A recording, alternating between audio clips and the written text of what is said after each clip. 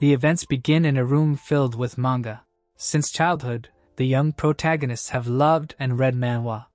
His eyes were wide open when reading. Every time he read a new story on the pages of manhwa, he was disappointed. The guy jumped up saying that the main character was not cool at all. For him, heroes were cool when they looked carefree in ordinary situations like Sans and Zelos. Heroes had to suppress everyone with unimaginable power at the right moment like Setama and Zenitsu. He considered these heroes cool. Standing in his room, the boy always dreamed of how to become a character that hides his true strength. So as the years passed, the protagonist's favorite pastime became helping people, which no one would know about. Now he was helping his grandmother push a cart. The grandmother felt light and turned around. Not seeing anyone behind her, she froze. Looking forward again, the old woman said that today it was too easy to push the cart. The protagonist smiled as he listened to the old woman say that it was usually not that easy to climb the mountain, but now it was as if someone had helped her. Urien glanced at the old woman and grinned, saying that he almost got caught this time. Adjusting his glasses, the guy said that he should finish his business for today, otherwise he would be caught, and tomorrow he would try to help his uncle with the fruit stand. After that, he walked home. After 10 years of help that no one knew about, the protagonist was hit by an 8-ton truck. Urien jumped up in fear. He began to look around trying to figure out where he was. Suddenly, a woman smiled and told him that this was the world of swords and magic. Extending her hand to the guy, she said that she had been waiting for him because he was the chosen one with a pure soul. The woman opened her eyes and introduced herself as the goddess of this world, saying that she had been waiting for him to reincarnate. The protagonist opened his mouth, asking if she knew who he was. With a wide smile, Hersha said that she knew everything about him and that he was one of the few people who helped others not for the sake of being noticed. The protagonist stared at the goddess in amazement, not moving. A moment later, he sadly bowed his head.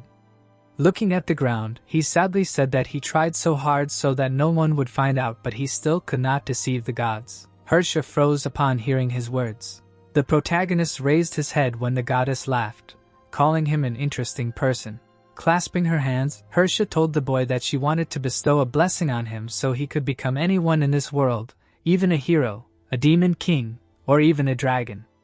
The protagonist did not move, listening attentively to the goddess. His eyes shone when the goddess asked him what he wanted to be. The protagonist answered by saying that he wanted to be a princess. Hersha raised her eyebrows, not understanding what the boy said. Urien with a scary expression ordered the goddess to make him a princess. The boy trembled, saying that he had always lacked it. The protagonist secretly fanned people when it was hot. He secretly cleaned the streets, but he could not become a true princess. Urien frowned and shouted, saying that he was not a real princess. For him, a normal princess is always ignored, but at the right moment, he can defeat any monster. People who see his power should freeze and discuss the power of the princess in amazement. Hersha raised her hand. She covered her mouth with her hand and thought about the protagonist's words. The protagonist's mouth opened in surprise when Hersha told him that he would be reborn as a commoner in a new world, and his powers would be greater than those of a hero, a demon king, or a dragon. Urien smiled widely, saying that this was a great idea. Suddenly he stopped smiling and froze when Hersha said that as soon as his power becomes known, his heart will explode, so he will become a man that he will have to constantly hide his power. The guy began to sweat profusely in horror, saying that his heart does not need to explode. The goddess clasped her hands and said that she would pray for him to succeed, because having received great power, he decided to be alone. Events take us 2 years forward. The boy was sitting in a clearing near the sakura, asking himself why the gods do not like to listen to the end. Suddenly a pack of wolves came out of the forest. Seeing how one of them approached him, the protagonist raised his hand, saying that he is still the strongest here. A moment later, complete darkness fell for the wolf. After some time, only the corpses of monsters remained in the clearing. The boy, standing in front of one of the corpses, said that power is truly refreshing. Looking to the side, the boy saw a wolf sweating from fear. The wolf rushed to the side, wanting to escape. The protagonist looked after him and said that his heart never exploded when the monsters found out about his power. The monster gritted his teeth and continued to run. Suddenly, the protagonist appeared above him, pressing him into the ground. The wolf opened his mouth wide and howled in pain. The boy smiled, saying that he should catch all the monsters. Looking at the forest nearby, he said that there were no more monsters nearby, as well as people. Smiling, Urian said that it was time for him to go to the village. Events take us to the city. Ella, holding a broom, asked her brother where he disappeared again without warning her. The boy approached and asked her for forgiveness, saying that he suddenly had a stomachache. Looking at her brother, Ella said that he should warn her because he was too weak and there were a lot of wolf packs nearby. The protagonist mentally chuckled, but still managed to show regret on his face and asked the girl for forgiveness. The children standing aside said that there were not really that many wolves, but they made it impossible to even go to the garden in peace. The protagonist froze, looking at the children as they said that thanks to the priest's prayers, they could calmly tend to the harvest. The boy smiled weakly, feeling proud. Suddenly, the orphanage director grabbed him by the head. He threw the boy aside, telling him to stop hanging around. Ella ran up to her brother, worried. The man's face twisted in anger when he said that he had accepted the boy because he was small but he was too weak. Ella pushed her brother, trying to understand how he was feeling. The protagonist, like a true masochist, smiled, glad that he had not been caught today either. The other children scattered in all directions, seeing the director's bad mood. In the evening, only the children's brooms remained in the hall. The next day, Ella looked at the city and said that she was happy even though they were orphans. Two girls were sweeping and smiling falsely, saying that even though they were orphans, they were happy because the director was kind to them. Ella and Urian were also smiling falsely, calling the adults kind people who would give them food. The residents, not understanding anything, were smiling, happy for the children. So the voices of happy citizens began to be heard on the streets of the city. The children were very happy and stared at one place when someone gave them a chicken. In the evening, the chicken and other meat dishes were cooked. The director ate all the meat with pleasure. There were potatoes on the children's plates. The protagonist gritted his teeth in anger seeing this. The children were sitting on the floor, looking at the potatoes and trying to understand how the chicken turned into her. One of the girls, looking at the plate, asked Ella why there were only potatoes if the aunt gave them chicken. The guy sitting next to her, taking a bite, told her to just start eating, because it is better to have potatoes in your hands than to sit hungry on the street. Jurian, gritting his teeth, called the principal a freak. Suddenly Ella took out eggs saying that they had something special today. The children stared at the eggs as if spellbound. Smiling at her comrades, the girl said that she hid a few eggs that her aunt had given them. So they should eat faster so they wouldn't get caught, and it would be better for them to mash everything with potatoes. The orphans began to thank their older sister with wide smiles. The protagonist's mouth began to drool at the sight of boiled eggs. Suddenly Ella called out to the guy and handed him an egg saying that he could have her egg. Turning to her brother, the girl said that he was too thin and the principal could kick him out because of this. Jurian raised his hands and refused, saying that he was completely fine. Ella grabbed the guy angrily saying that he'd better eat it. Otherwise it would go to waste. He raised his hands and said that he didn't need it. Suddenly both children froze hearing the girl's stomach growl. Her face immediately turned red from embarrassment. Jurian closed his eyes, laughing, telling the girl that she better eat. A moment later, he opened his eyes and stared at his sister. When he first appeared in this world, or rather in this city, the seller forcibly threw him to the floor. The man stood next to the child and told him not to appear near his store anymore, scaring his customers. The protagonist continued to lie motionless on the ground, even after the seller left. The life of an orphan was difficult. No one protected the child from the angry looks of adults. Violence happened constantly. The protagonist narrowed his eyes, feeling sadness. No matter how much he ignored it, nothing worked. Then suddenly a girl appeared in front of him, saying that he was alone. Sitting down in front of the boy, she invited him to go with her. Looking at the boy, Ella told him that although their director was bad, at least there was a place to spend the night. The protagonist froze, looking at the girl in amazement. Suddenly Ella's face turned red with embarrassment. Her stomach growled from hunger. Grabbing the boy's hand, she asked the director to accept him. The man raised his eyebrows looking at the children. Ella smiled, saying that this boy would do a good job. Now Urian smiled again, looking at his sister and calling her cute. He reached out for the egg. Shoving it into his sister's mouth, he suggested that she go to the Magic Academy so that he could attend classes and eat delicious food. Ella nodded as she began to chew the egg. Two children nearby heard the boy's words and jumped up, saying that they wanted to go there too. Ella hugged her younger brothers and sisters, saying that they would all go there together and find all the most delicious things. The boy and the girl smiled widely hearing her words. The protagonist stared at Ella while she said that they would study instead of working here and would survive with their wife.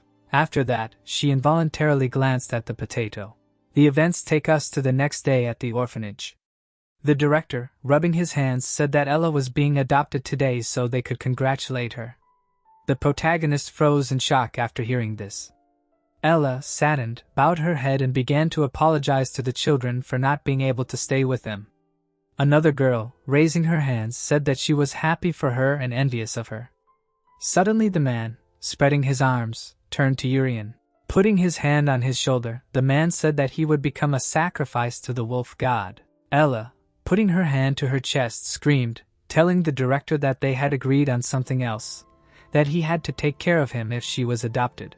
Not paying attention to her words, the director, grinning, asked Urian if he knew why wolf packs had not been seen lately. The protagonist, calmly looking at the director, said that he knew the reason. Seeing the boy staring at him, the director said that it was all a lie. Leaning down to the boy's face, the director said that the real reason was that they fed them regularly, and the wolf god loved young meat. Urian silently stared at the man. His pupils dilated when the director said that the sacrifice would save the village, so it was an honor for him. Ella, sweating profusely, screamed for the director. The girl, clenching her fists, asked the man not to touch Urian, for she herself would become the sacrifice instead of him. Suddenly, the man's fist rushed towards her face. The director stopped the fist at the last moment, realizing that it was not the best idea to spoil the goods. Ella froze in horror and fear. One of the orphans covered her face when the director said that in this case he would sacrifice not only Urian, but the others as well. Looking outside, the man ordered everyone to take a broom and put it to work except for Urian. In the evening, Aerith was placed on the boy's head. Sitting on the steps, the boy said that he would better secretly deal with the wolf god and then go on a secret journey. Urian glanced to the side, hearing someone's voice. A moment later, his eyes widened in shock. Ella, who had changed her clothes, stood near the gate. Urian looked at her and asked her why her hair had become like that. Ella smiled at her brother and said that she had cut it herself so that it would look like his hair. The protagonist's pupils shrank in horror. He realized everything. Ella took off her jacket, telling her brother that they would better swap clothes, although these clothes were for girls, but he was thin and should fit into them. The protagonist raised his hand in front of him, asking Ella what she wanted to do. Putting the jacket in her hands, the girl said that she would become a sacrifice in his place. Pointing to the statue behind him, Urian said that she probably did not fully understand the meaning of sacrifice. Ella closed her eyes and smiled and said that her real younger brother was also a victim, so she knows everything herself. The protagonist's eye widened in shock again. Ella smiled at the guy and said that when she first met him, it seemed to her that her brother had come back to life. Then, when she first saw him, she wanted to take care of him because they turned out to be very similar. The protagonist stared at the girl and froze. Ella closed her eyes and said that she did not want her younger brother to die again, so he should run away as far as possible. The guy's eyes trembled with disbelief. Raising his hand, he said that then they should run away together. Holding out the sweater, Ella said that they would be caught quickly in that case. Bowing her head, Ella said that the director would start beating her when he saw her hair. Looking at the door, she told Urian that he should have time to escape from the village. The girl took the wreath from the guy's head. Seeing a wreath on her head, she told him that he should live in her place, and the place of her adoption is not much different from the current place, so she will help him survive better. The protagonist felt an invisible pressure falling on him. He froze without saying a word. The guy clenched his fist in anger. With all the strength that he has, he could not do anything. Suddenly, the door opened and the director of the orphanage entered the temple. The man stared at Ella and asked what happened to her hair. The children did not answer, paying attention to the knife in the man's hand. The wolf froze in shock from fear when they saw him. Suddenly, the director disappeared from his place. In an instant, he picked up the girl by the throat, saying that she was a very important commodity. Urian jumped to his feet when the man said that the price would now definitely go down because of her appearance. The protagonist concentrated mana in his hand out of rage. Mana began to envelop him like an invisible film. Suddenly, the guy's heart sank more than usual. Urian looked at his chest, feeling pain. His heart was unusually swollen. He remembered Hersea, who told him that if his power was found out, his heart would explode. Suddenly, Ella began to cough up blood. Slightly squinting, the director understood everything. Ella tried to free herself with her hand, while the man told her that she was the same as her brother. He bared his teeth sharply and began to laugh. Grinning at the girl, he told her that he himself was originally the god of wolves. Staring intently at Ella, he told her that it was he who killed her brother. Then he slaughtered the boy in the forest, gave the meat and skin to the monsters, and sold the organs for a good price. The man's face turned red with excitement when he said that they were much more valuable dead, so it was a great honor for such useless orphans. Ella bowed her head and lowered her hands in sadness when the man said that her brother was too kind. He was glad to be a sacrifice, because he could not work and so he could at least be useful somehow. The man looked at the girl and froze, realizing that she had died. The protagonist could not move. The man glanced at the boy, feeling an invisible pressure. Calmly looking at the boy, he said that his little sister was no more. The protagonist's aura began to darken more and more. He remembered the first meeting with Ella, how she almost forced him to eat an egg. The guy remembered how she calmly put on a wreath, intending to sacrifice herself. Now he stood alone, trying to understand why he hesitated a moment ago. The director of the orphanage raised his eyebrows, not hearing anything. He was Urian. The guy continued to stand motionless. He remembered how Hersea, hovering in the air, asked him why he wanted to become a PSS. Wasn't the fate of a hero or a demon king much simpler? The protagonist, sitting on the ground, thought about the answer to this question. The boy turned to the goddess and said that the hero and the demon king should use their power for the sake of people and demons, and he does not like it. Hersea looked at the boy in confusion, not understanding his words. The events take us to the frozen protagonist. He abruptly waved his hand, cutting off the headmaster's head and saying that he wants to use his power to protect those he desires. The headless body fell back. The boy's attack rushed into the sky, scattering the clouds and destroying the roof and walls. Ella's body began to fall to the floor. The protagonist managed to catch his little sister. Bowing his head, Urian asked the girl for forgiveness. Suddenly, his eyes opened wide. He cried out excitedly when the girl turned her head. The boy's lips stretched into a smile at the sight. His hand immediately glowed with golden light from the use of healing. Ella was enveloped in mana from all sides. The protagonist, smiling, said that he was not too late after all. Then he looked back and noticed the destroyed building. The guy looked at the girl again. Then he closed his eyes. He had no regrets left. In the darkness, the guy expected death. Sharply opening his eyes, the protagonist tried to understand why he was still alive. He stared at the director's body to the side. Suddenly, the guy smiled, understanding something. Looking at the wreath on the floor, he said that if he kills before someone understands his true power, he will not die. The protagonist got to this world thanks to the goddess Hersea, who extended her hands to him.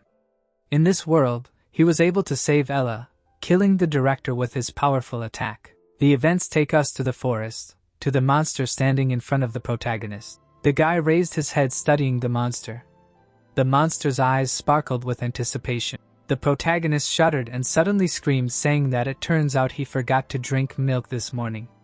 The guy started waving his hand in anger, saying that he had hardly grown at all in 4 years. While the boy was trying to figure out how children of 13 years old had normal growth, the monster attacked him. Urian destroyed the monster's entire body with one blow. The monster's body began to turn into mana. The protagonist did not move, watching this. Soon, only its mask remained of the monster. Urian clenched his fist, wondering if eating deer antlers would help with growth. The events take us to the church. The children looked at the nun with smiles on their faces, saying that they were already old enough to take the entrance exams to the Magic Academy. Arlene smiled and asked the children if they were well prepared. When the younger brother and sister came and began to wish them good luck, Ella told Arlene that they were completely prepared thanks to her. The nun, continuing to smile, said that there was probably a reason why God took the director and allowed them to live. She hoped that his blessing would help them on the exam. The children smiled broadly and told the nun that they would definitely join. The Magic Academy was a place where the children wanted to run away while still in the orphanage, hugging each other. The protagonist grinned. The academy was a place he wanted to go. For the last 4 years, all he did was kill monsters in the forest, crossing his arms over his chest. The guy decided that now he would be openly ignored. Closing his eyes, he mentally said that the main point of academies in the fantasy world of sword and magic is precisely this. The main character is always underestimated. So the events in the Snow White Church end. The events take us to the Royal Academy of Magic, an academy that was founded by the ruling family. This was a school that nurtured the talents of everyone, be it a swordsman or a magician, regardless of status, so that people could confront monsters. Chris, being a nobleman, laughed, saying that the nobility of the academy was felt even at the gate. The guy glanced to the side, hearing footsteps. Looking closely at the arrivals, he realized that most of them had blue breeches like him. They were noble students like him. Suddenly, the guy's eyes opened in shock. The pink-haired girl had a red brooch, indicating a member of the royal family. Sweating from nervousness, Chris grinned and said that this year's exam would be difficult. Hearing the girl's voice, the guy looked back. He arrogantly raised his eyebrows at the sight of the arrivals. Ella was slightly trembling as she entered the hall, saying that they just needed to act as usual. The protagonist laughed at her, saying that she was the only one acting unusually here. The protagonist glanced sharply to the side, hearing someone else's laughter. Chris clutched his head and asked why the lower beings decided that they could enter the Magic Academy. The guys with blue badges standing to the side laughed, and said that since there were people with black breeches here, there would be 2 fewer people at the exam. The protagonist smiled at their relationship, while Ella frowned. His lips stretched into a wide smile, while he mentally said that this was how it should be. After all, this was a classic plot development for a character that hides strength. Suddenly, Ella bowed her head saying that she did not care. A moment later, she turned around telling her brother to come with her. The girl opened her eyes telling Urian not to listen to the words of nobles, because they do not value people, only their status. Chris smiled arrogantly while watching them. Urian ran after his sister telling her to wait for him. Soon, near the main entrance of the academy, the start of the 29th entrance exam was announced. Mejez, the head of the Magic Academy, smiled widely telling the children that the task is simple and their goal is to protect all people with sword and magic. Standing on the 2nd floor, Mejez said that for admission, they will test their basic skills. The protagonist began to grin widely when the children began to discuss his black brooch. A blindfolded man stepped forward, saying that he was the instructor who would conduct the sword skill test. Rump. Raising his hand with a piece of paper, Runt told the children that they needed to pick up training swords for this. With a wave of his hand, Runt cut the target, saying that with this sword they needed to cut the target behind him in one blow. The nobles shuddered as they saw the instructor cut the target with a piece of paper. Looking at the paper, the instructor called the first participant. The blue-haired girl shuddered when she heard her name. When she approached the target with a sword, Runt told her to start when she was ready. Tyne looked at the instructor and asked if she would be disqualified if she did not cut the target in one go. The man chuckled and looked at the girl and said that it was not quite so, because they do not have high expectations for them, since they are all children, so they should try to show something special. The protagonist, who was standing to the side, raised his eyebrows in surprise. Tyne with a sharp cry struck the target. The instructor looked at the sheet telling Tyne that she cut the target to the middle. Next was Chris. His blow also cut the dummy to the middle. Rachel's blow also cut the target to the middle. The instructor looked at the sheet again saying that Ella would be next. The girl, hearing her name, straightened up like a soldier. The protagonist smiled and told his sister that to pass through it would be enough to cut to the middle, and she would definitely do it. Ella looked back and thanked her brother for his support. When she took the sword, Runt told her to attack when she was ready. The nobles standing aside started laughing at the girl, saying that they couldn't believe that they had to take the test with that filth. Ella sighed and stopped paying attention to the nobles and only looked at her target. She remembered how she couldn't protect her brother 4 years ago and almost died. The girl frowned remembering that. With one sharp blow, the girl cut the target. Rump's mouth opened in shock. Urian smiled seeing his sister's result. The nobles who had previously laughed at the girl opened their mouths, not daring to say anything. Ella looked at the crowd as the children started shouting in surprise, saying that she was the first one to cut the target. The girl's lips stretched into a smile as she said that she would be the one to protect Urian because he was very weak. Rump froze without saying a word. He knew that a magic rod was installed in the middle of the target. The children should not have cut the rod by striking with all their might. For a complete cut, Ella required strengthening her weapon with magic like Rump, but it was difficult even for adults, and the girl managed everything subconsciously. Rump stared at the couple of laughing children. The instructor glanced at the piece of paper again, calling the protagonist's name. The protagonist raised his sword. He stood in a stance, looking at the target. Rump stared at Urian, wondering what the girl's younger brother would show. A moment later, the guy delivered his blow. The instructor covered his mouth with a piece of paper, seeing the result. The children suddenly began to laugh when Urian moved away from the target. They said that commoners are too weak because they have nothing to eat. The instructor turned away from the protagonist. Realizing that he was not as talented as his sister, he did not notice the protagonist's grin. Next was a magic test, the purpose of which was to hit the target. Chili raised her wand and introduced herself as an instructor, then said that their task would be to take a magic tool and hit a target behind her. One of the nobles raised his hand, saying that he could not use magic. Concentrating water in front of the wand, Chili said that the tool would create water for them if they could not control magic. Chris took the magic tool first. He extended his hand and released a stream of water.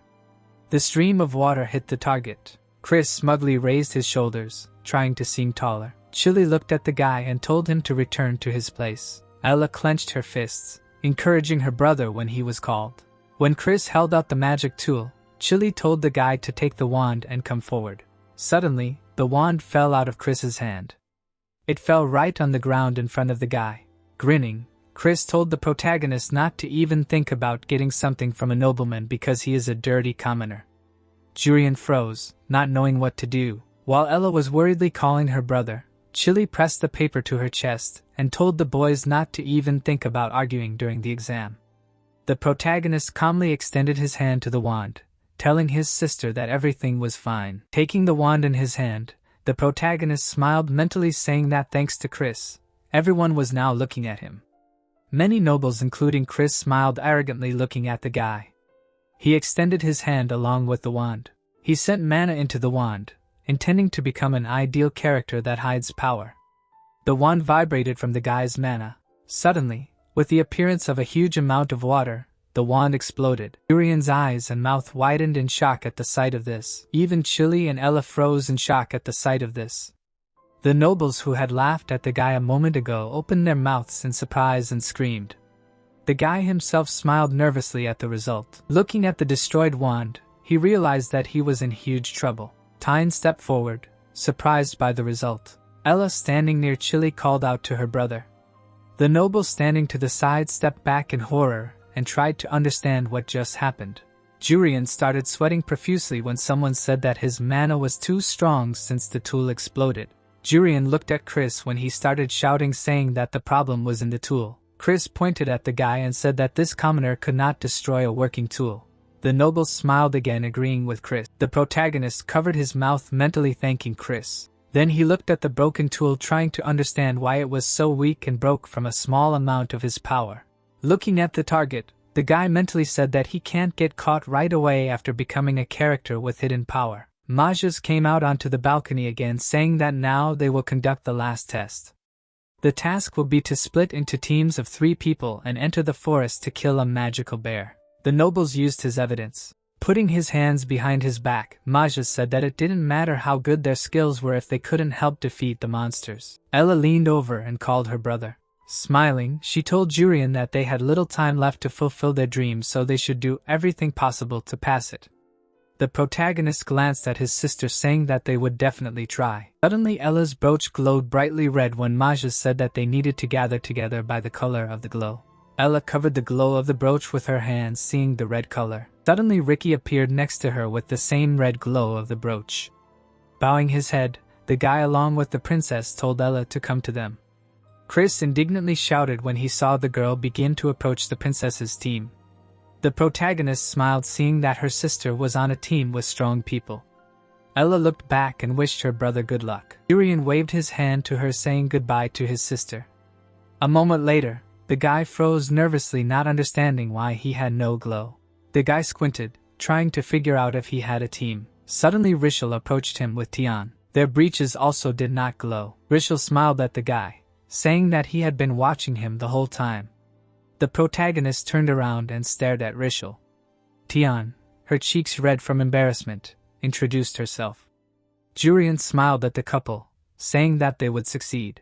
At this time, the two guys with a purple glow smiled. The team of three laughed, saying that Black and Green had gathered as a team. Rishal and the protagonist froze upon hearing their words. The guy bowed his head when one of the nobles said that this was his fourth attempt to pass the test. Looking at Tian, who bowed her head, the guys called her an abandoned noblewoman. Only the protagonist was not depressed, unlike his partners, who looked away. The guy stared at his partners in surprise, not understanding what they were talking about. Looking closely at the couple who bowed their heads, he realized that the guy had already taken the exam for the fourth time, but he still could not understand what the abandoned noblewoman meant. Jurian glanced at the crowd, who were grinning widely as they watched them. The protagonist smiled at his partners, saying that they could pass the test even like this. They stopped being sad and looked at the guy. Rishal grinned when he heard his words. The guy clenched his fists and admiringly told the protagonist that he was not mistaken about him. Rishal's aura sparkled while he told the protagonist that he wanted to adopt his calmness and confidence. The protagonist sweated slightly and became nervous when Rishal told him that he had to gain recognition from others, so they should definitely enter the academy. Tian pressed her hands to her chest and asked if they could do it for sure, because if she was not mistaken, she failed the magic and sword tests. The protagonist turned his head to the girl after hearing her words. Looking at her, he remembered the tests. The guy's whole face twisted in horror when he realized everything. He realized that the test with the sword, when he hit the target, was a sword test. The competition when he took the wand turned out to be a magic test. The protagonist sweated heavily, realizing that he too most likely failed. He involuntarily remembered how his sister, smiling, told him to do everything possible to pass the test. The guy trembled as sweat ran down his face. Unexpectedly, Rishal put his hand to his chest and said that they could still pass. Simultaneously frowning and smiling, he said that he was taking the exam for the fourth time, so he knew that the previous tests could be failed. Adjusting his glasses, Rishal said that the most points are given for hunting monsters. The protagonist was happy to hear his words. Tian, with her hands down, asked the guy why he was trying to look cool. The events take us to the forest. The protagonist and his team were running away from a bear. After a while, they stopped in another part of the forest. Tian's legs gave way from fatigue. Urian closed his eyes. For him, killing a bear was not difficult, but he could not hunt while someone was nearby. The guy involuntarily looked at the backs of his comrades. He sighed and closed his eyes again, trying to understand what they needed to do. Rishal, who was standing with his back to the guy, said that if they continued like this, they would not be taken. Tian bowed her head when Rishal said that although everyone had different circumstances, he could not fail this time either, so they should just pull out the bear's fawn. Tian and Urian looked at the guy at the same time. Adjusting his glasses, the guy said that the test was to defeat the bear and take the fawn, but they were too weak. The guy's glasses flashed as he said that in that case they just need to take the fawn. Urian approached Rishal and asked if it was possible. Pointing at the bear in front of him, Rishal said that its teeth always stick out, so it was possible. Putting his hand in his inside pocket, Rishal told his comrades to listen to him, and then they would definitely pass this task. Smiling widely, the guy said that they were lucky this year because the monster bear is the easiest enemy in this test. Rishal handed the bag to Tian, asking her to apply it to her body. The girl, looking at the bag, asked what it was. The guy with a smile on his face told the girl that it was deer blood. He would be so carried away by her that he would not notice the loss of the fawn. Tian, understanding the guy's intention, froze in a nervous smile on her face. He scratched the back of his head, saying that he was not very good at running. The guy began to open the bag, saying that they would cope in any case because the bear ignores attacks while eating. Tian's eyes widened in horror when she heard this. Urian suddenly grabbed Rishel's hand. He pulled his hand to the side. Raising his head, the protagonist asked the boy if he was serious about suggesting the girl die. Rishel looked at the protagonist in confusion. Trying to pull his hand away, he asked Urian if he didn't want to go to school with his sister. A moment later, he pulled his hand out of the boy's grip, saying that without a sacrifice, they would not succeed. Urian froze, unable to say anything. Rishel rose to his feet, saying that they had no choice. Sitting down on the ground again, he told the pair that unlike the nobles, they were not endowed with strong mana from birth. Looking at the frightened girl, Rishel said that it would be good to go through together by sacrificing just one noble since she was sent to this weak team. It was clear that she was abandoned. Tian bowed her head, realizing that the boy was right. She remembered the maid who told her that she failed the test again. The girl was always compared to her brother Ricky, which made her always sad. She couldn't help but frown and be sad in her mansion. Tian closed her eyes, accepting her fate. The protagonist suddenly stood in front of her, saying that every person will have a moment when they shine and he shouldn't decide for others. The girl opened her mouth in surprise at the boy's words. Rishel gritted his teeth in anger. He suddenly splashed blood on the couple. The blood splashed on the couple's bodies, shocking them. The bear immediately turned around, smelling the blood. It rushed at the couple with its mouth wide open. Tian stepped back in horror. The protagonist calmly watched the bear approach. His lips stretched into a smile. Tian glanced at the boy next to her. Seeing him frozen while watching the bear, she realized that he was too weak and if nothing was done, they would definitely die. Tian clenched her jaw in anger, deciding to destroy the monster herself. The monster opened its mouth in front of them. All the girl's determination disappeared.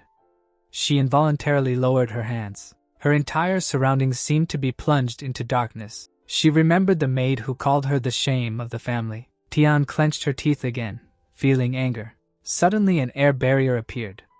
Tian, concentrating mana in her wand, said that she was also a noblewoman. Many wind swords began to appear near her. The wind swords rushed towards the monster. Seeing this, the girl grinned. Unexpectedly, after the attack, there was not a scratch left on the monster's body. Tian began to concentrate mana in her wand again, saying that she needed to save at least him. A wind barrier began to form around the protagonist. The girl pointed her wand at him, saying that the landing might be a bit rough. The protagonist raised his hands and looked at the girl. She looked at him and smiled, saying that this fall was better than death. A moment later, she threw the guy up with magic. She remembered how the guy stood in front of her and protected her, saying that every person has a moment when they will shine. As the wind swirled around her, the girl thanked Urian for giving her this courage. A second later, the monster struck her. His red mana rushed towards its target. Time began to fall from mana exhaustion. The protagonist managed to catch her at the last moment.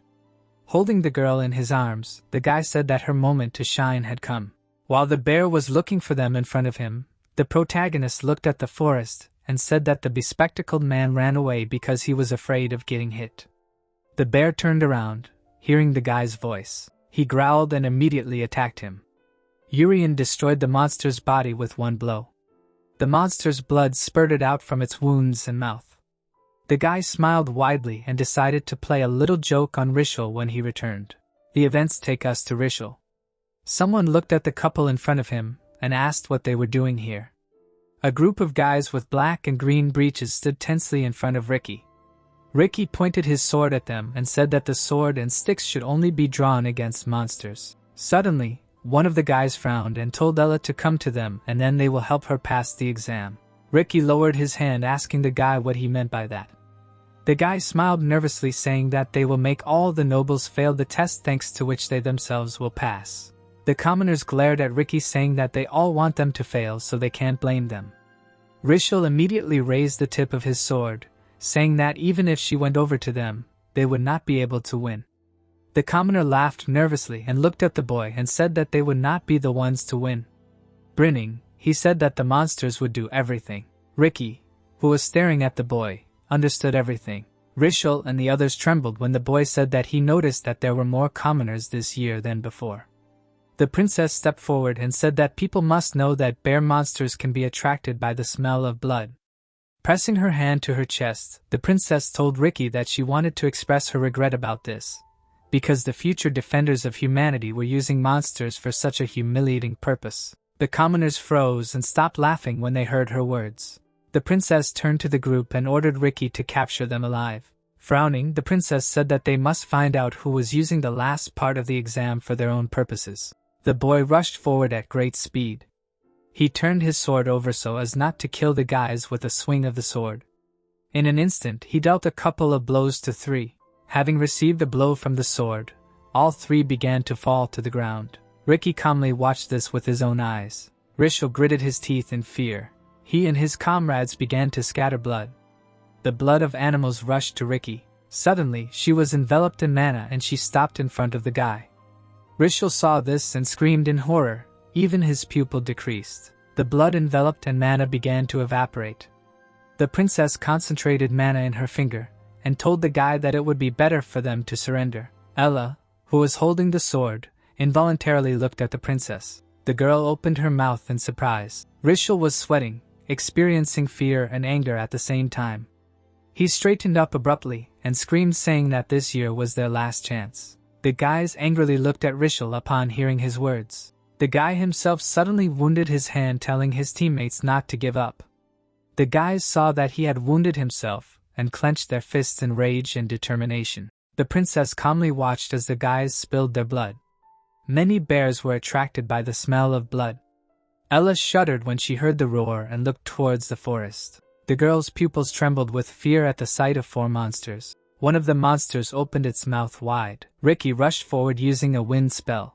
In an instant, his blade cut off the heads of all 4 monsters. Rishal raised his head, watching the heads fall. Ella opened her mouth in amazement and froze. Ricky stood up and told the guys that they should not spill blood just because everything went wrong, because they were also citizens of the kingdom. Soon Rishal and his comrades were tied up. Ricky stood next to him and asked what happened to his team. Rishal raised his head and smiled widely when he heard his question. Looking at Ella and Ricky next to him, he said that it was good that they were both here. The mixed-up guy told them that their brother and sister were long dead. The bears probably tore them apart already. Ella screamed in horror when she heard this, while Ricky barely contained his anger. Ricky abruptly ran away when the princess told him that there should have been at least some traces left. Ella wanted to run after him, but the princess called out to her. The girl stopped and asked the princess why she stopped her. Looking angrily at the girl, she said that her younger brother was there. Bowing her head, the princess sadly said that she understood her, but she would only disturb Ricky there.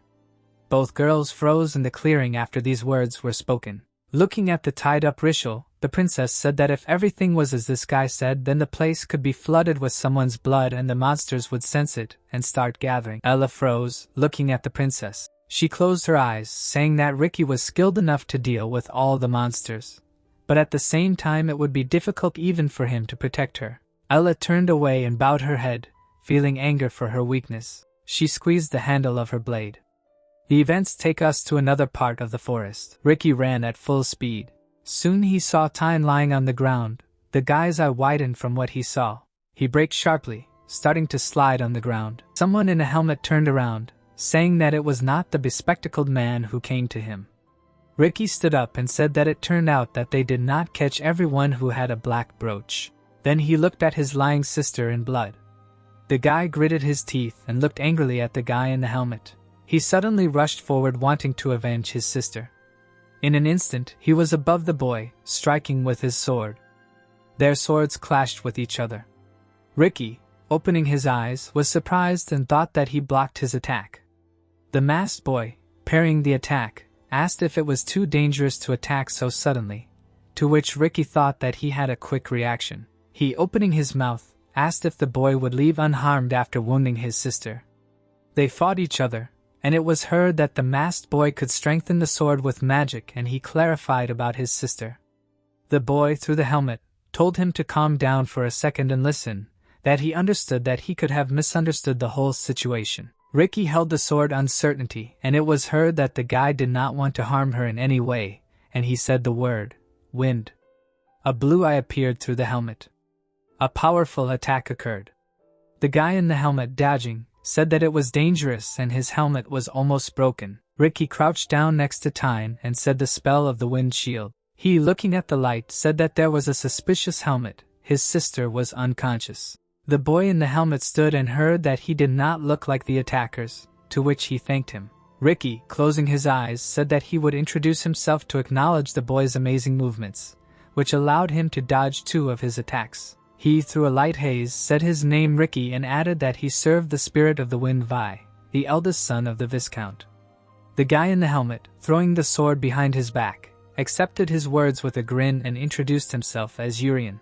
Ricky slightly opened his mouth and said that if he was not part of the attackers, let him answer the question. Brother Tyne, wide-eyed, asked who did this to his sister.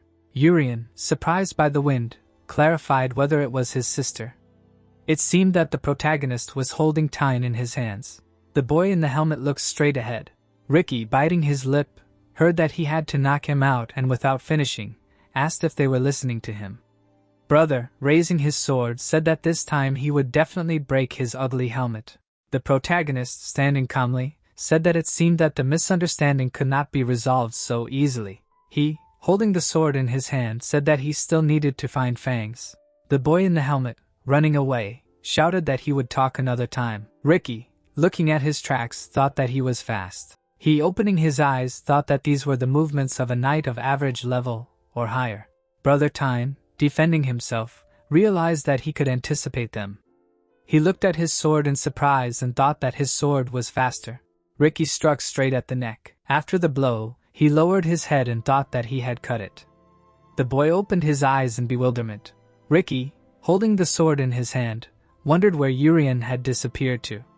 Brother Tyne, his eyes wide, did not understand where he was. Sweat ran down the boy's face. He was hit from behind and did not understand how it happened. Urian raised his palm and said that it was his residual trace. The Magic Academy appeared and it was heard that the 29th entrance exam was over. The assistant to the head of the academy, holding a paper in his hands, read out that an incident occurred during which some applicants took advantage of the monster's features and attacked others. But the princess dealt with them and sent royal investigators to investigate. Majez, sitting at his desk, said that everyone tried hard, to which Chili added that the level of the students was very high, and Mr. Jerry, folding his arms, asked how to understand a high level. Mr. raised his hand and said that this year was a complete mess and clarified whether it was commoners who caused it.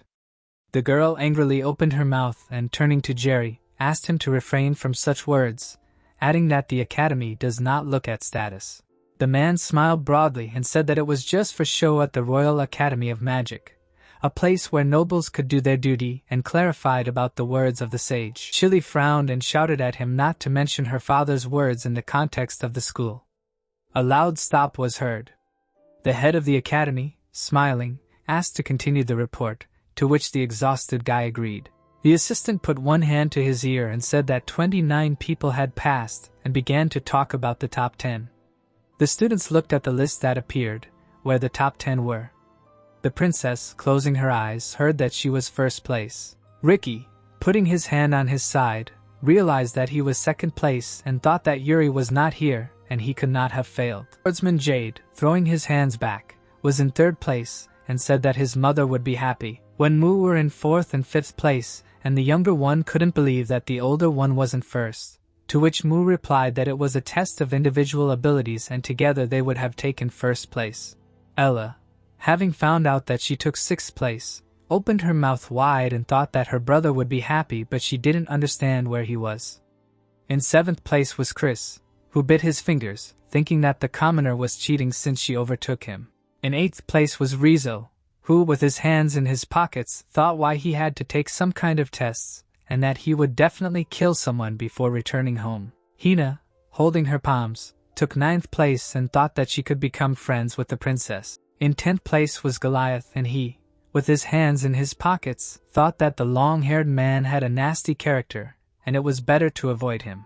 Tyne, with her mouth open, was happy with 24th place. She, wide-eyed, admired her brother for being in second place but did not understand where Yuri was. The protagonist appeared, laughing. The protagonist, still laughing, realized that everything was bad. Sweat was running down his face, and he learned that he had failed. Yuri, folding his arms, thought that he had brought a Fong, but apparently he had shown himself too weak in the magic and sword tests. Ella, clenching her fingers, called the protagonist and said that she had heard him fall into a trap, adding her worry. She, looking at him, said that she wanted to rush to him, to which the protagonist sheepishly replied that everything was fine and apologized for making her worry. Ella, smiling, heard that she was amazing for taking 6th place and that there were some advantages for those who made it into the top 10. The satisfied girl smiled and, thanking her, added that she was just lucky and hoped that luck would be on her side next year. Urian, looking at her in surprise, clarified about next year. Ella, putting her hands behind her back, said that she would not apply and would do it next year. The protagonist was sweating, and he thought that they had originally wanted to get in together. The minister's son appeared, grinning and saying that they should both fly out. He laughed with his mouth wide open. Ella and Urian looked at him in bewilderment. Pri, lowering his hands, stopped laughing. Then he again, putting his hands on his side, began to laugh loudly. The protagonist, opening his eyes fiercely, thought that he wanted to beat everything out of him. Chili, leaning on the table, asked him to wait and said that she did not agree with the results. Majez, smiling slightly, said that everything seemed expected to him. The girl, looking at the sword instructor, said that it was not about the top 10. She could not agree with Urian's failure. The assistant, holding the paper in confusion, said that it was Ella's brother from 6th place, and he brought the lower jaw, but he hardly got it himself. Runt, folding his arms, said that compared to his sister, he did not wield a sword. Chili, unable to restrain herself, turned around and added that the protagonist had great talent. Chris, looking at the main character, laughed loudly again. He, dancing, grinned at Urian. The guy, madly opening his eyes, wanted to hit him. An academy employee, running and holding the paper in his hands, shouted that he had an urgent announcement. The academy students stood and listened to how they would choose another applicant from among the 29 students, and some of them thought that it was not them. Urian, with his mouth slightly open, was surprised that it was about him. The 3 students, wide-eyed, spoke of their dissatisfaction. Ella, happily looking at her brother, congratulated him, and the boy did not believe it. Chili, leaning on the table, asked what was going on and added that she did not understand how Urian could fail if he had great potential. He looked at the sword instructor and said that not only was there enough magical power to explode the magic device. The protagonist appeared, using magical power, and it was heard that he was able to instantly limit the power, preventing a catastrophe, and his filigree controls his abilities. The boy stood smiling, and it was heard that if they let him go, it would be a huge loss for the kingdom. Mr. Jerry, raising his hand, said that when the bear monster appeared, if Tin had not pushed him away, they would have died, and added that he had little real experience. Chili, with her head stretched forward, shouted that he earned it at the school and in the future he would be able to overtake both 1st and 2nd place. Jerry, with his eyebrows furrowed, asked what kind of love for commoners, and that she really thought that a commoner deserved a place in this school. The girl glared and said that she thought that if anyone did not deserve it, it was Professor Jerry, scolding the teacher for so blatantly discriminating against the student. The assistant, hearing them stop, began to bleed from the ear and listened as Majez said that the magic school was a haven for talented warriors and status did not matter. Chili, hearing how the director trusted her, and that she was one of the few heroic magicians of their country, became embarrassed. Jerry looked displeased, hearing how she asked for the student. It would be stupid to ignore his talent. Majez raised the corners of his lips and said that he would use his power to separately accept Urian for training with a magical profile. Frowning, the director added that if he could not show the results expected of him, he would be expelled immediately. The protagonist and his sister jumped happily from what they heard. Ricky raised his lips slightly and said Yuri's name. He raised his hand above the protagonist's head and said that Yuri seemed to be this tall. Urian's eyes widened. He remembered the battle with Ricky at the test with the monster bear, and his pupils bulged. The guy looked at him thoughtfully. He remembered how Urian held the sword and how he struck the dummy. The brother and sister looked at Ricky leaving, and it was heard that it could not be that he was so important. The protagonist, slightly lowering his head, answered that who knows, and Ella asked what it was. The next day, the academy appeared and it was heard that there were top 10 students and a special student in the advanced class. The protagonist's sister, raising her fist, said that they were here and she was worried, to which her brother replied that she was too tense. The door of the advanced class opened. Urian and Ella went inside. Saruti and Ricky appeared, sitting at the table, Jet showing her hand to Mu. At the top of the table sat a surprised Jade. Below was Goliath, thinking that this was really the lower class, and Hina arguing what to do. The princess is cool. The brother and sister, looking at all this, did not understand what was happening and thought where to sit. Urian, wide-eyed, was interested in how training is carried out in this world. Since this is the era of sword and magic, everything should be less developed than in the past. Rizzo, keeping his hands in his pocket, asked the protagonist and Ella to move. She turned around and answered of course, and the protagonist thought it was the school bully. Chris stood up from the table and turned to Rizzo. The guy, with his mouth slightly open, asked if he had just arrived. Rizzo looked at him with fear and asked what was wrong. Chris, with his eyes wide open, said that he should set an example for the low-born students, and he had arrived later than the commoner. With his mouth wide open, the bully called the nobleman a bad name, and asked what was wrong with that. Chris stood up from his chair and asked if he was Rizzo, the 8th place, and added that for the record, he was the 7th. The boy smirked and told the bully not to be late again. The bully looked at the nobleman with a raised eyebrow. Rizzo's pupils narrowed and he asked if Chris thought that being slightly higher in the ranking meant he was stronger. Looking up at the nobleman, the bully said that such a test could in no way judge his abilities and asked if Chris was tired of living. Ella and Urian entered the classroom and, seeing the fight, decided to sit further away. The chandelier-lit classroom could hear the various exclamations of the students about Rizzo and Chris's fight. Jade's cheeks turned pink. Ella's eyes widened and she exclaimed that it was the first time she had ever sat on such soft chairs, to which Urian confirmed that they were comfortable. Jade approached the siblings and sheepishly introduced himself. Ella introduced herself in response, to which Jade laughed and said that there was no need for formalities, and asked if they would be in the same class, to which the girl answered affirmatively. Narrowing his eyes, the magic swordsman said that it was cool to be in the advanced class despite their commoner status, and added that this was probably the first time this had happened since the school was founded, and that it was an honor for him to study with them. The guy suggested that they be friends and not pay attention to their status, to which Ella agreed, and Urian, smiling, noted that the scoundrel Jay was trying very hard. The swordsman turned to the protagonist and asked if he was Urian, Ella's younger brother, who was enrolled in a special order, to which the protagonist, leaning on his hands, thanked the guy and said that he was not his biological brother. Jade, wide-eyed, looked at Urian, clenching his fist. The boy said that Ella was excellent with a sword and that she was a great example of a student who fully deserved to be in the advanced class. Jade loomed over the protagonist, and said that he couldn't wait to see what Urian was capable of if he was in the advanced class, adding that he hoped the commoner would prove himself. Urian smirked in response. Suddenly, the classroom was filled with flames. The building of the Magic Academy was visible. Urian and Ella walked through the academy grounds, and the brother said that nothing special happened on the first day, to which his sister answered in the affirmative. With wide eyes, the protagonist said that normal classes would start tomorrow, and he was curious about what would happen there.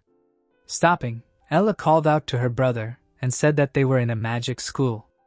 The girl suggested that they enjoy it before the others got there, and Urian, smirking, agreed. Behind the heroes, 2 boys appeared, looking at the commoners with surprise, unable to believe that it was true.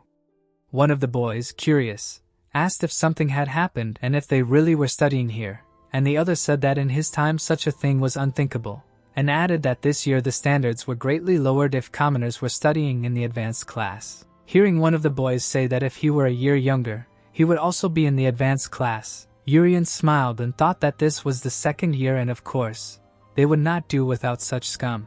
Putting his hands in his pockets, the boy with blonde hair said that it would be better for the new students to greet them appropriately since they were in the 2nd year. Reaching out her hand, Ella hesitantly greeted the seniors. Frowning, the 2nd year with dark hair told the heroes to take off their clothes. The girl asked the boy with her eyes wide open, and one of them replied that commoners shouldn't wear the same clothes as nobles because it was unacceptable. Grabbing Urian by the vest, the second year yelled that if he said to take off his clothes, then he should do it. He looked at the boy with his mouth wide open. The boy lifted Urian off the ground. Gritting his teeth, he thought that it was hard for him and called the protagonist a scumbag. Smiling, the protagonist looked up. In the distance, someone called the second year's name. Jade appeared behind Sunday.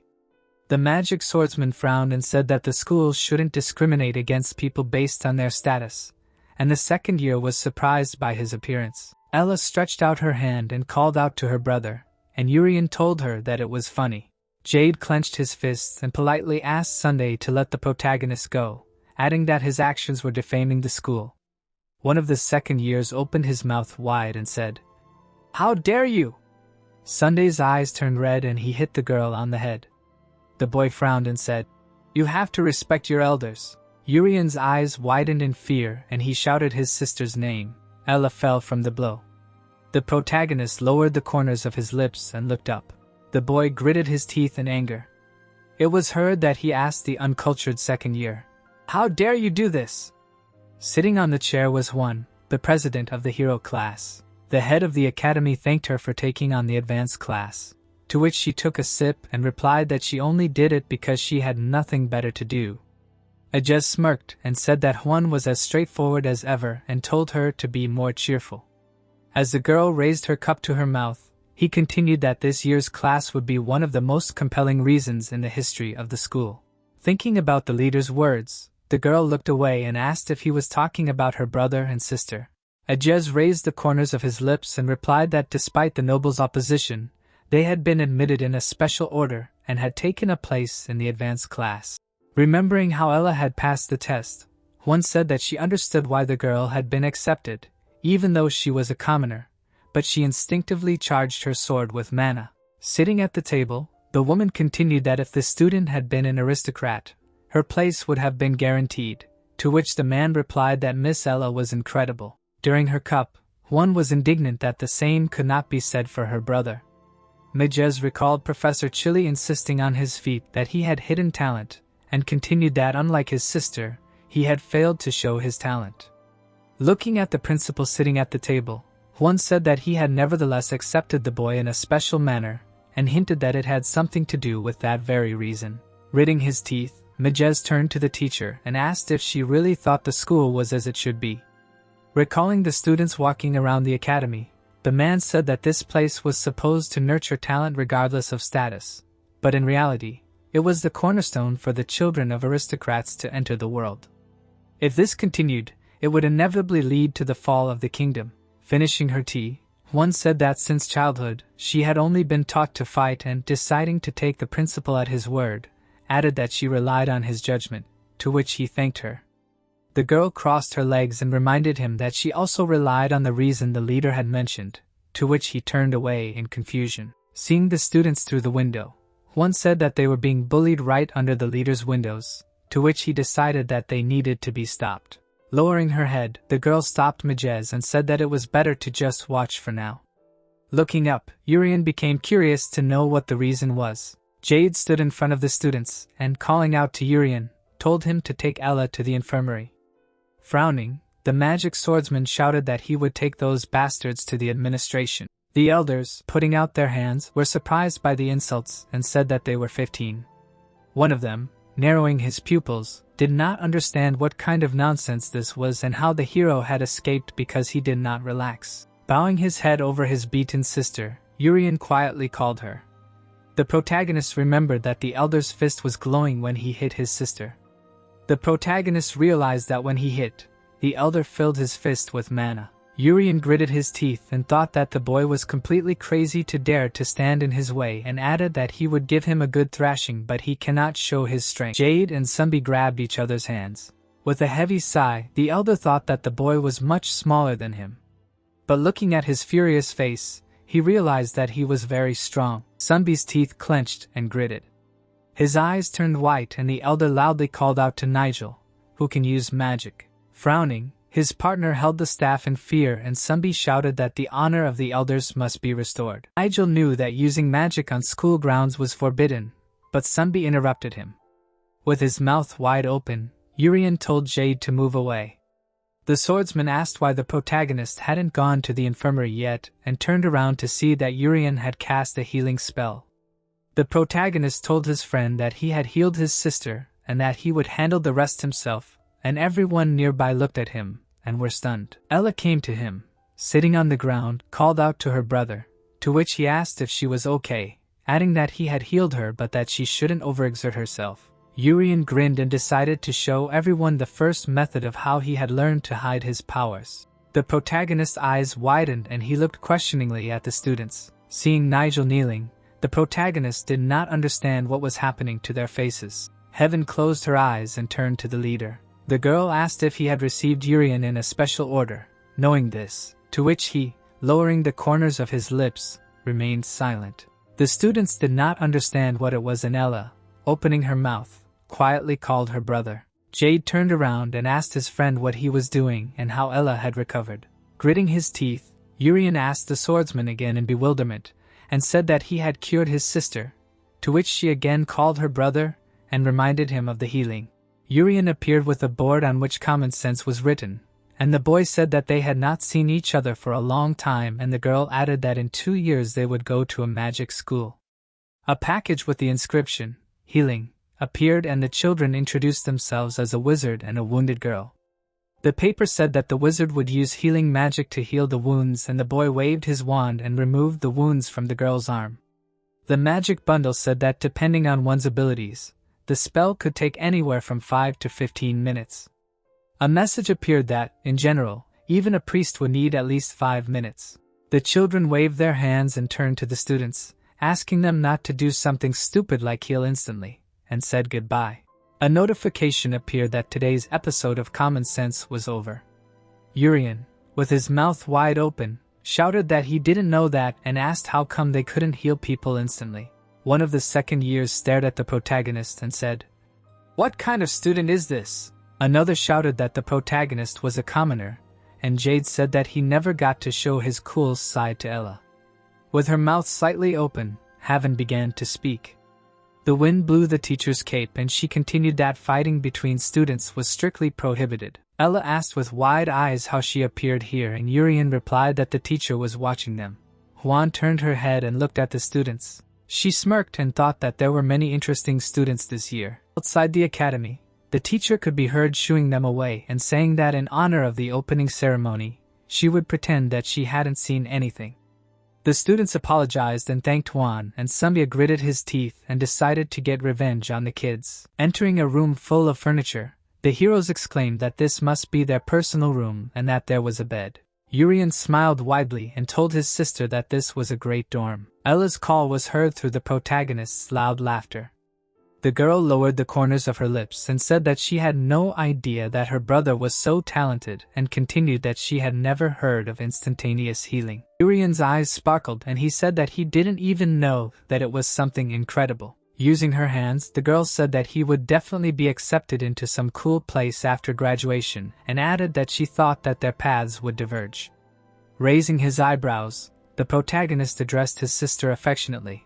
The protagonist's eyes filled with tears. Smiling widely, Ella exclaimed that she would not lag behind. With wide eyes, the girl said that it was because he was very close, and continued that she was also in the advanced class. Urian heard his sister suggest that they support each other until the very end, to which he, smirking, supported her. The sun's rays fell on the academy building, and they heard someone ask if the boys had a good rest yesterday, and then say that he was the homeroom teacher of the advanced class. Standing in front of the board, the woman said that her name was Hyun and asked the boys to be friends. With her fist to her mouth, Hina exclaimed that she was a hero, and Goliath said that this was the advanced class. Urian's eyes widened, surprised that she was a hero, and said that it was their homeroom teacher yesterday, to which Ella replied that she knew it. After asking if the beds were soft, Hyun parted her lips and said that she thought they liked their private rooms, and added that these were exclusive rooms for the advanced class. Princess Saruti and Ricky were sitting nearby and heard that, in other words, the normal students who couldn't get into the advanced class did not have such privileges. Hearing that from today on, delicious food, new uniforms, and excellent equipment would be at their disposal because they were in advanced class, She and Mu's sister's eyes widened, knowing that if they could hold out until the very end, the school would look at them with envy. Ella and Urian were proud of themselves. Pausing in her speech, Hyun raised her finger and said that there was a weeding system.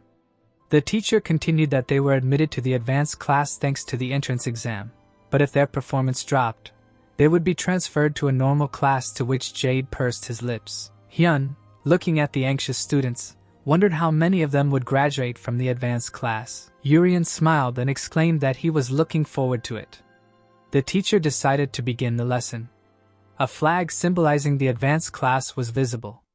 A scale of the number of students by year appeared, and since the evaluation of the advanced class is absolute, the number of students changes every year.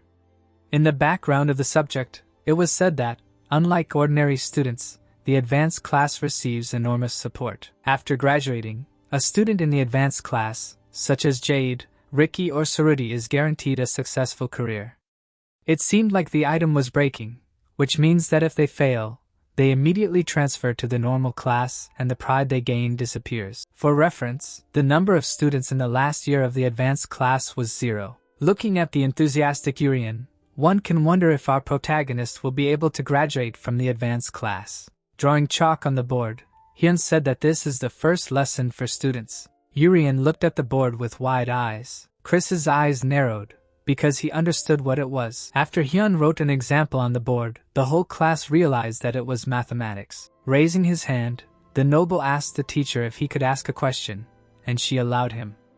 Hyun's eyebrows sadly. Chris asked if they needed mathematics in a magic school and added that he wanted to study magic. Smirking, Hyun asked why he needed magic.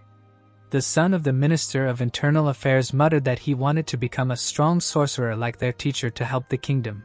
To which she, standing at the board, said that this was a fine answer. But there was a caveat. Hyun looked around the class with red eyes and said that in order to become stronger, the students did not need mana or even magic, and added that they needed knowledge of the world.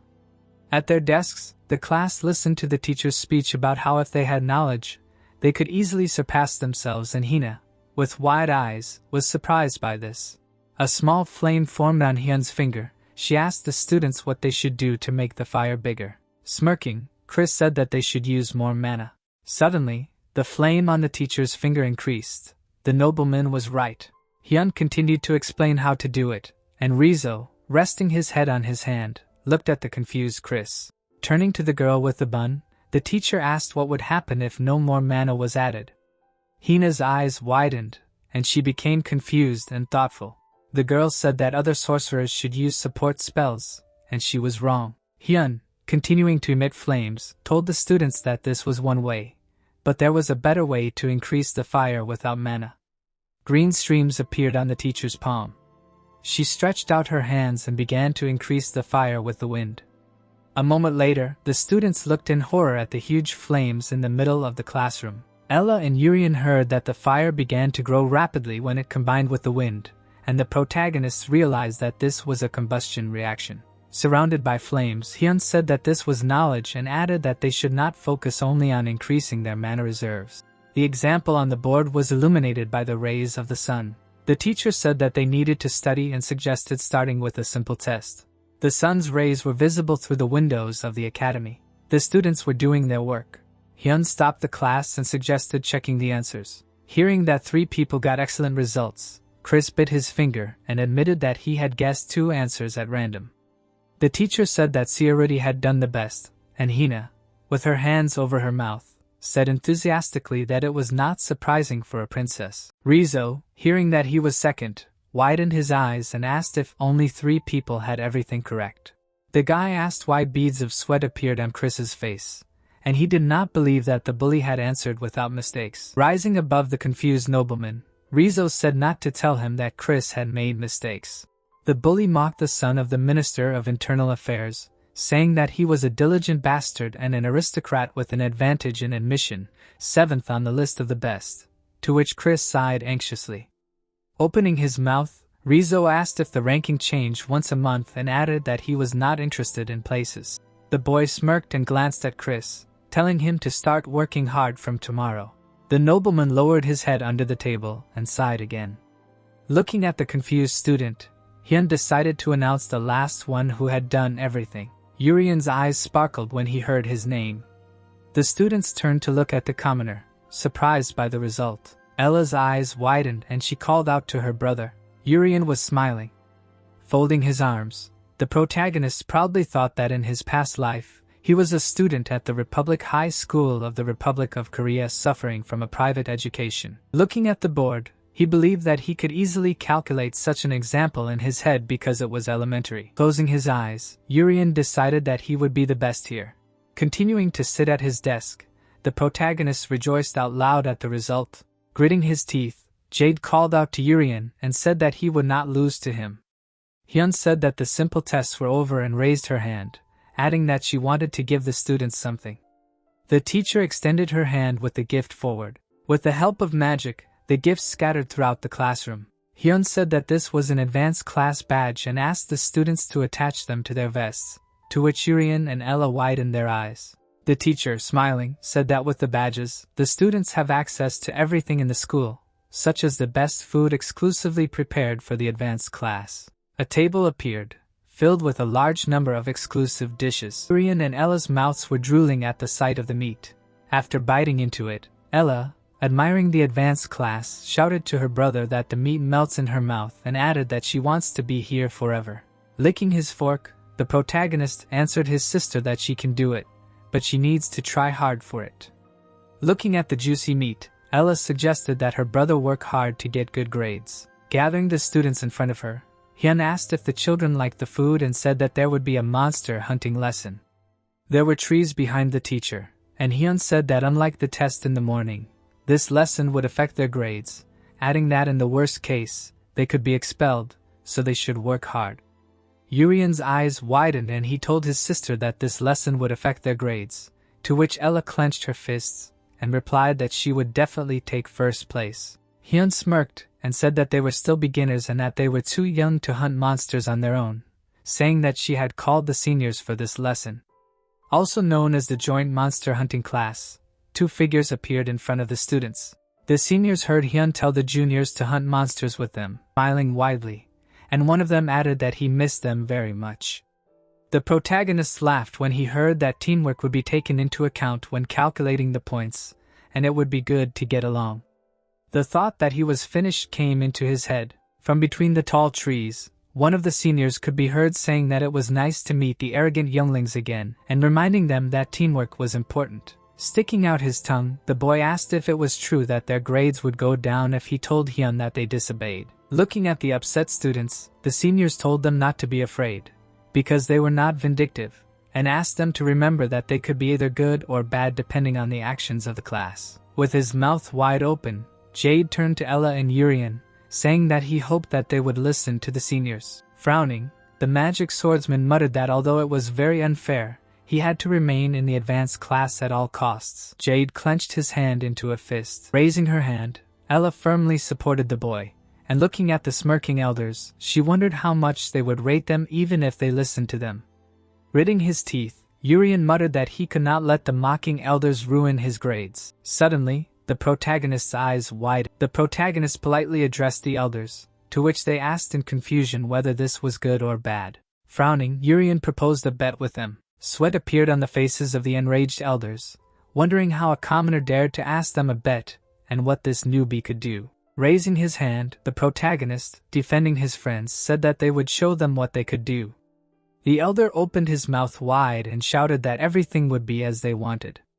The boy picked up a barrel of weapons and threw it towards the students. They looked at the barrel in fear and heard the elder tell them to grab their swords and everything else. Raising their weapons, the elders announced a training fight and said that they would recognize the students if they won.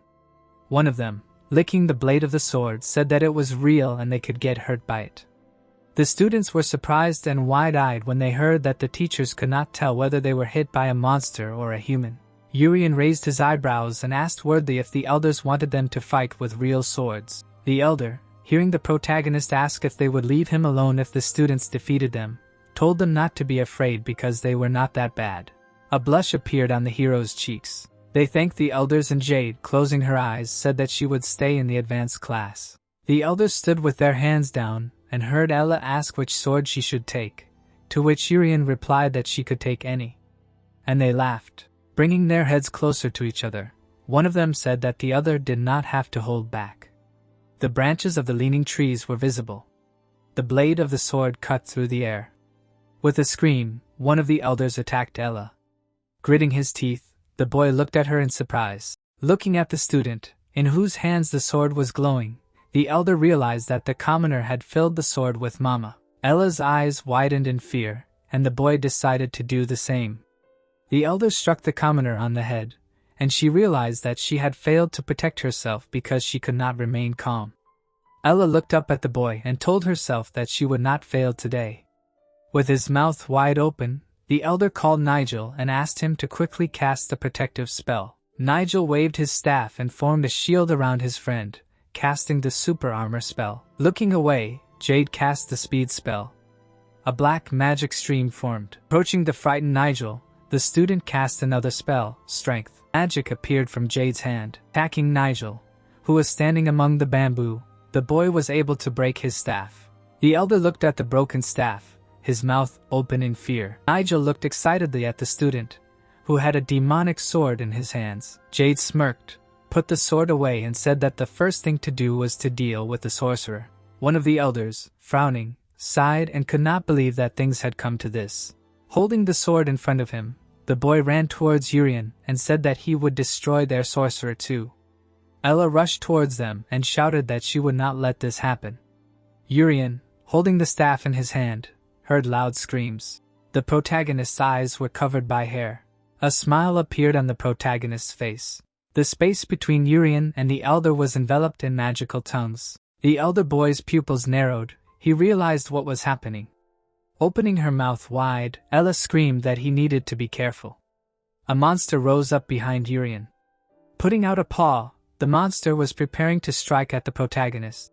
The commoner covered her brother with her body, but the monster's blow hit her back. Seeing the claw marks on his sister's back, Urian's eyes widened and he called out to her.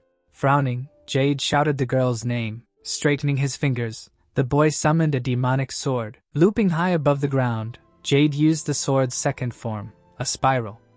Gritting his teeth, he struck the monster's head. The beast's head with an open mouth came off. Sitting on the ground, the elder began to scream, seeing the monster's head.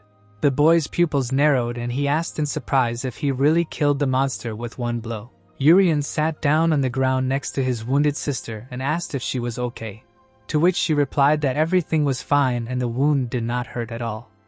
With his mouth wide open, the elder asked in surprise if those who were able to use full instant healing were really the advanced class. The hero sat next to his wounded friend and Urian told her to take his vest. The elder clenched his teeth angrily. Urian's eyes widened and he looked towards the boy who said that they had passed and the elders would not report them. Was it that easy? The protagonist thought. Frowning, the elder called the protagonist a mud-blooded idiot and promised to tell about him. The angry senior's eyes turned white, shouting at Urian that he shouldn't push his luck, that he wasn't that good, and asking if he could do anything on his own, if he could catch a monster on his own. The protagonist smirked, finding their words logical since it was true that he was a great addition. A house covered in plants appeared. Juan, holding a glass in her hands, said that this wasn't originally supposed to be a combined class. The man smirked, saying that everything had suddenly changed, and the woman added that Juan might not know because it was her first time here, but they did that sometimes. The teacher's red eyes looked straight at them, and she asked if that was allowed. The girl, raising the glass to her mouth, said that teachers also needed a break and wondered why Juan was speaking disrespectfully to her, and the man, mockingly, added that the teacher should believe in the second year. Looking at the steam from the glass, Juan wondered why the theory class had suddenly changed to a monster hunting class. Looking at the other teachers, she continued that they were trying to calm her down. Raising her glass, Juan doubted the teacher's intentions and asked if her students would get hurt since they had such great second years. They laughed in response and said that the students would not get hurt. Juan looked away through the loud laughter, and the teacher's intentions became obvious to her.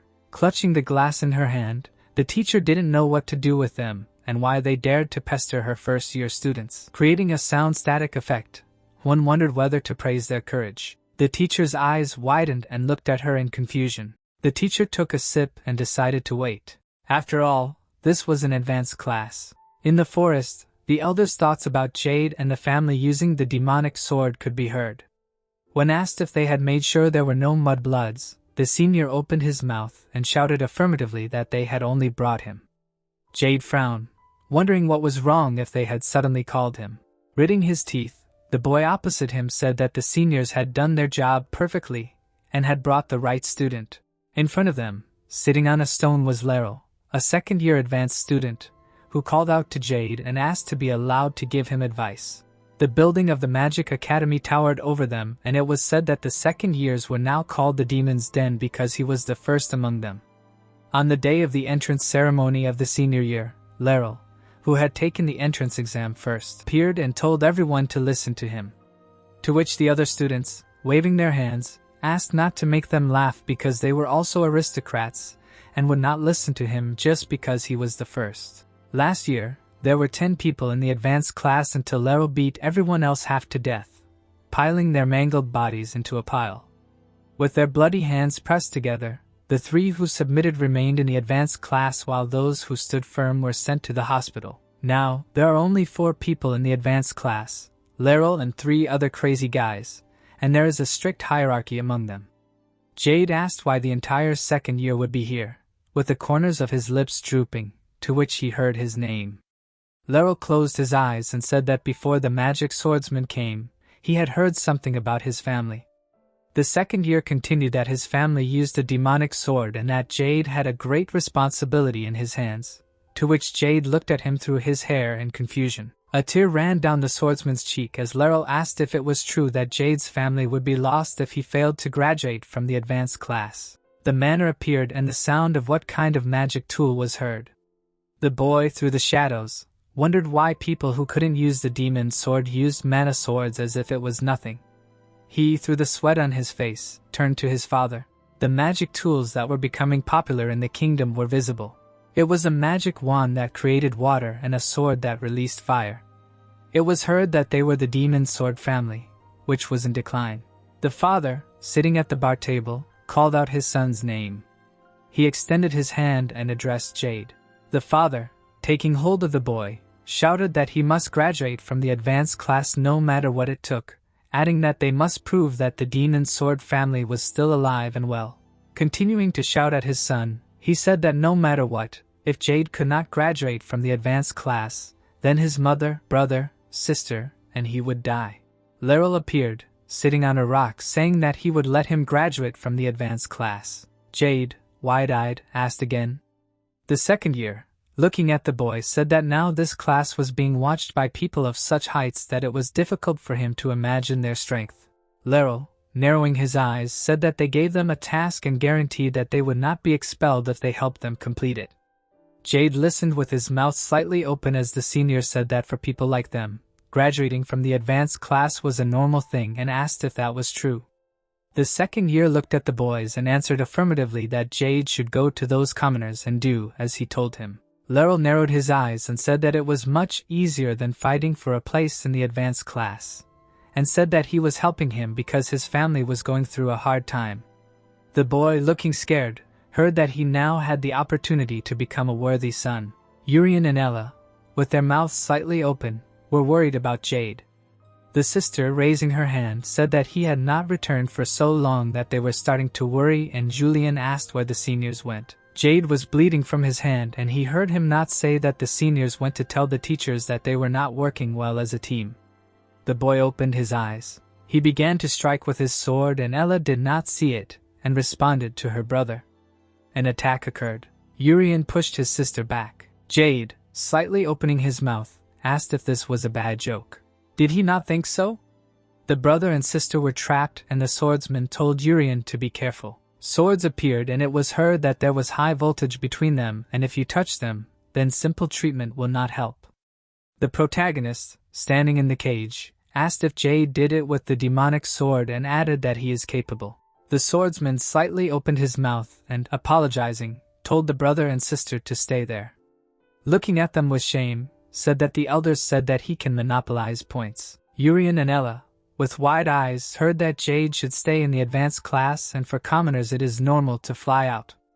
The swordsman, with his pupil bulging, thought that he would let them out when the lesson was over and apologized. A bamboo forest appeared and he heard what it was doing.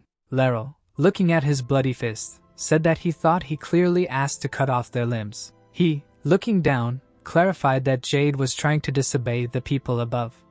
The swordsman was covered in bruises. He remembered Leril sitting on a rock and telling him to find his brother and sister and cut off their limbs. Jade, with his eyes wide, thought that it seemed to him that the people above refused to accept the fact that there were commoners in the magic school. The second year, looking at him, said to kill them, and this was their task. Trees were visible, and it was heard that the other teachers could not get here, and the senior thought that the people from above gathered the teachers for this operation. Leril, leaning on his knees, said that the task must be completed. Jade's face was dripping with sweat, and he knew he couldn't let them down. A notification appeared that he had to save his fallen family, and this was his chance to become a good son. Jade was all tormented, and he heard his name being called. Leril pursed his lips and said he didn't understand and asked if he didn't need to graduate from the advanced class. The elder looked at the fallen swordsman and said that he had done so much for the poor commoners, to which the boy replied that they were not poor commoners. Jade raised his head and shouted that it was Ella and Urian. Leril looked down and asked if he had been enrolled a day or two ago, and added that that was enough time to become so close. The swordsman slammed his fist on the ground and said that he wasn't saying that because they were close. Imagining Ella holding a sword, he said that she was talented in wielding it and worthy of being in the advanced class. Lying on the ground, the boy said that Urian was weak and lacked skills in magic. Thinking of a worthy protagonist, he said that the protagonist was smart and would definitely become a wonderful adult who would lead the kingdom to prosperity. Jade, imagining Urian talking to people, added that he also had amazing healing abilities and in the future he would be loved by many and heal many in the kingdom. The swordsman, with his mouth wide open, shouted that they both had a future. Leril, standing over Jade, listened to him say that they would be more useful than any noble who discriminated against them only because of their status. The elder, with his mouth slightly open, said that there might be some benefit. The second year sat down next to him and said that then Jade's family would be doomed to despair. With his brows furrowed, said that disobeying high-ranking nobles was a crime and that it would lead his family to an even faster decline. The swordsman, through the sweat on his face, heard that the naive, innocent brother and sister still knew nothing about this world. It seemed that the brother and sister, happy for Jade, said that they heard that he got into the advanced class and was in third place. The swordsman, putting his hands on them, asked if it was great, to which he received a positive answer. The younger brother, closing his eyes, asked if their father would smile again. Jade, with his mouth slightly open, heard the question of whether the family would be happy again. The guy, hugging his brother and sister, confirmed and told them to believe in him. Saad and Hazel smiled and listened, saying that he would definitely graduate from the advanced class. Leril extended his hand to the swordsman and said that it was not too late and let him take his hand. The second year opened his mouth wide and asked what was wrong with prioritizing your family over the future of the kingdom, adding that his brother and sister had done something bad. He was covered in blood and heard that no matter how he resisted, the commoners would die today and that the teachers would not save them. Leril stretched out his hand and told the swordsman to get ready and kill them, and added that he was not angry. It seemed like they were stretching their palms towards each other, and it was heard that they should live like successful aristocrats. Jade hit the elder's hand. The second year, biting his lip, heard him disappear, that the swordsman would never do such a thing. The boy, holding his hand in front of him, said that these were his friends and family and he would protect them all. Leril narrowed his eyes. He lowered his head and said that Jade would regret it. Leril sat on a rock and smiled. A brief description of the current situation. The second years from the advanced class came to kill Urian and Ella.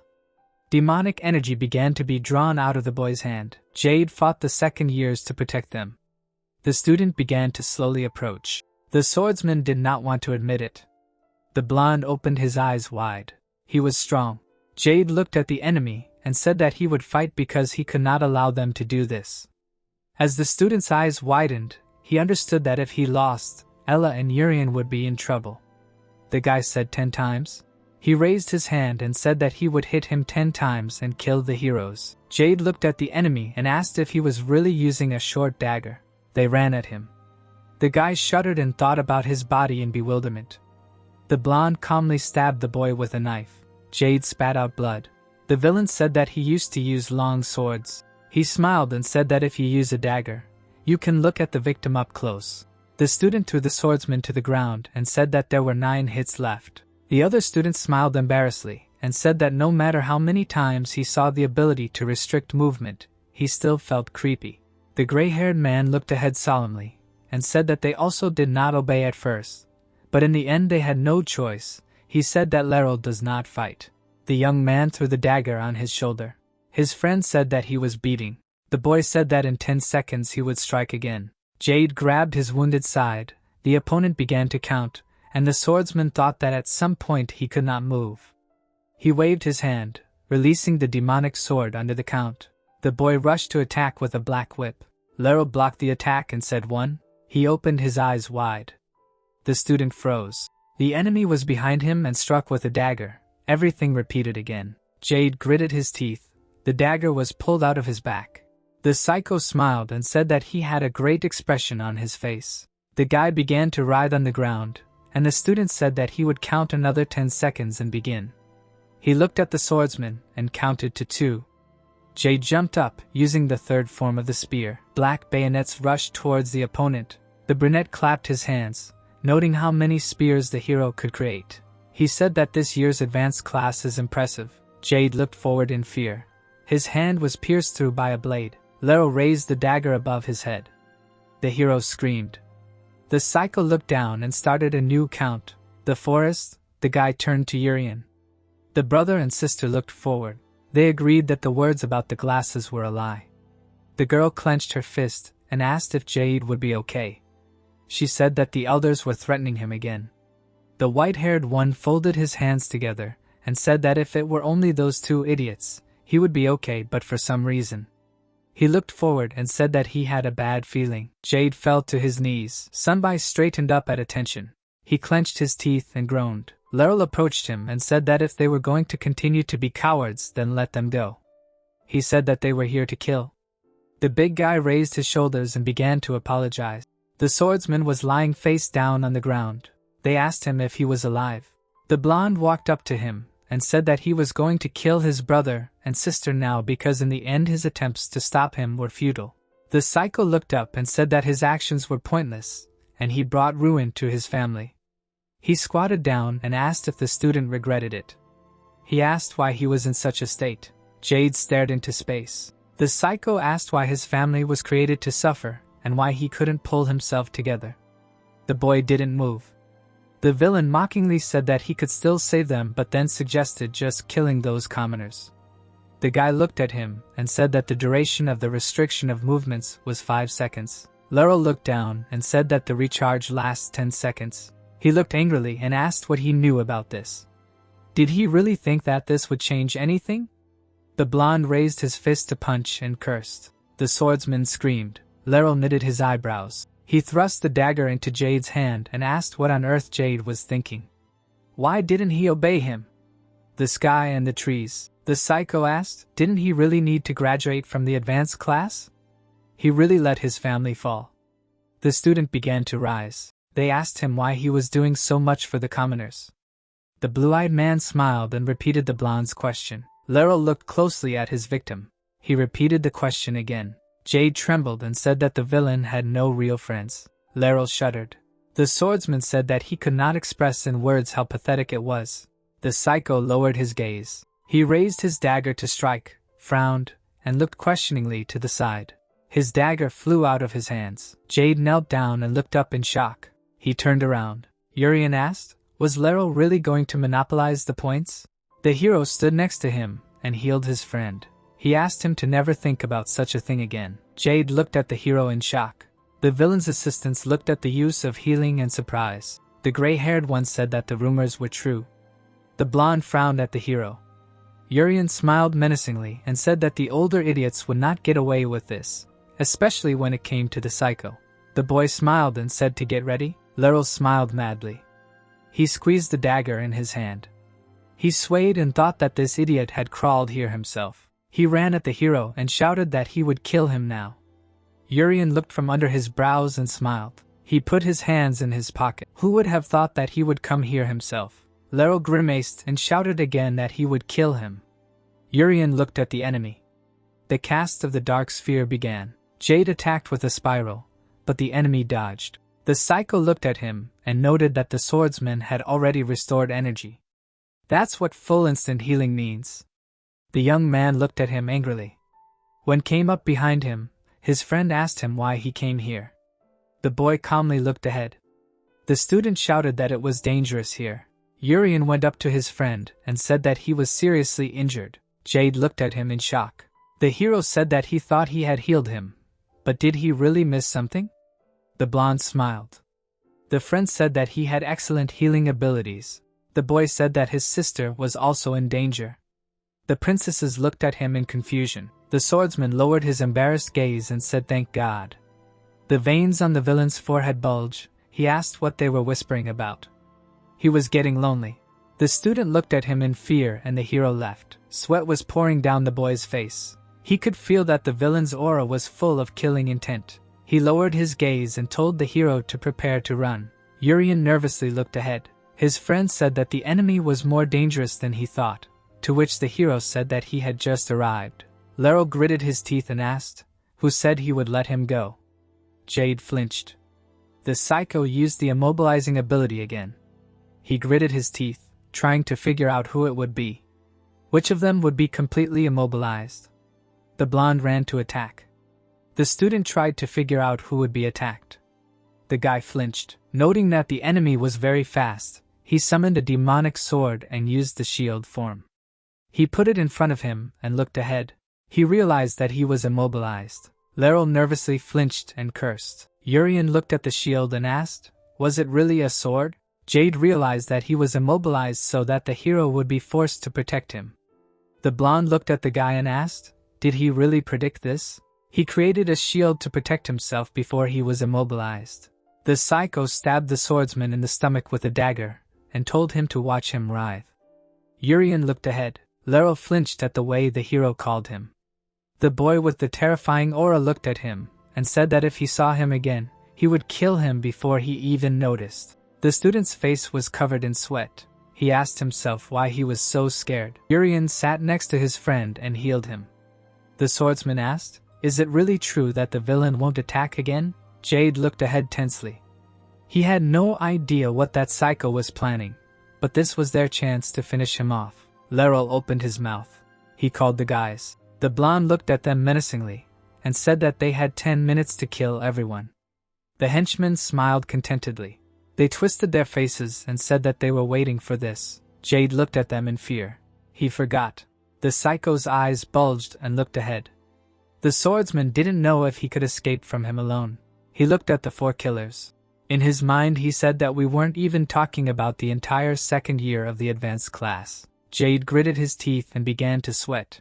He trembled, mentally asking what to do in such a situation. The student frowned. He asked himself to stop thinking about nonsense, because if he just stood there, nothing would change. He bit his lips and began to think about how to escape. Energy was drawn out of his hand. Jade angrily looked forward. He kept telling himself to think and repeating it. The hero smiled and told his friend enough. A flash appeared behind the student. The swordsman staggered and moaned questioningly. The boy caught him and said, "Oh my God." He asked if his friend was okay. The brute stretched his arms and screamed that the boy was so scared that he fainted from fear.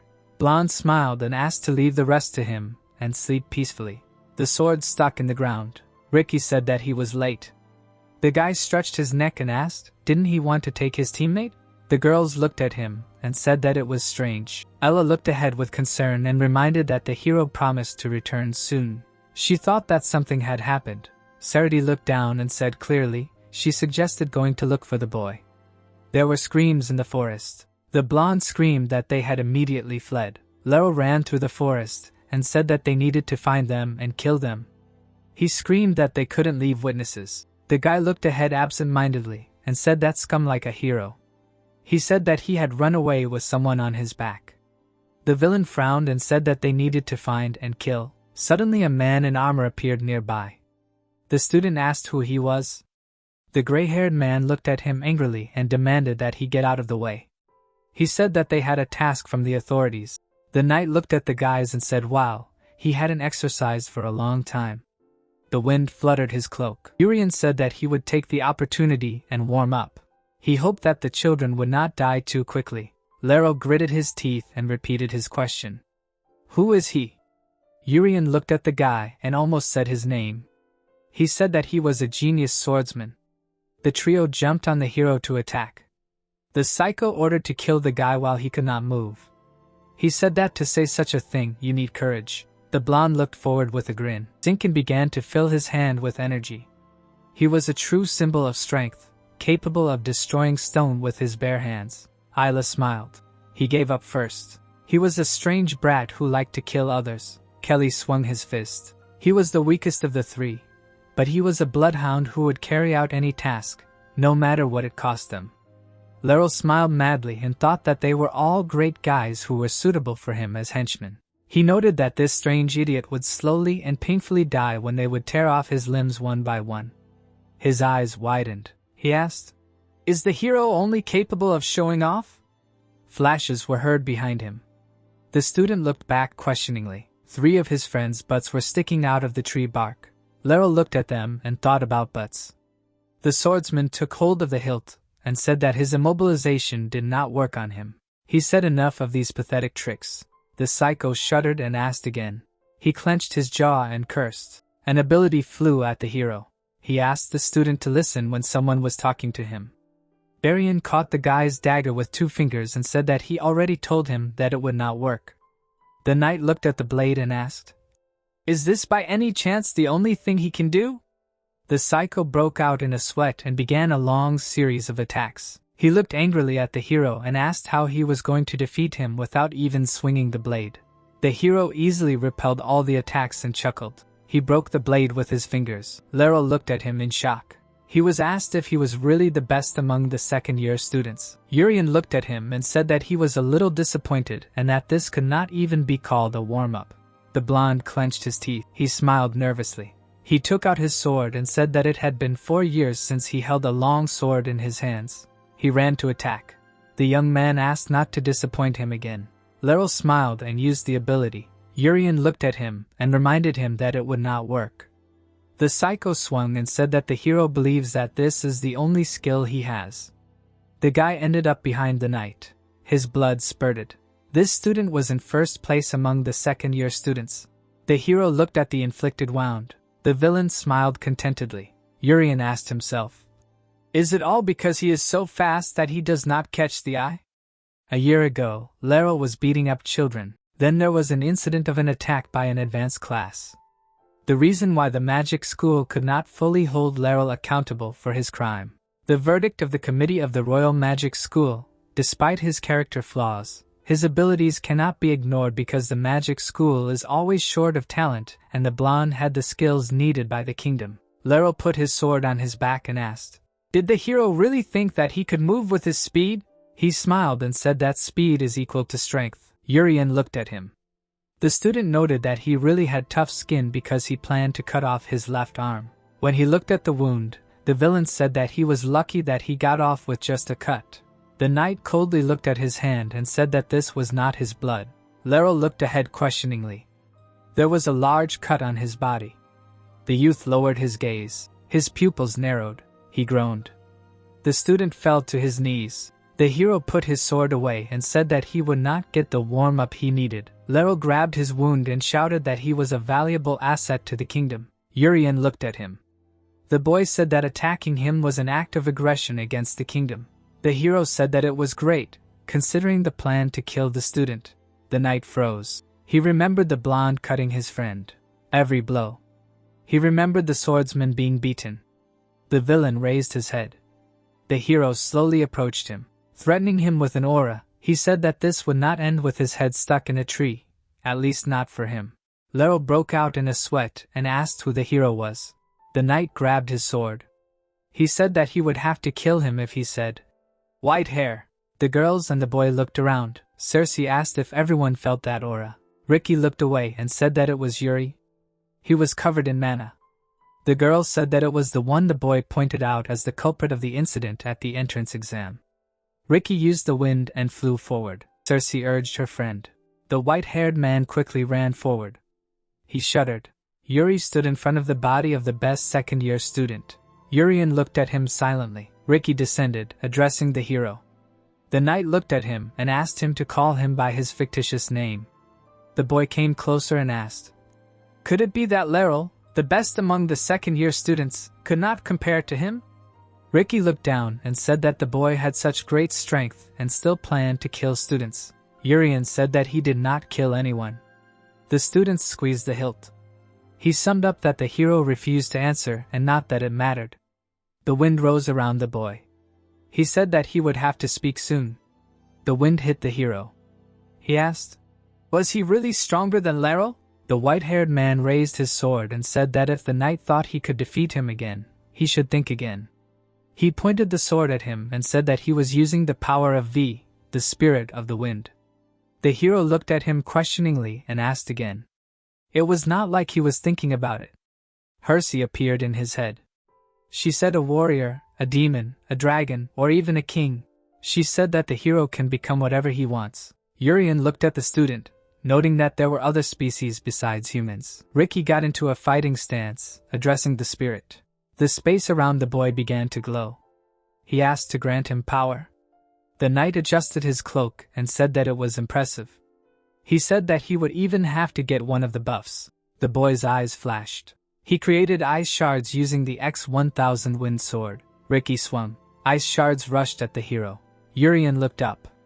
He noted that it had definitely become cooler here.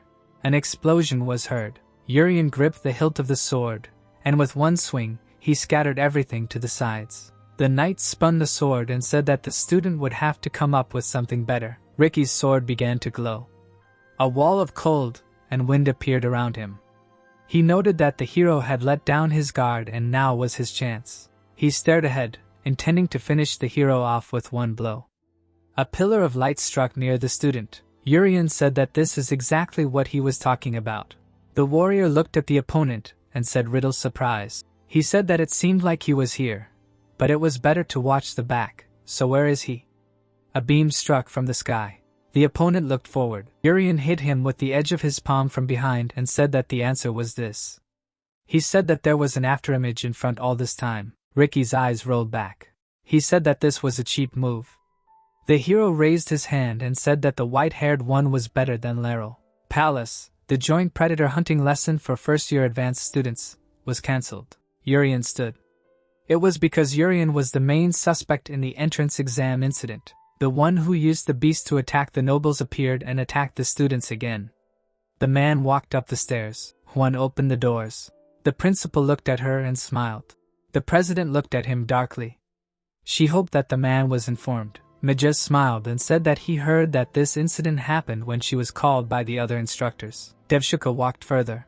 She said that she was not allowed to return to class. Majes noted that she was not the type to be locked up.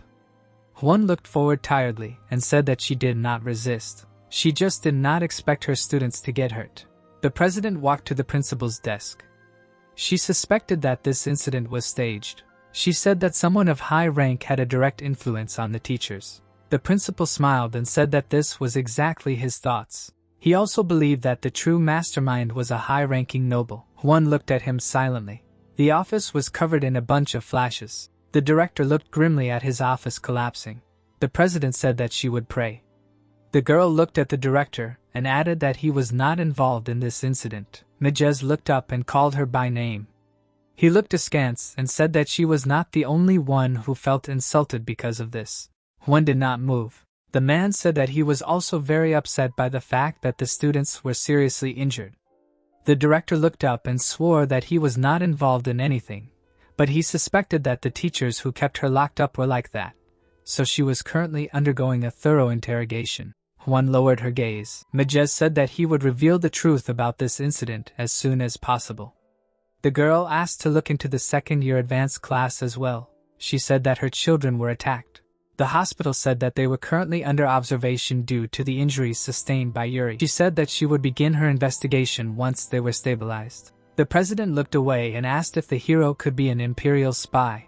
The director shifted in his seat and said that they had not confirmed anything yet, but they should not waste time trying to find out his true identity. She introduced the hero and said that he was a threat and might even be hiding in the school, waiting for another chance to strike.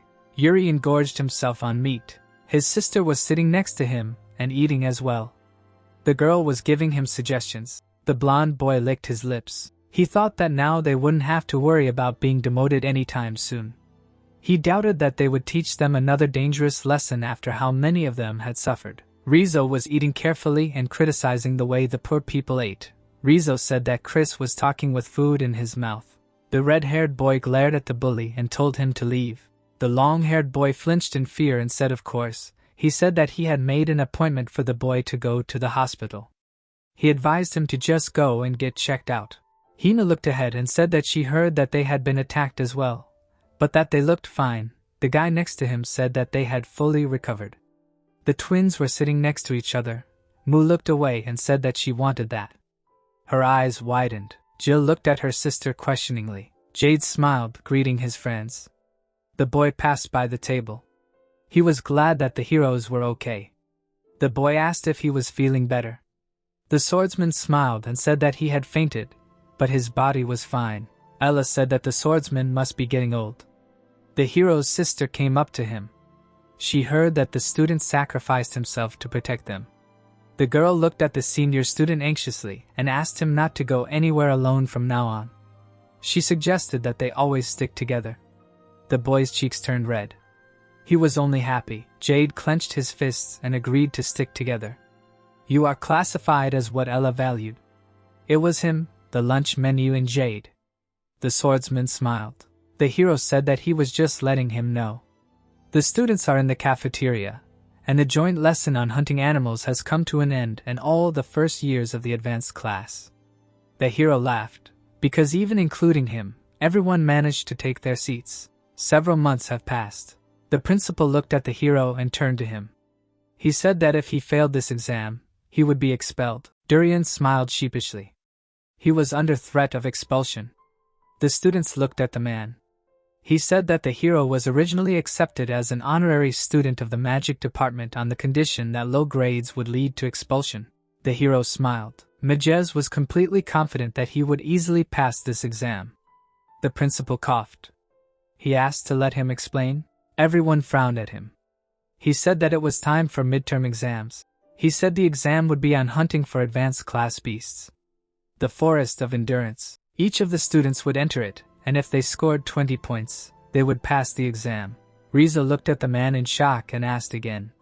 He said that this was a waste of time and energy. The red-haired man asked how dare he talk to the principal like that. Majez laughed and said that was a good question. He said it was time to tell them some very, very important information. The principal introduced the beasts and said that the beasts were divided into a total of 5 classes. Beasts such as wolves, bears and tigers belonged to the first level. He introduced the weapons and said that the beasts in the form of weapons such as swords, bows and axes belonged to the second level.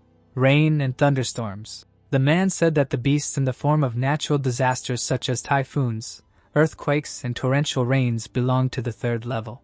Majez showed the sick and said that the beasts in the form of various diseases such as depression and the like belonged to the 4th level, and finally, a single beast of the 5th level. He introduced a dark silhouette and said that it was time. He looked at the students and said that some of them might have already understood what the power of the beasts was. He said that it increased along with their deadly ability to kill people.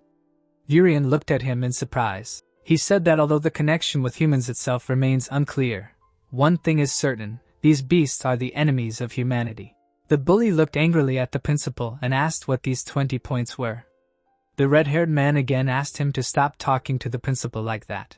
Majez looked at the student and said that this was another brilliant question. The principal shuddered. He said that the first level is equal to 2 points, the second level is equal to 5 points. The students looked at him questioningly. He was sure that he could omit the details. The guy asked, "Did the principal really want them to hunt and earn 20 points?" The man looked at the students and said that they had 5 days and for their information. This exam is conducted individually. He ordered the others to prove that they belonged to the advanced class. Urian folded his arms and thought.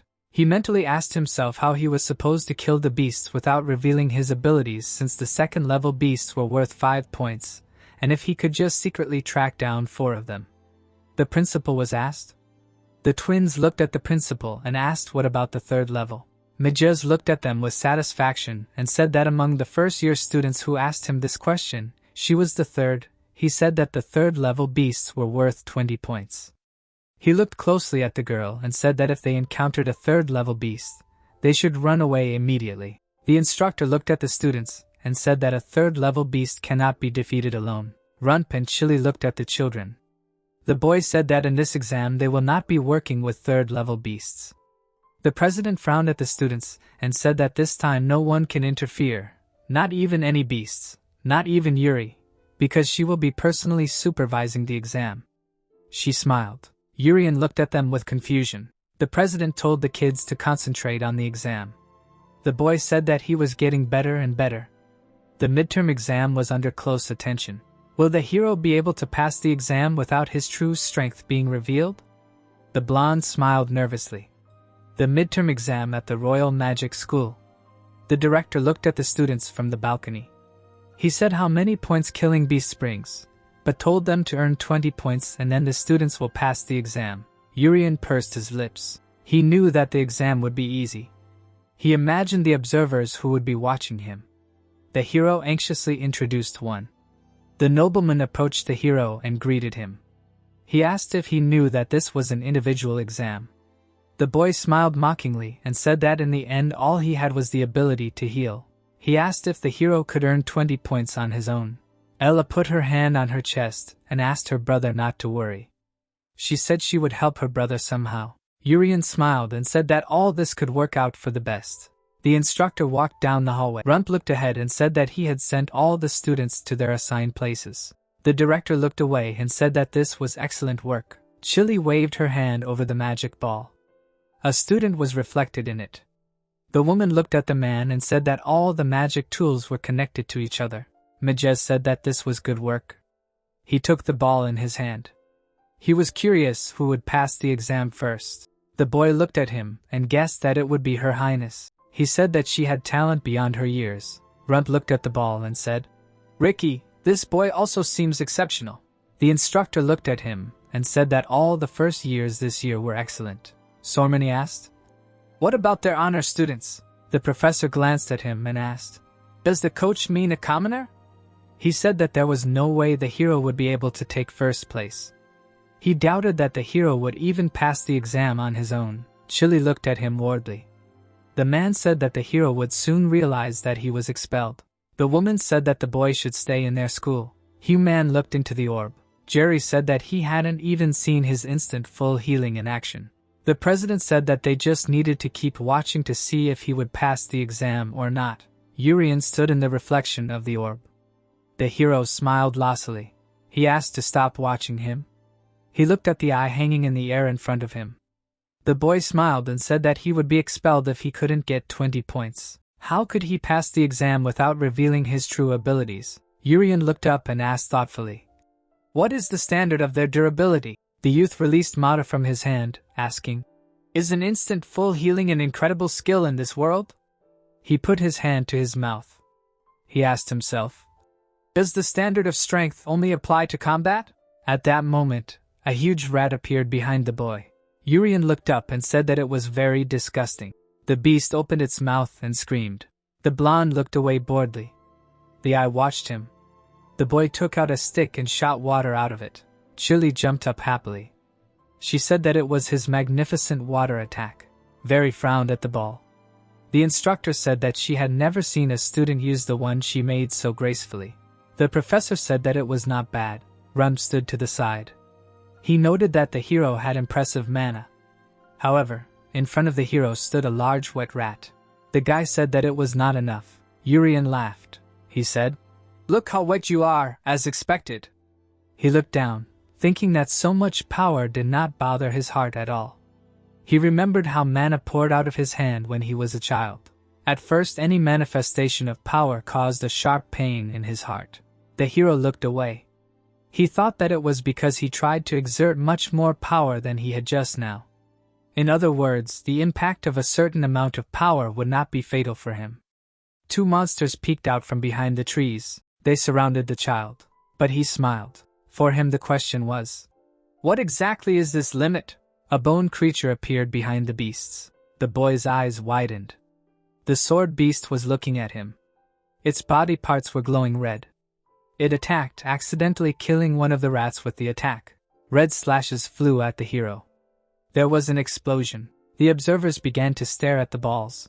Dust rose. Urien came out of it, fully healed. Chili clapped her hands, saying that this is it, instant full healing. Jerry looked into the ball and asked, did the hero really get a critical hit and come out unharmed? The student looked ahead and said that this is the second level, so it is 5 points. He asked, will everything be okay with Ella? The forest. The girl and the swordsman looked ahead. The boy asked the girl to be careful. The axe beast was looking at them. The student said that this is the second level. The couple leaned towards each other. The guy offered to deal with him and go look for Urien. The monster raised its blade above itself. Jade guessed that the hero was in a difficult situation. The boy and the girl flinched. Flash. The monster attacked. Jade hit the energy stream. He looked ahead tensely, trying to figure out why the monster was so strong. Ella joined the defense. The student angrily looked ahead and screamed. Jade gritted his teeth. He swung his sword. The monster rose higher. The boy thanked his partner. He said that she helped him repel the attack. Ella said not to mention it, because they were friends. The swordsman's cheeks turned red. He asked again. The student said that her hands were still shaking. She looked at her hands with anxiety. She said that the second-level beasts are much stronger than the first-level beasts. She said that if Urien got hit by a second-level attack, he could get seriously injured before he had a chance to use healing. She clenched her fist. She looked sternly ahead and suggested to quickly deal with this monster and go look for Urien. Jade looked at her happily. The partners stood in fighting stances and were inspired. The guy assumed that the hero would need their help to earn points. The monster looked at the hero. After a face-to-face clash with a level 2 beast, Ella and Jade gained confidence. They looked forward with enthusiasm. The swordsman thought that the beast was strong, but not invincible. He wanted to see if he could do any damage to it. Soon the couple looked up in shock.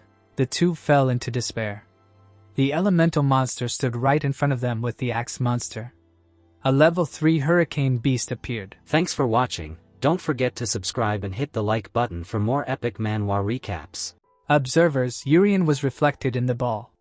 Urien was closely watching the exam. Suddenly the ball cracked. Chili shuddered. The director frowned at the broken ball. The report began. A message came that a level 3 beast was spotted in each square. The professor looked ahead. The reporter reported that currently there were a total of 3 level 3 beasts spotted. Majez frowned and said that this was strange. The forest. It was not actually a forest meant for first years. Therefore, only level 1 and 2 beasts should have appeared. However, today, level 3 beasts appeared. The principal threw up his coat. He thought that this was clearly an unusual occurrence. He turned to the observers. Everyone looked at him. The leader ordered them to go to the places where the level 3 beasts were spotted. He looked ahead and said that they must protect the students, who are the future of the kingdom. The hurricane monster raised its hands up and howled. Ella looked at it in shock and asked what was going on. She did not understand what kind of situation this was. Her eyes were wide open. She was thinking about the 3rd level. The beast was walking on the battlefield. The girl could not understand where they should start and how they should attack. Jade shouted angrily. He demanded that Ella concentrate. He smiled and said that the teachers would arrive soon. He asked not to get hit until then. Ella looked at him and said okay. She looked at the monster and thought about her brother. She asked if he was okay. The wind picked up the girl. Her body began to rise. The swordsman extended his hand to his partner and told her to grab his hand. The students began to pull their hands towards each other. Jade thrust his sword into the ground for support. He shouted for the girl not to let go no matter what happened. The monster's eye glowed in the smoke. The swordsman looked away in fear. The blade of a huge axe rushed towards them. The students fell to the ground. Both lay on the grass. The boy asked if the girl was okay. Jade smiled and chuckled. The monsters loomed over him. The guy said that they had one crisis after another. The children looked away angrily. Jade summoned the sword. Ella squeezed the hilt of the sword. The couple took fighting stances. To save themselves, they must break through the axe. Beast raised the blade above its body. The boy looked at it and raised his hand. He put a shield in front of him. He smiled. Everything was as expected. He could block the attack of the axe. The sword sparkled. Ella attacked. She hit the beast. She grit at her teeth. The monster's body began to disintegrate from the blow, but it was not enough to win. Jade ran forward and said that he was fine. The boy stared ahead. The girl asked if it was really Jade. The woman in the dress looked ahead and asked if he really intended to sacrifice himself to protect the family. The son looked at her and told his mother that he was fine. He said if it was for the sake of the family, then he was not afraid at all. The woman looked at him sadly. A drop of excitement ran down the boy's face. His mother said that it was not true. She looked at her son and said that he did not need to sacrifice himself for the sake of the family. His mother's eyes sparkled. She told him to always use his power to protect himself, his comrades, and the citizens. But he didn't need to worry about his family. She said that was their role as wielders of the magic sword. Jade looked forward in shock and his mother shouted. He remembered the fight with Laurel and thought that he really didn't do his best when he fought him. If he had fought seriously, his family would have been destroyed by the high-ranking nobles. But if he hadn't driven Laurel away, he would have lost his friend. The beaten youth looked away. He thought that this was a problem for which he should sacrifice himself. He remembered the hero approaching him and saying that he was in a lot of pain. He remembered Ella, who looked at him with worry. He remembered the little ones who asked their brother not to get hurt. The boy sighed. He used the first form of the magic sword. Ella looked at her partner in shock. She was trying to understand what it was. Her eyes widened. The girl wondered what kind of weapon Jade was using. She didn't see anything at all. The student looked ahead intently. Ella thought he was amazing. Hurricane waved his hand and howled. Ella turned around. The swordsman told her to be careful. The children were thrown into the air. Both looked at the ground below them in shock. It was just the wind. The students were being lifted into the air. It was forcing someone. Ella waved her arms and legs, like this, to fall. She looked down in fear. She understood that if they fell, they would definitely die. The sister thought about her brother. The couple hung in the air near the ground. The hero stood between them. Ella fell to her knees. Jade hit his head on the ground. Gyrian looked ahead happily, trying to understand, could he really see the third level? The swordsman jumped to his feet, not expecting to see the hero. He was glad that he was okay. He said that the teachers were already on their way and they needed to wait until then. The boy looked at the hurricane beast. He asked if it was worth 20 points. The couple looked at him in surprise. The hero suggested that the three of them defeat this monster. Jade opened his mouth and asked, was Gyrian serious? In his mind, he asked how he could even think about doing this after seeing this. Ella smiled sheepishly. She was ashamed that she was scared.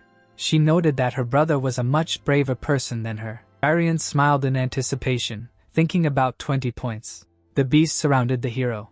He knew that there was a certain limit to the power that could be used. The sword monster's eyes flashed. The wet rat looked at him. Gyrian smiled and asked himself, what exactly was this limit? A cracked eye hung in the air. The boy looked at it in surprise. There were shards hanging in the air around the eye. This thing was broken and no one was looking at him right now. The rat attacked from behind. Gyrian asked, what was going on? He sent the monster flying with one blow, and told him not to interfere with his thinking. The rat was left without a head. The sword beast looked questioningly at the man.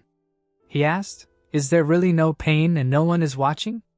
The boy put his hand in his pocket and said, in that case, it is not necessary now. He smiled and said, since no one is watching, he cannot conduct an experiment. The monster's eyes shone. The man asked, does he understand what he means? Gyrian opened his mouth and said clearly. He destroyed the monster and said that he was talking to himself. The blond man stretched his shoulders and sighed. saying that it was refreshing not to worry about being watched. The boy looked in the direction of the scream. The hero turned to the thicket and asked if that was his sister screaming. Chili was fixing the ball. The director approached her and asked her to help him fix it quickly. The instructor looked ahead with excitement. She noted that all the magic tools broke at the same time. Despite the fact that it was level 3, something seemed strange. Her hands emitted light. She noted that the repair was also not going so smoothly. The woman asked what was going on there. The hero looked at the level 3 beast. He asked how the three of them were trying to deal with it. Jade knelt down and turned to the hero. The monster sucked in air. He sent a powerful scream at the people. The boy shuddered. Jade was thrown far back. He crashed into a tree. Ella looked at him in fear and screamed. The swordsman staggered. He smiled and said that Urian was amazing as always. He looked ahead and smiled. He said that his healing was perfect. The hero smiled. Jade looked ahead happily. He understood the meaning that Urian put into his words. He jumped to attack and encouraged his partner. The monster looked at the children. The true meaning of the phrase, "Let's deal with it," was to gather strength and face it head-on with the intention of winning. He remembered how they were thrown into the air. It was true it was impossible to escape from a level 3 beast. Even if they clumsily tried to escape, they might get hurt even more. The students ran to attack. The boy and girl looked ahead enthusiastically. They were going to gather strength and face it with determination while caring for each other. The swordsman mentally asked, "Was there a meaning?" The hero put his hand in his pocket. He looked ahead nervously, realizing that he had made a mistake. The boy turned away from the fighting, realizing that it would be better if they just ran away. He thought about how they could secretly capture him while running and get 20 points. Jade and Ella attacked the beast's legs. The hero tried to figure out how they could handle it in this situation. Ricky looked forward and asked to grant him his power of the wind sword X-1000. The sword flew through the rain, compression occurred, the boy pointed the sword forward.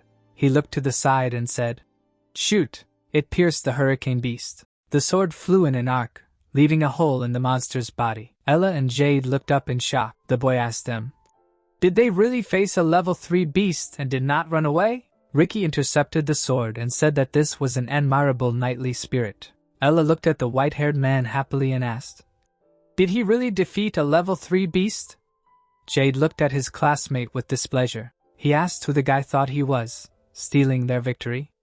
He clenched his fist and said that they could have easily defeated him themselves. He demanded not to pretend to be cool in front of Ella. Urian sadly squatted down and menacingly asked why the guy stole their glasses. Ricky calmly looked at them. The hero smiled. The boy said that he would gladly give him the glasses. The young man looked at the student and said that it was not a waste of time to give points to talents that benefit the kingdom. Last year he would have ignored the color black. He introduced Yuri. Ricky looked at him and said that the hero must prove it. He calmly looked at Urian and said that if he showed similar or equivalent abilities, even if just a little, he would immediately give him 20 points. Urian looked at him in surprise, noting that the first years this year were completely different. Ricky thought of a girl with a talent for fencing, swords, the first special girl may age in. He imagined Urian in a mask and thought of a skilled swordsman. The boy looked at the heroes and noted that if the first years had such talents, he wanted to guide them before they lost their way. The three-faced monster looked at the children and asked if they had really killed a level 3 beast. The students shuddered in horror. The monster raised a pair of hands and said that he did not want to die. The students pointed their weapons at their throats. Urian looked in horror at the blood that spurted out. Everyone healed and looked into the void. The boy angrily turned to the beast. The creature looked at him. The child asked what he was. It raised its hands and said that it had the power to make people kill themselves. He was a level 4 beast. Darkness. The student was breathing heavily. The swordsman vomited. Ricky was shaking all over. He asked himself what was going on. His pupil darted. He realized that right now he almost plunged the sword into his neck. Darkness groaned and raised his hands. He had scars on his wrists and neck. Urian put his hand on his belt and asked again the name of the monster. The green-headed one stirred and groaned. He asked, "The child really not commit suicide?" The blonde one spread his hands in bewilderment and asked if he really thought that was a normal question. Darkness opened his mouth and said of course. He said that killing yourself in front of him is natural for people, isn't it? Urian grinned. He was addressed as an honorary student. Ricky put his hand on his shoulder and corrected the address to his name. He said that he was convinced of the student's abilities. The guy looked to the side and noted that from self-inflicted wounds to mental ones, everything was healed. He realized that healing a hero is an ability that is absolutely necessary. The student took out his sword. No matter what happened, he was going to protect the hero. Ricky looked forward and called the spirit of V. A pillar of light struck the boy. The monster asked if the boy was under the protection of a great spirit. The student glared at him and asked how dare the monster mention a great spirit. The wind blew the swordsman's cheeks. He noted that this creature could talk. Bloom looked at the man. The student noted that he was a being with intelligence and consciousness, definitely the 4th level. The monster said that it was a simple spirit. Ricky began to sweat. He could not understand why the 4th level was within the kingdom. Bloom suddenly appeared right in front of him and said that he did not want to die. The white-haired man pointed the blade at his throat. Jade and Ella did the same.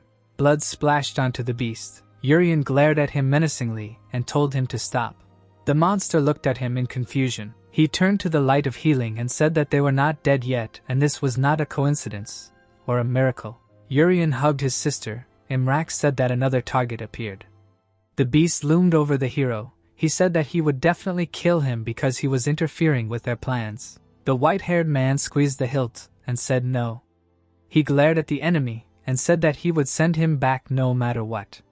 He noted that the hero withstood the attacks of a level 4 monster. He had amazing magic tolerance. The boy looked at the student and asked if he was okay. He said that this was expected of a second ranked. The boy noted an instant full healing even from the attacks of a level 4 beast. Ricky curled his lips and thought that every ability of the hero surpassed the student's abilities, and was more like the abilities of a heroic knight. Imrak stretched his ugly hand towards his brother and sister. The second-ranked man screamed. The first form of the demonic sword appeared above the monster. The beast's hand broke. Jade looked ahead tensely and said that this does not work at all. He screamed for the hero to run away. The green hand reached out to the boy. He turned around. Ricky looked ahead and said that there was no need for that. A powerful gust of wind threw the 3 of them aside. Urian looked at the second one and said that when he thought about it, he was not the same guy. Could it be Tyne's brother? He remembered the fight with the girl and noted that she was also awesome that time. The boy noted that they even looked the same. Darkness looked at the children and chuckled. Ricky froze. The beast asked, "Is that all he can do? Why didn't he run away?" The young man smiled and said that he could never run away from him. His hand clenched the handle. Blood flowed from the monster's eyes. Ricky said that he would buy time. After all, there was a warrior here. The monster chuckled and asked, "Is the man really trying to buy time to join this warrior? After all, he looks like a coward, doesn't he?" The white-haired man could hardly hold back his tears. He was counting the seconds. His hand was shaking. He only needed to wait 3 seconds. The boy raised his head and called out to the blue energy dragon that flew forward. The monster looked at him. There was an explosion. Smoke rose. The monster asked if the boy knew about it. He waved his hand and said that he had not yet attacked directly. Ricky looked at him in horror. He thought that he was going to die. Runby looked forward. He said that he had just come face to face with a 3rd-level beast, but this opponent was stronger.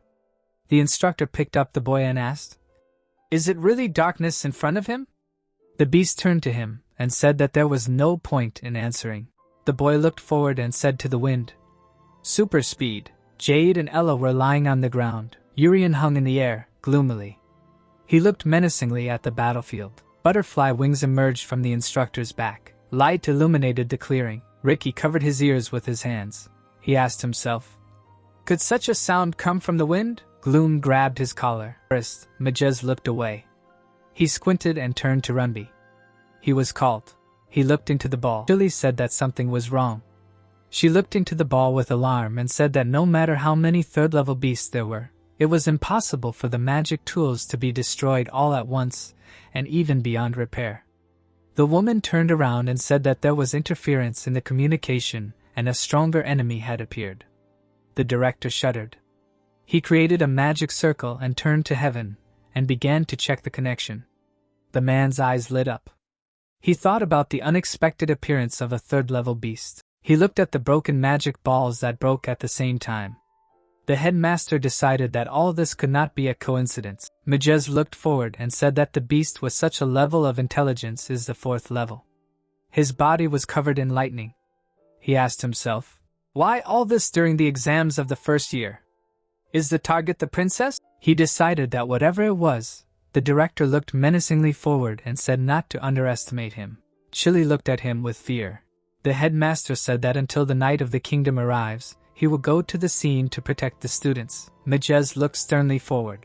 Mentally he asked the princess not to die and asked her to wait. Runbai got into a fighting stance. Darkness adjusted his collar and said maybe. Looking at each other like this, he does not think that they are the same. Huge hands reached out to the warrior. The beast told him to know his place. Ricky looked at the guy with fear and screamed. Runbai opened his mouth and was surprised. The robe flew into the air. The warrior used the wind sword. A weapon appeared in the air. The boy jumped and struck. A huge hand reached out to him. When caught the boy in a fist, the instructor jumped out of the grip. The monster turned its head. It reached out its hand to the man. The knight made a rounding jerk. He looked at the monster and said that it was too slow level 4. Ricky watched the fight closely. He noted the enormous speed, as expected. Runbai struck. The boy was sure that he could defeat the 4th level. The beast screamed that it did not want to die. The boy was shocked. The youth screamed. The instructor pierced his own leg. He twisted his lips in pain. The student tried to understand why. The warrior realized that the monster's power made people want to commit suicide. He fell to one knee. Gloom bowed his head and asked what happened to his arrogance. Runbai gritted his teeth. These words instantly came to his mind, filling him with despair. The boy looked at the red aura of the monster. His words made him helpless. The instructor bit his lip until it bled. He grabbed the sword and asked why the 4th level, which had been inactive for many years, appeared now. He shouted at himself not to be depressed. Gloom looked at him and said that the man just got hit and began to change his strategy to gather information. The beast raised his broken arm and said that they were going to destroy all the humans. Ricky shouted. He said that they should run. Runbai clenched his lips. It was true. His face was covered in sweat. He knew that he had to think wisely, and he did not come to kill the 4th level. The warrior clenched his fist. He told himself that not a single student had died so far. He must quickly return to the kingdom and report the appearance of the 4th level. Gloom flew over the clearing, causing a red light. Everyone grabbed their throats. People opened their mouths, covered in sweat. Three-Face looked at them with pleasure. He said that it was a beautiful sight. One head looked back. The beast said goodnight. The hand reached out to the fallen bodies. Time looked forward. She pressed the book to her chest and called her brother. Darkness made faces and smiled. A spirit appeared in front of him. He said that she was 6-winged. The great spirit of the wind Vi looked into the void. She glanced at the monster and asked again. She asked, "Is she really his friend?" The monster's hand came off. She asked, "How dare he not use prefixes?" Darkness swayed. He realized that in front of him was the great spirit of the wind Vi. The fairy looked at him. Among the only 4 great spirits in this world, she is the most selfish creature with a disgusting character. Darkness pressed his hand to his chest and said that he was rude to the great spirit and he lacked respect. He looked at her and said that the great spirit who supposedly does not interfere. What is she doing now? Vi looked at him listlessly. The forest, the creatures that control nature and order in this world. They are called the 4 great spirits. Vi looked ahead. Among them, she is the most selfish with a nasty character. Gloom pulled his collar in different directions. He asked what kind of creature is doing here right now. Vi looked at him boredly. She folded her hands together and said that she was only here to negotiate. Gloom looked at her in surprise and asked again. The girl pointed to the bodies behind her. She asked not to kill the 2 behind her, instead. Gloom looked at the spirit. She said that she will not interfere, even if you kill other people in the end. He did not come here to kill these 2, right? The beast looked at the great spirit and said that the one directly involved in maintaining nature is negotiating with him. He pointed to the 2 people and asked, Is all this really for them?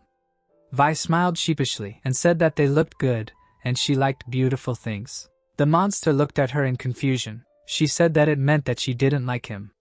Darkness turned around and said that originally, when it came to great spirits, they wouldn't interfere directly, right? Vi asked where he heard that. She put her hands together and demanded that he decide quickly, because if he didn't achieve his goal, he would die at her hands or let him agree and leave. The monster looked at the girl, trying to figure out if this was an offer or a threat, but it was obvious to him. The beast looked down. He knew that fighting the Great Spirit to kill these two was not in line with the goal, but she appeared to protect them both. Ricky was lying on the grass. The monster understood that then in the future they would borrow all the power of the Great Spirit to protect others. He raised his hand, because it would be better if he fought against the Great Spirit right now and killed them both. Vi lowered her gaze and told him to look at herself. She folded her finger to flick, and a powerful wave rushed towards the beast. Three-Faced flew into pieces. The girl looked at him boredly and asked if he even knew how to negotiate. She said to accept his punishment and die 4 more times. Darkness began to glow and moan. An explosion was heard in the clearing. Forest Vi said she was negotiating because after all she was a great person. There was a flat cake in the clearing. The girl said that right now she could not destroy it on the spot. The green mass began to move. Darkness restored its body.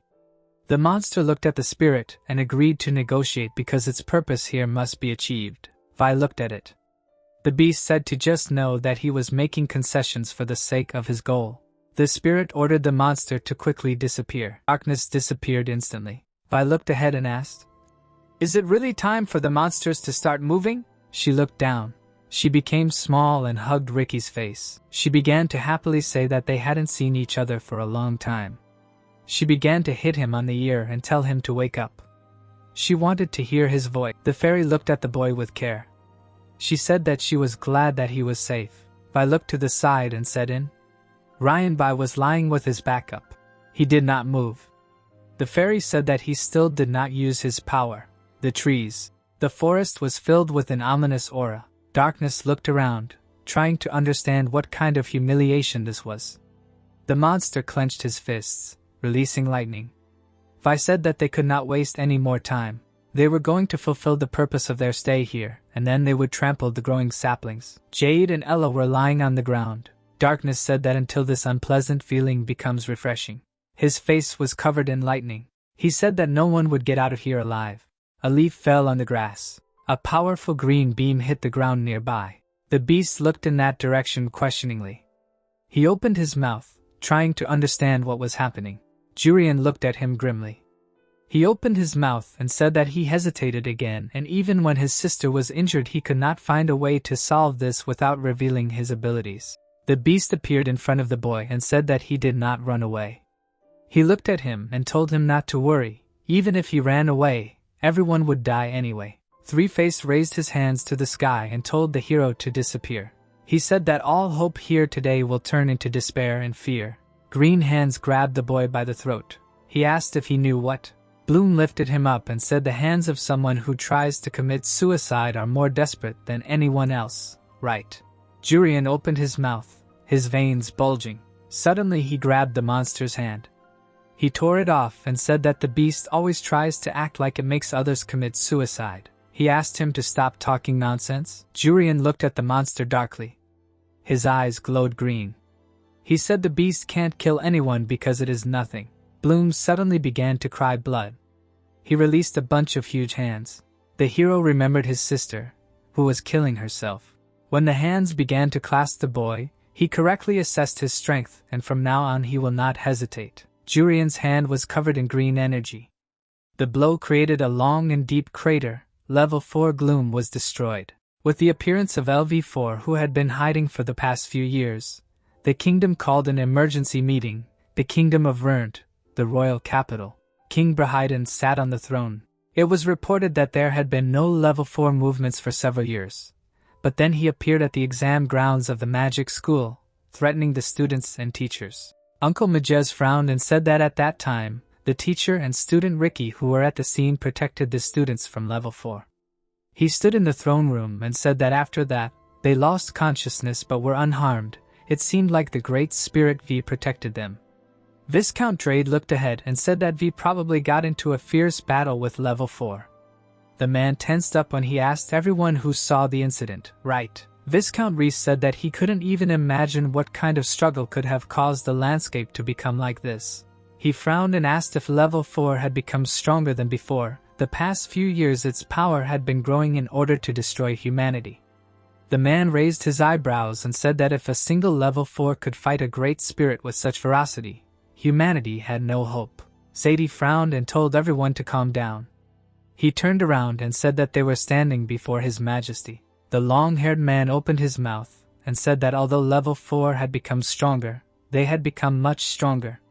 The Viscounts looked at him as he said that the system had become more reliable, the strength of each knight shining even more. Zia left and put his hand on his sword and said that if they remained vigilant and maintained their current stance, humanity would never yield to such creatures.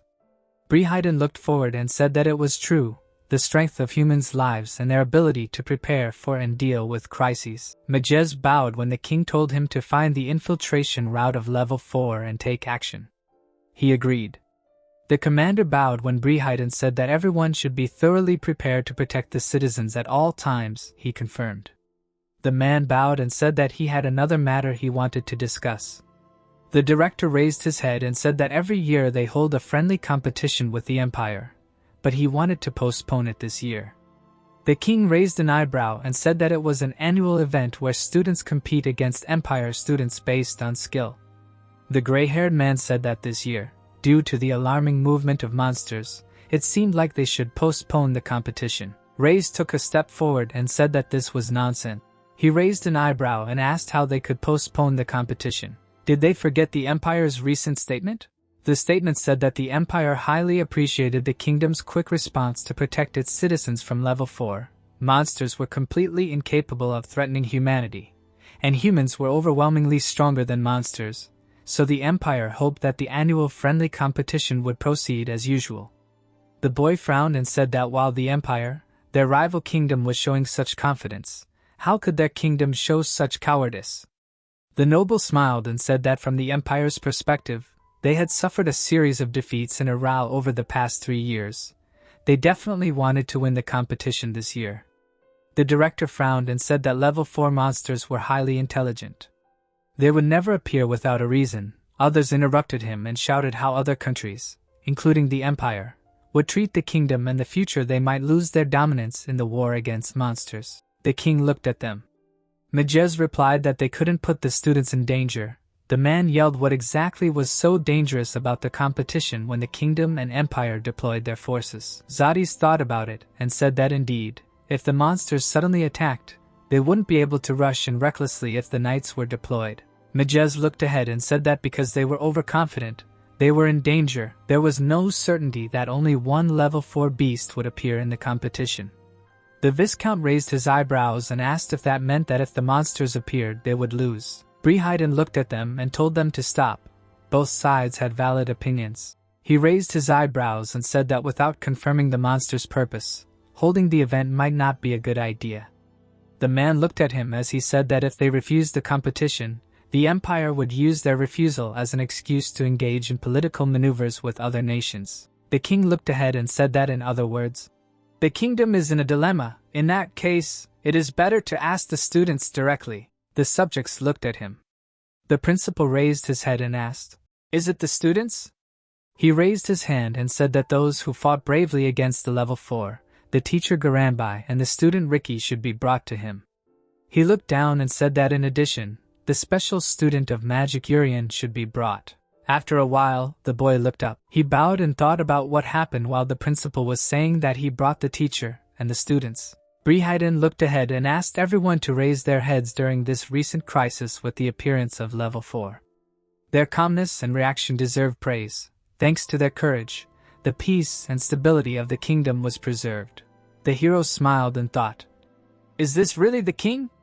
The nobles whispered, "Is this guy a student? A commoner?" The king looked ahead and said that their rewards would be prepared gradually. He had not called them today only for this reason. A friendly competition with the Empire was planned in a few months. Jurian raised his head when the king said that the competition not only strengthened the friendship between the two countries, but was also an important event that attracted the attention of others. Majez stood with his head bowed. Brehiden closed his eyes and said that the truth is that this show was evaluating the strength of each country. The hero raised his eyebrows and wondered if he was being so honest with them when he said that the country that won the competition would get more sponsors and better prospects. The pink-haired man looked ahead and said that their kingdom was considering abandoning the competition this year because of the level 4. The teacher and Ricky were surprised when he said that they did not know if the monsters would appear again. The boy tensed up when Brehiden said that he wanted to hear the opinions of those who had first-hand experience with the level 4. The student remembered the monster. His eyes widened when he was asked what was wrong. He looked pale. Brehiden leaned his head and said that they should not be shy to speak. He asked them to share their honest opinions. The nobles looked at them and asked if they could not speak out of fear. They were directly faced with such a situation. The pride of the magic school collapsed. The hero looked at the king when he said that in this state, it might be better to postpone the competition. He stood silently on his knee. The boy bowed his head and said that he was a special student of Magic Urian. He would answer His Majesty's question. He stood with his eyes closed and said that it was a great honor to be invited here, and he was sincerely grateful for his praise. The nobles looked at him and frowned. He said that if he was allowed, he would give his opinion regarding the competition. Reyes and Raxiso listened to him when he said that the three of them encountered a level 4, and the monster was strong. Rika's heart skipped a beat. The boy's eyes widened when the hero spoke again. The gray-haired man looked at the king and said that they were never afraid. Instead, they focused on finding ways to overcome this problem. The boy looked at him in shock when he said that if a level 4 appeared in the competition again this year. Urian smiled and said that this time they would show that they can defeat a level 4. The director looked at him in shock. The nobles began to whisper. One of them asked what was wrong with this commoner. The knight smiled. The king opened his mouth. The hero smiled when he laughed and said that it was excellent. Brehiden extended his hand and said that calling them here was the right decision. The boy widened his eyes and thought that the reaction was different from what he expected. The king turned to the hero and said that he was ordering him to become the representative of the kingdom and participate in the competition. The nobles looked at him in shock and said, "How could this be?" Urian looked at him in shock. Rahaz extended his hand and asked the king to reconsider. He frowned and said that the competition was a matter of pride for the kingdom. To make a commoner the representative of the kingdom, he was ashamed of how other countries would perceive them. The director looked at him and said that he was not a commoner, but a special student. The gray-haired man turned pale and asked him to stop these jokes. Ricky opened his mouth and said that Urian could overcome a level 4 attack. He raised his head and said that he had an instant full healing spell. He would play an amazing role in this competition. Urian looked at him in shock and thought, why was he suddenly acting like this? Ricky raised his head and said that instant full healing was impossible. He frowned and said that healing technically meant regeneration. The man said that it was about helping with regeneration to speed up healing, not directly healing wounds or illnesses. The boy looked at him in shock. He thought so that's why people were so surprised when he said that therefore instant healing was theoretically impossible. It was probably illusion magic that made them not feel pain. Ricky frowned and said that it wasn't that. A hand appeared in front of him. The principal stood in front of the student and said that the magic he knew was not the entire world. Ricky shuddered in shock. The man looked ahead and asked why they don't demonstrate it to prove instant full healing with their eyes. Reyes looked at him and said it was impossible. Menjus looked at the hero and asked if he could do it. He agreed and thought, how did it end like this? The boy smiled and thought he was just trying to help for a moment. What happened? He closed his eyes and said instant healing was possible. The nobles looked at him in shock and asked if it was really true. The castle was in the mountains. Sadie said that 4 years ago he got a scar on the battlefield. He showed it and said that it was originally twice as big.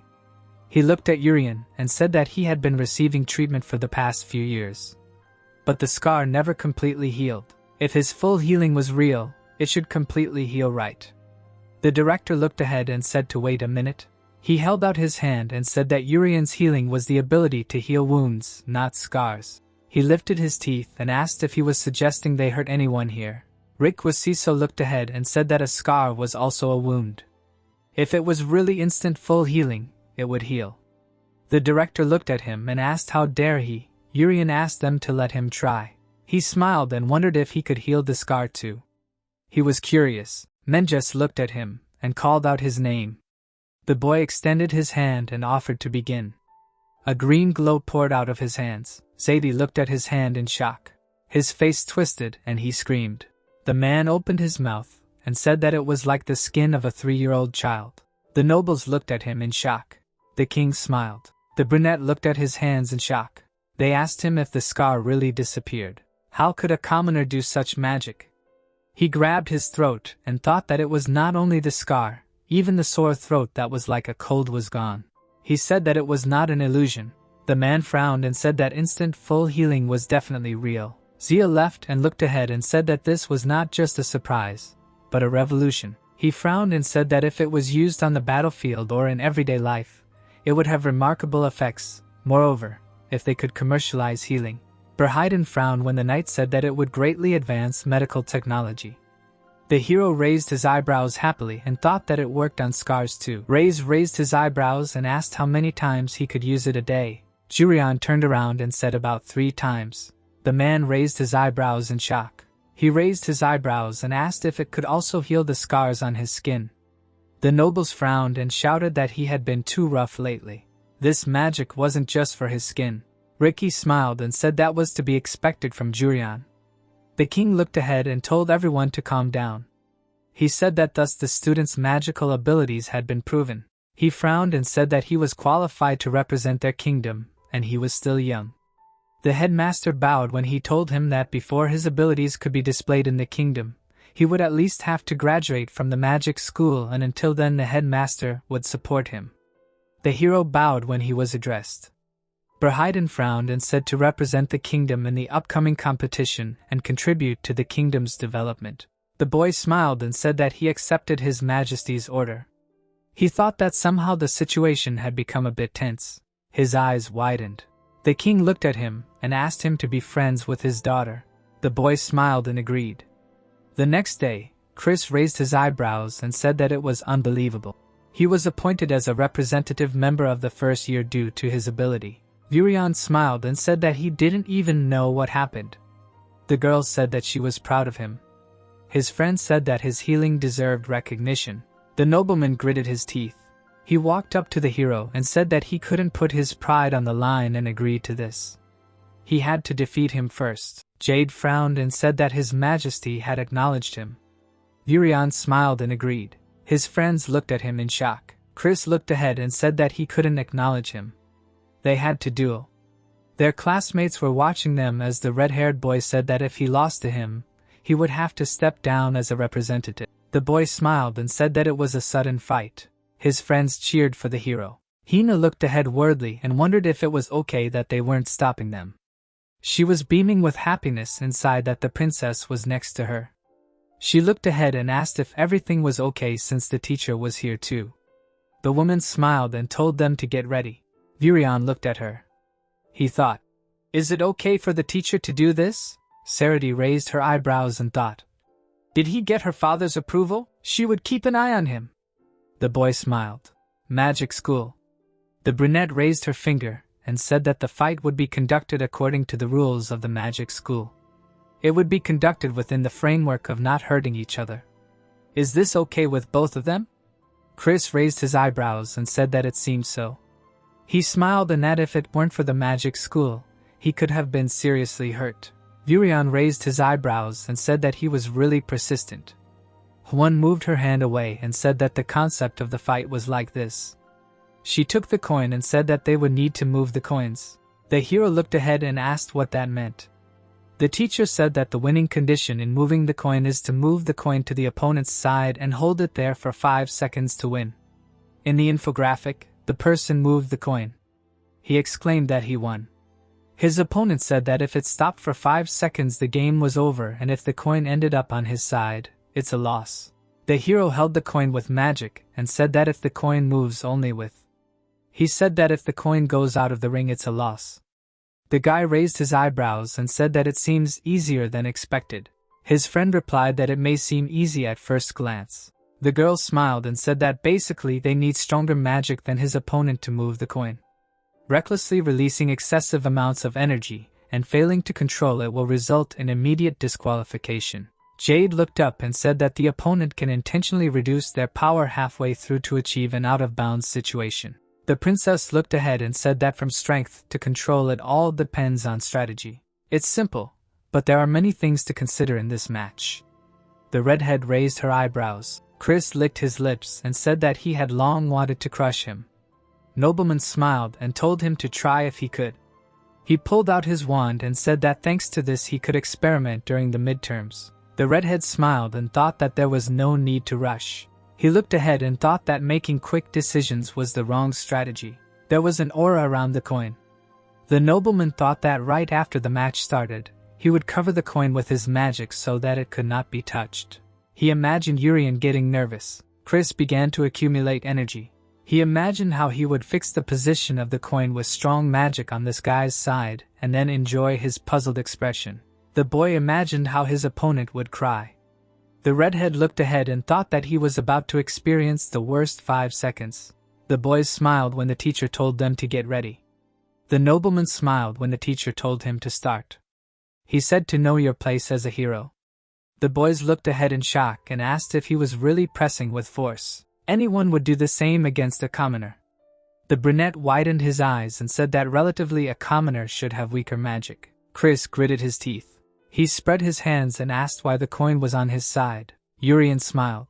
The teacher looked ahead and said that she was checking for readiness to stop, starting the countdown.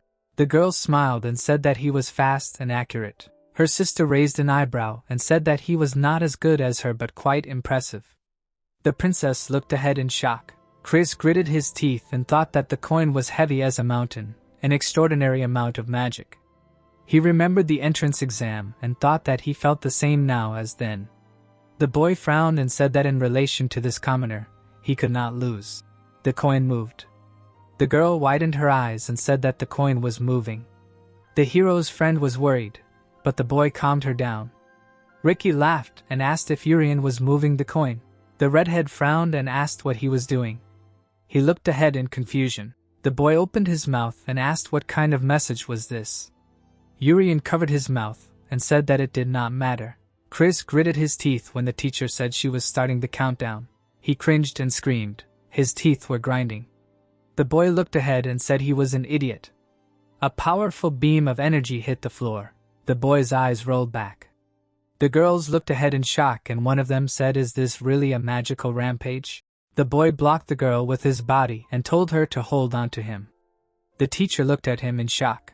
She screamed for everyone to be careful. There could be a big explosion. The hero smiled and said that Chris was still the best. He assumed so. An invisible hand appeared from the darkness. It broke the thread. Urian smiled. The redhead's magic evaporated. The teacher looked at them in shock. The princess opened her mouth and asked, "Is this really a magical rampage stopped?" Chris stood with his mouth open. Perseus smiled. She covered her mouth and called out to the hero. The goddess smiled and said that he finally realized what she was talking about, his power limits. The boy smiled. After a while, the boy looked ahead and asked what happened. Was this something that Chris planned? There was an aura around him. The students said that a special student had curbed the magic rampage. The girl pressed her hand to herself and said that it was impossible. The power of the magic rampage was much stronger and unstable. She widened her eyes and said that the power of the magic rampage was much stronger and unstable to suppress it alone like this. Urian smiled. He did not look up and thought that when he first took the test he failed to control his power. At that time there was someone who noticed it, but his heart did not burst. Today the same thing happened, then was the heart bursting with a lie. He thought that if he used great power, the heart would burst. The boy thought that the moment his power was revealed, his heart would burst and he would die. Urian thought that his power would be revealed, his heart would break. The standard of strength was clear. He turned and asked Garcia if this could be the standard of a hero's power. The goddess smiled. She raised her hand and said that he finally understood. She looked down and said that he was right. She meant exactly that. When someone manifests a power greater than a hero's, their heart would break and they would die. The woman looked down and said that this world was a world of chaos. Garcia said that humans, demons, monsters, dragons, etc. existed in one small world. She opened her mouth and said that they were precariously supported by many ecosystems. When the human side gained great power, the balance of the world would collapse. Garcia was thinking of a hero when she said that. She looked down and said that his power would bring peace, an incredibly powerful being who must walk a lonely path. Let him bring peace with this power. Chris suddenly came to life when Jurian cast a healing spell on him. He opened his eyes. The teacher looked at him and asked if he would admit defeat. Rizzo said that he was a loser, trash, he should die. The redhead raised his eyebrows and asked what happened to the duel. Jurian laughed with his friends. Chris gritted his teeth. He hit the floor. The boy lowered his head and said that the competition was an important event for the kingdom's pride. That's why the result was more important than status. He raised his eyebrows and said that it was his defeat by a special student. Juan smiled. She turned away and said that people should know how to admit defeat, only then can they grow. The boy cried. She told him that it was a good duel. The hero smiled and thanked him, thinking that thanks to him, he knew the standard of his strength. School. Juan smiled and said that it was time to sum up. A friendly competition with the Empire was confirmed. 10 students from the schools that participate in the traditional competitive event were participating. She smiled and said that she would now announce the 5 representative participants who would participate in the friendly competition as the first-year representatives. The hero smiled when she called his name. The woman said that his healing ability extends to level 4 attacks in the hero area. This power would definitely play a significant role in group battles. The princess closed her eyes when her name was called. The teacher said that she was undoubtedly the best first-year student. She excels in all aspects that are suitable for a representative. Ricky smiled and thought that Urian had expended a huge amount of magic. How strong must he be to use this healing ability 3 times? One said that he has outstanding abilities under the auspices of a great spirit. There is no first-year student who can defeat Ricky in close combat. The teacher then introduced the twins Yi and Mav. She said that although each of them has excellent abilities, when their powers are combined, they are truly the strongest. One raised her eyebrows and said that these were the 5 who would be the first-year representatives. The chosen one stood in a line. Rizzo opened his mouth and said that he didn't care. He raised his eyebrows and asked what the selection criteria was. He frowned and said that he was stronger than these guys. The woman smiled and said that she thought they were curious. She raised her eyebrows and said that if she put it in one sentence, there were no selection criteria. The students looked at her when she said that except for Urian, the other 4 in the midterm directly defeated level 3. The boy raised his eyebrows in shock and thought about what this meant. His eyes widened. He thought that except for the princess Enrica, he didn't know about the others. She and Mav smiled and said that it was simple. He was joking about him being stronger than them. The teacher looked straight at her and said that originally they would have set similar criteria to choose the representatives. The woman looked ahead and said that beating a level 3 freshman is something that doesn't need to be compared to any grades. It's such an exceptional achievement. The guy sat there dissatisfied. He thought that so far the only time a first-year student had defeated a level 3 was the current student council president, Deus. The gray-haired man looked forward and asked if they had defeated a level 3? Was it possible at their age? The red-haired woman looked at them tensely. She clenched her fist and thought that she would become stronger and would definitely be on his side because she was his senior. Urian raised his eyebrows and said that even when he looked at it, the design seemed a bit old-fashioned. The girl walked up to him and called out to him. She smiled and asked if he wanted to be her partner. Her sister looked at her in shock. The hero's sister looked at her in annoyance. The white-haired woman looked at the boy and said that with his ability, they could become the strongest and invincible. Urian looked at her in shock when she said that if he wanted, she would make him a noble by marrying him. Wouldn't that be great? The girl's eyes widened when he asked what she was talking about. The hero raised his eyebrows and said that he didn't like it. Marriage is something you do to the one you love. What a child she is. The girl looked at him in shock. She headbutted the guy. The girl opened her mouth and said not to insult her sister. The white-haired girl smiled and said that marriage is something you do to the one you love. She forgot something important. She turned around in confusion.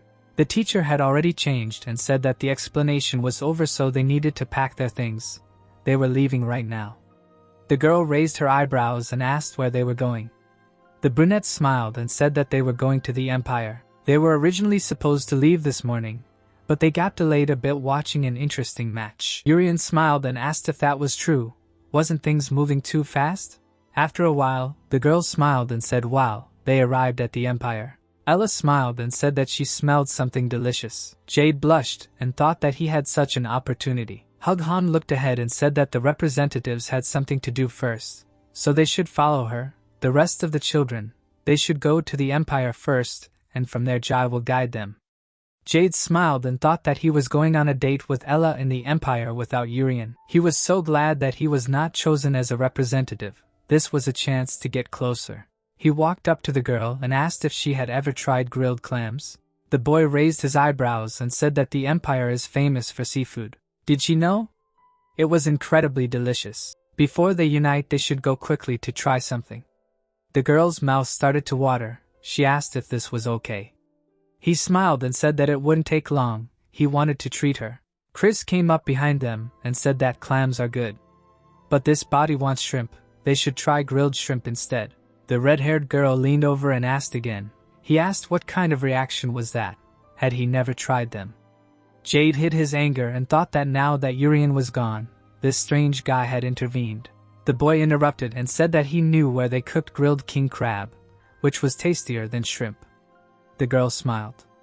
The guy looked at her and said that this dish suited her dignified image. He was treating her. Chris interrupted the conversation and said that he loved king crab. They could go there right now. Jade looked at the red-haired man and said that only 2 people could go there. Why didn't he go with someone else? The nobleman grabbed his forehead and asked if there was anything he couldn't do. He said that he would try to convince the owner. Rizzo put his hands in his pocket and said that it was too noisy. Hina looked back and said that they would go forward. The guy looked after them and said that acting alone in a foreign country was too frivolous. The swordsman prayed for the noble to leave too. He looked to the side questioningly. Someone asked why these uncultured people were making a noise. 3 students approached them, and the leader asked if they were really from the kingdom. Jade was surprised. He realized that their uniform belonged to the Imperial Magic Academy, which meant that they were Imperial students. The Imperials approached the heroes and noticed that they were from the elite class. They noticed a black brooch. The bespectacled man smiled and asked if it was true that the kingdom lacked talent this year. His friend said that the kingdom really went downhill since it accepted commoners into the elite class. Jade glared at them and asked them not to speak rashly. He said that Ella was far superior to them. The haired man smiled and asked, "Does a student dare to say that a commoner is better than them?"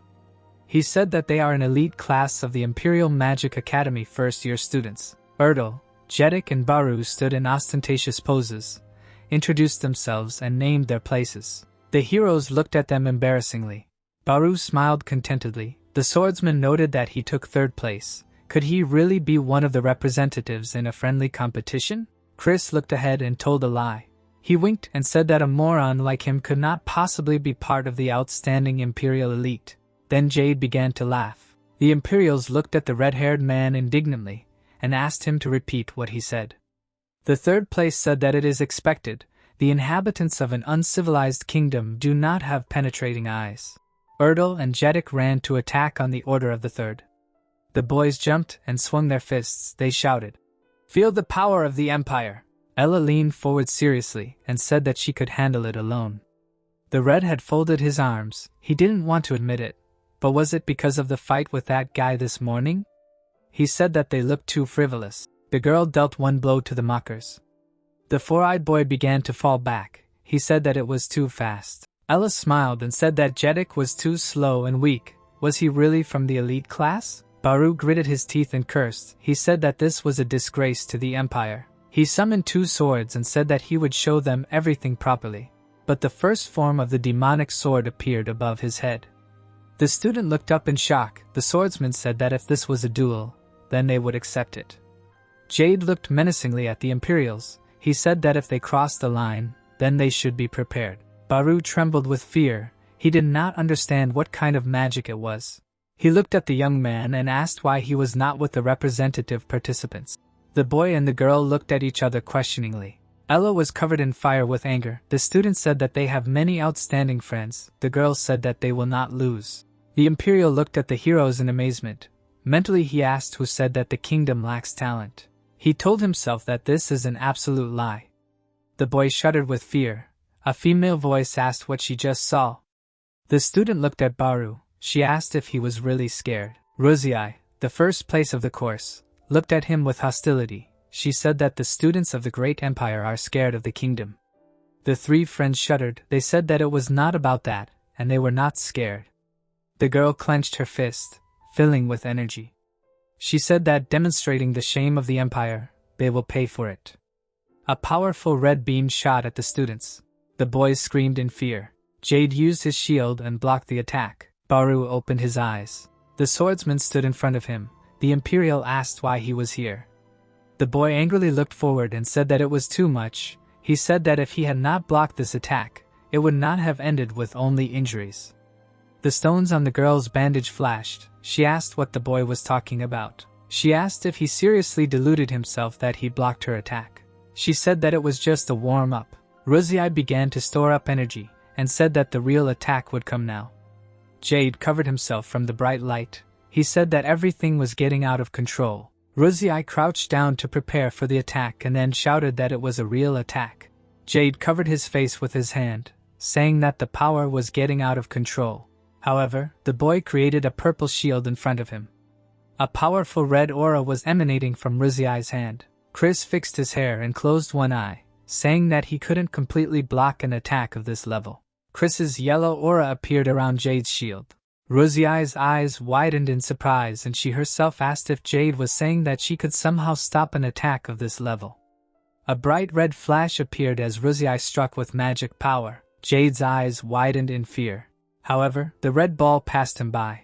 Jade looked up in horror, thinking that he couldn't handle this attack. His shield broke with one blow. The people around him looked on and discussed Ruzai fighting someone.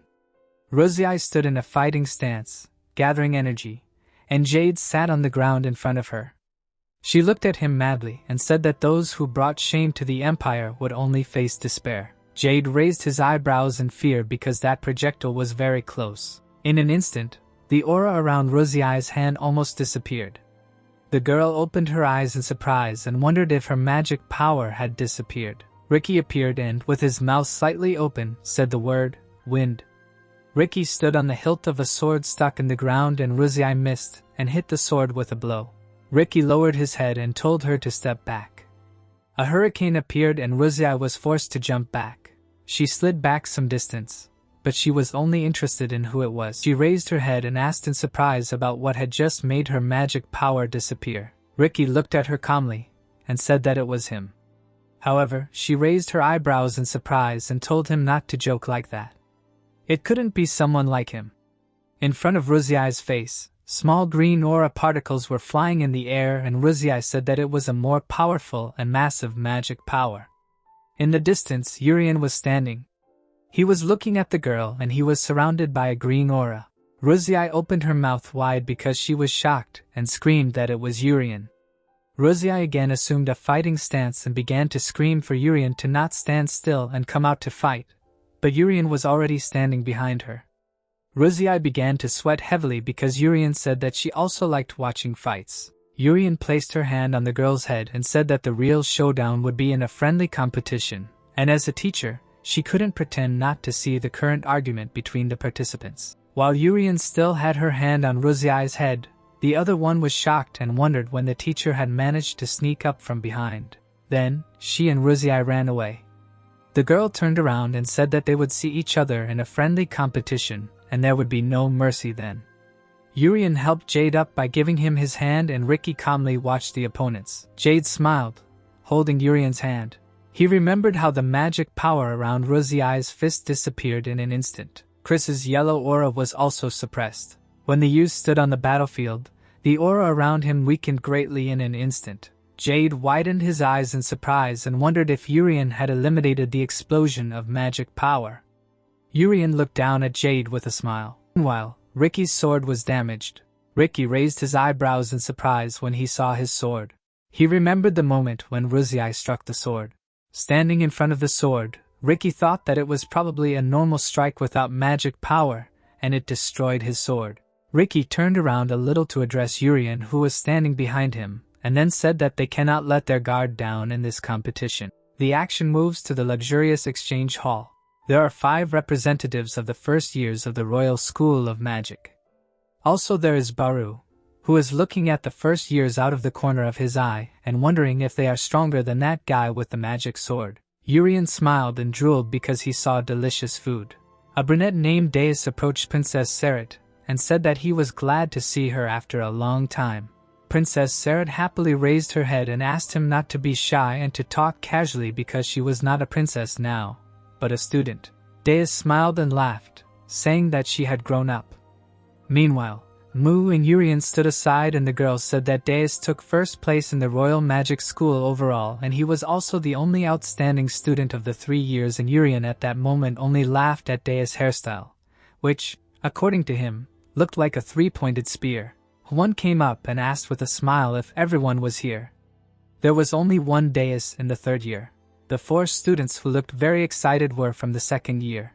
5 students, including the protagonist, were from the 1st year. Holding her hands behind her back and looking at them, one said that all 10 representatives were here. The 2 came up to her and said that they had not seen each other for a long time, and she replied that she had high hopes for him. Suddenly, everything went dark and one said that the event was about to begin. Ruse calmly looked ahead as the host welcomed the guests from the various countries. Standing on the stairs was Professor Khazar from the Imperial Academy.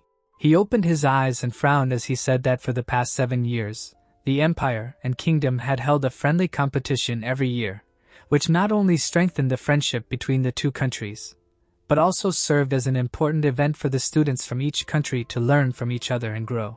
Khazar smiled and said that given that the kingdom had been overrun by monsters, it seemed like there was nothing for the students from the Empire to learn from this year. He raised his hands and shouted for them not to worry about the honored guests from the other countries, as their empire had the power to withstand a level 5 attack. Majez frowned in displeasure as Khazar spoke about how from this event to future battles with monsters, their empire would take the lead in protecting everyone. Suddenly, the red-haired Professor Jerry came on stage and said that through this competition, the students from both countries would learn from each other to build friendships. Khazar bowed to the principal and thanked him because the principal said that it was a great speech. The guy suddenly narrowed his eyes angrily and looked away, saying that his speech had definitely dealt a blow to the kingdom. Moreover, he hoped that outstanding talents would be able to emerge from each country. Jerry held up 2 fingers and said that today they all came here knowing 2 things. He held up 1 finger and said that these were the outstanding students of the kingdom who had successfully passed the 4th level on their own. Ricky closed his eyes and Urian smiled awkwardly, because Jerry said that this achievement would go down in history, once again proving the greatness of the kingdom. Jerry smiled madly and held up his middle finger, saying that the Empire was currently suffering a series of losses in 3 matches against their kingdom.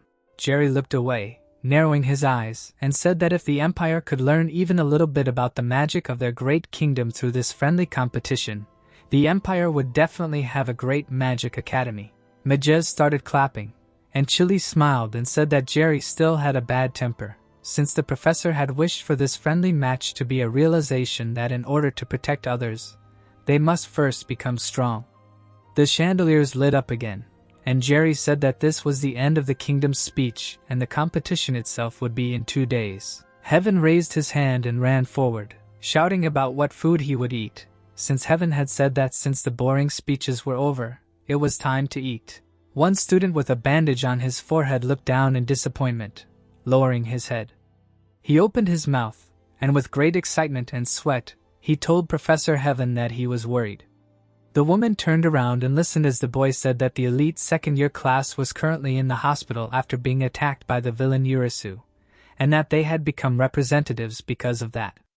He lowered his eyes in shame and said that they were afraid that they might become a nuisance. The gray-haired boy standing next to him said that the Empire was in the midst of a 3-game losing streak in a friendly competition, but he said that they were definitely going to win this year, so he didn't even know what kind of unfair tricks they had prepared. The gray-haired boy lowered his head and said that at this point in time, since the 4th level had appeared, there was no reason to hold a competition. Urien turned around and asked while chewing his food, "Didn't that mean they just had to win?" 2 second-year boys widened their eyes in surprise. Princess Sarity closed her eyes and said that it was true, and Ricky looked away and said that they would never lose even if they played unfairly. The 2 sisters Mu and Ja smiled and said that it sounded funny. The second years opened their mouths in surprise and looked at them. One smiled and said that a person's strength does not come from their position or status, but from their essence. She looked at the boy with the bandage still smiling and said that it does not matter whether they are an elite class or they hold this position because they are outstanding. The boy with the bandage on his forehead looked down, and his face looked very sad because one said that they are members and not a substitute for the elite class, and she also said that she believes in their outstanding members. The boy closed his eyes and began to cry, thanking her for such words.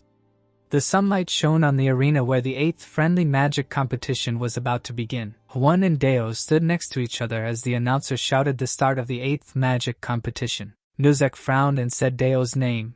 Juan looked at Deo's and spoke to him as well. The boy walked forward and smiled while Juan stood behind him and asked him if he knew that he would die if he lost. A pink aura began to surround the boy and he said that he never lost. The headmaster of the Imperial Magic School, Lurvin, turned to his protege Nuzek and said that Deos was undoubtedly a strong opponent, but in his current state, Nuzek had a good chance against him. Nuzek walked forward while flexing his wrists. The 2 opponents met each other's gazes directly. The green-haired girl announcer happily announced that the friendly competition would consist of a total of 3 rounds, and the school that won 2 matches would be the overall winner, so the first match was very important. Chili beamed with joy and remarked that it was very intense, but Maja smiled calmly and asked that it was probably her first time watching the competition. Maja looked down and asked if she knew why they had been beating the Empire for the past 3 years. Chili looked at him excitedly out of the corner of her eye and asked if it was because their students were strong. However, Maja looked down and said that it was because Deos was born in their kingdom. Deos, standing in the arena, extended his hand and said that this year, it seemed like they had met again.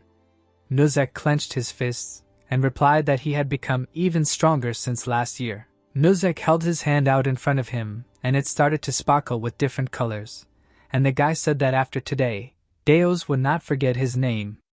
An incredible aura began to rage around Nuzek, because the guy began to cast magic on himself that increased the user's capabilities. Nuzek's nose started to bleed, and this is because magic amplification is usually limited to 5 amplifications, but if the subject receives more amplifications, the organism cannot cope with it. Chili blushed and took a step forward, saying that she wanted to see it up close. But Majas frowned and said that it was an 8-fold amplification, which is a huge number. However, Majas narrowed his eyes. Deos calmly smiled and looked at his opponent, and said that he saw that Nuzek did not want Deos to forget his name. A black scythe appeared in his hand, and he himself was enveloped in a purple aura. Nuzek frowned and said with concern that the Reaper's scythe cuts through magic itself, so if this fight dragged on, depleting his magic would be his downfall. Nuzek took a stance as if he was going to run, and then said that he should end this with 1 blow. Ricky and Urien were surprised by this stance. Mu looked at them, because they were wondering what kind of stance this was. Lorvin smiled with his eyes closed, thinking that the guys from the kingdom were probably surprised like him. Nuzek stood in front of Lorvin and showed him the charge stance. Nuzek, who took the stance, emitted a weak aura and said that Deos was so strong that in the past 2 years, even Nuzek had no chance against him. Lorvin looked at him with a frown and started to say that this year would be different, because 8 power-ups would be able to defeat Deos. Nuzek had even more of an aura coming from him, and he asked if he would definitely be able to defeat Deos. Lorvin opened his mouth in excitement. He then frowned deeply and thought that 8 power-ups were certainly powerful magic, and therefore even Deos would not be able to escape unscathed after a direct hit. And here was Lorvin standing right now in the arena, thinking about how they did not have enough time to hit the enemy directly. Nuzek had a truly impressive aura coming from him, and Lorvin thought that 5 or more power-ups would certainly increase the power, but his body could not handle the strain. The director frowned excitedly and thought that after putting in a lot of effort to achieve this, Nuzek was now able to handle 8 power-ups in 30 seconds, which in itself was an amazing achievement. At that moment, Deos looked at him darkly with his eyes shining with a purple aura. Lorvin stood there and thought about the fact that within 30 seconds, Nuzek could strike. But suddenly, Lorvin opened his mouth in surprise and raised his eyebrows, because Nuzek said 5 seconds. Standing in a charging pose, Nuzek said that with the pose he had developed, he could reach Deos in 5 seconds. The guy had already begun to slowly lift his hands off the ground, preparing to make a dash. Lorvin opened his mouth in shock as Nuzek's aura enveloped him. The director opened his eyes in excitement, and happily exclaimed that Nuzek had come up with a plan for this moment. The man closed his eyes and calmed down, and then told Deos not to even think about dodging the charge that Nuzek had developed to destroy him. Nuzek was still standing in a fighting stance, preparing the charge. He looked down with a frown as the colorful aura raged around him, thinking that the stance he had developed was the best stance for running at maximum speed and with 8 enhancements. His destructive power was equal to or greater than the hero. Nuzek ran at Deos. Deos swung and said that he also wanted to finish this quickly. Mages watched the fight from above and said that Nuzek used his strength to crouch and jump, and with the body enhancement and maximum cute, it was a truly terrifying technique. Mages frowned and said that, however, this was not the best opponent for Nuzek. Suddenly, the boy opened his eyes wide because he was shocked. Deos struck with his Reaper scythe.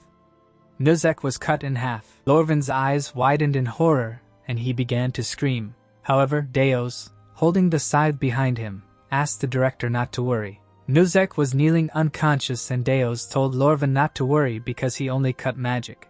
The aura around Deos dissipated and his cape dissolved because he was declared the winner of the first match. Deos smiled, looking at Nuzek, and said that it was a good match. Some time later, Lorvin stood in the office, where he was scolded for the fact that Nuzek lost, although they were counting on his new technique. In the operations room of the friendly competition of the Imperial team, 3 men were sitting and they were all cursing that it was a shame, because the match time was less than 30 seconds, which, according to them, is a sign of the coach's incompetence. The brunette man grinned and exclaimed that they must win this year because a 4th defeat in a row is unacceptable. The bald old man said that while the kingdom was being invaded by monsters, while they were under suspicion from other countries, at that time the Empire should take the initiative. Lorvin looked at this with his eyebrows raised pitifully, and the old men were talking about how the ace of the magic school, a 3rd-year student, was defeated in less than 30 seconds. Lorvin lowered his eyebrows,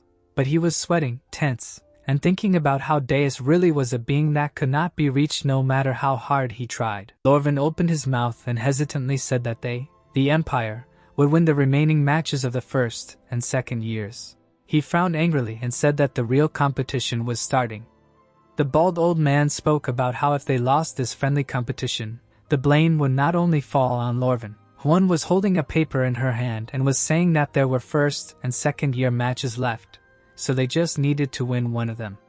One smiled and said that they shouldn't let this chance fall into the hands of the juniors. There were 4 seniors standing in front of her. One of them, the one with the bandage, was looking forward with a determined frown and a serious expression. There was a bloody boy kneeling in front of Lorvin, and Lorvin was saying that if there was anyone who wanted to challenge him, they should stand up and come to him. The boy with the bandage on his forehead was also bleeding and was lying unconscious on the floor, while Lorvin was saying that if that happened, he would now dominate the elite class. Lorvin now clenched his fist, thinking that he had sworn not to run away since that day last year, but yesterday he showed his weak side again. His eyes were glittering, and he thought that this was an opportunity. This was his chance to be reborn. Wool and the guy with the bandage on his forehead locked eyes. Wool looked at him with raised eyebrows, disdainful, and then asked where Lorvin was, then called them trash that he didn't have time to play with. The upperclassman with the bandage frowned, and the blonde upperclassman standing behind him opened his eyes in surprise and said that Wool looked really angry. The upperclassman with the bandage frowned and opened his mouth wide and said loudly that Lorvin was busy, having fun with Wool's mom. Wool raised his eyebrows and grinned evilly, asking if his opponent was joking. The upperclassman smiled, clenching his fists in front of him, while Wool said that he would kill him. Chili and Madzes were watching the match from the kingdom's side, and from the Empire's side, 3 men were watching the match. Also watching was Hwan and her first-year students. The green-haired commentator was happily wondering if the Empire would be able to win the remaining 2 matches or if it would be a clear victory for the kingdom. There were spectators in the stands, shouting happily, while the commentator said that the second match would decide the fate of the friendly competition. The upperclassman with the headband looked forward with his head down. Wool was also looking at his opponent, but he was very dissatisfied. Sadness was visible on his face. He bared his teeth and said with the stand that now that he was watching, this upperclassman did not even have an elite course badge. Wool's eyes glowed with a blue aura and he repeated again for them to call Laurel. A purple-blue aura emanated from him, directed at the opponents. The 2 upperclassmen behind the boy with the eye patch closed their eyes in tension, as this magic was very strong. The eyes of the boy with the eye patch glowed yellow, and he himself resolutely exclaimed that they will not retreat since they are here as representatives. The 3 upperclassmen looked at him with excitement and fear. The red-haired girl put her hand to her mouth and said with a smile that it was very funny, and the 2 other imperial upperclassmen said that their opponents were scared. Wool raised his eyebrows and remembered that they were told to win as brutally and mercilessly as possible, and that this was the moment when outstanding skills were needed, but Wool said that he was going to do it anyway. The 3 imperial upperclassmen had scars on their faces. Wool also had a scar on his face. He remembered the moment when the dagger appeared in front of his face. Laurel waved his hand and blood gushed out, which is the reason why all the second years have scars on their faces. Laurel opened his mouth wide and began to shout happily about how they must be very happy to see the dagger up close, while the others shouted that the match was already over and asked him to stop. Wool frowned in disappointment and opened his mouth, saying that they spent a year honing their skills to get revenge on Laurel, but now they have to fight these bugs, not him. The 4 second years picked up their weapons and got into fighting stances, preparing to fight, protecting the mage standing behind them as much as possible. A blue aura emanated from Wool. He asked if they were really going to fight these kids. An aura appeared around Wool's legs and he began to move. In an instant, he was right in front of the green-haired mage. All the second years turned around in shock. Wool, with his back to them, said that he had been preparing for a whole year to defeat Laurel, because he could not wash away the humiliation he had suffered last year until he dealt with it with his own hands. They swung his sword at Wool, but he, emitting a blue aura, said that bugs like them could not stop him. In an instant 3 second years fell to the ground. The boy with a bandage on his forehead lay on the ground, almost unconscious, wondering how he had managed to hit him. However, he angrily clenched his teeth and bared his teeth. The boy immediately knelt down and shouted at his comrades to not get distracted and to be careful of the enemy's attack. With his back to them, Wool asked if they were really second years like him since their level did not match. The 3 stood up and the captain knelt down. The green-haired mage turned to ELO and surprised him by saying that no one was attacking him. The mage suddenly realized and opened his mouth wide in surprise, wondering how the guy was so close. He remembered the attack and said that he instinctively distanced himself, and that was why he was not hit.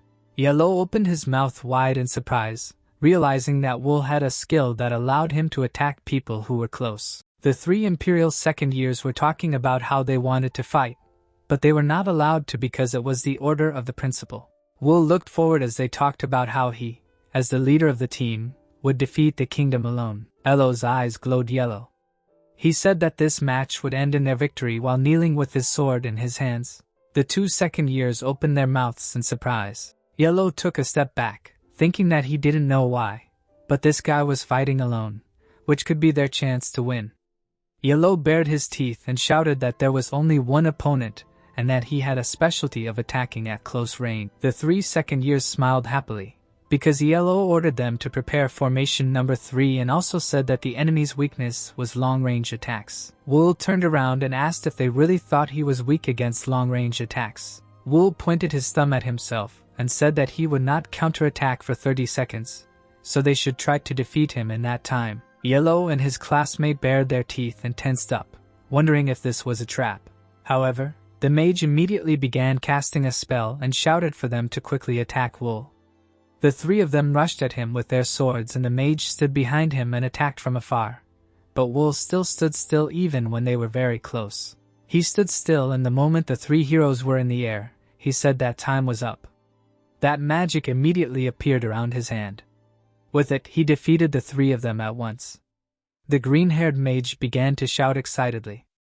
However, Wool was behind him in an instant, and said that the mage should worry about himself now than about those bucks. The mage's eyes widened in shock and looked away, wondering when Wool had managed to get there. A moment later, he was sent flying back by his opponent's strike. Chili opened her mouth excitedly, and said that there was a big difference in skills. When Jez raised his eyebrows sadly and said that in the end, this was the difference between a normal class and an elite class. Chili turned around excitedly, and asked him if it was okay to continue the match like this since their students would only get hurt even more. Majez looked down and said that their trainer was Heaven, so they should trust her judgment. Heaven stood quietly and watched the fight. Even up close, her eyes showed no emotion. Wool's fists were already bloody. He punched Elle in the face and blood gushed out of the boy's mouth. His fists were sparkling with purple and blue aura. In an instant, he landed several blows on Elle and threw him back. The boy's face was covered in blood and he himself almost lost consciousness, groaning in pain. Elle was kneeling with his face on the floor, and Wool, raising his bloody fist, said that now they must have realized it for sure. Holding his bloody fist in front of him, Wool grinned and said that no matter how hard the likes of them tried, they could not surpass the elite course. Elle was still lying face down on the floor as Wool screamed that they were like bugs. They should crawl on the ground and beg for mercy. Lying face down in a pool of his own blood, Elle said that he understood this. Elle raised his eyebrows in shock and opened his eyes, as Elle said that he knew very well that he was like a bug. No matter how hard he tried, he knew better than anyone that he would never make it into the elite course. Putting his hands on the ground and raising his head, Elle said that everyone watching this match would probably mock him, wondering why he was picking a fight he couldn't win since they already knew he had no chance and no one cared about him. He raised his head and, with his eyes wide open, screamed that he would not give in anyway. Elle remembered lying unconscious and then said that the man that had once run in fear no longer existed. The butterfly emerged from the cocoon and Elle exclaimed that he was evolving, because if he ran away now, he would have to live as a weak person again. Elle screamed, his eyes bulging, that he would not run away anymore. However, Wool immediately hit the young man in the face. The young man flew back from the blow, and Wool said that in that case Elle would have to die. The second ear bounced off the ground several times. A lot of dust rose into the air. However, Elle stood on his feet. His eyes were hidden and his face was covered in blood, but he still shouted that he would never give up. Wool looked at him calmly, asking if Elle really wanted this. He clenched his fist and an aura appeared around it. Wool quickly approached him, and as his punch was flying, the Imperial's second ear said that he would then break Elle's legs so that he would never be able to stand up again. But suddenly the aura around his fist disappeared and he stopped the punch. It turned out that Urian stood in front of Wool. The second ear raised his eyebrows and asked who he was and whether he also wanted to lose his legs. Urian looked at him with a calm smile and said nothing. Wool raised the corners of his eyebrows and asked if the boy also wanted to lose his legs. To this, Urian smiled calmly. The bloody boy looked up, full of horror, asking about the special student. Lorvin frowned and told the second ear to stop. All of his victims were revealed to be unconscious, and it appeared that this match was over. The man clenched his hand into a fist. He lowered his hand, signaling the end of the match. The phrase about the Empire winning the second match was heard. Wool turned around, saying that the boy was just lucky. The boy, laughing, put his hands behind his head and noted the amazing magic control of their captain. The green-haired boy's pupils narrowed in shock and he said that even if the opponent was rural, the captain would have won. Wool looked at his bloody hand, thinking about how he couldn't control his magic. A question was asked about what was going on. Elle awkwardly pressed her hand to her chest, drawing attention to the unexpectedness of Urian's action. Jade smiled in surprise, realizing that he was not mistaken. He remembered the moment with the boy's clenched fist, and it turned out that his magic dissipated in an instant. His face began to sweat as he realized that Urian could perform an instant magic nullification, and he began to laugh. The phrase was said about the boy's skills being beyond common sense. The red-haired man looked up when he was addressed, noticing that he did not run away until the very end. Urian turned his head towards him, saying that it was truly impressive.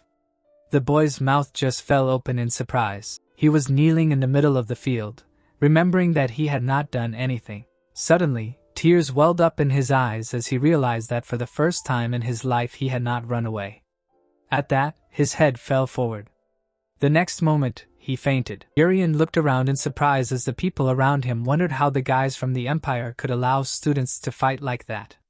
He just smiled at that. His hand reached forward. The boy knelt down on one knee, approaching the red-haired man. The man with the monocle sweated with worry and asked what the student was trying to do. Urian looked at him questioningly, saying that he wanted to heal his comrade. In response, the man frowned and forbade him. The hero froze in one position, looking at him, and it turned out that his healing had a limited number of uses. He raised his eyebrows, noting that if he did not heal the guy now, there could be side effects. He was called out with a shout. The man pointed to the side, saying that this place was not created for students to heal each other. Doctors immediately ran to the student when Urian was told to hand him over to the medical team. The wounded began to be healed while they were floating in the air. The young men watched warily, and the girl even covered her mouth with her hand. Ricky watched emotionlessly.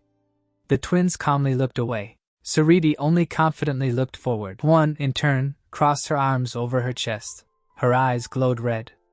The students were unconscious, covered in healing magic. One of the doctors held a shining staff and noted that the healing was not going well and the patients were in critical condition. The other doctor just frowned, telling everyone to stop helping and move the wounded. A drop of sweat broke out from worry when he said that the Empire had become much stronger this year. He suddenly moved his hand to the side when Urian approached him and asked if he was a representative of the kingdom. The man opened his mouth in surprise, saying that they were still being treated and the young man needed to prepare for the match. The plump man sweated in horror as he addressed the student. The hero, on the other hand, looked straight ahead, saying that he promised to use his power to help those he wanted to save. The man opened his mouth, screaming. The doctor turned away, closing his eyes as Urian reached out to the patients and began healing. The doctor with the mustache looked at what was happening in shock. The young men who had come were looking at themselves in bewilderment, and it turned out that all the patients had been cured. The man swung his fist at his colleague, believing that he had done his job incorrectly. The girl's heel hit the ground. Sariti winked at Urian, saying that she would have been disappointed in him if he hadn't done that. Mu approached the young man and, smiling, offered him to be hers. Ricky only closed his eyes in relief. The young man stood and aligned and the girl continued to talk about Urian being hers. Reyes desperately clenched his hands into fists, telling the young man to listen to him. Suddenly, Haven pushed him. Turning around, she apologized and noted that this place was tiny. She flashed her red eyes, telling the man to get out of here because only officials and representatives were allowed here. Reyes fell to the ground in fear, stating that if they lost this time, the responsibility would lie with Huan. To this, the woman only smiled, telling him to do whatever he wanted and asked the Empire if they could start now. The announcer held the microphone in her hands and hesitated. A cry rang out that this was a provocation from the kingdom. The spectators clenched their fists in displeasure. Lurven frowned tensely, addressing Huan. Roos desperately raised his eyebrows, stating that the Empire was not running away. One person took a step forward. He touched the ground with his hand. The representatives of the Empire's magic school smiled, indicating their readiness. Baru awkwardly looked away, hoping that the coach would not be angry with him. Ohm clenched his fists in joy, believing that this was the perfect healing and they should win and capture them. Jean lowered his head, saying that it was impressive, but that commoner only knew how to heal. Pointing his finger at Ricky, Hebei declared that he was a dead man.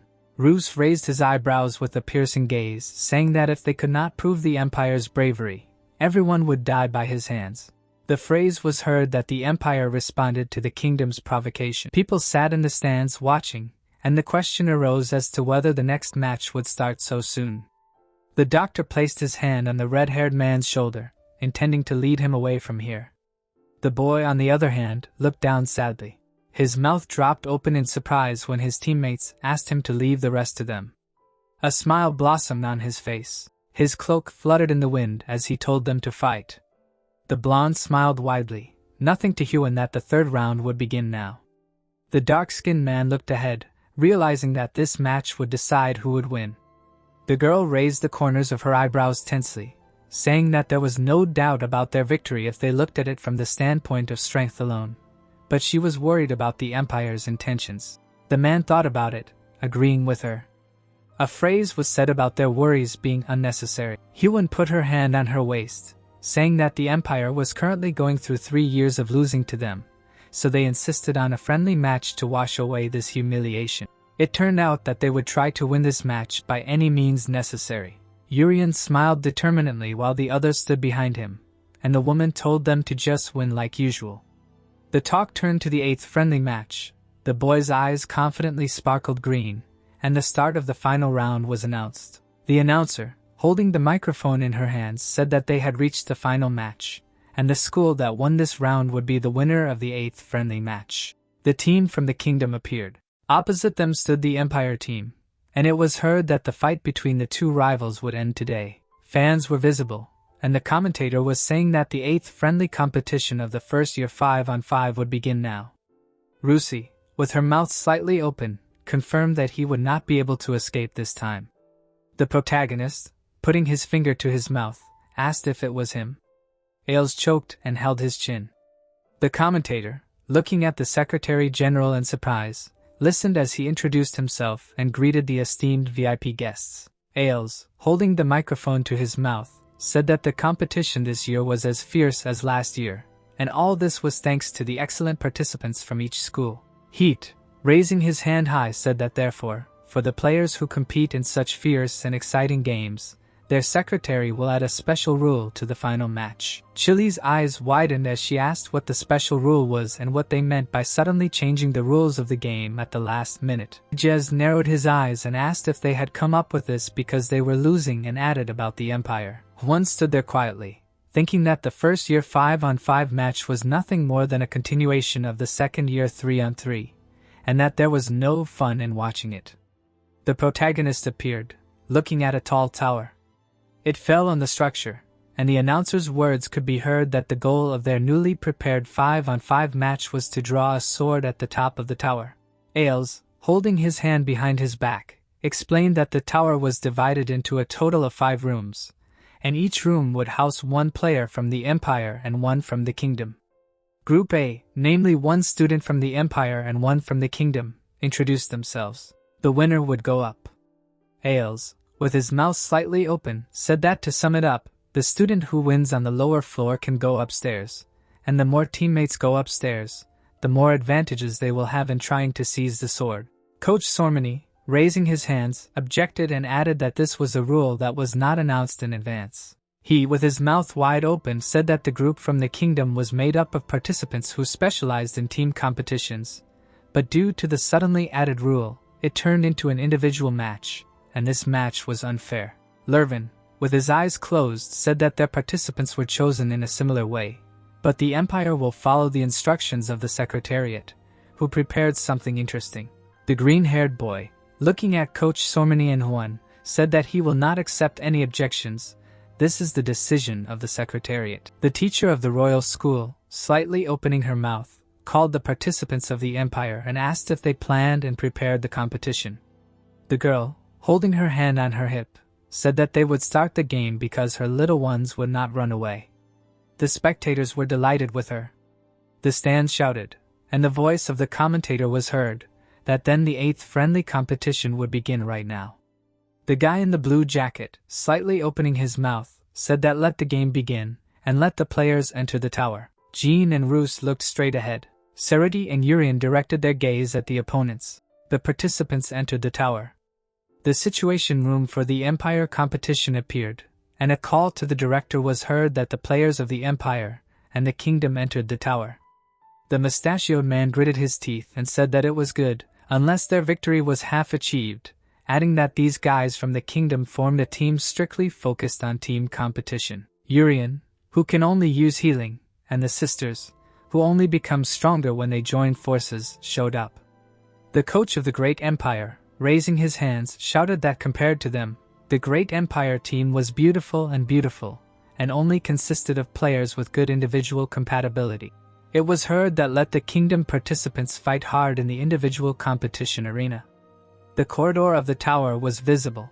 Urian stretched out his hand. He, blocking the rays of the sun, said that it was bright and did not understand where he was. The protagonist, looking at the man in front, asked if he was his opponent. Baru showed up, and a notification appeared that he was against Urian. Saruti, slightly opening her mouth, said that everyone entered together, but they were scattered, which means that this is the lower level of the tower. The girl looked at her ally and asked if she could defeat him here. Would she be able to go upstairs? Ruziai, with one eye wide open, asked whether she could defeat him, and added that he was so overconfident. Sirachi, raising her hand, asked which of them was overconfident.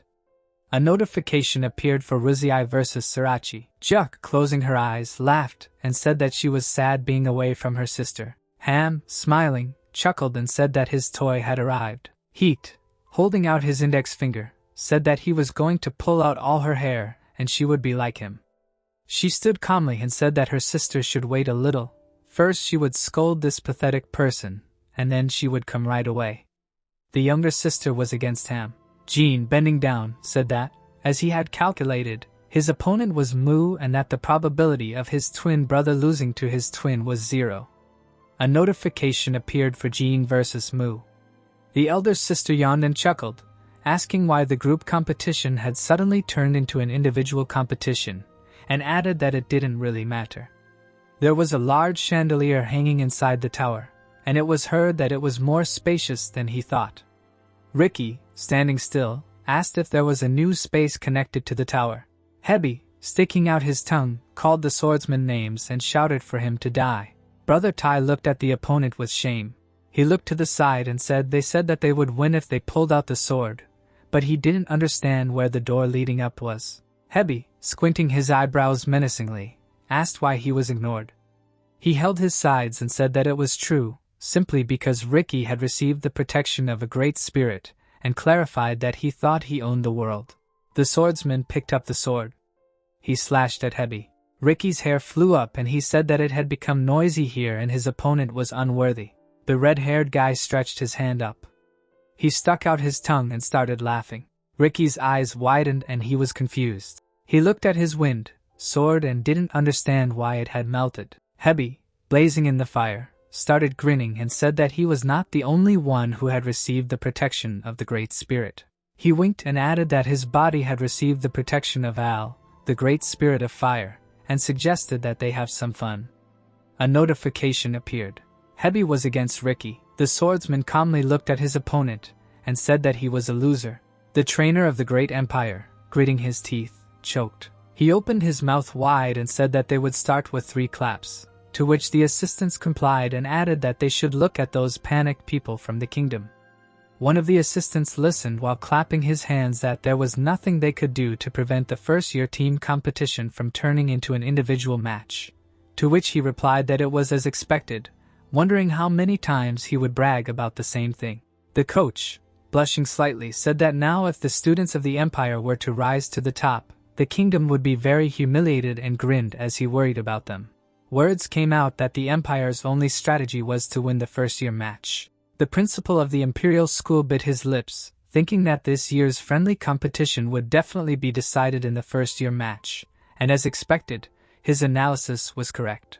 The papers with the data of the kingdom's students were shown, and Lurvin said that they had planted a spy in there in advance to analyze all the first years of the kingdom. The principal continued that the strengths and weaknesses of each player had been analyzed to create a winning strategy based on the data. Lurvin, with his mouth slightly open, thought that they could criticize him for being a coward as much as they wanted, but their empire would still win. The commentator, shouting into the microphone, asked for everyone's attention and said that a player was already on his way up. The director of the Imperial School, gritting his teeth, wondered how fast and who it could be, because according to the analysis, the people who would win the fastest were twin brothers. Through the sweat on his face, assumed that it was the older brother, Jin. Lurvin, introducing the brothers, reasoned that Jin's style was to win immediately, without any mercy, but on the other hand, the younger brother was one of those who enjoyed slow and brutal victories, who was the number 1 player. The door at the top of the tower appeared. It creaked open. Jurian stuck his head out from behind the door. He frowned and looked around. The protagonist, closing the door, said that he got here too quickly and he would come later. There was no one on the roof of the tower. Lurvin was shocked with his mouth wide open. Thanks for watching. Don't forget to subscribe and hit the like button for more epic manhwa recaps. The principal of the Imperial School was looking at the paper and saying that his opponent was Jurian, a common special student, and they said that he could use healing 3 times a day, but he had already used up 1 after the second-year match, so he had 2 left. Lurvin said with his mouth wide open that the ability itself was certainly great, but the match would be individual, so his healing would be useless. He looked at Baru and said that his mission was to completely subjugate the commoner, since instant full healing would be a problematic skill. The principal added that since his opponent was a commoner, the mission would be easy. Baru said with his mouth slightly open that the principal could ignore him because he was a commoner, but he would never let his guard down. He drew his sword and said that since he was a representative, he would acknowledge him and face him with all his strength. Jurian, looking towards the enemy, said that he had been on fire from the very beginning, and it was burdensome. Let them fight gradually. Baru, raising his weapon, refused and added that he wanted to at least take 3rd place. He, raising his heel, said that if he did not finish quickly, he would end up in last place. The protagonist held his chin and said that it was true, wondering if they needed to go up right. The protagonist, wide-eyed, shouted that it was true, and 3rd place was fine and it was not too flashy. Jurian, thoughtfully looking at his opponent, asked if it was too early to go up now. Baru, bringing his swords to each other, shouted that it was not at all. He, glaring at the protagonist, said that they thought that even if they had to fight them separately, they could tie or win. Frowning slightly, Baru said that the difference between an empire and a kingdom was that there was a huge difference in strategy. Jurian stood still and listened as his friends were already victims of their strategy, and were possibly seriously injured. The opponent opened his mouth menacingly and said that they were so arrogant and their empire had accepted defeat and learned from the past, adding that by doing so they would improve even more. The protagonist clenched his fist and thanked him for the explanation and clarified that if he went out now, he would be in 3rd place. Right. The top of the tower appeared and it was heard that the player who took 1st place, Jurian, was from the kingdom. But why did he come back? Lurvin narrowed his eyes and asked if Baru had stopped him, and added that it scared him. The director of the Imperial School said through sweat on his face that they could not relax their vigilance towards the kingdom, and should act according to the plan. Jin stood with his eyes closed. He lowered his lower lip and called Mu and said that they, the twins, had already been fully analyzed. Mu stood quietly and listened as they were the twin monsters of the kingdom, and it was said that when the 2 of them were born, they killed their mother and sealed their magic powers. The older sister, with her mouth slightly open, listened to the end that in order to use their magic power, the 2 of them must stick together, and asked that they had thoroughly conducted their research. Jin, stretching his head forward, replied that compared to them, the twins, they were much better. His hand was in a pink aura. A fierce look from one of the twins appeared. Ham appeared with a blue aura on his hand and he said that his brother was using his power and he felt it. The power was transferred to him. It became clear that their power was common even if they were far apart. Ham, smiling, asked if the boys had anything like that, right? He raised his strong hand. Jin, squeezing his fingers, felt his brother's power. He said, crying, that the moment the game began, their difference was confirmed. Habai, sticking out his tongue, laughed loudly and asked to do it again. Ricky made a strike with his sword. The opponent, smiling widely, said that he was fast, as expected. Brother Time, holding the broken sword in his hands, heard that none of his attacks worked. His eyes widened. Ricky looked at the melted sword. Habai, raising his leg, laughed and said that he was so confident in himself before and asked that he never thought that he would lose, right? The opponent, swinging his leg, made an attack and mockingly said what defeat tastes like. Ricky, tucking his hand, used the wind shield. The wind and the flames approached each other. The flames began to break through the shield. Brother Time opened his eyes in bewilderment. He was all on fire and Habai, mockingly, said that the wind could not stop the fire. The opponent bit his tongue and said that the fire was amplified by the wind and he would never be able to defeat it. Chili looked worried and said that she was more nervous because they did not know what was happening down below, and added that Urian had gone back thinking that something might have happened. Majez narrowed his eyes and said that due to the suddenly changed rules, their students were probably fighting down below at a disadvantage. He furrowed his brow and felt that he should immediately stop the match and prepare a complaint. Looking at Juan, he added that when he saw that confident expression, all such thoughts would disappear. The royal schoolteacher smiled and said that now they, the little ones, could slowly start winning. A powerful flame was visible. Ricky was visible in it. Habai laughed with his mouth wide open and said to fight harder. Brother Time took out the wind sword. The opponent narrowed his eyes. He, seeing how Ricky was attacking him, said that he really had no brains. Habai's fiery hand appeared. He straightened his shoulders and shouted that this time he would melt everything. First the sword, then the body and bones, and this was the maximum firepower of 200%. Ricky, opening his mouth, said that venom should give him strength. The opponent, smiling, chuckled at him and said that no matter how strong the wind was, this fire could not be extinguished. The swordsman's eye lit up and he dealt many blows. Habai, through the sweat on his face, did not understand why his fire went out. He, biting his lower lip, asked why his fire was not burning. The red-haired guy imagined how he looked at his father and said that he had become a representative player. The father, raising a glass to his mouth, listened to his son prove that their fire family was the best. He, sitting on a chair, said that there was no need to prove. The father, clutching his head, shouted that even if Habai tried something like that, they would never do it.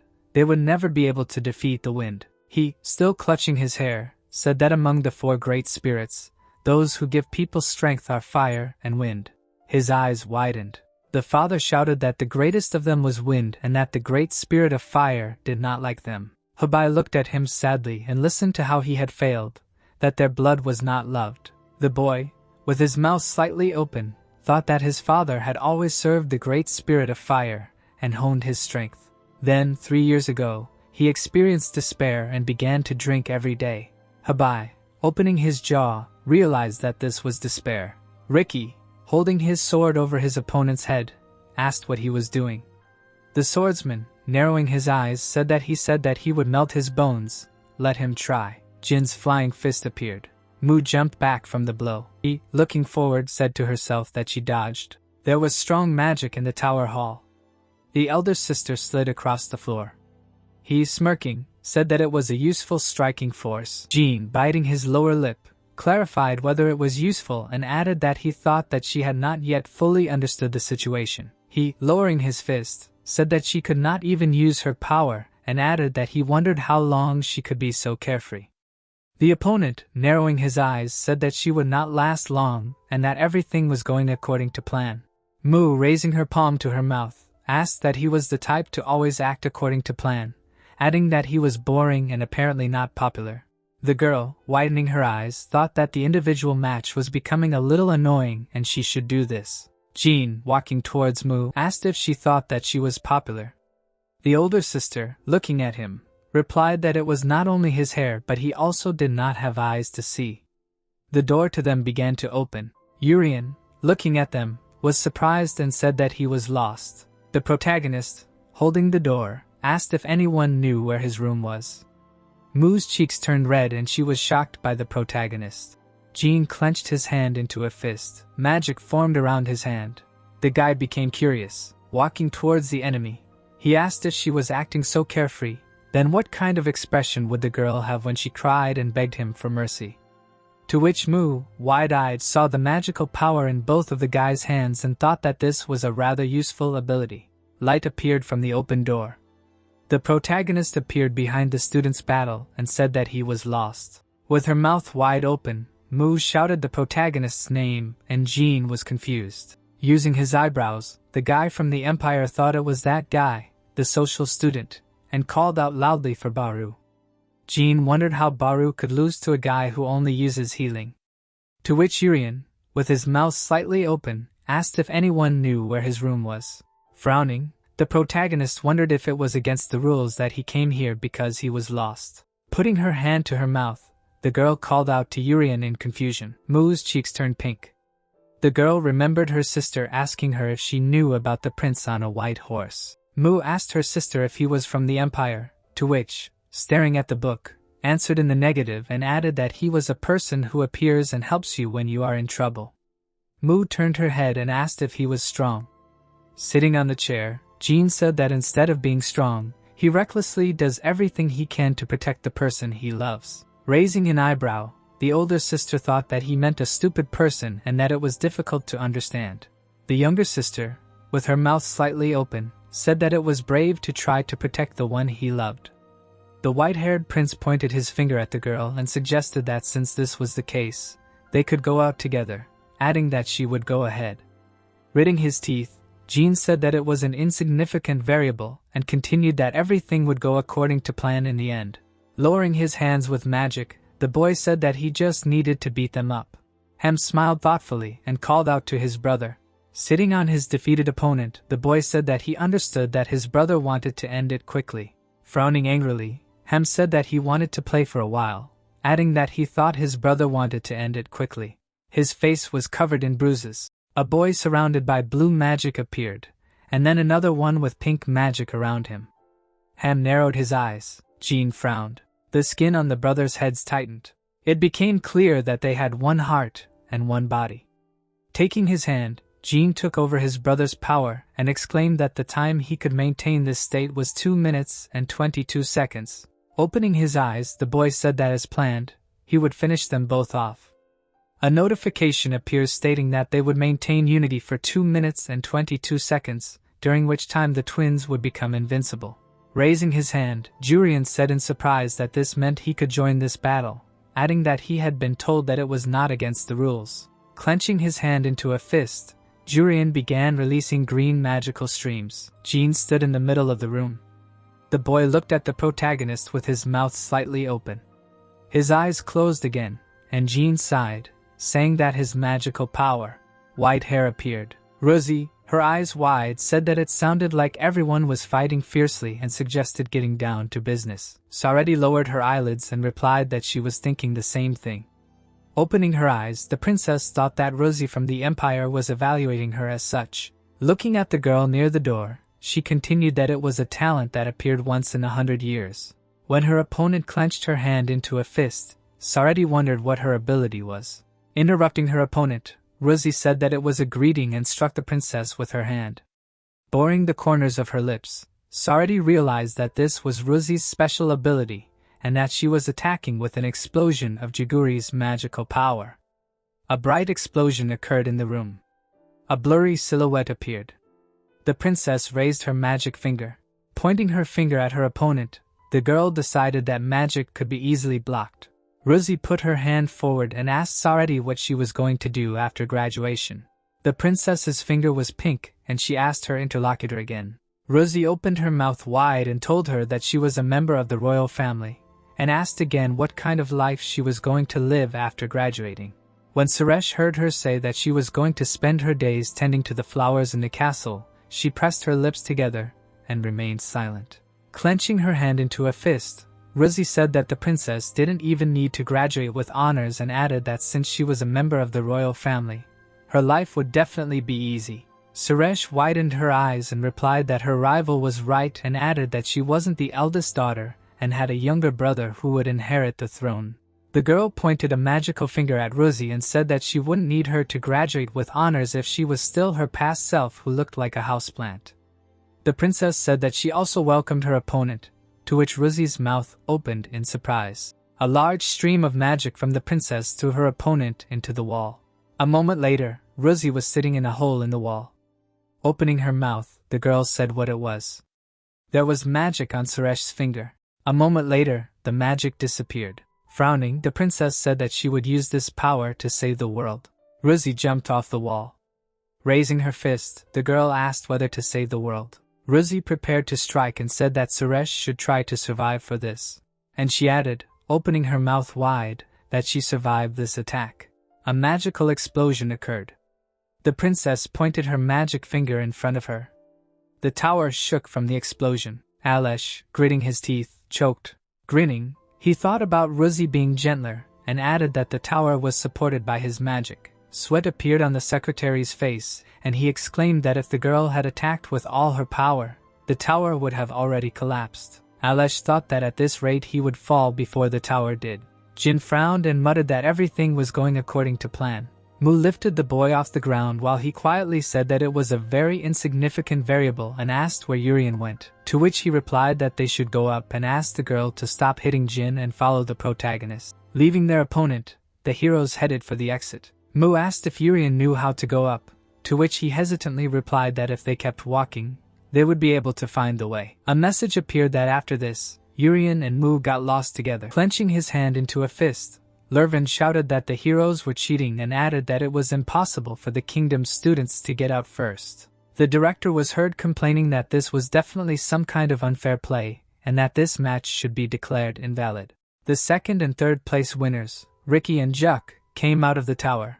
Hearing that Lurvin thought the game was unfair, Ricky opened his mouth and said that it was a sudden change in the rules. A magic sword was revealed. Looking at the staff of the Imperial Magic School who were surrounding the sword, Ricky realized that it was to stop them from drawing the sword. One of the staff members, hiding his eyes under his bangs, said that it was not a sudden change in the rules and added that originally the sword could only be drawn if the group leader arrived. Hearing that drawing the sword without the participation of the leader was grounds for disqualification, Ricky looked away and said that this was why he was staying put.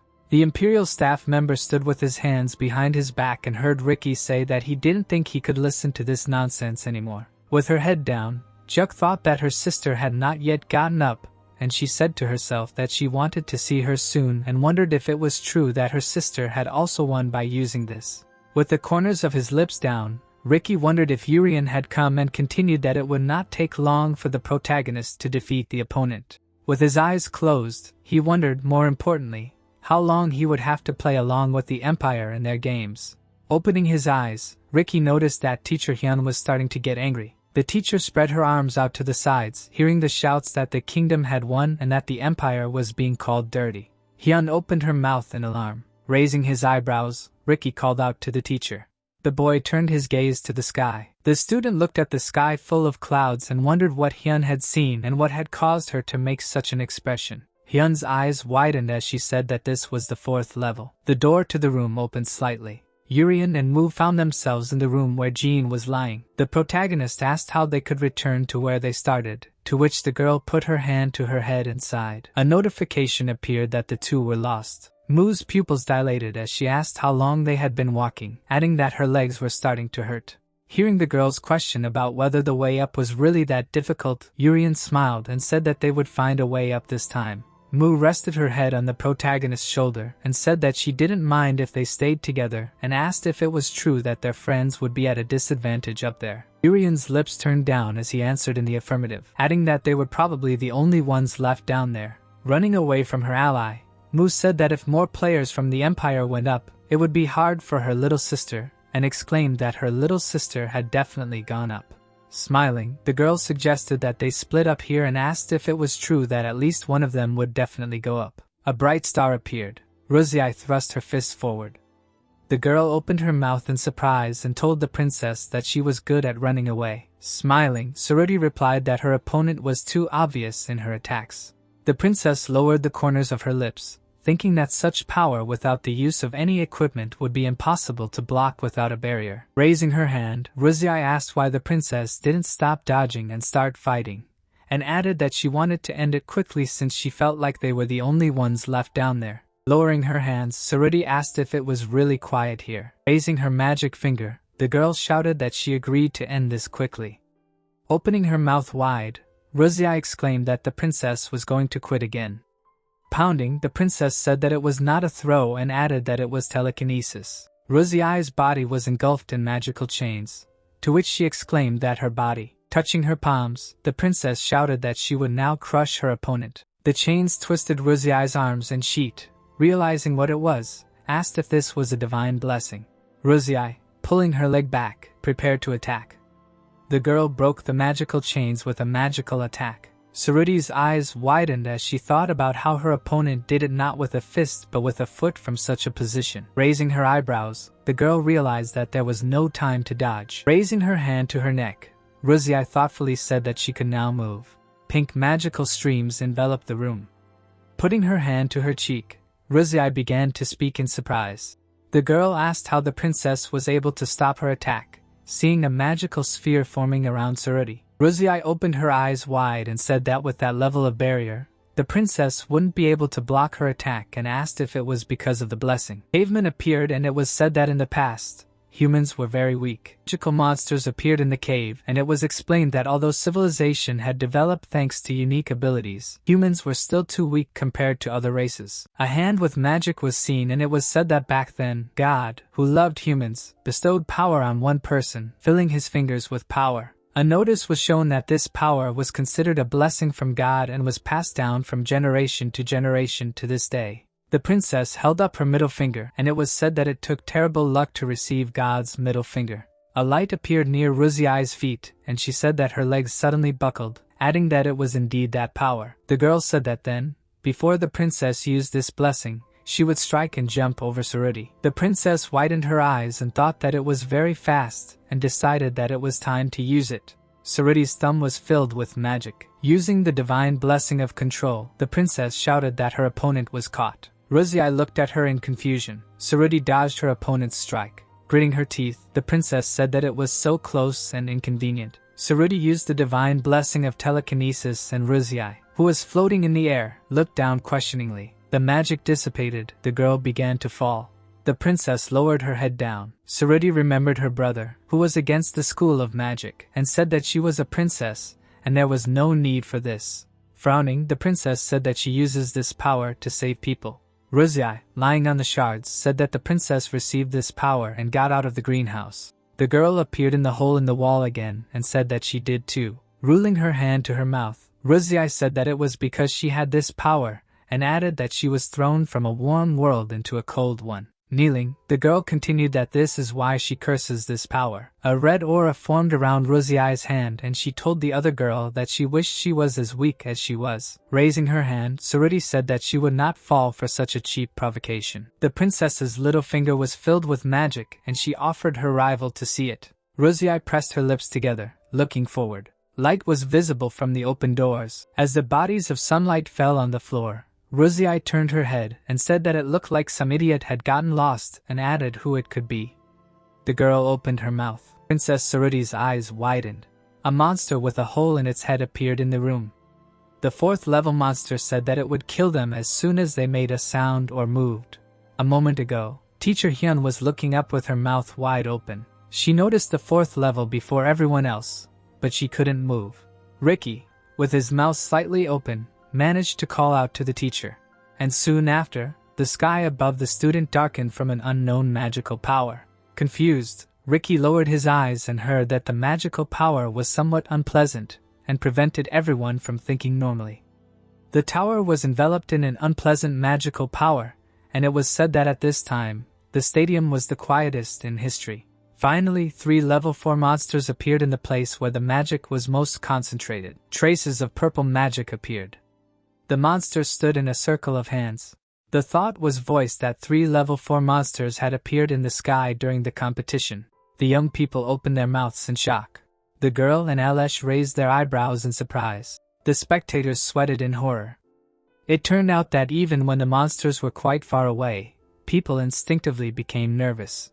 Hyun opened her red eyes, and it was reported that 2 minutes had passed since she recognized the 4th level. The monsters were hovering above the ground, and it was said that they had already reached the top of the tower. Ricky's mouth opened in surprise. That ran down his face, but not a word came out. A drop fell from the boy's chin.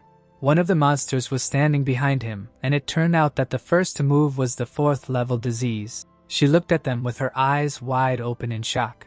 The monster turned away, walking on. Ricky raised the corners of his eyebrows in shock.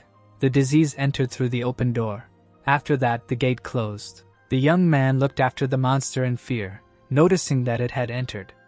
Hyun landed, leaning her hand on the floor. She resolutely opened her eyes. Dae's name was called. The boy stood there, looking up. He in a stupor called out to the teacher. Suddenly Daeus took a step to the side. Suddenly he jumped up. The boy immediately headed for the shining door. Hyun looked away, deciding to leave it to Daeus. She dropped to one knee, slammed her fist on the ground, and declared that she would stand on this side.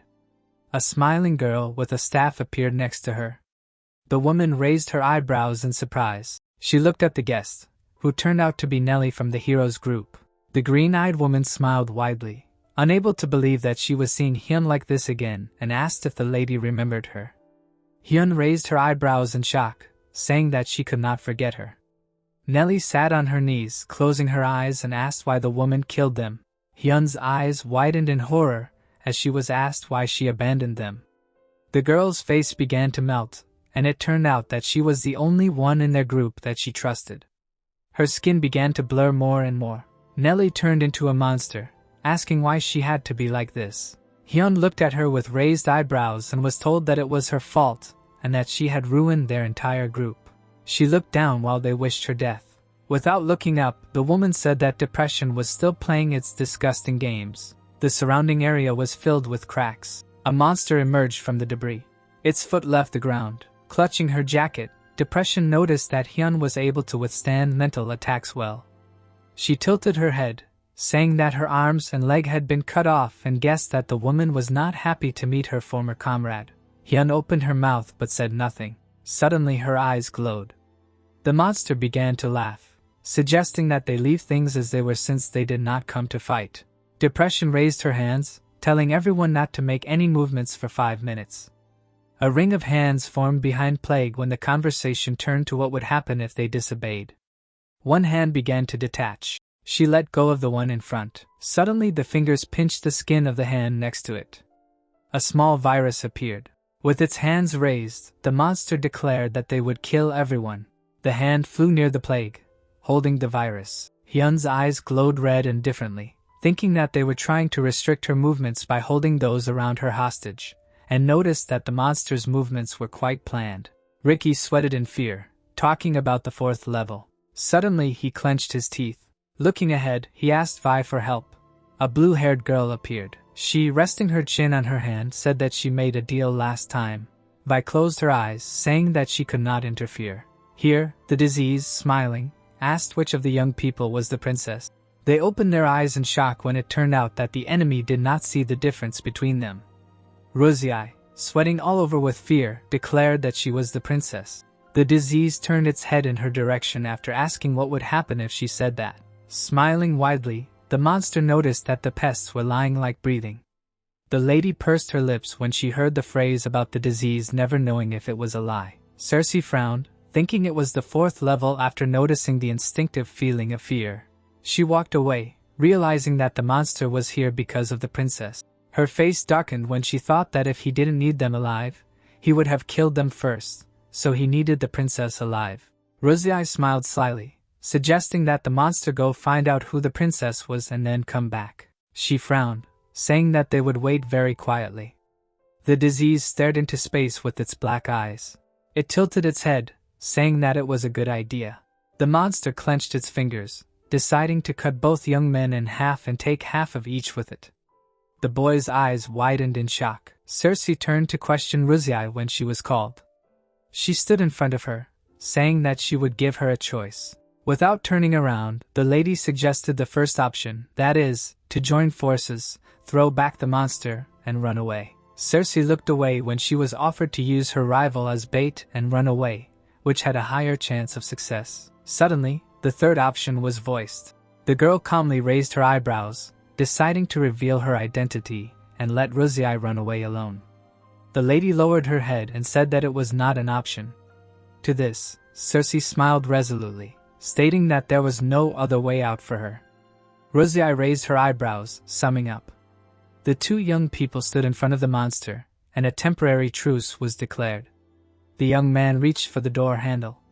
He entered the room. Urian raised his eyebrows indifferently, realizing that everything was as he thought. A long, luxurious corridor appeared before him, and it turned out that at some point this place turned into a labyrinth. The same labyrinth appeared, and it was said that it was as if to prevent him from entering some of the rooms. Urian stared ahead tensely, saying that this made him want to go there even more. Suddenly, he grinned, wondering if he should go and find the others. Plague with a ring of hands hovered above the ground. Alesh frowned, not understanding what was happening. He looked down worriedly, wondering why the monsters had invaded when he was the director, but they had not been quiet before either. Beads of sweat appeared on his face, and the thought sounded that they needed to get rid of the tower immediately and take action with the knights. The large building was ablaze with purple fire, and it was known that the power over the tower had been taken away by the monsters. Plague, with her head down, watched the people. Disease put her hand forward, repeating her plan. Suddenly, the floor collapsed after using 4th level magic. The monster's power was directed at the young people. Cersei's eyes widened in shock, realizing that they were being attacked by magical power. A question was asked about what kind of power it was.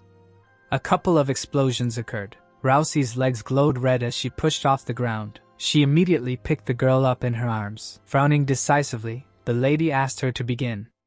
At this, Cersei touched her brooch, agreeing. A divine blessing, Weakening, was cast. The disease smiled, surrounded by a purple magical aura, and assumed that this was magic that reduced strength. The monster extended his hand forward, asking if the girl thought that this would stop him. Cersei looked at him with a frown and noticed his magic. Ryacy appeared behind her, swinging her fist, and it turned out that this was not only reducing strength. The lady's eye lit up yellow when it came to talking about 7 magical attacks. Magic power was directed straight at the monster. Suddenly, an explosion occurred. The disease pointed its finger forward. Then it directed it to the side. Magic was acting on Ryacy's lowered hand. She looked down in surprise. Her hand was completely blue, and it turned out that she did not feel it. Magic flared up from the side of the monster. Telekinesis was used. Cersei ran to her partner, asking if she was okay. The lady looked down, stating that losing at least one arm was natural in the fight against the 4th level. Suddenly, a hole in the wall appeared, and it turned out that they had made an exit as planned. Cersei looked at Ryacy when she began to talk about the impossibility. She raised her eyebrows, and it turned out that victory was impossible, and the probability of survival was not 100%. The girl looked at her sadly when the phrase was said that this plan must be carried out correctly the first time. A door appeared, and it turned out that they needed to create a hole in the wall, and after the appearance of the 4th level, changes occurred in the tower. It appeared behind the door, and it became known that dark magic surrounded this door and wall, so they probably would not be able to open it with normal methods. Ryacy looked ahead, stating that they would have to make a new one. She held her injured arm, saying that if they passed through this hole, they would be able to get out, and now they should move on to the second part of the plan. Suddenly, the lady was surprised when blood gushed out from her nose and mouth. Cersei's eyes widened as the same thing happened to her.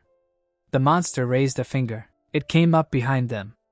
Ryacy's eyes widened in shock, and it turned out that the creatures were born for the purpose of killing humans. Smiling, the disease told them not to dare to look for a way to survive in front of him. A tower surrounded by a cube of dark magic appeared. The innocent people were sweating in terror. On the other side, those watching widened their eyes in fear. The man frowned, noticing the overwhelming fear, and realized that it was a mental magical barrier. She calmly looked ahead, realizing that they were surrounded by a barrier, and its purpose was probably to hold the people hostage. Yuan clenched her fist as the thought came up that the monsters were trying to restrict her movements. The girl looked at her, wondering about the creature's purpose. A memory of disease entering the door came up. Seeing his pupils narrowed in shock, and the thought came up that their target was below. Ricky frowned, concluding that the monsters had stopped the teacher in order to get to the princess. He clenched his jaw, realizing that the enemies were holding other people hostage. The boy knelt with his head down, saying that there was something more important than these lives right now. Yuan kept looking forward, and it seemed like it was time to make a wise decision. Ricky closed his eyes, declaring that he was willing to die for the kingdom. Smiling, the woman asked if the student thought she was an incompetent teacher.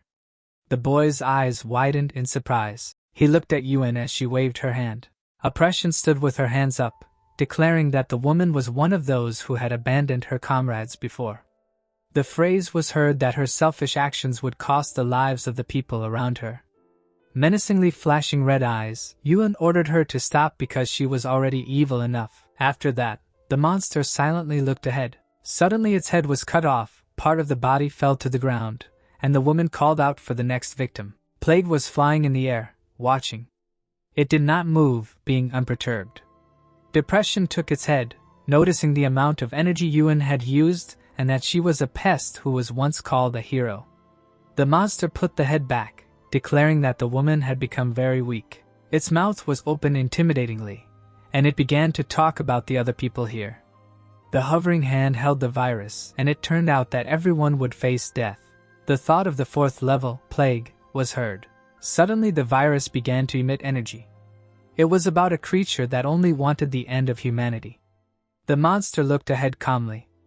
It turned out that it was born to kill as quickly and as much as possible. Yuan looked away with a fiery gaze, saying that if the monster was going to kill someone in front of her, it should have at least taken a level 5 with it. Suddenly depression and plague were pierced by magical power. Their bodies were torn apart in midair. The young men raised their eyebrows in surprise as the lighting changed. Then they looked up in shock. Seeing his pupils narrowed in shock, Yuan calmly closed her eyes. Ricky's eyes widened in surprise, realizing the former hero's strength. Suddenly the woman's nose started bleeding. The boy raised the corners of his eyebrows, calling out to her in concern. Yuan's eyes began to close. Depression, with her head thrown back, was smiling. It began to laugh, noticing the woman's strength. Suddenly the monsters' bodies were restored when it turned out that there was no way to destroy them. Jill looked up in shock, realizing that it was instant regeneration. Heaven wiped the blood with her sleeve, thinking that it was stupid that the monsters thought that she couldn't kill them. Plague glared, calling her stupid in response because she should be thinking about something else. The hand still had the virus between its fingers. It was said that Heaven should think about how to make them kill less. Then the hand ejected the virus. It began to fall towards the tower. Suddenly, Circe's eyes widened in shock, realizing that she was having trouble breathing. She raised the corners of her eyebrows, thinking that she had problems with her respiratory system. Her body began to tremble and become colder. The girl raised her eyebrows, noticing problems with her heart. The monster pointed a finger at itself. It looked ahead with an empty gaze. Ruzi sweated, and it turned out that the 4th level attack was not used to kill them. The thought came out that if the monster had fought seriously, they would have already been dead. Ruzi held her hand, believing that the only reason they were still alive was because she had been ordered to bring the princess back alive. She raised her eyebrows, suggesting that her partner change the plan before the monster figured out the princess's identity, and decided to give one reason why she should sacrifice herself and let Cerci live. The monster stood motionless, looking ahead, and it turned out that the probability of both of them surviving against a level 4 was 0. Cerci only gritted her teeth at this. She appeared as a small girl, clenching her hands into fists in admiration. Her brother walked towards her, receiving thanks from her, and asked if his sister was back on the training field today. The girl smiled widely, stating that she was jealous of the boy, but he did not understand her feelings. It turned out that her brother wanted to rest for a few days. Cerci, looking at him with admiration, asked what he learned today. Her eyes sparkled when she said that she wanted to grow up and learn it too. The boy just closed his eyes, telling her to stop talking nonsense. The girl raised her eyebrows in surprise when it was revealed that she didn't have to learn all of these things. Her brother walked away towards the bathroom. The maid stood behind Cerci, addressing her. She raised the corners of her eyebrows, informing her that the prince was very tired right now.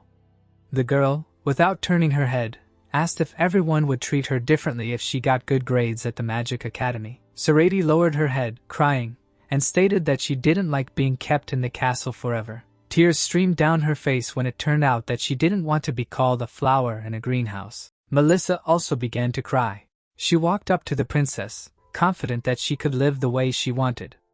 The woman hugged her from behind, telling her to keep trying. There was a girl clutching her dress, looking up when it was revealed that she could not go to magic school. She raised her eyebrows in surprise, bewilderment. The king, sitting on the throne, stated that she had no reason to attend magic school. Instead, she should go to a school where she could study the principles of peace and the liberal arts. Looking confidently at her father, Cerci stated that she wanted to protect their people with her own hands. To this, the man only looked down at her, informing her that his daughter could not save the people. A bead of sweat appeared on Cerci's face from the strain, and she assumed that it was because she was a girl. The king's eyes flashed indifferently. The girl's eyes widened in surprise when it was revealed that she was weak, and if she went into battle, there would definitely be casualties because of her. She stared at her father, open-mouthed, while he argued that saving people did not always involve using physical force. Her eyebrows were raised in surprise, and the phrase that a strong monarchy and good governance, the development of a strong country, is also important to protect its people, was heard. The girl's words about not wanting to be a flower in a greenhouse were repeated. Here she put her hand forward, charged with magic, and it became known that God had once answered her. Sorcerer frowned, thinking that no one should sacrifice someone. The thought of God's blessing sounded. The girl held her hands filled with magic together. She frowned resolutely, remembering that 2 years ago, thanks to the blessing, she was able to get out of the greenhouse. The empty eyes of the monster appeared. Sorcerer lowered her finger, declaring that she would protect everyone herself and use telekinesis. The disease pointed his finger at himself as he was surrounded by magical power. The girl frowned, thinking that she planned to crush him on the floor, but he was heavy. She gritted her teeth. Control was applied. Sorcerer's hand filled with energy again, and she commanded the monster to lie down flat on the ground. The creature shook, but it did not move. Suddenly, it dropped to one knee. Ruse's mouth fell open in shock. The disease bowed its head, clenching its hands into fists. The girl steadfastly held one hand with the other. She frowned, realizing her current level of power. The thought sounded that at this rate, there would be no casualties. The monster's pupil appeared when it realized who the princess was. Sorcerer's eyes widened in shock. Ruse waved her hand, commanding her partner to move away from her. The disease showed 2 fingers. He pointed them at his eyes. Suddenly, blood gushed from the girl's eyes. The young men's faces were bloody, and they could not see anything. The monster moved from its place, speaking of the hand that received God's blessing. Smiling widely, he told the princess to give him her hand. Ruse put her hands forward, asking the creature to move away from her. The monster pointed at her head, believing that the lady had injured her brain. Then her head tilted, and a sound of pain was heard. Sorcerer stood motionless with her eyes closed. Sweating from the effort, she asked her partner to answer her. Suddenly, the monster was right in front of her. The girl lowered her head, remembering her father's words about how there would be casualties if she fought. She spread her fingers, thinking about what would have happened if she had not tried to get out of the greenhouse. Ruse lay unconscious on the floor, and the thought of Sorcerer's possible lack of dreams was voiced. It was said that she wanted to be acknowledged. The monster smiled mercilessly, saying that it did not matter what they tried to do because death did not change anything. Tears flowed from the girl's eyes. It turned out that there was only darkness in front of her. Suddenly, a light appeared. Suddenly, Sorcerer's eyes widened. She looked up in surprise at the one who noticed that she was all alone. Urian smiled at her, telling her that Sorcerer was an amazing princess. The girl raised her eyebrows in amazement. Then her eyes widened in surprise, and questions were asked about how the young man got here and what happened to the monster. To this, Urian only turned around, grinning. He looked up, and the disappearing body of the creature appeared. Luxurious chandeliers illuminated the room. Urian happily ran forward, thinking that he was walking through a labyrinth for the first time in his life. The protagonist smiled and thought that it seemed to be a rather complicated labyrinth, and therefore it would take some time to get out. In the distance, he saw a purple glow and realized that it was magical power. Urian smiled widely and thought that he himself would check what exactly was hidden in this place. He punched a hole in the wall and walked into the room. He lowered his eyebrows and looked ahead, then wondered what this was. The diseased monster turned around. A purple aura began to emanate from it, and said that another pest had entered here. The monster smiled widely, thinking that no one should have entered this room. Jirian stood in front of the princess, who was covered in blood. He raised his eyebrows in excitement when he saw her. The diseased monster stood behind the protagonist and pointed at the hole in his forehead, while Jirian wondered if Sarati had passed out. The monster then pointed at the protagonist, while the protagonist said that it seemed like a lot had happened here. The monster then pointed at its eyes. Jirian turned around and asked if the monster had created the labyrinth just for this purpose. A purple aura enveloped the monster, because Jirian said in disappointment that he thought something was going on here and ran here. The monster raised its fist and was about to hit Jirian, who stood with his arms crossed and his eyes closed, wondering if it was really necessary to create a labyrinth. Suddenly the protagonist dealt a powerful blow to the monster.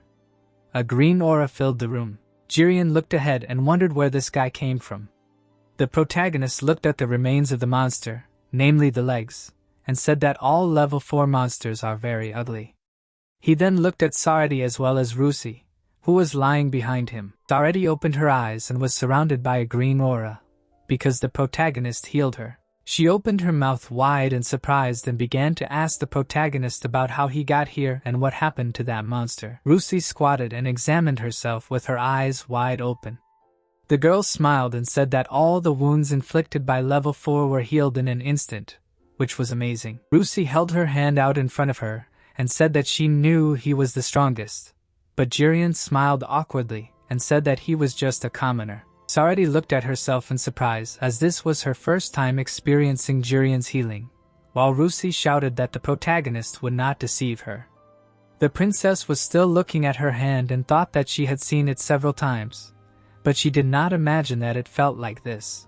She opened her mouth in surprise as she realized how many people Jirian could save with this ability.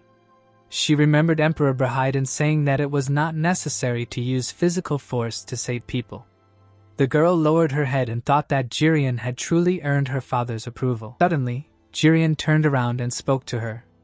The protagonist smiled and looked at her, saying that she was amazing for standing up to a level 4 all by herself. Jirian's mouth dropped open in surprise. The girl blushed and started making awkward sounds of excitement. Jirian smiled awkwardly and wondered if he had praised her too suddenly, since he had suddenly received too much attention that he hadn't even noticed. Rusi approached the princess from behind and asked if the god's blessing was okay. A purple aura was coming from the princess's hands and the girl said that it was okay. Rusi looked at her and said that the 4th level's goal was the god's blessing. He could have taken it by simply reaching out his hand, but for some reason he didn't do that. Jirian smiled awkwardly and looked at them out of the corner of his eye and said that maybe he had a different goal. The 3 of them stood there and Jirian said that in any case, it was a miracle that the 4th level probably thought they were dead and left, and then they should leave before he came back. Rusi opened her mouth and spoke about how they should go through the hole the protagonist made then. There was a huge hole in the wall with a bright light coming out of it. The girl opened her mouth in shock and wondered what kind of big hole it was since she had to use a magic attack 7 times to make even a small hole. Jirian opened his mouth and sweated in shock since he realized from the girl's words that it wasn't just an ordinary wall. Rusi raised her hand. She suddenly hit her head, thinking that she had gone crazy for a second. She bared her teeth and began to think that when she thought about it, she realized that she had actually died once since if she hadn't been healed, she would have definitely died. Rusi's eyes opened even more in shock since she knew that it wasn't the end since the 4th level had simply hidden instead of disappearing. Holding her hand on her head, the girl wondered why she was so calm. She looked at the huge hole in the wall and thought that there were probably more monsters like that left. Rusi had her back to the protagonist while Sarati asked the protagonist how he got there, to which he replied that he was just walking and saw the hole. The girl's eyes were wide open in surprise. Sarati put her hand to her mouth and said that this meant that the 4th level had left before this, meaning that Jirian was very lucky that he had not encountered a high-level monster. Rusi put her hand on the protagonist's shoulder. He turned around and asked her what was wrong, but at the same time, he wondered if she realized that he had broken the wall. Rusi, with her mouth open in surprise, said that she realized that it was because of the healing that Jirian had. She started shaking his shoulder and yelling that it was normal for her and the princess to panic, because looking him in the eye and talking to him, being able to make plans without fear, was not normal. Rusi furiously started asking him if he understood what a great thing he had done. Sarati looked at them with her eyes wide open. She opened her mouth and wondered if even the fear had disappeared. Sarati opened her eyes wide and said that not only the physical injuries, but also the psychological injuries had been healed. Suddenly, Rusi turned around and started yelling at the princess very excitedly. Behind Sarati was a monster. The girl realized this and her eyes widened in fear as the monster told her not to even think about resisting him. The monster smiled and looked at her, saying that no matter how hard they resisted, the monster's plan would work without a single mistake. Then he extended his hand, covered in aura, towards her and said that in the end their efforts were futile and so they should realize it. Rusi immediately ran towards the princess. The girl frowned angrily and began to scream, realizing that she was too slow. The monster was about to touch Saruti's shoulder. A light aura was shining behind Sarudi and a purple aura was shining around the 4th level. The girl, with her mouth open in fear, looked at the monster. But suddenly, all the aura around it disappeared. The veins on the monster's head bulged, because it became furious and began to talk about the past Urian getting in the way again. Urian clenched his fist in front of himself, because he was using a technique that suppresses the enemy's magic. He remembered how he hit the monster. Urian smiled silently, thinking that he was afraid that the tower would break, so he lightly hit the monster, but it quickly recovered. Rusi was already behind Sarudi and was ready to attack, as she was emitting an impressive red aura. The monster smiled madly and said that her pathetic attack would not work. However, the red aura around Rusi continued to grow stronger. One of the girl's eyes turned red and her pupils glowed yellow. The red aura flew towards the monster.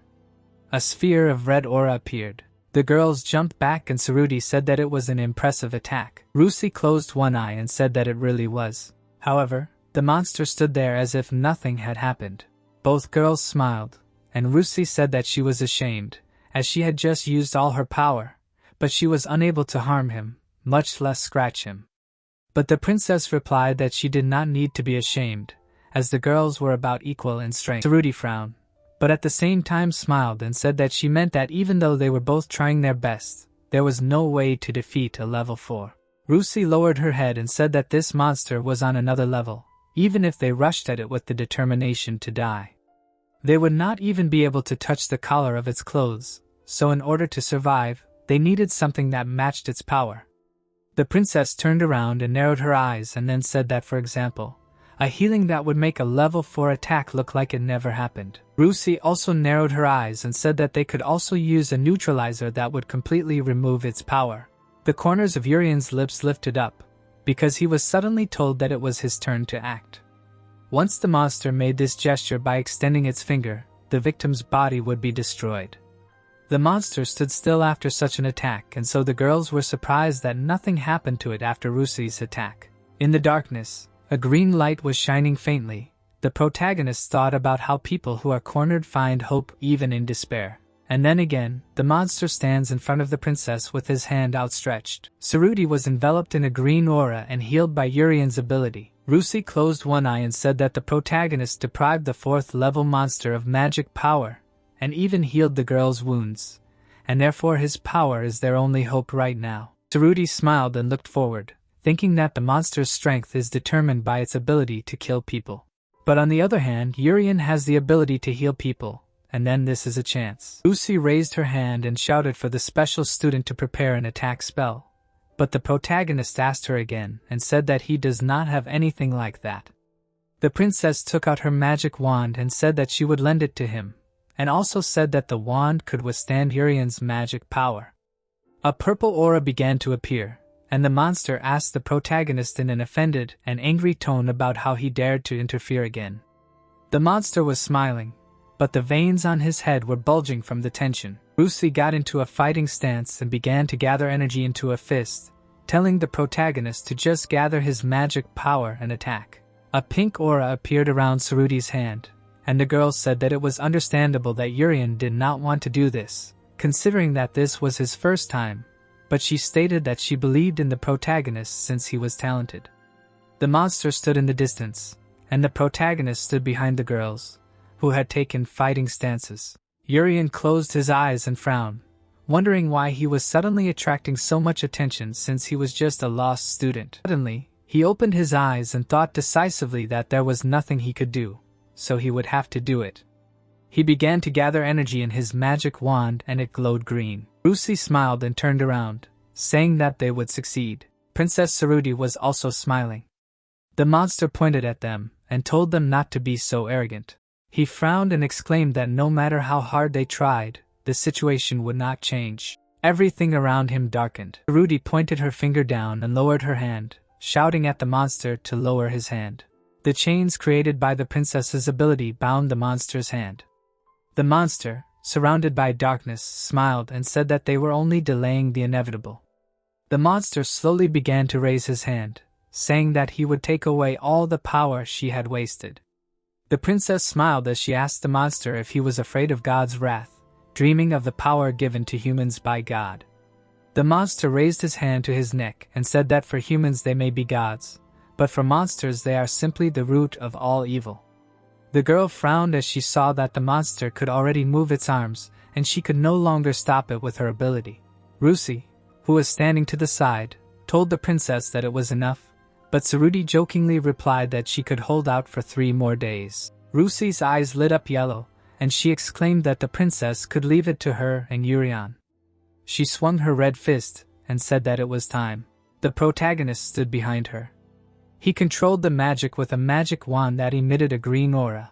The protagonist frowned and made a dissatisfied face as the girl exclaimed for him to give them a sip of amazing magic. But Urian was worried.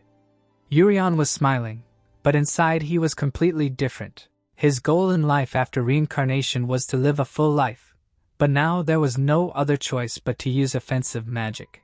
The protagonist's eyes were glowing green as he thought that if he did well now, there was a high chance that his hard work might be in vain. Rusi turned around in shock, her mouth hanging open. The princess also turned around and was horrified. Urian held a magic sphere above him. Contrary to the two people's expectations, the protagonist had cast a completely lousy attack spell. He threw the sphere towards the monster, knowing that his original magic power was meant to be a powerful life. Urian smiled as he looked at the magic sphere he had just thrown and also thought that before he came to this world, when he played dodgeball, he had dreamed of surviving until the end and being active, but he always quit the game early on and was unable to play until the end. The green ball was small and emitted a light glow. It was created from the protagonist's regrets, namely, playing dodgeball. The magic ball hit the monster's face. Urian clenched his fist and cried out happily that it had hit. Everything was foggy, but the protagonist looked at the monster and realized that the power control was perfect and the 4th level was still fine. The youth narrowed his eyes, realizing that now the final moment was coming.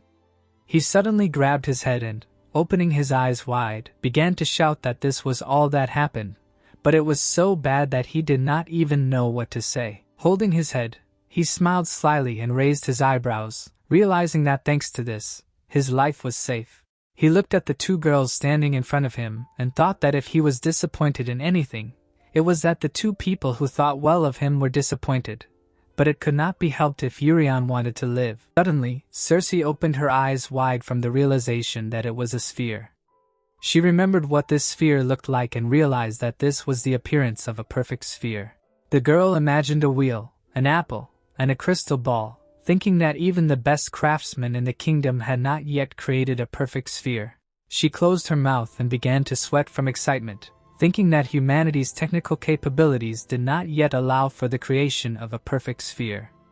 The princess turned around and looked at the hero, her mouth wide open, wondering if Urian had made this sphere with magic. Cersei imagined water, because the nature of magic power is such that it is essentially like water.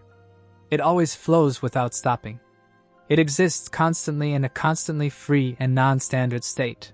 The image of this green sphere appeared in her mind again, and she thought that there was no point in turning such magic power into a sphere. Cersei opened her mouth in shock, thinking that Urian had simply grabbed and thrown. She sweated profusely from excitement and looked ahead. The girl's eyes were wide open, and she thought about how Urian's special attack magic was like a child throwing a ball.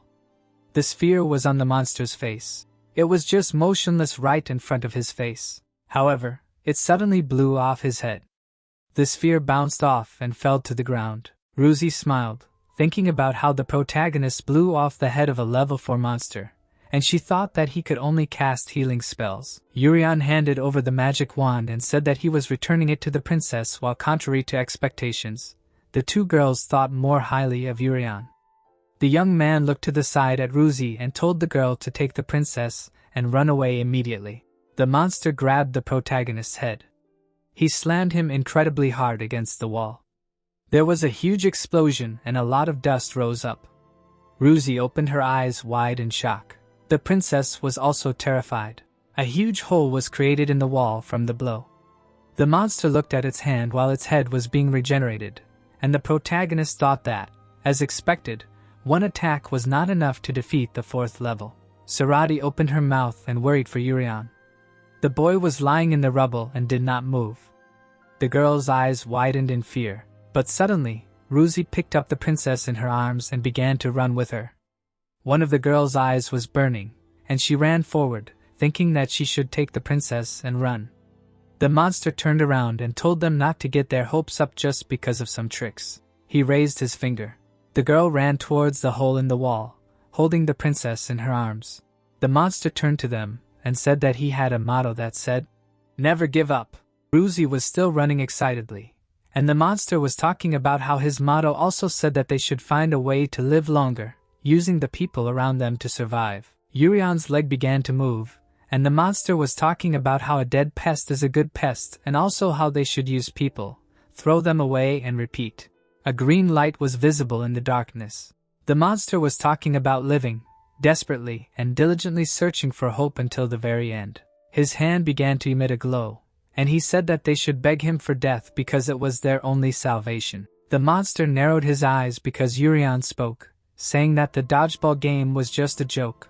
Behind the monster, the protagonist's screen shone incredibly brightly. Urion was wearing armor and appeared right in front of the monster in an instant, and also said that the day before was not a real attack because he had really attacked just now.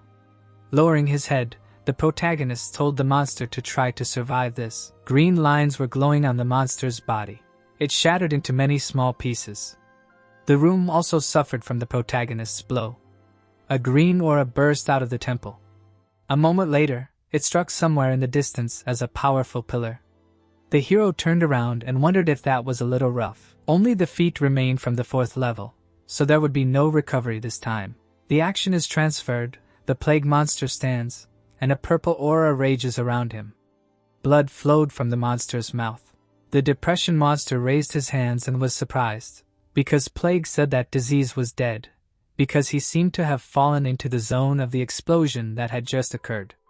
The monster lowered his head and said that the barrier was also almost broken, but fortunately, he withstood it but received some damage. Depression frowned with displeasure and asked in bewilderment that this explosion was really created with God's blessing. Plague lowered his head and said that he thought it was another force. He lowered his hand, which emitted a purple aura, and then raised his head and said that it was really unpleasant. Plague frowned very angrily and said that now they no longer need to leave the hostages alive. Haven stood in front of them, holding a fiery sword in her hands. The hall, illuminated by luxurious chandeliers, shook from such an explosion. Dallas grabbed his head, thinking that the tower was collapsing.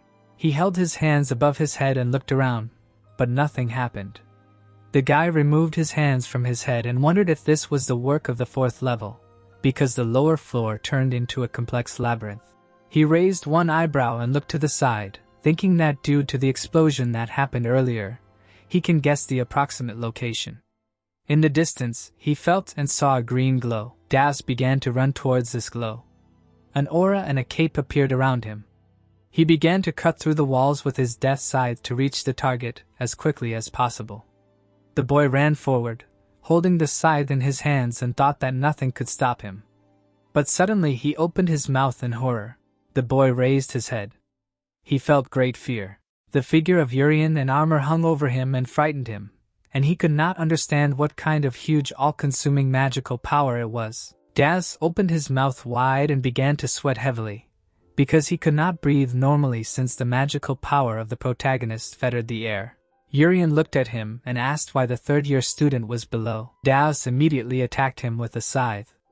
The boy bared his teeth and shouted that the 4th-level monster must die. He swung his scythe and an aura raged around him, but the protagonist managed to jump back and told Daz to calm down for a while.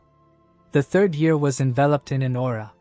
He was furious. Urian jumped back again and asked if Daz was so scared that he did not want to talk. The 3rd year swung his scythe again and left a trail of aura. Urian held a sword in his hands and said in surprise that this was the very scythe that could cut magic power. The protagonist lowered his head and wondered if he would be hurt after this. The blow flew at him, but nothing happened. Daz jumped up and swung his scythe. The protagonist raised his head and said that it was not worth getting hit a second time. Suddenly he cut Daz, and the guy himself opened his eyes wide in shock. The walls behind him were also cut. The 3rd-year student sweated heavily and passed out, and his magic began to fade. Urian swung his sword and asked if this was how Daz did it, cutting through magic power. The protagonist looked at him and said that it only reduced the power. Das placed his hand on the ground. He knelt down on one knee and asked the protagonist what he was going to do with the princess. In response, Urian looked at him and asked how Das thought he knew the 4th level plan. The 3rd-year student opened his mouth in surprise and asked him who he was, if not a monster. Das's eyes widened in surprise and began to think that such a level of magic and swordsmanship could not belong to one of their first years, so Das assumed that it was an imperial student. Urian lowered his head and said that it did not matter because he was not a monster anyway. The 3rd-year student sat with his mouth open. He raised his head and opened his mouth wider, thinking that no first-year would be able to block his attack and defeat him. Urian, standing with swords in his hands, said that if Das was looking for the princess, then he should go back. But the 3rd-year at that moment was thinking that he was sure that Urian was younger than him because of his voice and physical form. Das tilted his head and wondered in shock that this young man was really younger but stronger than him. Urian lowered his head and asked the 3rd-year in surprise because he again began to claim that the protagonist was a monster. Das again summoned his scythe and cape and then said that in front of him was a monster disguised as a student who was meant to distract him. Urian calmly looked at him, asking if he really thought he looked like a student. The 3rd-year grinned viciously and shouted at the protagonist to take off his helmet to prove that he was not a monster. However, Urian still looked at him calmly, asking why he was so angry. Das got into a fighting stance while thinking that for a moment he actually believed in the possibility that Urian was not a monster, but he immediately stopped thinking about it. Das' eyes were glowing and his only desire was to kill the protagonist with his special move at full power. A dark aura enveloped the entire room. The 3rd-year swung his scythe. The projectile flew straight at the protagonist, who seemed to be in no hurry to run away. Looking closely at the projectile, Urian said that, as he said earlier, it was not worth getting hit a second time. After some time, Das opened his eyes. He was lying on the ground with his face on the floor. Not far from him sat the protagonist, who asked if the 3rd-year had calmed down. Das got up on all fours in excitement, but Urian said that if he was a real monster, the guy would already be dead. The 3rd-year frowned and apologized for what seemed to be a momentary mistake. Das pointed to the side and said that the princess had gone in that direction, so he should go after her. Kneeling, Das said that the protagonist should also leave because there was a level 4 monster wandering around, but Urian replied that he had killed it. Lowering his head, the protagonist repeated once again that he had killed a level 4. Das opened his mouth wide and raised his eyebrows in shock. His face was covered in sweat, and he himself could not believe it.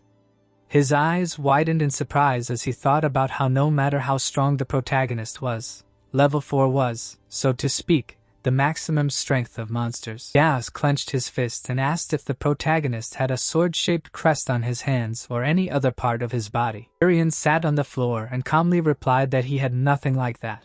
Das tilted his head and asked the protagonist to think about it more carefully, because usually this crest appears on the back of the hand. But it can also appear on other parts of the body. But Urian again replied that he did not have anything like that. Then the 3rd-year frowned and looked closely at the protagonist. Das sat directly in front of the protagonist, and then asked if he was by any chance a hero. Urian widened his eyes in surprise, but this was hidden by the mask. And here is the very same sword-shaped crest that appears on the body of a person chosen as a hero. After such a crest appears, the person immediately becomes a hero and inherits the power of the previous hero. If the hero loses his power, it is necessary to immediately select the next hero, who will inherit the crest along with the power of the previous hero. Das frowned, looking at the floor, and said that after the former hero, Huan lost the power of a hero, they were unable to select a new hero. The 3rd-year was kneeling down, explaining that if things were normal, a new hero would be chosen in a week at the most. But now people have to fight monsters without a hero. The boy looked at the protagonist, and said that this is why he believes that the protagonist can become a hero. Because in order to have such a level of strength in a generation where there is no hero, in his opinion, one must have the crest of a hero on their body. Das looked at him while kneeling and offered to let him strip so that they could look for the crest together, but the protagonist unfortunately refused the offer. Urian stood up from the floor and said that he was not a hero anyway, so he said that the third year should go and look for one somewhere else. Daos looked at him with raised eyebrows and said that if that was the case, then he wanted to know the protagonist's name last. Urian lowered his head and said that his name was Urasiamkum. Daos opened his mouth in surprise and asked him again. The boy looked at him with narrowed eyes and wondered why he was here. The protagonist turned around and said that he would probably go, but Daos called after him to stop and asked where he was going. Urian turned his head and said that he was going to achieve his dreams. At this time, Hyun was still fighting. The depression monster attacked her with its hands. However, the girl managed to block the attack with her sword. The sword cut one of the monster's hands.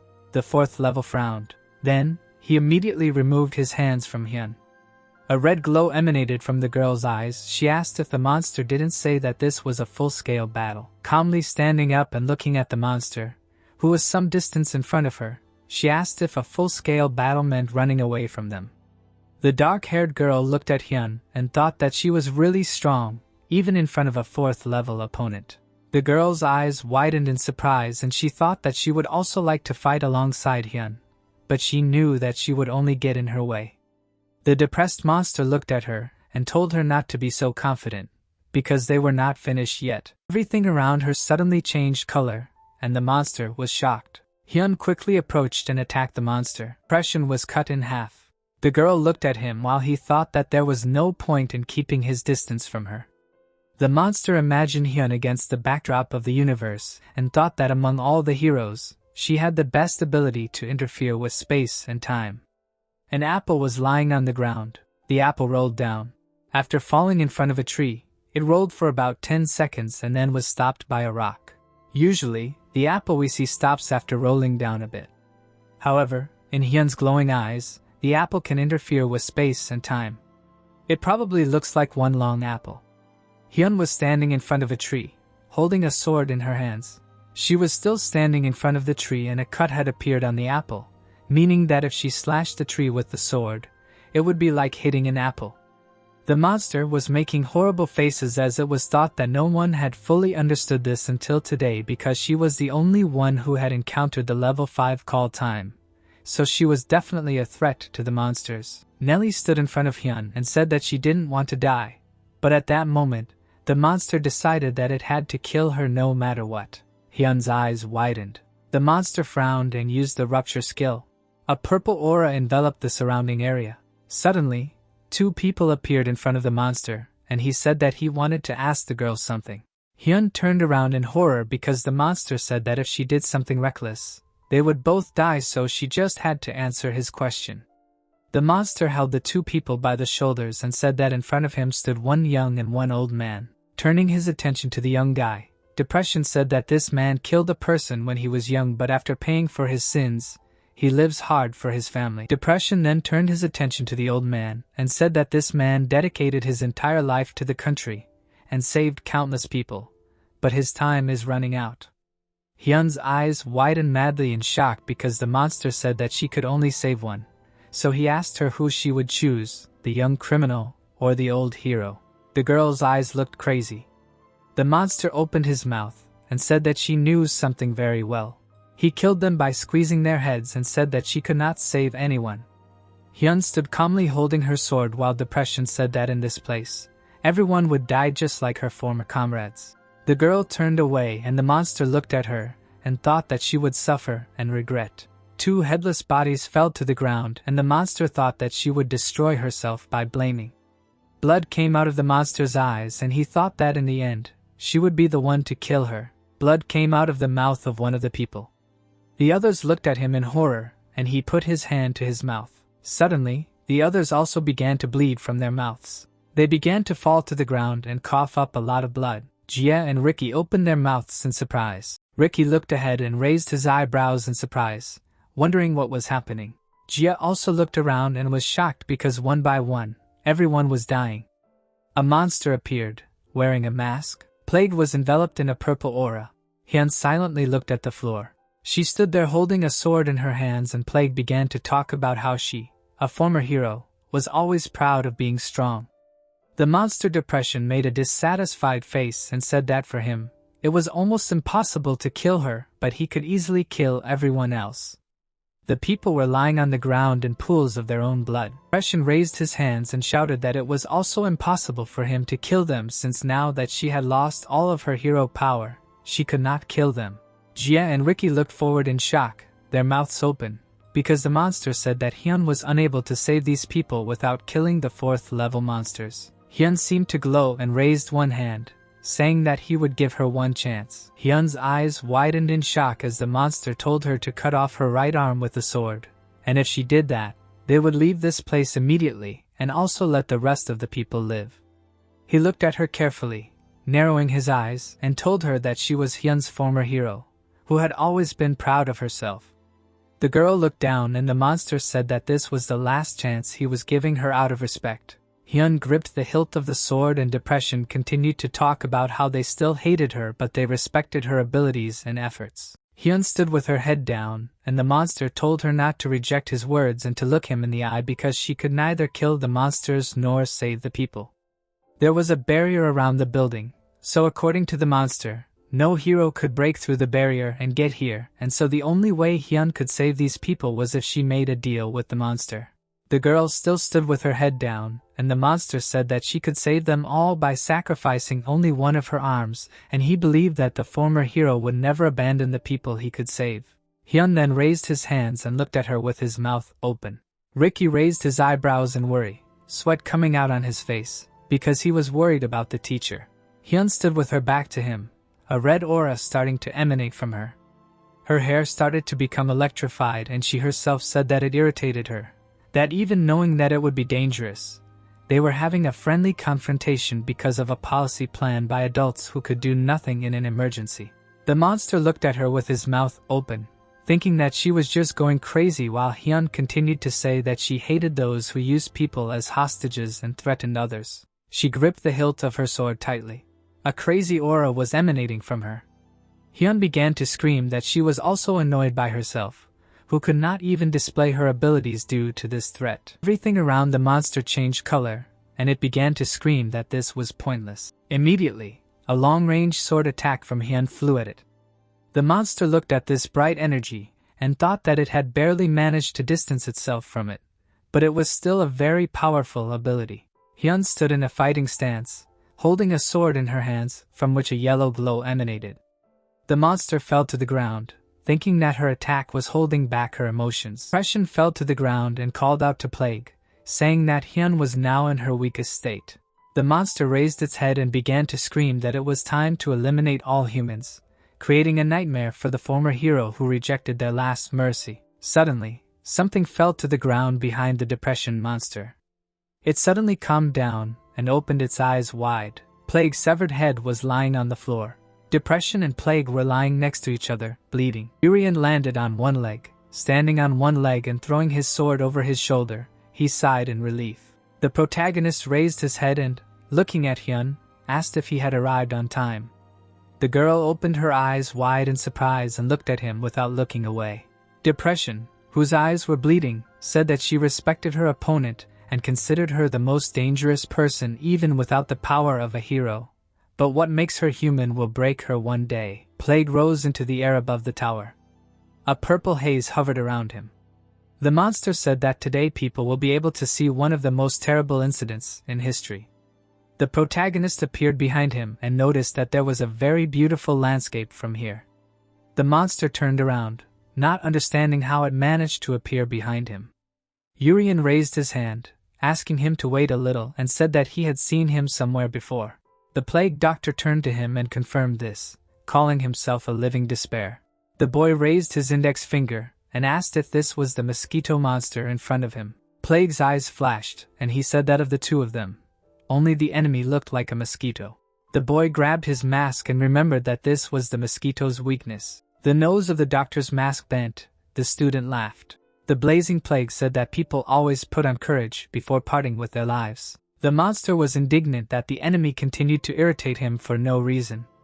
At that moment the protagonist cut off his head from his shoulders. The severed body parts of the monsters lay on the snow-white floor. Heaven's eyes widened in shock and asked what it was.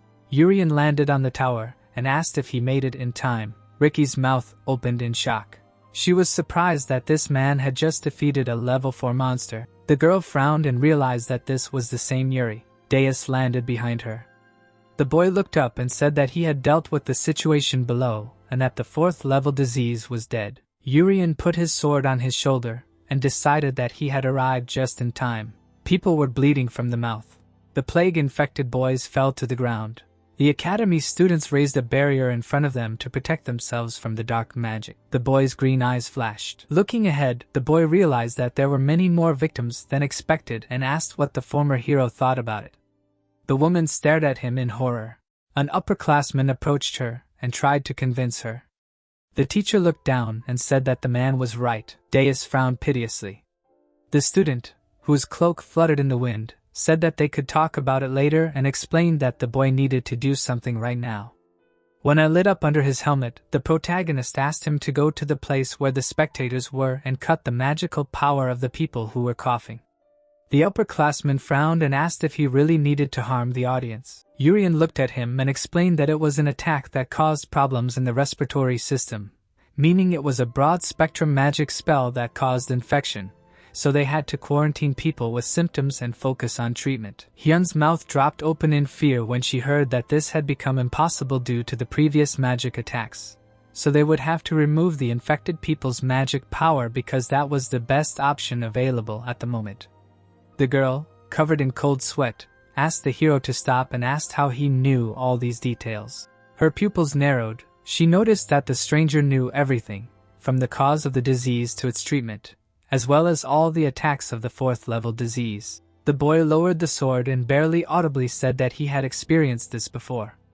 The guy, engulfed in dark energy, asked if it was important now and asked them to hurry because now they needed to save people. Plague appeared behind him. The student said that he needed to deal with the enemy. Ricky opened his mouth in fear and said that the 4th level reincarnated too quickly. Depression stood on her hands and screamed that this was not the end. Her body was struck by a sword strike. The girl's glowing eyes flashed and urged the enemy not to lose vigilance until the very end. The sword cut off the arms and half of the monster's body. Giant hands held viruses above the ground. They snapped their fingers and shot the disease forward. The viruses fell on the fortress. Someone cut them with a sword. The viruses exploded in the air before reaching the ground. Plague asked how the enemy dared to do this. The glow reflected in his lenses. The protagonist swung his sword and asked the enemy not to be a coward, stop spreading the disease and fight fairly. With glowing eyes, Urian proposed to engage in a one-on-one battle against him. The student's mouth dropped in shock. Ricky could not believe that they would fight one-on-one. Just shouted that this was too reckless and that it was suicide. Deus frowned and decided that he should be ready to help this man at the right time. After all, this was a reckless act for someone who was not even a hero.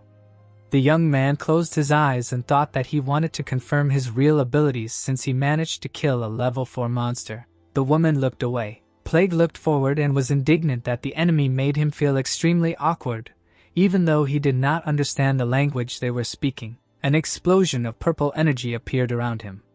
The sun was shining above the city. The 4th level plague was first discovered 95 years ago in the city of Paulton, where nearly 6 million people lived. The monster was hovering in the sky, sitting on the throne. Hasis, who was an outstanding ruler at the time, immediately gave the order to kill the monster that polluted the clear sky and burn its body so that no trace would remain. Bloody corpses were lying on the streets, thanks to the clear instructions of the king and the excellent skills of his subordinates. The situation was quickly resolved and he managed to stop the destruction of the entire city in no time. A bright energy was burning around the plague doctor. Almost the entire population of Paulton became his victims. This was the most serious damage he had caused in history. Jay and Ricky closed their eyes under the pressure of the energy. The severed hands gathered together. Everyone was wondering what would happen if such a 4th level that had the power to kill everyone directed all its power at one person. Deus opened his mouth in fear and noticed that the hands were joining together. Heaven's eyes widened and she screamed that it was too dangerous. Prescient's hand flew into the air. The monster smirked and called the former hero to look at it, promising to kill her students if she looked down on him again. The girl gave her a menacing look. The giant hand was enveloped in dark energy. Plague, standing underneath it, explained that the death of one, which could kill everyone, was a force that could kill at least 10 billion people. The protagonist looked forward and called the mosquito too noisy. The monster repeated its words again, its lenses turning white. The hand spread its fingers and moved towards its opponent. Jurian stood motionless and thought as he looked at it. Suddenly the boy raised his hand. He held out 2 fingers in front of his hand and decided to play rock, paper, scissors with it. The monster looked at him from under its hat, not understanding what was happening. The scissors cut the arm in half. The pieces flew in different directions. The blow reached its owner. A huge amount of energy flew out of the plague doctor's wound. His body was cut lengthwise. The boy raised 2 fingers and declared his victory. Heaven raised her eyebrows in surprise. Urian's eyes widened in shock. Deus opened his mouth in horror and asked if this man had really killed a level 4 with 1 blow. The student showed the scissors with his hand. The protagonist narrowed his eyes and grinned. The girl looked at him in bewilderment and realized that he had managed to defeat the disease that had the worst track record in human history. Looking ahead, Jurian continued to laugh. The knight swung his sword and said that the barrier had begun to collapse, so they needed to move. Depression rose from the floor and called out to his comrade. The woman approached him. The teacher lowered her sword and assumed that the enemy was feeling depressed because he had failed to kill her. The monster smirked and confirmed it, thinking that the enemy felt the same way because he missed the chance to meet his dead comrades. Heaven looked down and said that it was indeed so. The boy glanced at her. Someone shouted that the people were in serious condition and that everyone needed to isolate the patients and stop the infection. The corpses of the people were covered with blankets. Deus raised his scythe and said that he would cut off the contaminating magic power. The man was scared because he thought it was a grim reaper. The mages surrounded Depression and chained him up to prevent him from recovering. The boy looked back when someone called out to him. The girl approached him, wanting to thank him. She looked up and said that she would not forgive him for messing with her students if things were as usual. The woman decided to pretend that she did not notice. The student looked away and said that he came at the right time. The heroes looked at each other. The protagonist was outraged by the behavior of the teacher, who could defeat them alone, but for some reason hides her power. Juan opened her mouth in surprise. The girl smiled and thanked the stranger for his words even if he meant something completely different. The woman lowered her gaze and thought that she could continue on her way, protecting everything she had. Urian turned away and said that he would not ask about the reason why she hid her powers because he was exactly the same. Looking after him, the teacher explained that she also wanted to ask him about something and promised to side with him in court if she heard an answer to her question. The boy looked back and said that he did not plan to go to court and just wanted to disappear. Juan, with sparkling eyes, said that she did not want to let him go so easily, even though he helped her. The boy climbed the fortress wall. The student waved his hand and asked his friend not to forget about it. The knights approached the girl. The protagonist called himself a hero and said that he wanted to continue being one in the near future. His eyes shone. Urian called himself an absolute being. The boy asked people to never forget him, and it turned into a whirlwind. The woman's eyes widened in fear. The knights behind her were discussing the mysterious stranger. Red energy appeared around the teacher. The next second, Juan closed her eyes and wondered if she should let that man go this time too. The girl looked up and asked who he was. There were stone fragments on the ground. Someone laughed and lifted one of them.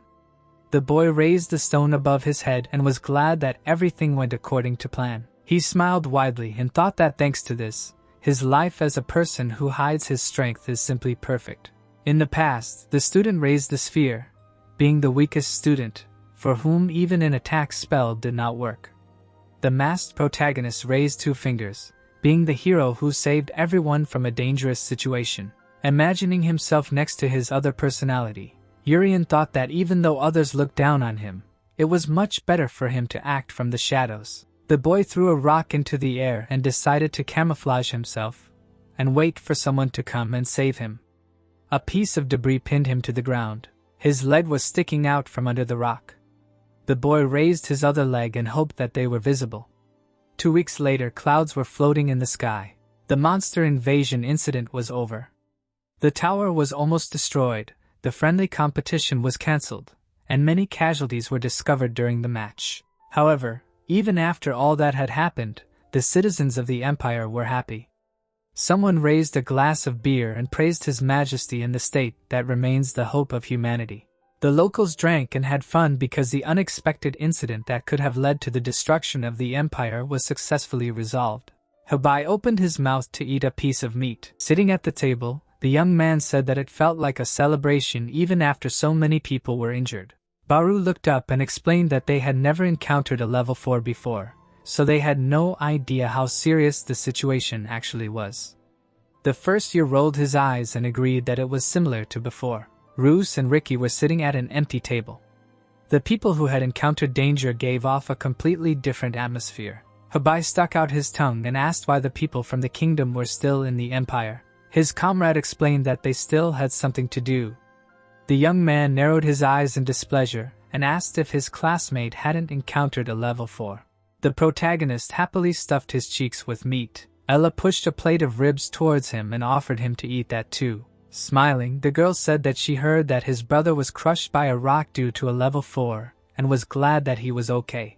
Barian raised his eyebrows and said that he was also glad that she was okay and thought to himself that he had been distracted from the conversation by eating. Looking down, the boy explained that he was unable to do anything and said that he had tried to use an attack spell but it was too difficult.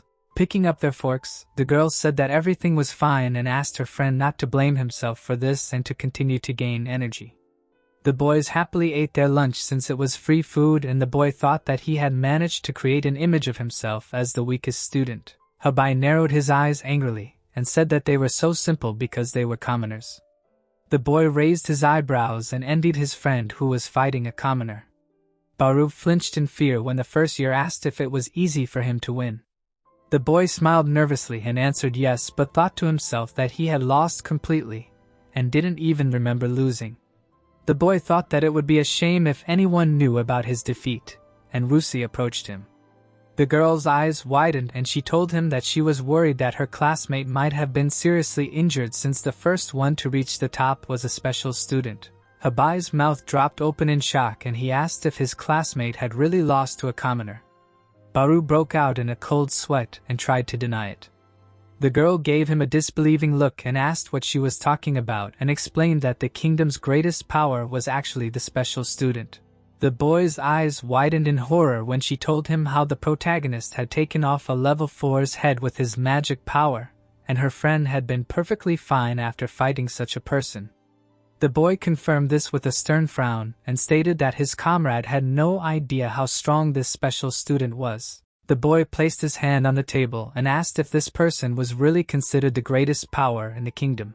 Clutching his stomach, he laughed and said that this was the first time he heard his friend joke. "We're calling the documents with information about Urian." The first-year student explained that this student was an ordinary orphan and a commoner, judging from his dossier from the preliminary investigation. The girl looked down. Habai asked how she could joke about this child being the greatest power in the kingdom with such a serious expression. Raising her eyebrows, the student explained that their classmate had deliberately hidden his power to lull them into a false sense of security, and suggested that he had some reason for not using his power. Roos placed her hand on the table. She sat down on the bench and stated that they were lied to about the special student only being able to heal. The girl frowned and said that she had seen it with her own eyes. In the past, the protagonist had taken off the head of a level 4 monster with his incredible magic power. The boy opened his mouth in shock and refused to believe it. The girl grabbed her head and added that after the attack, Urian said that he could only heal. The boys were sitting under an umbrella and the first year asked what kind of stupid excuse that was. The student looked down and explained that the boy had deliberately lied about only being able to heal and that he was trying to hide his offensive magic power.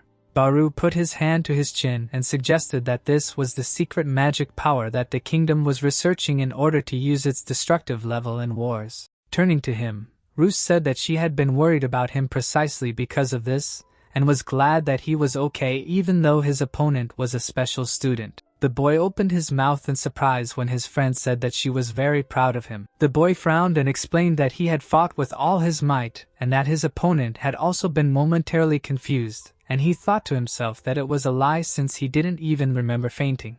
Hebi narrowed his eyes and asked if there was a reason why he was ranked 3rd. The boy furrowed his brow and asked who would win the match if his girlfriend fought a special student. The girl looked at him in surprise when the first year said that her true strength without the headband was greater than even Daisy's, since it was a talent that only appeared once every 100 years. The girl looked up and said that she wouldn't have lasted 10 minutes against that man. Hebi stood up from the table and asked if he was that strong. The maids were discussing something behind his back. The student put her hands to her chest and added that she wouldn't be able to last even 3 minutes if the match was held without following the rules that protect the students, and they had to fight on the battlefield. The boy's mouth dropped open in shock, smirking. Baru suggested that they would have lost if the team match had gone as planned and asked if they should be grateful to the monsters that caused the competition to be cancelled. Putting her hand on the table, Roos asked her friends to pretend they didn't know anything and said that a special student should have a good reason to hide their power. The first year agreed and thought that he could get into big trouble if he got involved in this for no reason. The protagonist held a stick in his mouth. The girl's eyes widened in fear when Urian noticed her, and was glad that they met again. The boys looked at him in horror. The boy said that he was glad that his classmate was okay. The girl said the same thing, smiling nervously, and explained that she was going to formally thank him in the morning since she was able to save the princess thanks to him. The guy smiled and was glad that everyone was safe now. The student glanced around the dining table and asked what his comrades were talking about. The guys opened their mouths in fear, and the student explained that they were just eating and not talking about anything. The protagonist bit into a caramel strawberry and thought about it. Urian heard someone scream and turned around. The man fell to the ground. A local sat down next to him and asked what was happening to him.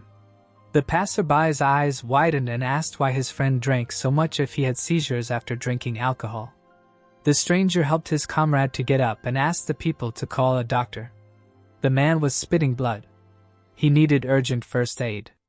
The boy took the strawberry out of his mouth.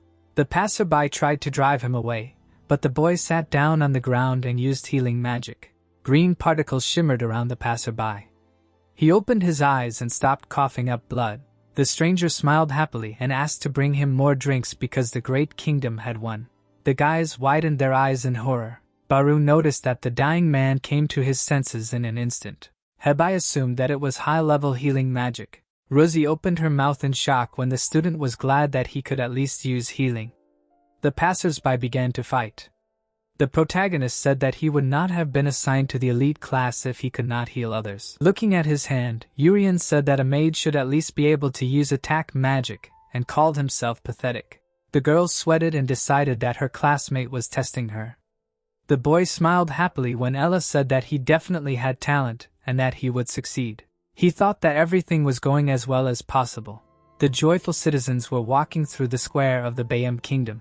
A girl stood by the window and watched them glorify the emperor. Raising her eyebrows, the blonde asked if this wasn't a funny situation and was surprised that the locals were in a mood to celebrate when the city had just been invaded by monsters. Squinting, Xylefton explained that if they only saw the results, then it could be said that it was a victory for humanity, and suggested that the emperor had created this atmosphere for the sake of the citizens' peace of mind.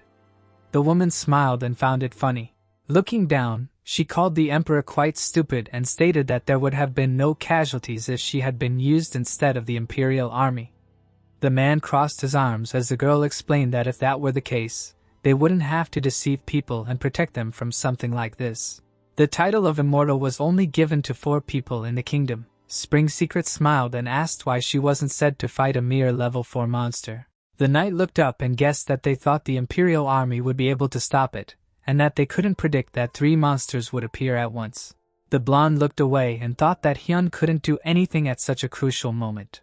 The woman's eyes sparkled and asked if her colleague had any information about that unknown masked hero, who was rumored to be even stronger than Hyun. Xylefton lowered his eyebrows indifferently, and informed them that they didn't know anything about him yet. His yellow eyes glowed as the man explained that they didn't know if that person was an ally or an enemy. The closed doors were decorated with gold. The monster invasion incident this time could also be called the most shocking event in human history. The well-developed city where all this happened was on the coast. The 4th-level monsters were standing one after another. This problem could not be hushed up and said that strong monsters had simply appeared. After all, many people already knew that they could appear in the center of the city at any time. A woman was playing with children on the lawn. This world still can't even accurately predict the weather, so in the current situation, there is no way to know how and where the enemies will appear, so people held an emergency meeting about this incident. The Global Unified Defense Council gathered at the round table. Jenny smiled and thanked everyone for attending this meeting.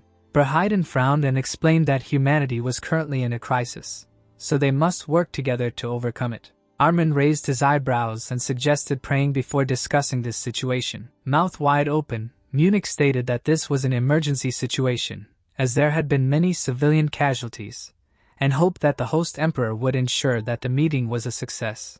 The monarch raised his hand and suggested that the meeting begin after they had decided on the direction it would take, since right now they were here as representatives of all of humanity. The king looked away as his colleague explained that the future of humanity would change greatly depending on their decision, since they could no longer ignore the problem that was related to the existence of monsters that threatened civilization. The Pope of the Holy Church closed his eyes and said that it was all in the name of God. The ruler of Bahan had decided to hold this meeting in order to do everything possible for the peace and well-being of all of humanity. Someone raised their hand. The president of the Federal Republic frowned and decided to say something. The brunette opened his mouth wide and declared that they were declaring war. The council members sat at a round table.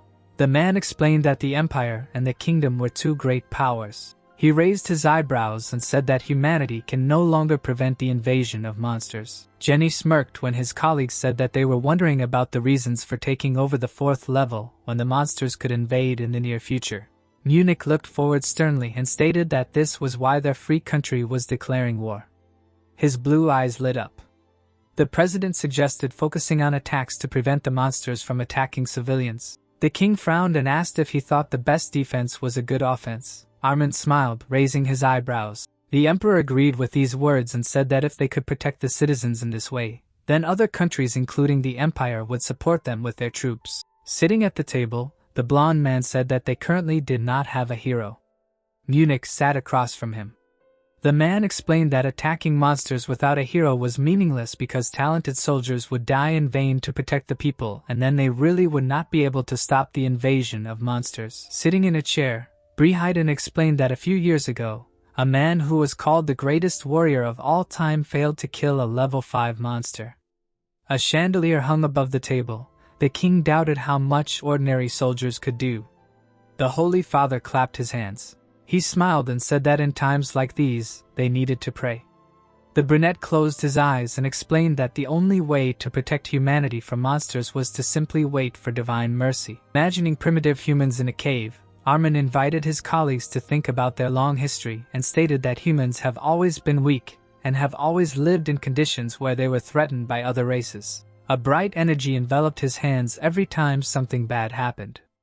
God protected the humans by giving them a hero and a blessing.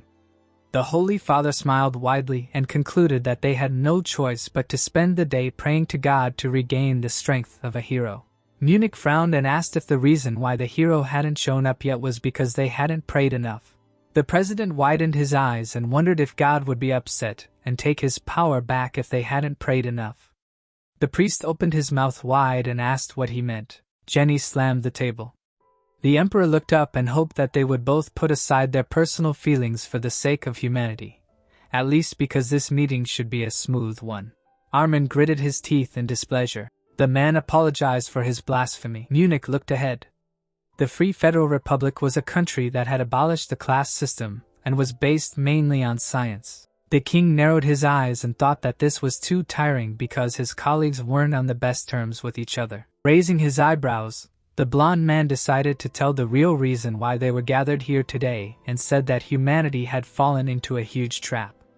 Jenny frowned menacingly and explained that the monsters that invaded the empire and the kingdom did not appear overnight. Sitting nearby, Berheiden asked him to elaborate. The emperor raised his hand and stated that there was one thing they had learned from this incident. He narrowed his eyes and said that the monsters had a purpose. The king's eyes widened in horror when he heard that this purpose was the divine blessing of Princess Suruti. A monster appeared on the lawn. The man asked his colleagues to recall how the first level 4 monster came to the kingdom and said that the first time it appeared was during the midterm exams for the first-year students. The monsters towered over the city. This time they arrived during the first-year team competition. Leaning forward, the blonde man deduced that the monsters knew where the princess was in advance and explained that during the exams and competitions, when the monsters appeared, the students would run away. This way the monsters wanted as few people as possible to remain around the princess. Munich opened his mouth in surprise and suggested that there was an information leak. Haydn's eyes widened in shock. Armin looked away and stated that there was a spy who had betrayed humanity. The president raised his eyebrows in fear and asked how a human could pass information to monsters. The Holy Father closed his eyes and suggested that it was not a human and that the monster was currently in human form and hiding among them. Jenny looked at the king and said that they had managed to find out who the spy was. The man frowned sternly and stated that an unknown person named Yuri had betrayed humanity. The rest of the council members looked at him in amazement, not believing their ears. The emperor raised his hand and said that his colleague knew very well when his daughter had first been threatened. Haydn looked down and remembered that the princess had been threatened during the entrance ceremony. The blonde man confirmed this with a frown and added that according to the information he had received, Yuri had threatened the students during the competition and the princess using monsters during the ceremony. But due to his failure, the 4th level monsters had intervened. Munich opened his mouth wide and said that according to rumors, the unknown person was a hero who had helped defeat one of the monsters. Jenny frowned sternly and asked his colleagues to think carefully. Rosie had been holding the princess in her arms during the incident on the lower floors of the academy. The Imperial Army soldiers were standing at the barrier. The Emperor tilted his head and asked if Yuri really was a hero who could defeat a 4th level. Then why did he need to hide? Armin opened his mouth and explained that according to rumors, the unknown person's strength was completely different. The Holy Father's blue eyes flashed and concluded that this was not a human and was indignant that he had called himself absolute, since only a god was absolute. Haydn looked away and thought that this was a country where people believed that those who were given power by God could be considered superior. The man closed his eyes and explained that Yuri had threatened humanity, and therefore God's mercy would get rid of him. Jenny looked at him and decided that he had nothing to worry about if God came forward. The brunette suggested moving on to the next topic of the meeting. Armin opened his eyes and stated that they must not allow the blessing given to them by God to be taken away from them. The Holy Father raised his hands and said that this was why the princess should be under the protection of their empire of holy mercy. The king frowned when the man promised her the best living conditions. The monarch looked at his colleague in disbelief. The man blushed from the feelings that were stirring in him. Closing his eyes, Haydn thanked him for the offer and declined, stating that his daughter would be kept in the castle under 24-hour guard. The brunette closed his eyes and asked him to send the student, Yuri, into their seminary as an exchange student. Remembering how the boy healed the soldiers, Armin explained that his healing ability was amazing and suggested that it was another skill that the god gave him. The heroes sat at a round table. The Holy Father asked a colleague to send them a boy so they could test it. The king replied that they would think about it at an internal meeting. A slight haze hung in the darkness. Many opinions were expressed during the 3 days of the meeting. The members of the council came to the decision to officially cancel the competition, assign guards to the princess, get rid of Yuri and organize the World Allied Forces to fight monsters. 7 days later, Alsprit, holding a parchment in his hands, announced that the student was chosen for his outstanding talent to serve in the army of the Allied Forces created to defeat evil. The protagonist's mouth fell open in confusion. Standing before him, the recruitment officer explained that he would be required to undergo training as a reserve soldier for the next 2 weeks. Yuri asked what kind of situation it was that required conscripting children into soldiers. The Duke closed his eyes and explained that it was for the purpose of identifying and training young talents, and that he would not actually be sent to the battlefield. The man tore up the parchment and stated that the student would never become scripted as a reserve soldier. Alsprit looked away and said that the World Allied Forces were created to protect the future of humanity, and that it was an organization that only the best talents could join. The boy raised his eyebrows in surprise. The recruitment officer looked down and stated that the student was clearly not suitable for it. A brooch was shining on the student's collar. The Duke turned away and stated that he would report that the entry was cancelled due to lack of talent. The man only heard gratitude and response and looked around in shock, wondering if the student did not regret it. The protagonist grinned and thought that he would not join the World Allied Forces so as not to attract unnecessary attention to himself. Armin stood by the window in the temple. A knight came to him. Elspeth squinted and said that recommending a commoner to the World Allied Forces was too much. While one baby was lying in a cradle, the other was lying on the ground, according to the employee of the recruitment department. The higher the status of a person, the more magical power he has and vice versa, because magical power is a gift from God. Energy was concentrated in the man's hands. In other words, status is given to people directly by God. Looking out the window, the Holy Father asked his colleague to stop. He smiled and explained that this cadet was different from other commoners. The man looked down and thought about a complete and instantaneous healing. The child waved his hand at the adult. The magicians were diligently working on their research. The brunette waved his hand in response and said that the healing demonstrated by the student completely changed what they were studying. Armin raised his hand and said that if it was a normal healing, it was magic that was centuries ahead of theirs, and that humanity had already experienced this several times before. The Holy Father smiled and said that the hero's appearance and blessing's appearance were like a miracle because now there was a full instant healing. The Duke's mouth dropped open in shock. The man came down the steps towards him. The brunette put his hands on his comrade's shoulders and said that they should make Yuri a citizen of their blessed nation because all the gifts of the gods should belong to them. Elspeth looked at him in surprise. The priest asked him to enroll the student in the Allied forces for God's sake. Squinting, the recruitment officer decided not to allow himself to agree with His Holiness and not take the boy into the army if he was not up to the task. The sun was setting behind the mansion. The protagonist smiled happily and asked the man not to take him into the army. The Duke's mouth dropped open in shock and he was surprised that the student didn't care. Jurian ran away. Elspeth tried to stop him, raising his hand. The recruitment officer asked why the student didn't want to join the army and if he understood what it meant to be chosen for the World Allied Forces. The boy looked back and wondered what it was. The boy closed his eyes and explained that he knew his place and knew that such a person was not suitable for such a thing. The man watched him in horror. The Duke smiled and thought that he was wrong about him. He looked up and thought that the student, faced with the position that everyone dreamed of, kept his composure even after hearing such insulting words as entry cancelled due to lack of talent. The student ran away, with magic that was centuries ahead of its time and a deep composure that was not influenced by emotions. Their capabilities were truly different. Elspeth realized that this cadet was truly chosen by God himself to preserve humanity. The man took a step forward. A group of boys approached the palace. It was the day of joining the training camp of the World Allied Forces. Kieran saluted and said that the joining ceremony would be held in this mansion. The young man, born in a great empire and serving in the World Allied Forces, smiled.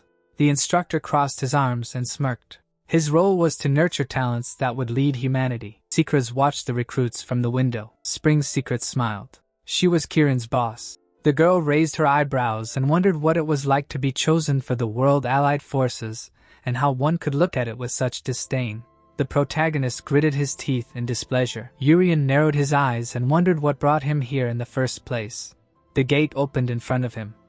The boy mentally wondered if this place was only meant for the best of the best. Imagining Chris winking at him, the boy decided that it started after their fight, in which he wanted to know his level of strength. The student entered the building inside, deciding to get kicked out of here. The protagonist looked up. Suddenly, his eyes widened. In front of him was a spacious hall with luxurious chandeliers. Chefs stood in front of tables with exquisite food. A man held a huge ham in his hands. On one of the tables lay a roasted pig. Urian approached his classmates and thought that this was a banquet. The boy raised his eyebrows in surprise. Someone greeted the guests, who are the future of humanity. Kitsodes raised his glass and introduced himself as the one in charge of conducting their training. The commander, standing on the stairs, introduced himself as the commander of the Holy Knights from the nation of God's grace. The boy looked away and thought that this man was about the same level as Hyun. The man, shrouded in a bright aura, explained that they would put their safety above all else and that anyone who posed the threat would be punished in the name of God. Putting his hand to his chin, the student thought that his teacher was very good and guessed that she was one of the strongest of humanity if she had the strength to stand shoulder to shoulder with the commander. Smiling, the brunette explained that the training would last for 2 weeks and hoped that the cadets would take it as a simple social meeting. Nuzaga and his friend exchanged glances when Kitsodes called the guy's talents that would one day save humanity and become comrades who would save each other on the battlefield. The commander raised his hand. The holy knight raised his glass and asked the guests to enjoy the banquet. The man smiled widely and proposed to drink to peace and to all of humanity. The cooks were busy with the food on the tables. Soon, mountains of empty plates appeared on the tablecloth. The protagonist happily began to eat. Someone called out to him, and Urian looked up in surprise. Ruse approached him and said that she knew he would be assigned here too. The girl smiled and explained that the dishes here were prepared in real time by famous chefs from different countries. The boy picked up a ham and explained that he wanted to leave early, but the food was too good. The girl's mouth dropped open in surprise. Looking down, she realized that her classmate had gotten into a dream situation just for the sake of delicious food and guessed that being truly strong did not mean being tied to any position. The stranger approached her and recognized her as a cadet from the Empire. Shinchin put his hand on his chest and introduced himself, saying that it was an honor to meet a genius who appeared once in 100 years. The student ignored him and did not even turn to look at him. Ruse closed her eyes and declared that she was not interested in the weak. The young man smiled and asked who the person next to her was. The boy looked back and introduced himself to him. Walking up to him, the cadet realized that he was a special student. Raising his hand, the blonde man invited the girl to join them, saying that there were even more delicious dishes on their table. The protagonist raised his eyebrows and declared that he wanted to go with them as well. Shinchin held his hand out in front of him and asked how a commoner who was shunned by a god could ask him for such a thing. Urian smiled nervously. The boy hoped that he would maintain an image befitting his status. Looking at the girl, the cadet explained that while compassion for the weak was a necessary character trait for the strong, this place only gathered the best of the best. The blonde smiled widely and added that in the future, each of them would achieve success in different fields. Shinchin looked down and stated that wasting his precious time on a commoner was too much. Putting his hand to his chest, the boy called his acquaintance to follow him and promised to introduce her to his friends. The student reminded him of his words about compassion. Looking back, Ruse explained that she completely lacked this aspect and said that she felt the same interest in him and his friends as a newborn child does in magic. The cadet looked at her in surprise and asked what that meant. He smiled nervously and assumed that his new acquaintance lacked insight despite her natural talent. The blonde looked at the boy eating the meat and asked if she thought he was worse than such a commoner. The girl closed her eyes and said that it was his own choice whether to communicate with him or not. The girl looked up and said that a scoundrel could lose his head if he let his guard down. Raising his hand to his mouth, Shinchin promised to be more careful and said that he could not afford to lose such a beautiful head. Thanks for watching. Don't forget to subscribe and hit the like button for more epic manhwa recaps. The fork pierced a piece of meat. The student put it in his mouth and asked why everyone was just talking and leaving the food untouched. Deciding to eat with pleasure, the protagonist pierced another piece of meat with his fork. Someone did the same. Urian looked up in surprise. The stranger looked at him in confusion. With a quick movement of his hand, he tore out the piece of meat. The boy opened his mouth in disappointment. The young man ate the cutlet with pride. The boy thought that something was wrong with him and skewered another piece of meat on his fork. The student closed his eyes and brought it to his mouth. At the same moment, another cadet took his cutlet away from him. The heroes stood on opposite sides of the table. The protagonist's eyes widened in amazement. The stranger chewed his food. Urian watched him in horror. The young man raised his eyebrows and said that it was not really that tasty. The boy looked at his empty fork. His body began to tremble. The cadet stuck his fork into the last cutlet. The boy watched it carefully. His classmate brought the cutlet to his mouth to eat it. The student looked down and released his power by 5%. The stranger put the fork in his mouth. Suddenly, his pupils narrowed. The young man took out the fork and realized that it was empty. The cutlet was in the hands of the protagonist. He took a bite and looked at his competitor. The cadet frowned sadly. Urian handed him the bitten-off piece of meat. His classmate looked at the cutlet that had fallen on the plate in horror. The boy's eyes were smoky. The stranger's blue eyes lit up. He furiously skewered the cutlet on his fork.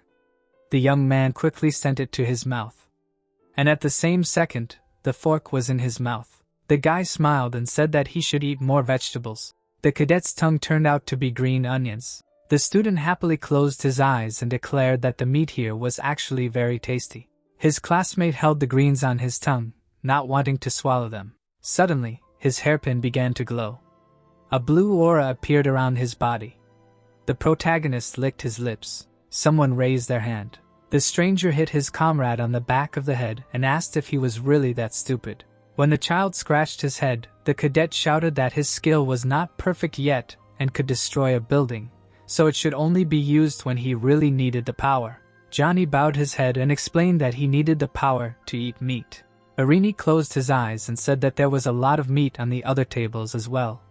His friend raised his eyebrows and said that the most delicious meat was the one that could be taken from the straw. Urian smiled happily.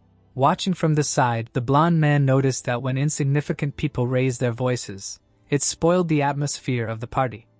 The youth gritted his teeth and asked if this was really about them. Standing at another table, the cadet apologized and decided that the obvious truth was not even worth saying out loud.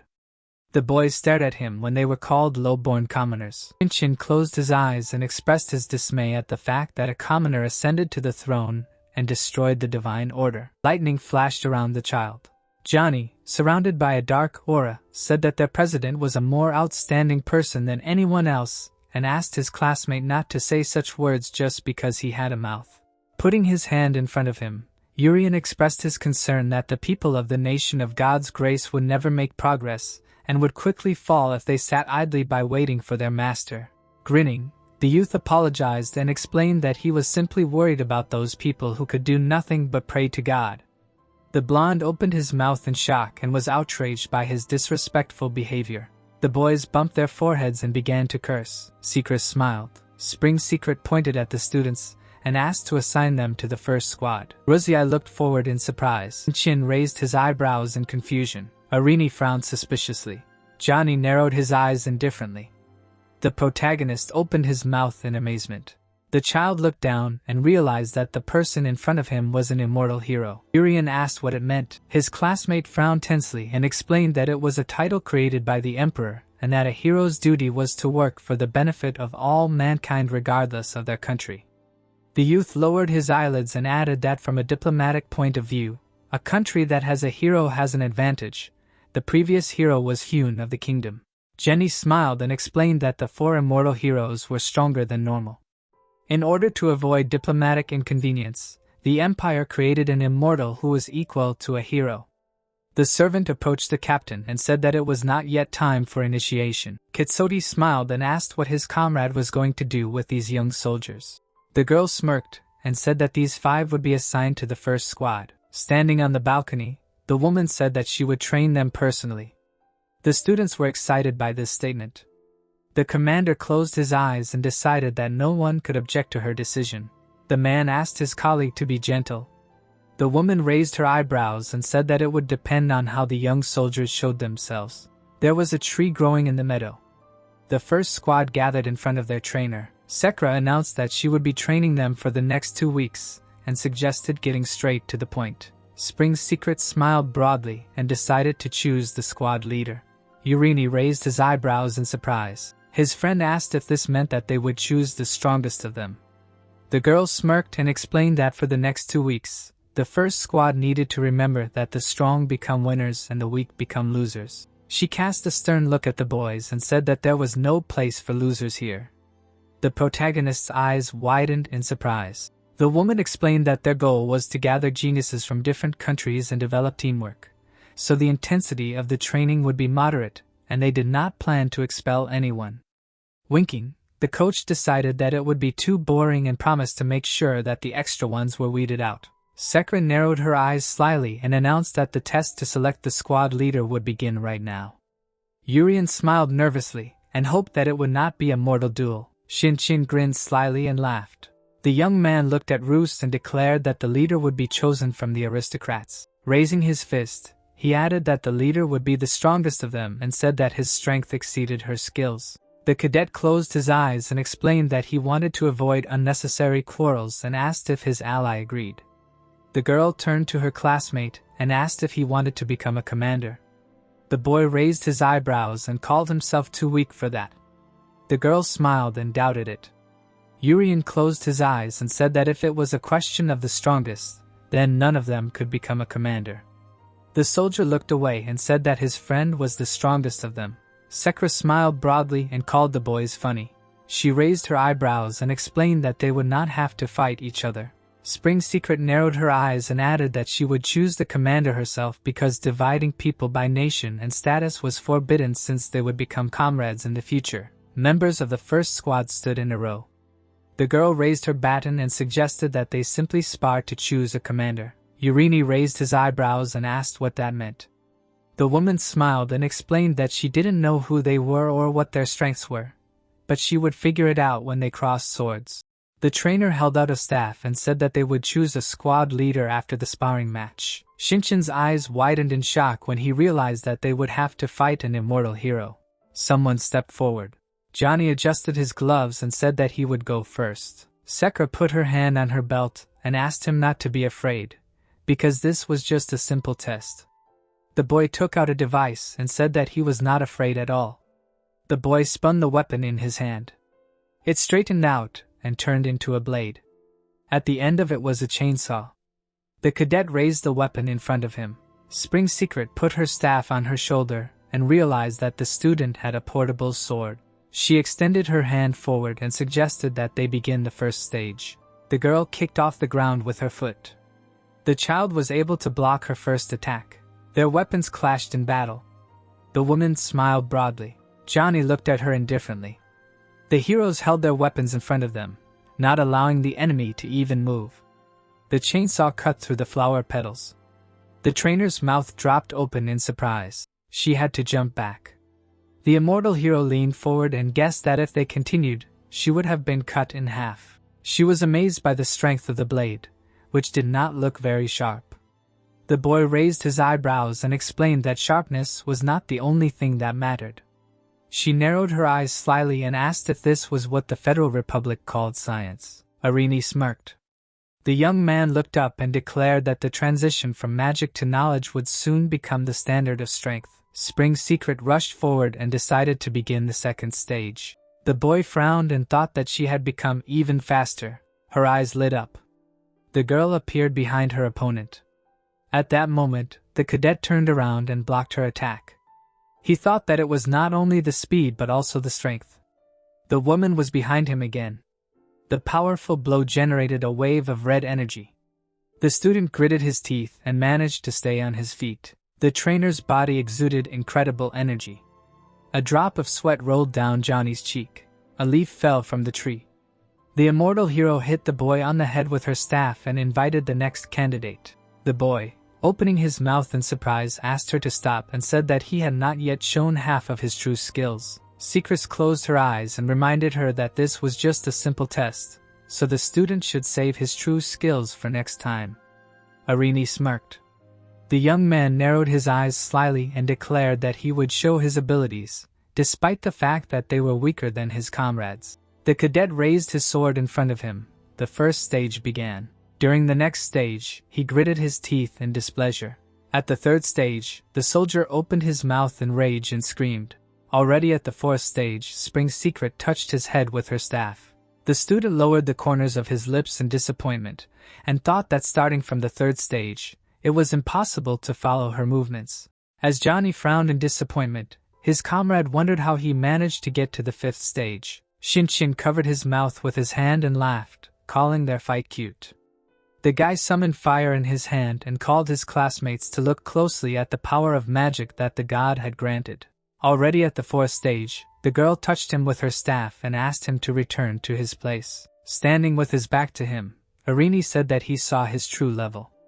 The young man grinned and said that, apparently, the god loved everyone equally. The blonde angrily pursed his lips and wished to kill his classmate. The woman waved to her staff and called the only girl in the squad. Ruse looked up tensely.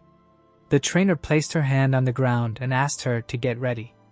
The girl parried her blows for 4 stages. During the 5th stage, the immortal hero jumped into the air. The student looked down. Suddenly, her eye, which had been hidden under the bandage all this time, lit up.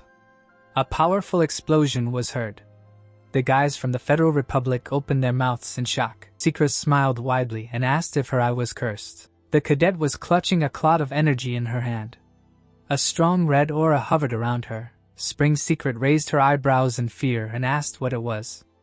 Irini frowned and asked if their classmate had reacted to the 5th stage. Johnny said that he could have gone to the 100th stage if he had used his engine.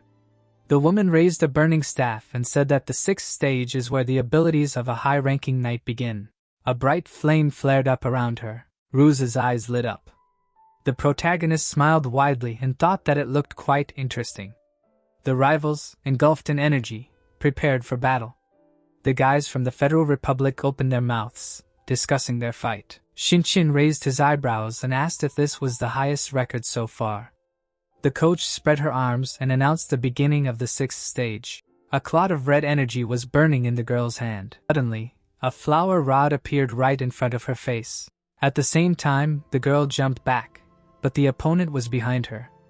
The blonde man's eyes widened in shock and asked if their teacher had doubled. Prouding, Irini explained that she attacked with incredible speed, so she was able to attack, instantly move to another point and attack again.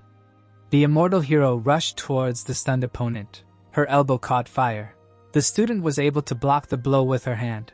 Johnny narrowed his eyes and asked if she had managed to react. Sekra smiled and asked how she had managed to block the 6th stage. She narrowed her eyes slyly and thought that this student had the ability of an advanced knight. Ruse had a purple aura burning around her.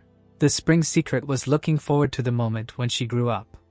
The protagonist smiled and thought that it was not bad. The woman placed the staff on her shoulder and said that the student could stop since it would be difficult to continue with such an arm. The girl lowered her arm, which seemed to be dislocated. The trainer closed her eyes and said that she even had to use a little of her power, despite the fact that this was just a simple test. The girl looked up and addressed her by name. Frowning, the immortal hero asked to be called instructor and promised to make sure to control her powers better next time. The student lowered the corners of her lips and addressed her again. Ruse summoned a clot of energy in her hand and asked her to begin the 7th stage. Sekras froze in place, confused. Remembering how she had to escape with the princess in her arms, the girl thought that she was tired of running away from the strong. The girl engulfed in flames used an absolute magic strike. Spring Secret opened her mouth wide and asked her to stop. The woman smiled and stated that she would get unnecessary injuries if she did not stop right now. When the student's face was covered in sweat, the coach promised to give her another chance next time. Ruse took a step forward. The protagonist looked at her and praised her for her excellent work. The girl opened her mouth and sighed. She looked down and asked the special student to show her true strength. Her hair covered her eyes. The girl thought that she still lacked courage. Urian smiled and asked her to call him by his name. Suddenly, the student's eyes widened. The immortal hero saw the boy running and concluded that he was the last candidate. Shinshin laughed so hard that he choked. He raised his hand to his mouth and said that he shouldn't have laughed, but he couldn't even hold back his laughter. Squinting, the blonde thought that his competitor would fail on the first stage and decided that the gap was too big, so he would have to recommend him for expulsion. The boy raised his eyebrows and said that he forgot to bring his magic wand. Secrets frowned and asked if he would really refuse to take the test. Refuting this, the student raised an ordinary stick and said that he would use this. The boys froze in surprise. Shinchin laughed and called him a crazy commoner. Seeing Secrets smiled and found this interesting. Raising the staff, she said that she liked it and suggested that they begin the final test. In the forest next to the training field, there were fir trees. 2 stages had already passed. The students were watching the fight with tension. When the 4th stage passed, their mouths opened in shock. During the 5th stage, the protagonist blocked a girl's attack. The young man's eyes widened and said that this could not be. Ruzi smiled and said that this was to be expected from her comrade. The woman raised her eyebrows and noticed that her student was blocking even false attacks without much effort. Urian blocked her attack with a branch again and looked up. Smiling, he thought that he intended to end at the second stage, but the girl asked him to show his strength. The boy turned down the corners of his lips and wondered why she asked him to do this, since he had failed to use offensive magic at the academy. Looking ahead, the boy decided that she was impressed by his healing magic and remembered that this test was not about attacking, but about blocking a blow. With her red eyes flashing, the trainer asked how the student dared to be distracted at a time like this. The immortal hero rushed forward and announced the beginning of the sixth stage. The student dodged her attack and said that he had been lacking concentration lately. A red haze appeared in front of his hand. He managed to clench it into a fist. Seekers saw her magic coming from the flower dissipate.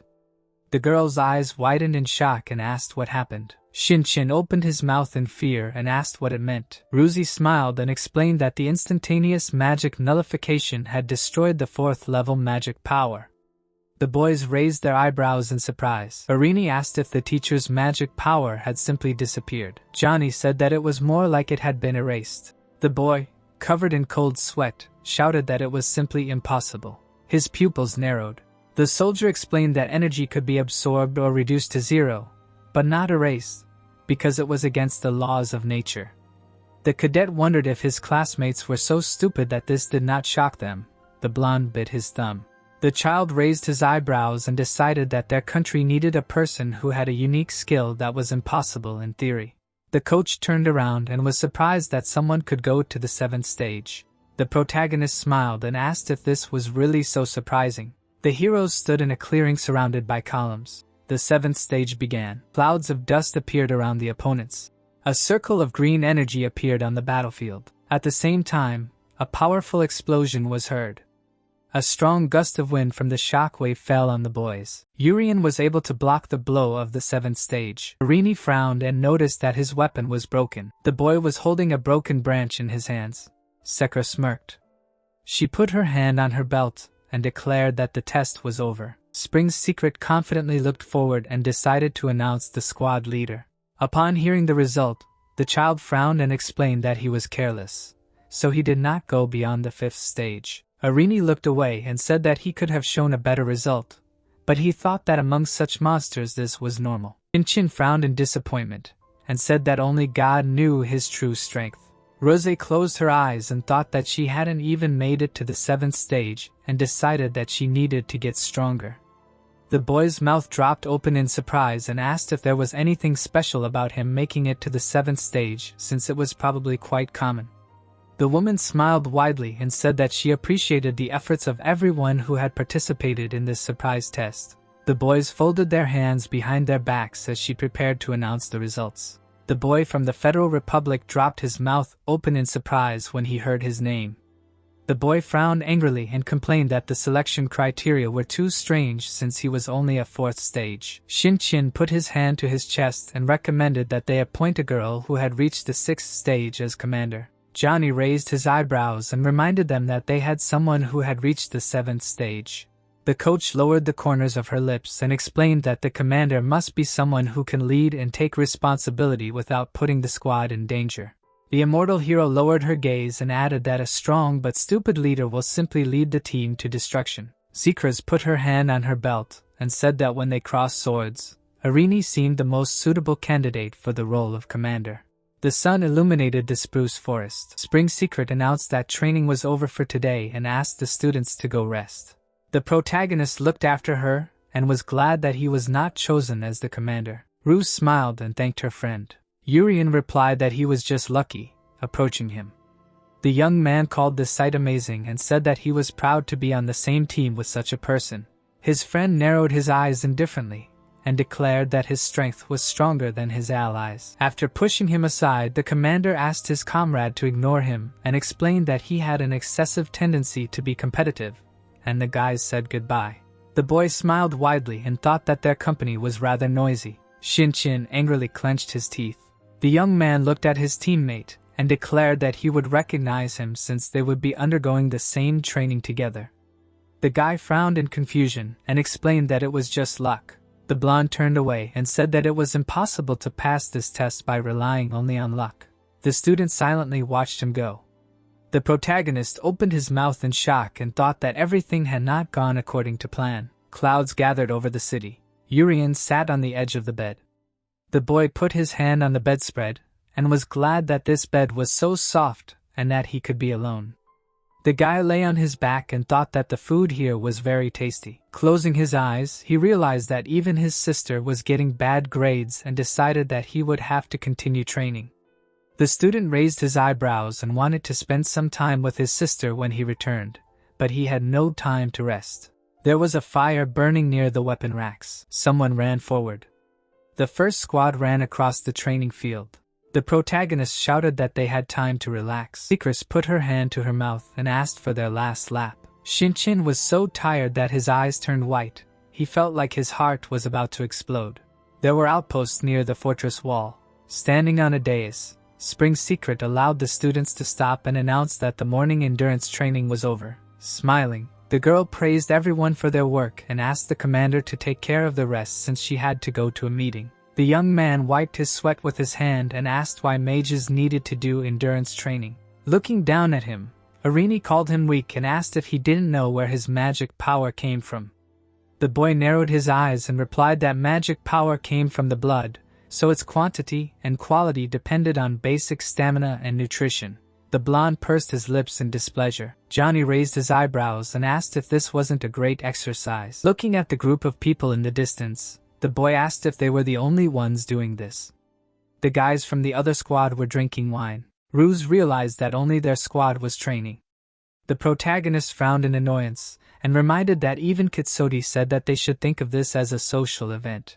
Arini narrowed his eyes and called it very strange. Someone suggested that they stop training and start having fun. The young man raised his eyebrows and explained that if the purpose of this training was to select talents, then 2 weeks was too much. Looking ahead indifferently, his friend assumed that they had a different objective and figured that a kingdom and empire that had been invaded by monsters would not gather geniuses from all over the world for just a 2-week social event. Urian lowered his hands and asked what their objective could be. Chin called his words just a cheap theory. Ruse lowered her gaze and thought about what the kingdom and empire wanted. A bright light illuminated the cathedral. Sodi smiled and reported that the target had successfully completed the entrance ceremony and was currently in the first unit. Armin opened his mouth and thanked him. Closing his eyes, the Holy Father corrected his comrade and called the target a blessing, explaining that someone might misunderstand them.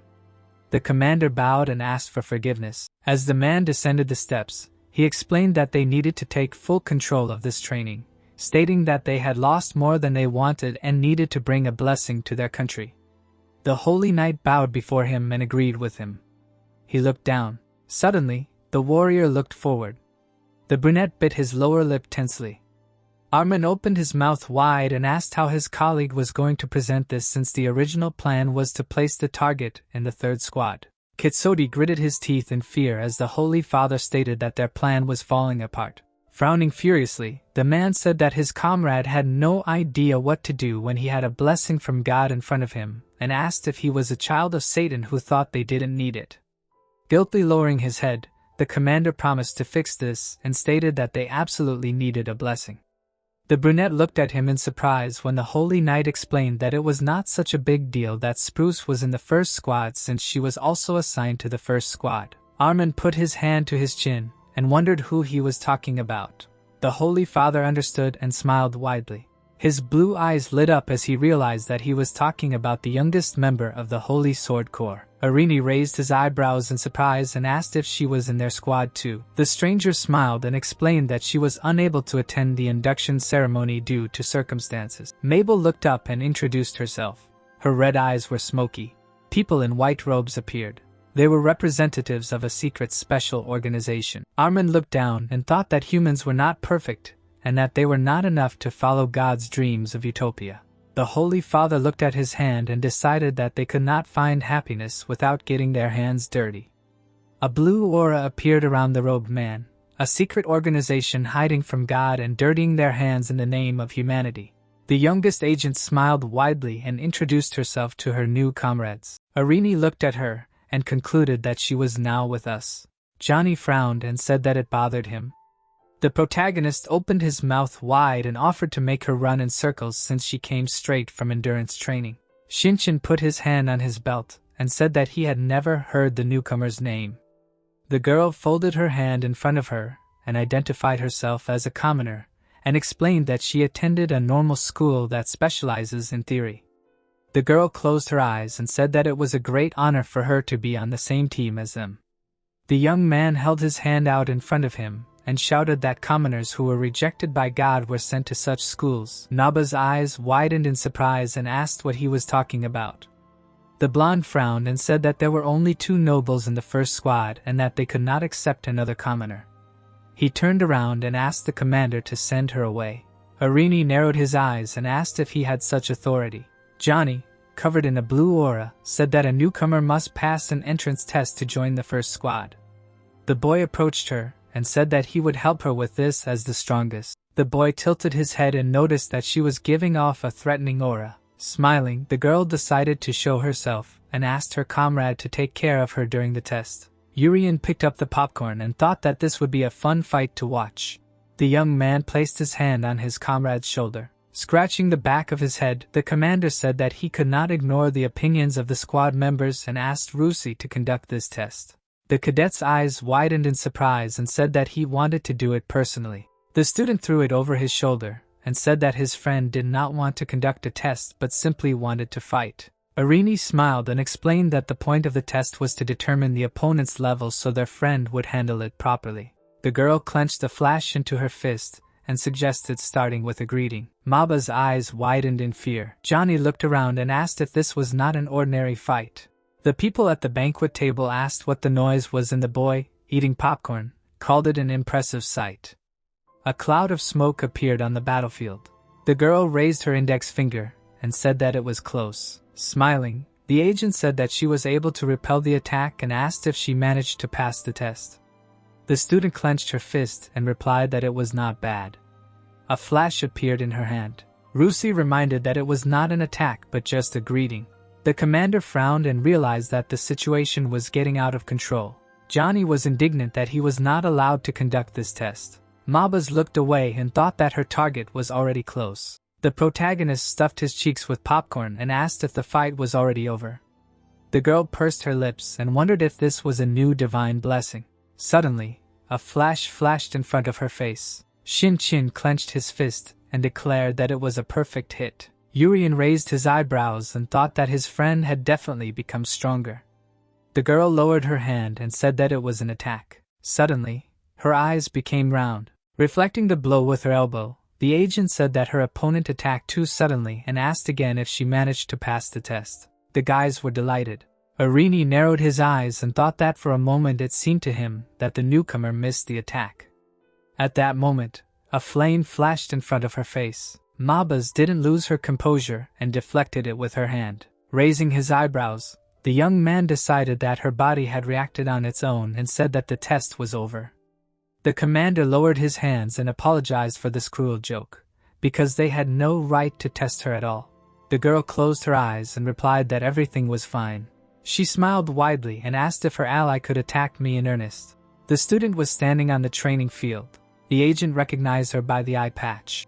At that moment, the newcomer appeared next to her and asked her to show that very genius power that everyone was talking about. Roos jumped back, dodging the attack, and declared that the test was already over. The girl lowered the corners of her lips and called further fighting reckless. Naba opened her mouth in surprise. Dark energy gathered around her.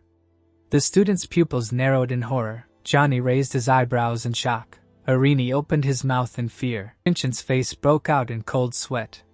The cadet jumped forward to attack. The girl smiled. A powerful explosion was heard on the training ground. Roos's eyes widened in surprise. The protagonist stood between the two rivals. The girl looked at him tensely. A dark aura appeared in front of her a moment ago, and she felt a strong thirst for blood. Her body instinctively moved forward. A flame ignited in her fist. The agent put her hand on the ground. Her crazy eyes were burning. The newcomer did not even plan to defend herself. Naba was lying on the ground, blood spreading around her.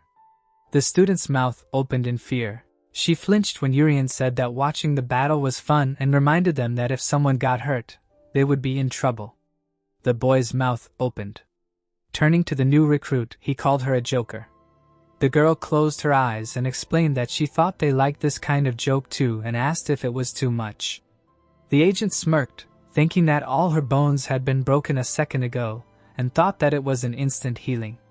The boy puffed out his cheeks and looked at her questioningly, licking her lips. The newbie remembered that she had to kill him and decided to strike when the target was off guard so that he would not have a chance to recover. The student leaned towards her and asked if she was having trouble standing up since the healing should have worked. The newbie blushed and thought that her target was too close. Raising his eyebrows in surprise, Shinchin wondered what had happened and realized that the commoner had lost immediately after arriving at the academy. Johnny gritted his teeth and asked if his comrade had seen what had happened. A sweat-drenched Yuri realized that this was healing, not regeneration, and said that this was the second skill that could not be explained. The young man put his hand to his head and explained that he thought this man belonged to a more advanced nation. The boy raised his eyebrows and suggested that they investigate further. Looking at her hand, Mabra realized that she had experienced the powers of a divine blessing. Her red eyes lit up and the girl decided to track how long it took to use this ability. The protagonist approached her and asked why she did not get up. Urian saw the blush on her face and asked if she still had pain. That same night, deep in the forest, there was a house. The hatch was slightly open. The stairs led to the basement. Torches hanging on the wall illuminated the room. The man in the robe frowned menacingly. The members of the secret organization were sitting at the table. One of them pressed the radio telegraph and said that his colleague's actions today were reckless. The agent looked down and explained that she did it to find out if the target possessed a true blessing. Tapping the device, the girl said that as a result of these actions, the skill of full instant healing was confirmed. The masked man looked down and approved of her actions. Pressing the lever, the unknown said that she was perfect for this mission. The stranger looked up and warned that impulsive actions were forbidden, despite good intentions. Mabel lowered her head when the leader asked her to coordinate her every action with him. They sat opposite each other. The man in the robe decided that his subordinate must show her loyalty with actions, not words, otherwise she would be suspended. The girl agreed. The unknown raised his hand and sighed heavily. He placed 2 potions on the table. Tapping out words in Morse code, the stranger informed her that an internal competition was scheduled for the next 2 days. The stranger looked ahead and asked his subordinate to give the target a red potion when she was exhausted. The vial rolled across the table towards the agent. The masked man looked up and explained that it was an aphrodisiac made from illegal substances and infused with magical power. Mabel's eyes widened in shock as the secret society member asked her to impregnate the target so that she could become a citizen of their kingdom. The girl looked down and agreed. Turning his head, the stranger wished her luck and asked her to give the target a blue potion if anything went wrong. The vial of poison emitted a blue aura. Depression was imprisoned in a dungeon. The stranger explained that the poison was made from a piece of level 4 disease and depression's fresh blood. The man in the robe frowned and added that when a blessing died, its power was passed on to the next generation, so it was best to kill Jirian and wait for the blessing to be reborn. Pressing the radio telegraph, the stranger reported that the mission should be successful in 2 days. The crescent moon shone above the house. The agent lowered the corners of her lips and sighed heavily. Coming up in bed, the recruit thought that the god's followers always made her deal with such situations. There were 2 vials on the windowsill. Mabel lowered her head and realized that she had to either give birth to a child or kill her comrade. Clutching the blanket in her hand, the girl thought that she did not have any evil feelings towards him and decided that she could not marry right now. Her red eyes shone. The agent decided to kill him as quickly and neatly as possible. The next day, clouds floated above the greenhouse. On the table there was a plate with sliced meat. The protagonist took the plate and concluded that their squad would be the only ones training today. Jirian put the plate on the table and decided to eat well. Irini noticed that he had a big appetite. Johnny immediately grabbed the ham from his friend's plate. The boy shamed him for stealing. He frowned and asked what his problem was. Suddenly, the boy looked away. The student noticed the girls at the table and thought that his friend had become quite popular. Rosie was standing next to the other students and talking to them. The guys looked at her. The young man said that since the girl demonstrated high-level attacks, she had many fans. Closing his eyes, Shinchin said that she had always been a star and explained that everyone wanted to befriend or at least talk to a genius who appears once in 100 years.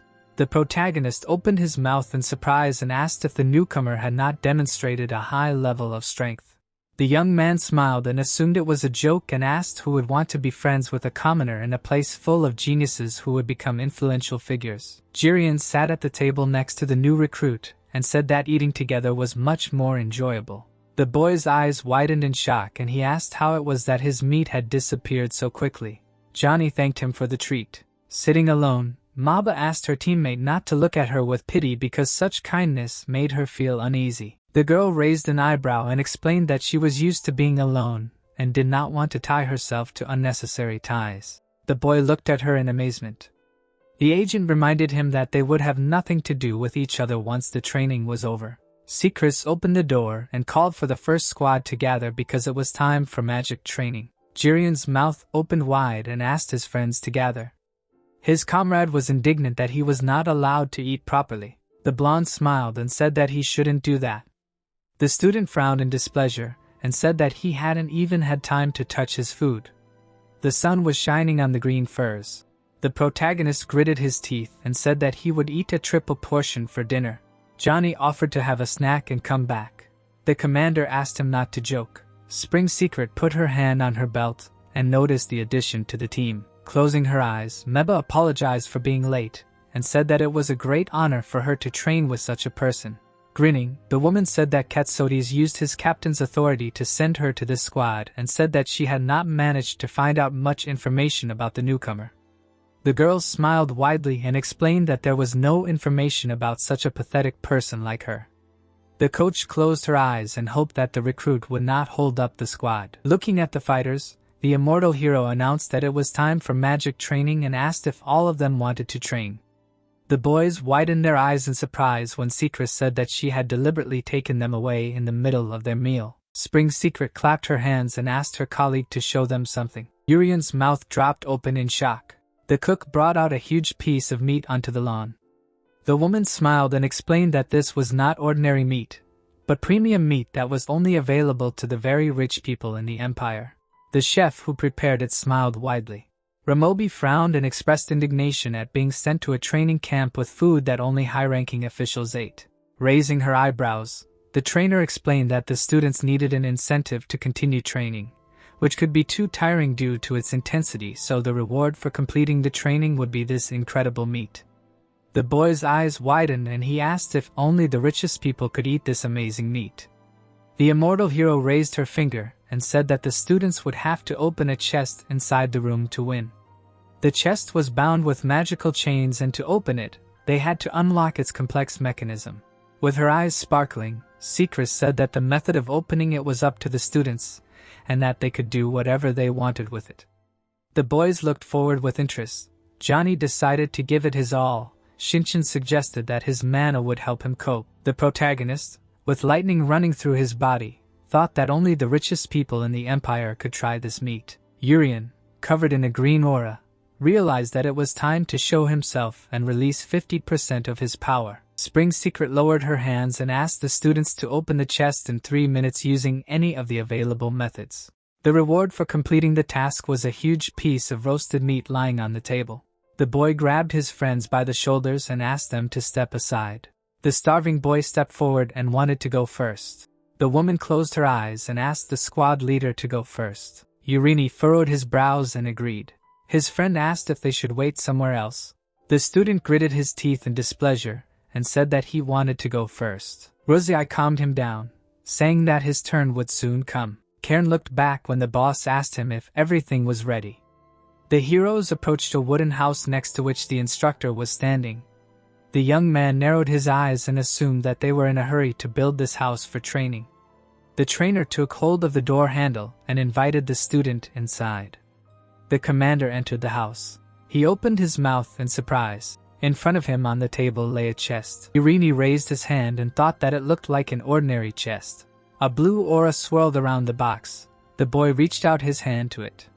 Frowning tensely, the young man realized that there was a triple locking system in use and thought that in that case all the locks would have to be open at the same time.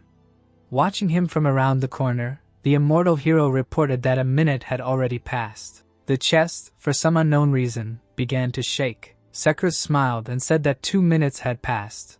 The commander clenched his teeth and realized that he did not have much time. The chest began to shake even more violently. Cold sweat ran down the soldier's face. He placed his hand on the lid of the box. Spring Secret raised her eyebrows and said that there were 30 seconds left in the test.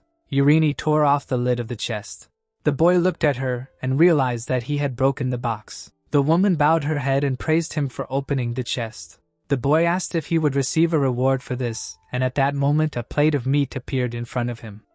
The protagonist stuck his tongue out of his mouth in delight. Urien ran up to his comrade, wanting to taste the meat. Shinchan, who was standing nearby, was surprised that such a luxurious table and chairs were brought to such a forest.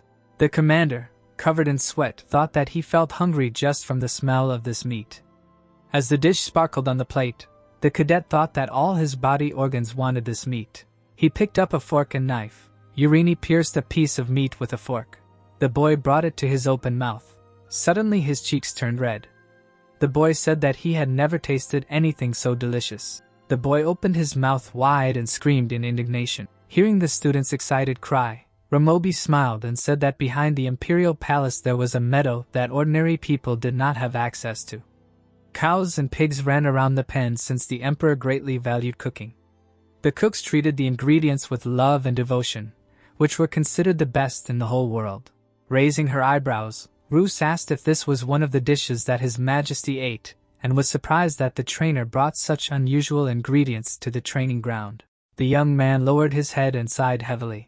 The commander wiped his mouth and said that he ate it all so quickly that he did not even realize. The soldier smiled widely and shouted that this meat was very tasty. The protagonist widened his eyes in horror and said that now it was his turn because he wanted to train. Johnny raised his eyebrows and said that his friend used the power of the engine. Irini got up from the table. The boy looked back and warned that his comrade was forbidden to use it because its engine was still imperfect. The boy looked away in displeasure when the youth explained that even with 3 devices it was difficult to cope with such power, so the engine should only be used in case of emergency. Putting her hands on her hips, Sakriz was glad that the student liked the dish from the best chef of the empire and decided to call the next test subject. Hearing that it would be Roos, Urien opened his mouth in shock. Spring Secret closed her eyes and asked him to wait his turn. At the edge of the forest there was a dilapidated house. The girl was standing next to a chest. 1 minute had already passed. Her eyes widened in fear. The student hit the chest with all her might and finished the task in just 1 minute and 13 seconds. The soldier closed her eyes and opened her mouth to taste the meat. The woman announced that Johnny would go next. The boy sweated with impatience. The cadet managed to open the chest and one go after 1 minute had passed. He put a piece of meat in his mouth and said that it was quite tasty, although there was not much of it.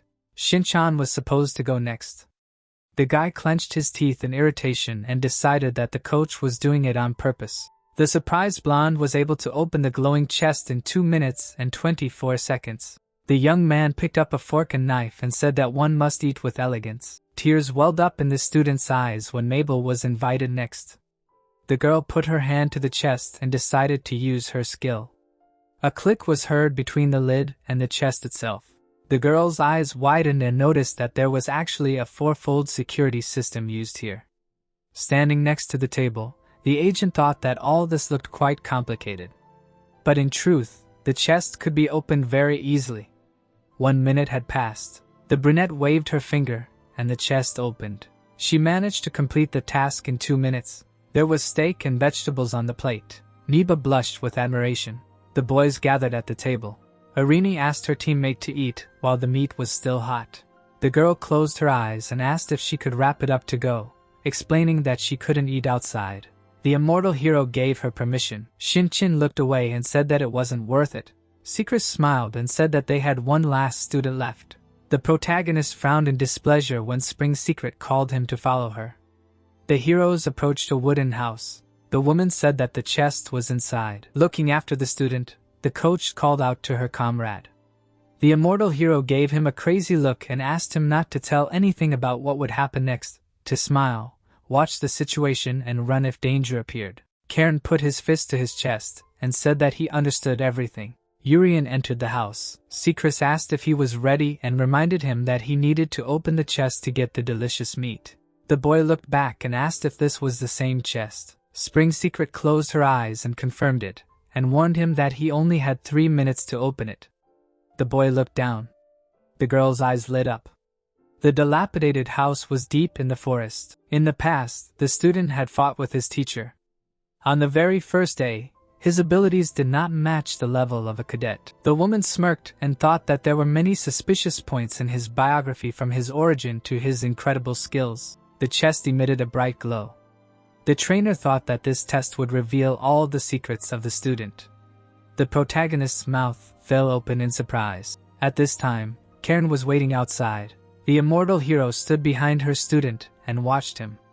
Looking down, Urian realized that he would reveal his powers if he opened the chest right now and decided to open it in 2.5 minutes. The boy raised his eyebrows and thought that this chest looked a little strange. A golden haze hovered around him. The boy realized that he had never felt such a magical power. Raising his hand, the student realized that this power was even more unpleasant than that of a level 4 monster, and convinced himself that everything would be fine. The cadet brought his hand to the chest and decided that it was time to have some fun. Secret saw a green aura in front of her. The protagonist raised his hands above the chest. 1 minute passed. Urian's eyes widened in surprise and he felt something strange. The chest was engulfed in energy, but there was no gap in it. Gritting his teeth, the boy wondered how they did this and thought that he should take this a little more seriously. Squinting, Spring Secret reported that 2 minutes had passed and asked why the first special student in the kingdom couldn't just open the chest. The boy frowned menacingly when the girl said that everyone else could do it. The aura around the chest became even thicker. 2.5 minutes had passed. The student opened his mouth wide. He shouted that it was annoying and summoned a green flash. Waves of green energy rushed towards the box. The cadet saw the spark and grabbed his head. Sweat appeared on his tense face. The protagonist realized that this was not an ordinary chest because all his magic was reflected. Urian clenched his fist angrily and thought about his meat when the woman said that he had 20 seconds left. She smirked and said that there were 10 seconds left. The boy spread his arms and asked her to wait. The trainer began the countdown. The boy angrily clenched his teeth. Bright energy appeared in his hand. He stood silently in place when there were already 2 seconds left. The immortal hero frowned in disappointment and decided that she was wrong about him. Secret lowered her gaze and realized that this student was no better than the other guys and would not be able to open the chest. Closing her eyes, Spring Secret assumed that he was just lucky on the first day and ended the countdown. The student cried out that he could do it, and the girl's eyes widened in shock. There was an open chest on the table. The cadet declared that he could eat the best meat in the world. The woman ran up to him and asked what that meant. The coach's mouth dropped open in surprise. There was a bundle in the chest. The immortal hero stared at it in fear. Suddenly, she looked back. She looked dumbfounded. Kieran was calmly waiting at the door of the house. Green fir trees flew past. There was a mansion in the large square. The blue sky was reflected in its high windows. Kitsodes looked away. The man frowned. The commander looked away. Secret smiled and asked where he got that. Spring Secret raised her index finger. The room was enveloped in blue light. The protagonist looked back and noticed the barrier. The girl approached the table and called out to her student. Without turning around, she told him that the first hero left 3 chests to his descendants after his death. Jurian's mouth widened in amazement. Looking ahead, the woman explained that each chest was protected by a special spell that even the descendants of the first hero could not overcome. The boy raised his eyebrows in fear and asked what she was talking about. There was parchment in the box. The trainer added that the descendants believed that it was too early to open the chests and stored them in different countries. The immortal hero picked up the chest and stated that it was one of them. The boy opened his mouth in shock and asked if that was true. Ruziai opened her mouth slightly. The girl looked away and said that their friend was late. Shin-Chin raised his fist to his mouth and confirmed this, and suggested that he had failed because the task was too difficult for him. The boy smirked and stated that he would have been sweating in his place. The student's face was dripping with sweat, and he asked if he had really managed to do something that was impossible. The cadet's eyes widened and he asked if he was stronger than the hero himself. Taking the package in her hands, Secra said that he shouldn't be proud of it, and explained that she had known in advance that it didn't take much strength to open the chest. The spring secret opened the parchment, and the protagonist thought that he was very lucky. Urian raised an eyebrow and asked why he was required to open a national treasure. The girl looked at the paper and opened her mouth in fear. The boy stood behind her and did not understand what was going on. The woman rolled up the parchment and said that she was interested in this chest. The boy's eyes widened in shock, not understanding what she was talking about. The trainer slammed the chest shut and asked him not to think about such trifles. Putting her hand on the student's shoulder, the immortal hero explained that the most important thing was that the chest was open and suggested that it was great to be able to open the box when no one else could. The student looked at her and said that this was not something to just celebrate. Secra smiled widely and asked the student not to tell anyone about it. She raised her eyebrows and told him that the first hero had left a message that the person who opened the chest should receive. The cadet's mouth opened in surprise and asked what the message was. The protagonist backed away and asked if he could just leave. Urian smiled nervously and explained that it was not normal for a commoner to be involved in something like this. Spring's secret widened her eyes and refused him, saying that for her, this was a real blessing. There was a chest on the table. The fact that it was open was probably the will of the first hero. The girl explained that it could not be opened by force. The boy looked away and thought that he did just that. The woman added that the hero's power, which is considered a gift from God, is actually inherited magic left by the first hero. The boy's mouth dropped open in amazement. The trainer explained that this power belongs to the hero himself and is passed down to his descendants. She looked back and said that it was written in the scroll that this power cannot be passed down beyond the 5th generation. Looking ahead, the immortal hero explained that 4 years ago, this woman made everyone kill a level 5 monster and concluded that the hero's power will soon disappear. The bright sun shone above the castle. Hyun pursed her lips. The teacher looked away. She was the last heir to the hero's power. Kiran stood in the meadow with his hands behind his back. He smirked and thought that it was obvious that everything was over. Standing in the middle of an empty clearing, the man thought that the little house had disappeared. The hero's cheeks turned pink, and he thought that no, or rather, the barrier spell made it seem like the little house had disappeared and that he couldn't hear or see the little house that was clearly there, and then said that as expected of a circus, she was amazing. Hyun stood next to the rock and thought shyly that he should continue to smile. He should be alert and watchful. It was said that 4 years ago, the operation to eliminate level 5 began under the leadership of the hero Hyun in a magical forest where a group of heroes were sitting around a fire. A member of the heroes' group, Sarkaz, frowned and shouted at Hyun that she was being careless. Looking at the woman sitting on the log, the girl said that everyone was very tired and added that now that the level 5 had escaped, they should stop the operation and return. According to the exhausted knights, Sarkaz continued that not everyone had the strength of a hero like Hyun. Hyun sat near a tree and said that 20 members of the hero's party and 40 ordinary knights participated in this operation, and out of a total of 60 people, 4 members of the hero's party and 23 knights died. Looking down sadly, Nelly said that it was not as they expected since level 5 was very strong. Hyun lowered her head and said that this operation could not be stopped and added that right now, level 5 was cornered and that the heroes must catch up and kill level 5 before it came to its senses. Sarkaz clenched her fists and shouted that they should only do what was necessary and added that even when heaven led them on a mission to destroy level 5, the heroes followed her without question. With her mouth wide open, the heroes' team member said that it was not this time and continued that if the heroes pursued the 5th level in this state, they would definitely all die.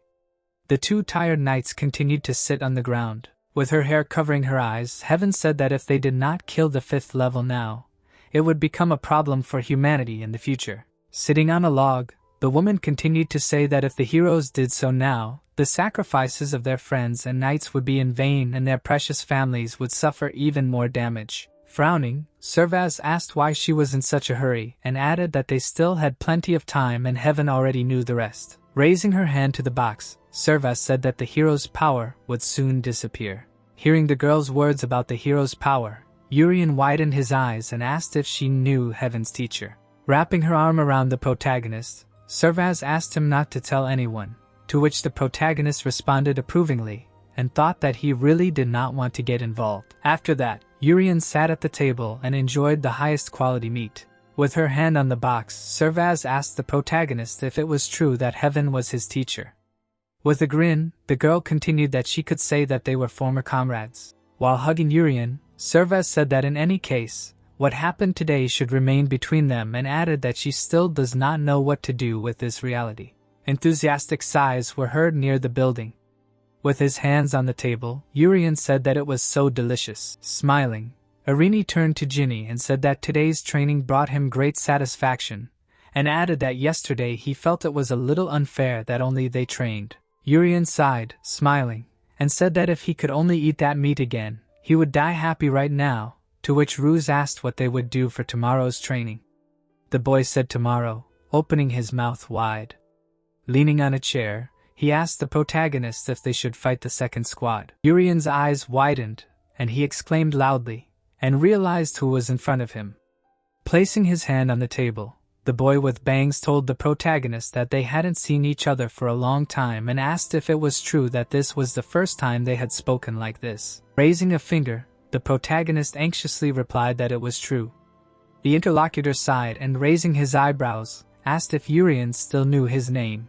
The boy said that he was from the elite class of the magic school, a first-year rank 10 student, and his name was Goliath, to which the protagonist smirked and replied that of course he was Goliath, adding that he knew everyone here. Raising his eyebrows, Goliath said that he wasn't worth being compared to the others, and continued that he didn't think he belonged here. Opening his mouth, Urian replied that that wasn't entirely true, and added that the fact that Goliath was here meant that his younger brother was here too. Leaning on the table, the boy with bangs said that it was unfortunate that his brother wasn't here, and added that among the first-year students, he and Urian were chosen as young soldiers, along with Hina and Rizzo. Taking a strawberry in her hand, the Sorochi fangirl sighed and wondered why she had to be in a place like this where there was no princess. Rizzo raised his eyebrows and asked if they were done for the day, and continued that they had not trained since they were accepted, and did they really want to die. Goliath said that there were only 4 of them, to which Urian widened his eyes and said that was it. The protagonist laid down on the table and asked what the selection criteria were, and added that if they chose a commoner like him, then they should have chosen Alatu. Goliath raised his hand and said that he thought the protagonist had done well enough to be chosen, and continued that on the contrary, he did not know why he and Hina were chosen since they were not in a friendly competition and did not do anything. Goliath put his fist to his mouth and said to Rizzo that he was quite funny. Rizzo bared his teeth and denied this, and said that he was the strongest and that the heroes had no chance of defeating him. Looking at the boys with white hair, Rizzo said that if only a level 3 had appeared in the midterms, but added that no, he would still be able to win even if he went to a friendly competition and fought a level 4. Clenching his hand into a fist, the bully shouted that it was because he was strong, and continued that it was simply because the teachers had not seen his performance that they did not choose him. Pointing his fist at the boys, Rizzo shouted that he would show how strong he was, to which they worriedly asked what he was doing. Grinning, Goliath said that Rizzo was not originally chosen, but since it was reported that he defeated them, it seemed like his courage was appreciated. Urian smiled and said that the bully was simply crazy, and Roos said that they would be fighting the second squad tomorrow, and asked who was in the second squad. A boy appeared and said that it was them. Deus appeared, introducing himself as the commander of the second squad. News Agi was visible. He told Deus not to go too far. Hina approached Goliath. They were members of the second squad.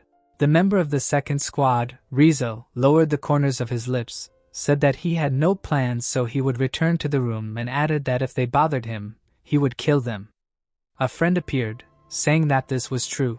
Laurel appeared. He told the protagonist that he was stern, although he was a junior. Urian, with wide eyes, said the name of the second year.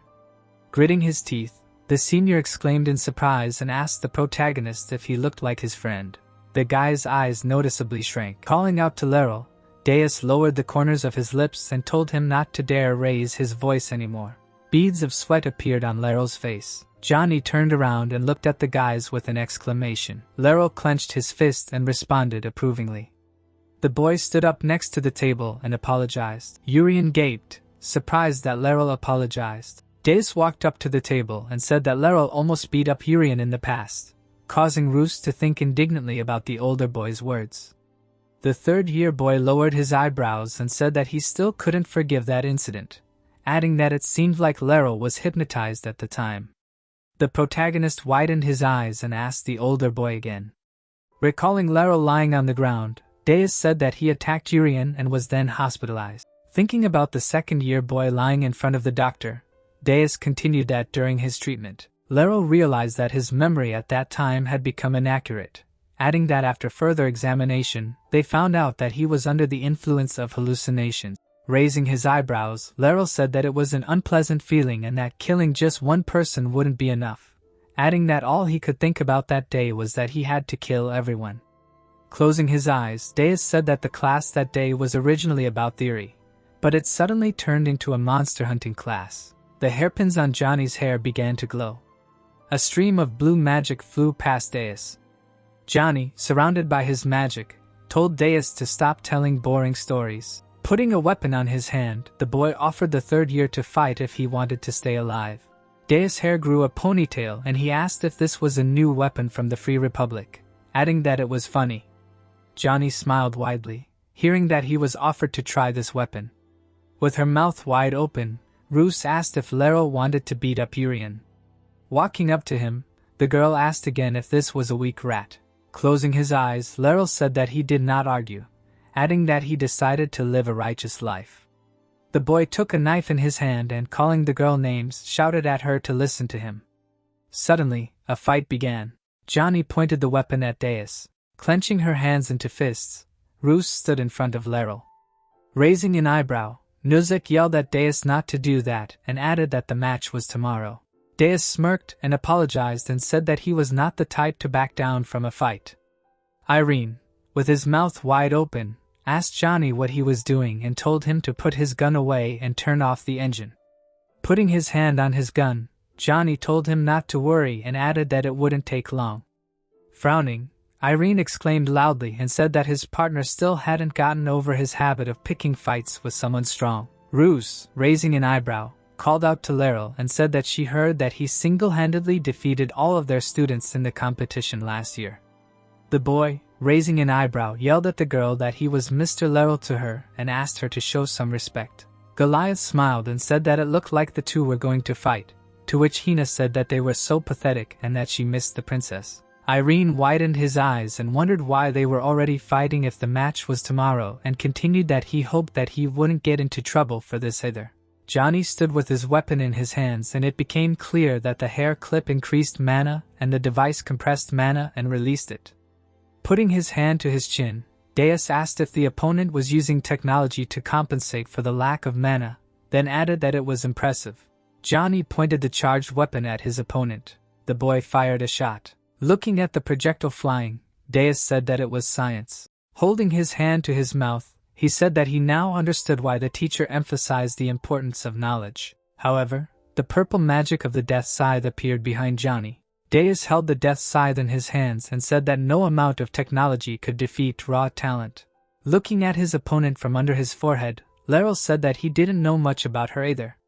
The boy turned to Roos and asked her to remind him what she was called, adding that wasn't she a genius that appeared once in a century, to which the girl raised her eyebrows in surprise. Pulling her hand with the red magic flow back, Roos said that she would start with a greeting. Opening her mouth wide, Laryl called out to the girl and asked if she knew how he managed to stay in school despite all the trouble he caused. The second year, students' eyes noticeably shrank. A magical glow appeared around Roos. The boy kicked the girl in the leg. Roos fell from the blow, and Laryl said that it was because he was a genius. Looking down at his fallen opponent, the second-year students said that he wondered if the girl would have been given the same title if she had been born in the kingdom. With his mouth wide open, Irene shouted Johnny's name. Deis turned his head and told Irene not to worry, as he had only reduced Johnny's mana, adding that he hadn't taken him seriously either. Deis raised his eyebrows and said that the match would be tomorrow, continuing that it was just a small introduction. With his mouth wide open, Irene shouted at Johnny not to do that. The glow of the boy's hair clip flashed in front of his opponent's face, turning away from Deus. Johnny said that the hair clip did not increase mana, adding that it was a device that reduced it. Deus glanced at his opponent in alarm as he heard him tell him that he was right because it was usually used as a booster, but he was born with much more mana than others, adding that without this device, using mana puts a serious strain on his body, causing the boy to realize that Johnny's strength was growing exponentially. The boy could be heard saying that his opponent had mentioned his talent and asked to be allowed to show him his true power, causing Laryl to turn around when he saw a blue magical glow. Opening his mouth, the boy thought that Johnny looked quite dangerous and continued that he was sure that everything would be fine. Hearing his opponent say that she didn't fully understand yet, Laryl looked down questioningly. Ryusei, leaning on her hands, said that it seemed like the boy was channeling magic through his eyes and overloading his opponent's brain, adding that he had knocked her down before she even realized what was happening. Laryl looked at the girl with indignation and asked if it made a difference that she had figured out his skills. Ryusei lowered her head and said that it did not matter and began to speak. The girl's eye under the eye patch glowed and she said that she wished she was as weak as the enemy. Surrounded by a magical glow, Laryl smirked. The hairpin on Johnny's hair glowed brightly. Deus' eyes emitted a blue glow. A man burst into the room and asked what was going on. He saw the heroes about to fight. The man opened his mouth wide and asked if they were okay, adding that he thought there was some kind of fight going on. Deus smirked and asked him again and said that there was no way, then added that maybe they got a little carried away since it had been so long since the heroes last met. The man said that he understood everything and asked the heroes not to overexert themselves since the competition would be held tomorrow, to which Deus replied with a grin, of course. A sound was heard and Deus turned his gaze and told the man who entered that he was just in time. Hearing his name, Urien clenched his hand into a fist and said that he did not want to get into trouble.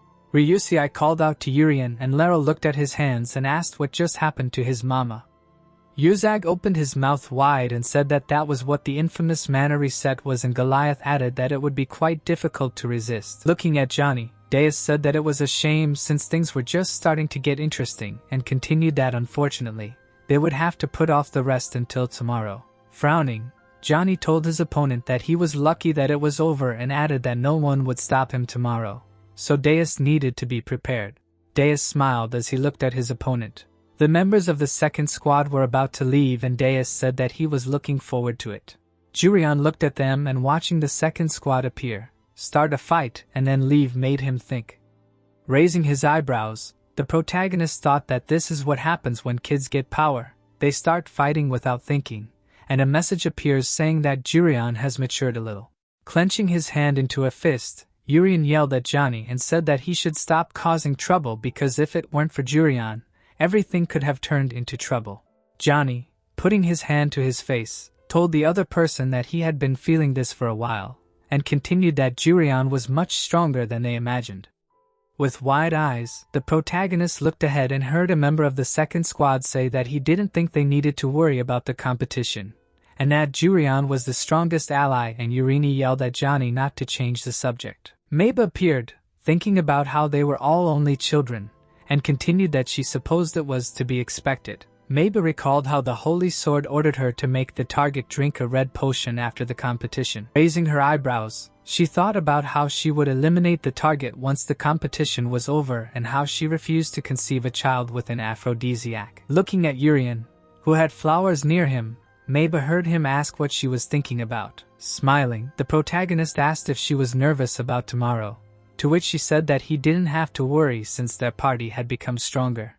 Putting her hands to her face, Maba worriedly thought that the protagonist was too close. A silhouette appeared behind Urien and Maba. Ella came through the door, calling out to her brother, saying that she came to see him. The protagonist smiled widely and shouted his sister's name in excitement. Circus said that she had no idea that there was such a place under the palace, turning down the corners of her lips. Standing in front of the cage, the girl thought that this was where the 4th level of depression was. Circus grinned and said that she came because she had a question, adding that since the monster did not die of old age, she thought that he might know the first hero. A monster appeared chained. The boys, joyfully clasping their hands, saw their brother. Urien, his mouth wide open, was glad to see them. Ella, hugging the boys, said that she had brought them and she was allowed to take these two with her on an excursion. The protagonist, sitting at the table, said that it was great and he was glad to see them again. The boys, running up to their brother, said that the uniforms suited him and were glad that he was now a soldier, to which the protagonist asked if they were impressive. Ella, looking at Urian, asked if he had trained in the morning and if he was tired, adding that the initiation hours were scheduled for tomorrow morning, but these two were impatient to see each other. The protagonist, his mouth wide open, told her not to worry, he was fine. The protagonist's eyes widened and he asked how the boys were doing at school, if everything was okay. Ella smiled and replied that things had been a bit gloomy at school lately. Urian's sister introduced Sarati and said that the princess and Mrs. Huan were currently in the palace. The campus guards showed up and the girl continued that security had been tightened in the campus. The protagonist covered his mouth and replied that it was a bit harsh. The boy opened his eyes and thought of Sarati. The princess held her hand and the protagonist said that it seemed like she was trying really hard to get out of the palace, and that it was a shame that things had turned out this way.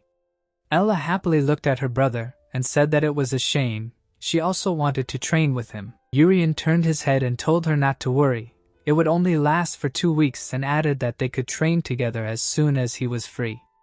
The girl, holding her hand to her mouth, grinned and said that he shouldn't react like that and not to worry, she wouldn't let it upset her. Ella, with her mouth wide open, asked her brother to come back safe and sound, adding that he always puts himself at risk for others. The protagonist, throwing his hand back, answered her hesitantly. His sister, holding out her finger, told him to promise her on his little fingers that he would come back safe and sound. Jurian, raising his hand, agreed with his sister and thought that she was truly worried about him. The brother and sister held out their little fingers to each other, and Ella said that he better keep his promise or she would be very disappointed, to which the protagonist replied that he promised. The girl and the protagonist, standing in bewilderment, heard someone say to get out. Jurian, turning his head, said that it scared him and he didn't know there were other people here. The protagonist, approaching the corner of the door, asked if they had quarreled. Niba was screaming behind the door. Her parents, sitting at the table, asked her to just listen. The girl, opening her mouth wide, exclaimed that they did not understand anything and should forget about it. He slammed the table and said that they should not look for her anymore. The father, holding out his hand, asked her to wait. Jurian, his eyes wide, called Niba. The protagonist, watching her leave, asked what happened. The girl, looking angrily, did not pay attention. The protagonist, opening his mouth, called her name. The guy abruptly changed his gaze. Sausages were lying on the table.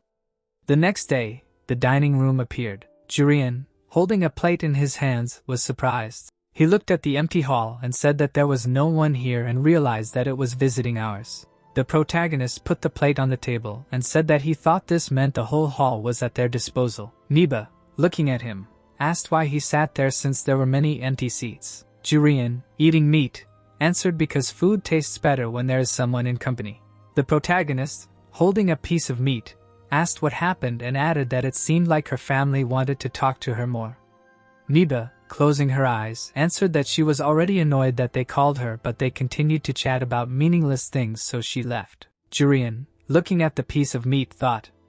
The girl had a fork in her hands, and she heard them say that the meat was delicious. The protagonist chewed the meat and introduced it, and said that this was meat from magic training, and he wondered why she packed it, and asked if she wanted to give it to her parent. Niba, leaning towards the plate, heard that she was a good person, to which she asked her to shut up.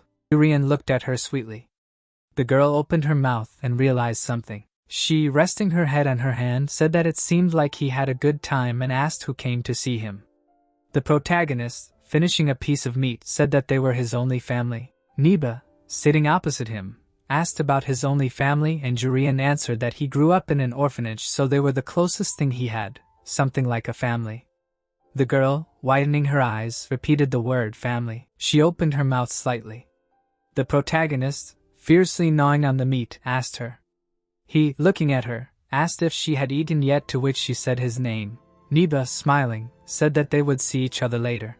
Sitting at the table, Jurian answered that of course they would see each other. The girl left the dining room. She, raising her eyebrows, remembered the protagonist's words, that they said that the meat was delicious and was glad about it. Niba, hearing the snap of fingers, was alarmed. She, opening her eyes, heard a question about how she, the agent, enjoyed spending time with her family, and that it had been a long time since she last saw them. The girl sharply turned her head. She, through the sweat on her face, clarified what happened. The sacred sword looked in her direction and said that the plans had changed and that she should not talk but just listen. Niba, lowering her eyebrows, listened to the plan to conceive a child was cancelled. She, hearing that she needed to eliminate the target during the competition, stood in bewilderment.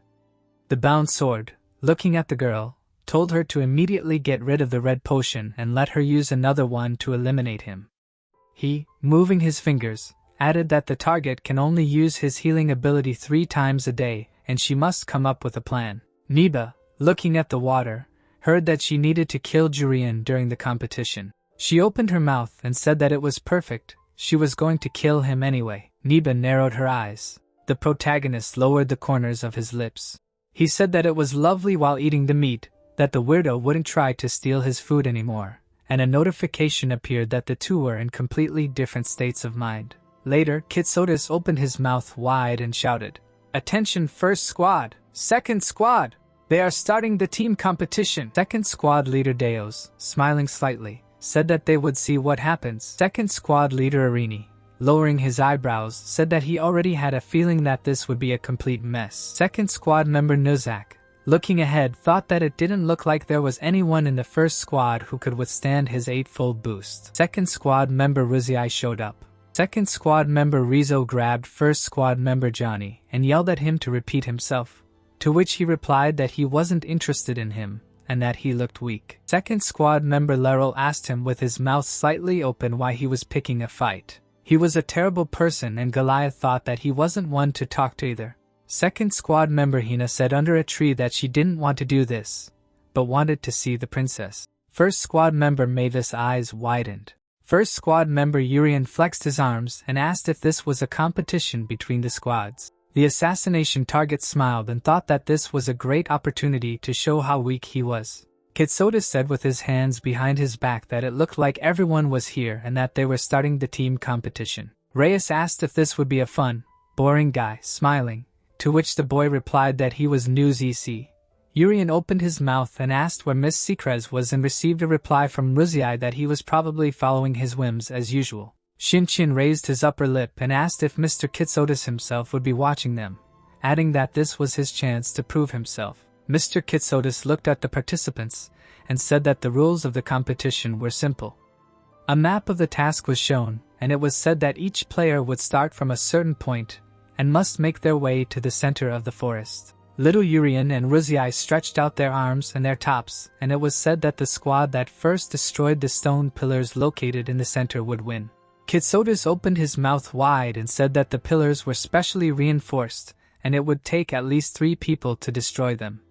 Goliath, with his eyes closed, asked if it was 3 people and added that it must mean they didn't expect all 6 members to make it, to which Hina replied that she didn't want to do that, and Newsisi said that it looked like there might be traps and Deus added or they might run into an enemy team. Arini lowered his eyebrows and thought that if they could gather a group of 3 people before they reached the center, their chances of winning would increase dramatically. He, standing next to Johnny, turned to him and said that they would be able to make their way through the forest, and they would take advantage of that. Johnny, in a blue aura, suggested meeting at the center. His eyes were shining. Arini, with sweat on his face, answered positively and thought that it didn't matter. Urian, warming up, said that it looked like they would have to get to the center first, and that it would be fun. Looking at the protagonist, Ruziai thought that he would definitely get to the center, and he should also do his best, and the protagonist thought that he would see how he could achieve his removal. Shinchin, holding his chin, laughingly said that it was finally time to show what he was capable of. Biba, looking towards the forest, heard that she should try her best not to humiliate them. She looked worried. Deus was enveloped in a golden aura. He, with his mouth slightly open, thought and said that it looked like this was his starting point. Through the tree branches, he asked which way led to the center. The guy, seeing his opponent, asked if she knew. Ruziai's eyes lit up. Deus was pleased with the fight. Shinchin, opening his mouth wide, laughing, shouted that they should watch and feel despair. He, waving the flame, said that they should see the all-consuming power granted by God. Smoke from the fire was visible. Hina, saving Goliath, said that he almost burned the lady's delicate skin. How dare he? To which the guy replied that his opponent was much stronger than he seemed. The guys, looking at Shinchin, said that they did not want to fight and would he allow them to go their own way? And the opponent mockingly said that of course not. He heard that she was studying in an elite class. Let her show what she is capable of. And the girl said that for high scores on tests, not because they are good at fighting. Hina and Goliath watched and listened to Shinchin as he mocked them, and they didn't understand what was wrong with him, or what to do. The enemy, holding out his hands, told them to stop thinking about running and turn around, and added that they were both nobles chosen by God. The banged one, with sweat on his face, assumed that he would be weak because he reminded him of Chris. But he was stronger than expected, and even with Hina, he was not sure that he would win. Nozak, with his mouth slightly open, said that it was good that there were others here, asking how he could get to the center. Hina and Goliath turned around and shouted that he was on time. Shinchin stood with his hands in front of him. He, with his eyebrows lowered, contentedly suggested that everyone calm down and go to the center together. Johnny, with his pupils slightly open, said that it was a disappointment. The participants looked at each other.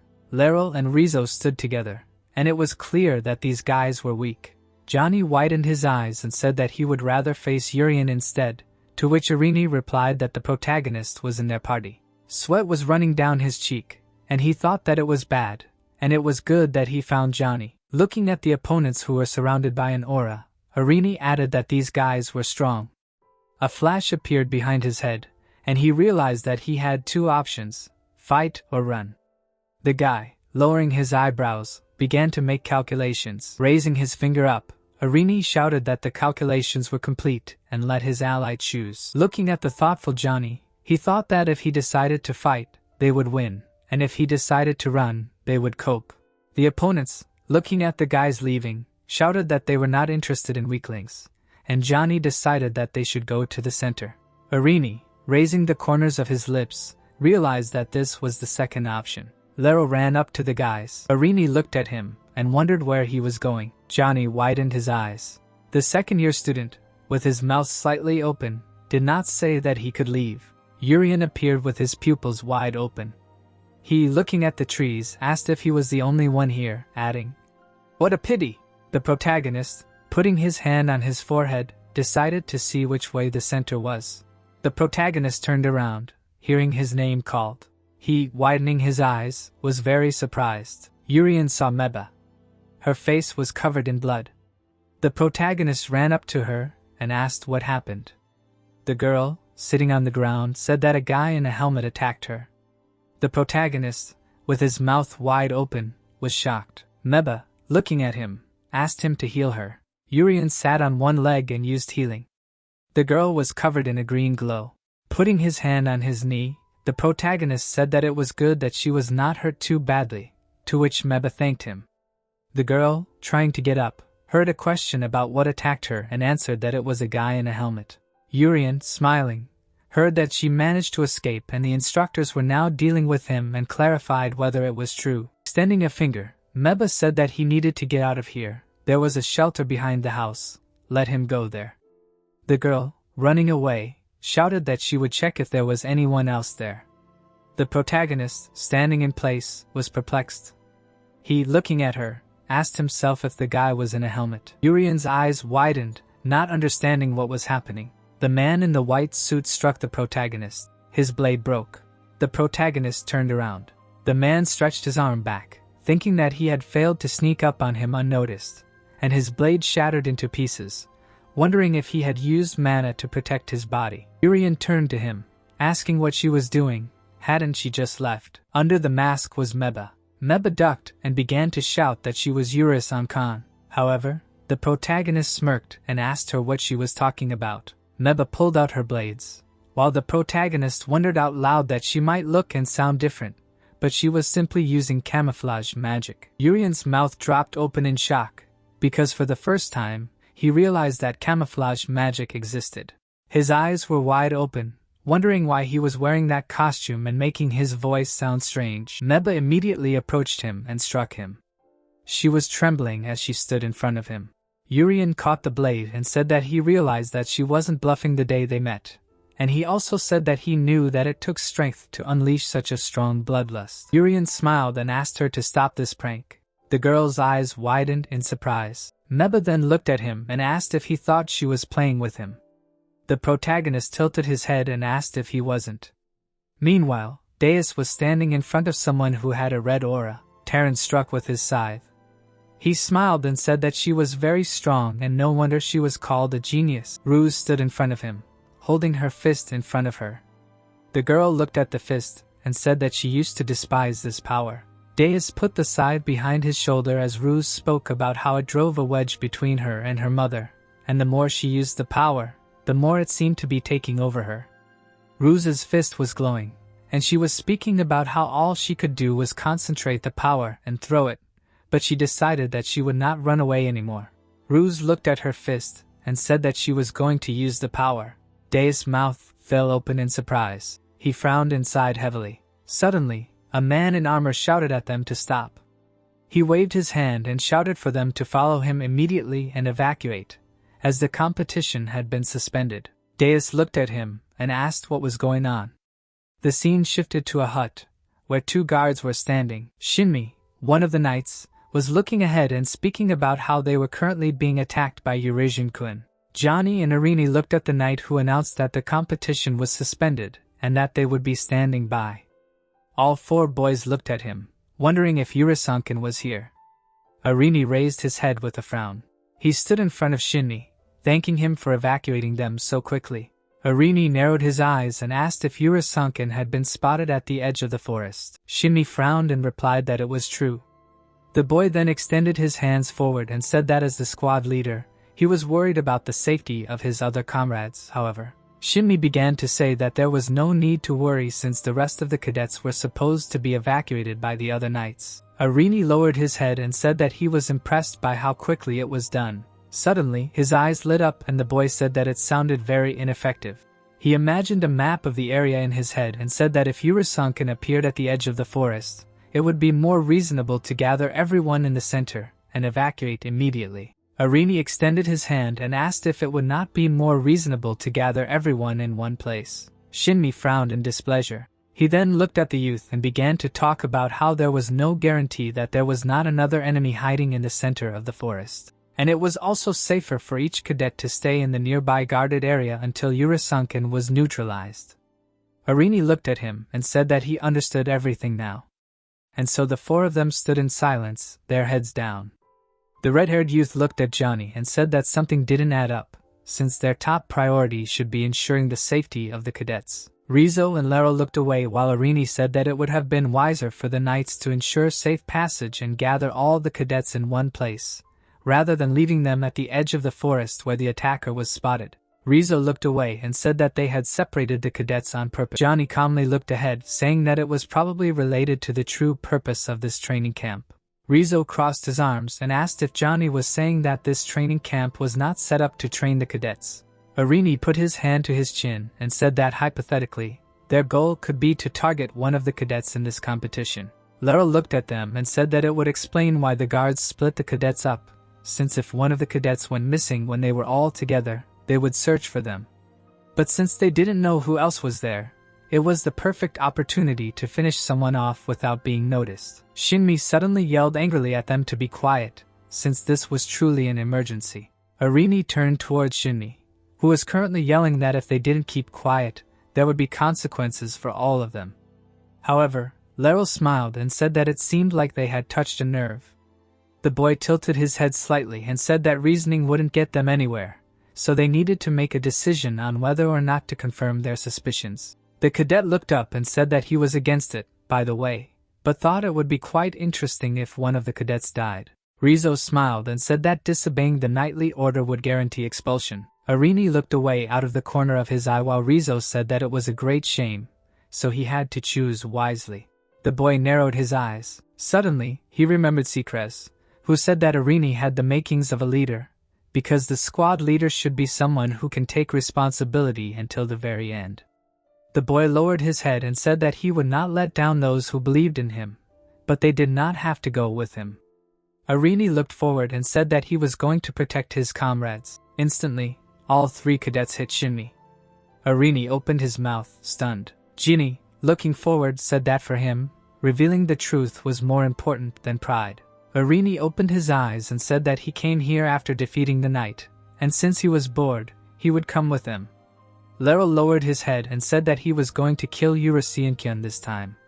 The sun was shining on the forest. Mabu attacked the protagonist. Suddenly, he grabbed her hand. She looked at her hand. Urian looked down and said that if this was not a prank, then they should just talk about it. A pillar of green energy shot into the sky. The camouflage magic dissipated and Mabu's true face became visible. The girl looked at him and said that she did not know that his mana 0 could lead to such a result. The protagonist smiled happily and said that camouflage magic is still magic in the end. But if you think about it, it is not that impressive. They stood in the middle of the field. Mabu asked the protagonist to let go of her hand, since it was already painful, and the protagonist said that he would only let go if she promised to talk. Urian lowered his head and said that he did not understand it, because she was not the kind of person who would do such a thing. But suddenly the girl said that he did not know anything about her. She frowned and shouted at him to stop acting like that. Urian raised his eyebrows in surprise. He let go of her hand. Suddenly another agent appeared behind the girl.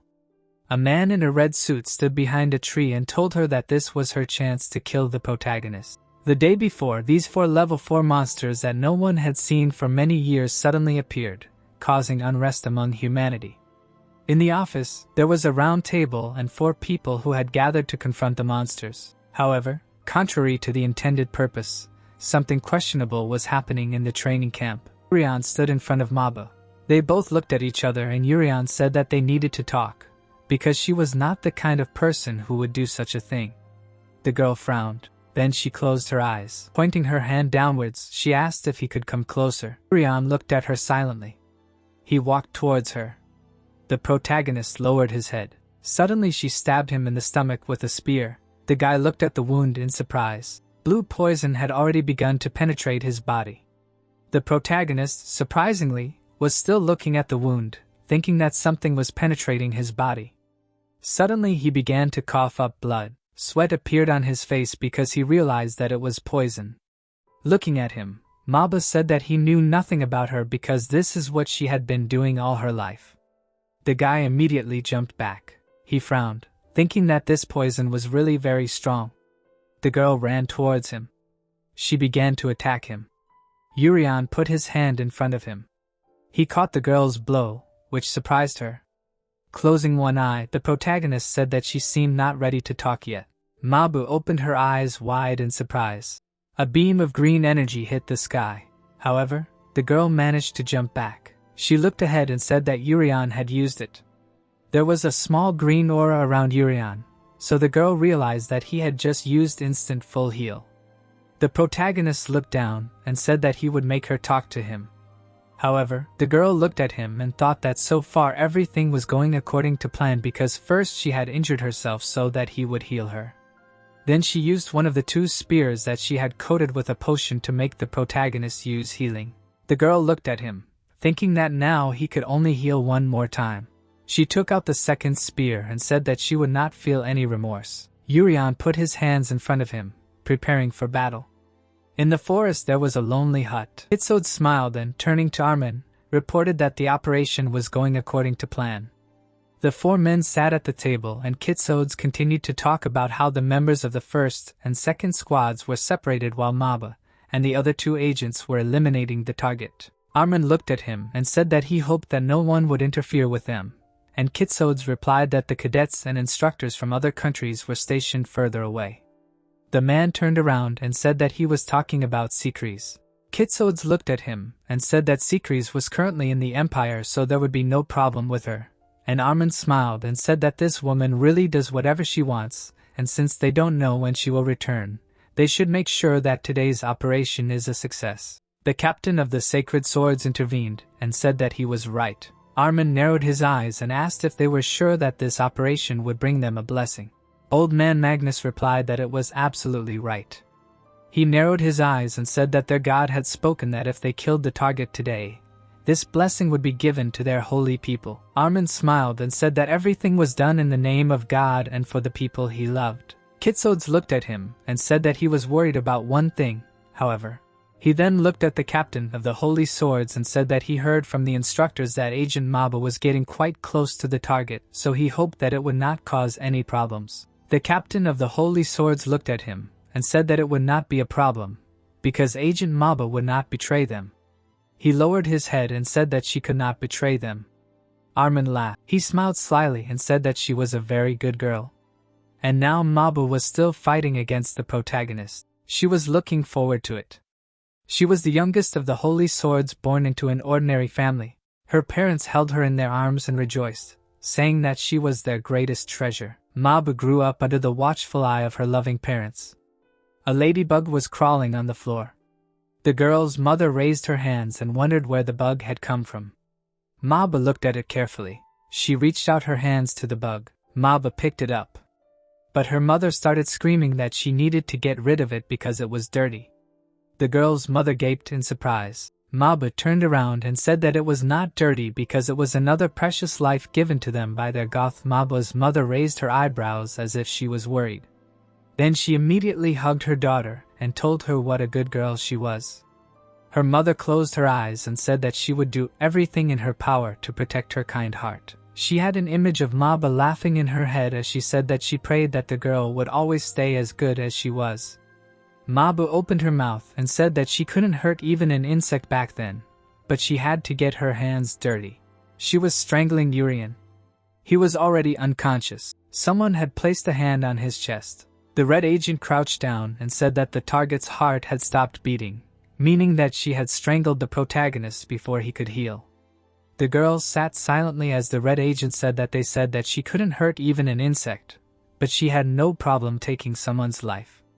The red agent lowered his head and said that the competition would be cancelled due to the attack and that she and Urien would be reported as casualties. The protagonist lay dead on the ground. Maba lowered her head and said that she knew that she had to keep a low profile for a while now. She stood silently. The girl remembered how Jurien smiled while looking at her. The red agent sat next to Jurien and then said that the protagonist recognized her. The girl's eyes widened in horror. The red agent looked at her and said that when an agent's identity was compromised, he had to be eliminated, but they owed the success of this operation to her. Suddenly, her mother's body fell in front of her, and the red agent said that they would settle the matter by only taking her mother's life. The girl looked down in shock. The yellow agent was massaging his shoulder, complaining that she was heavy. The yellow agent lowered his head and said that Maba should be grateful, because it was his idea to take her mother's life, not the girl herself. Maba was still looking down and the red agent was screaming at her to leave immediately, because disobeying orders would be punishable by death. The girl looked at her mother's corpse and could not believe it. The red agent frowned and told her to act like a member of the Holy Swords Order and not to let something as trivial as her mother's death upset her. Maba started crying, but she was also furious. A powerful aura enveloped her. Jurien was lying on the ground, thinking that his emotions were running high. The agent immediately grabbed her face. He slammed her head into the ground. Holding his fist in the air, the agent told her to act like a member of the Holy Swords Order and not to get angry over something as trivial as her mother's death since she chose this path herself. The girl looked at him with an evil grin. The action is transferred to the past. The kitten is sitting in place. Maba saw it and immediately ran towards it. The girl turned around and told her parents that everything was fine since she was friends with this kitten. Then she raised her head when someone approached her. In front of her were several men who asked her name. The girl's father put his hand on his chest and asked if they needed anything. The soldier looked down and said that this girl really had a lot of mana for a commoner.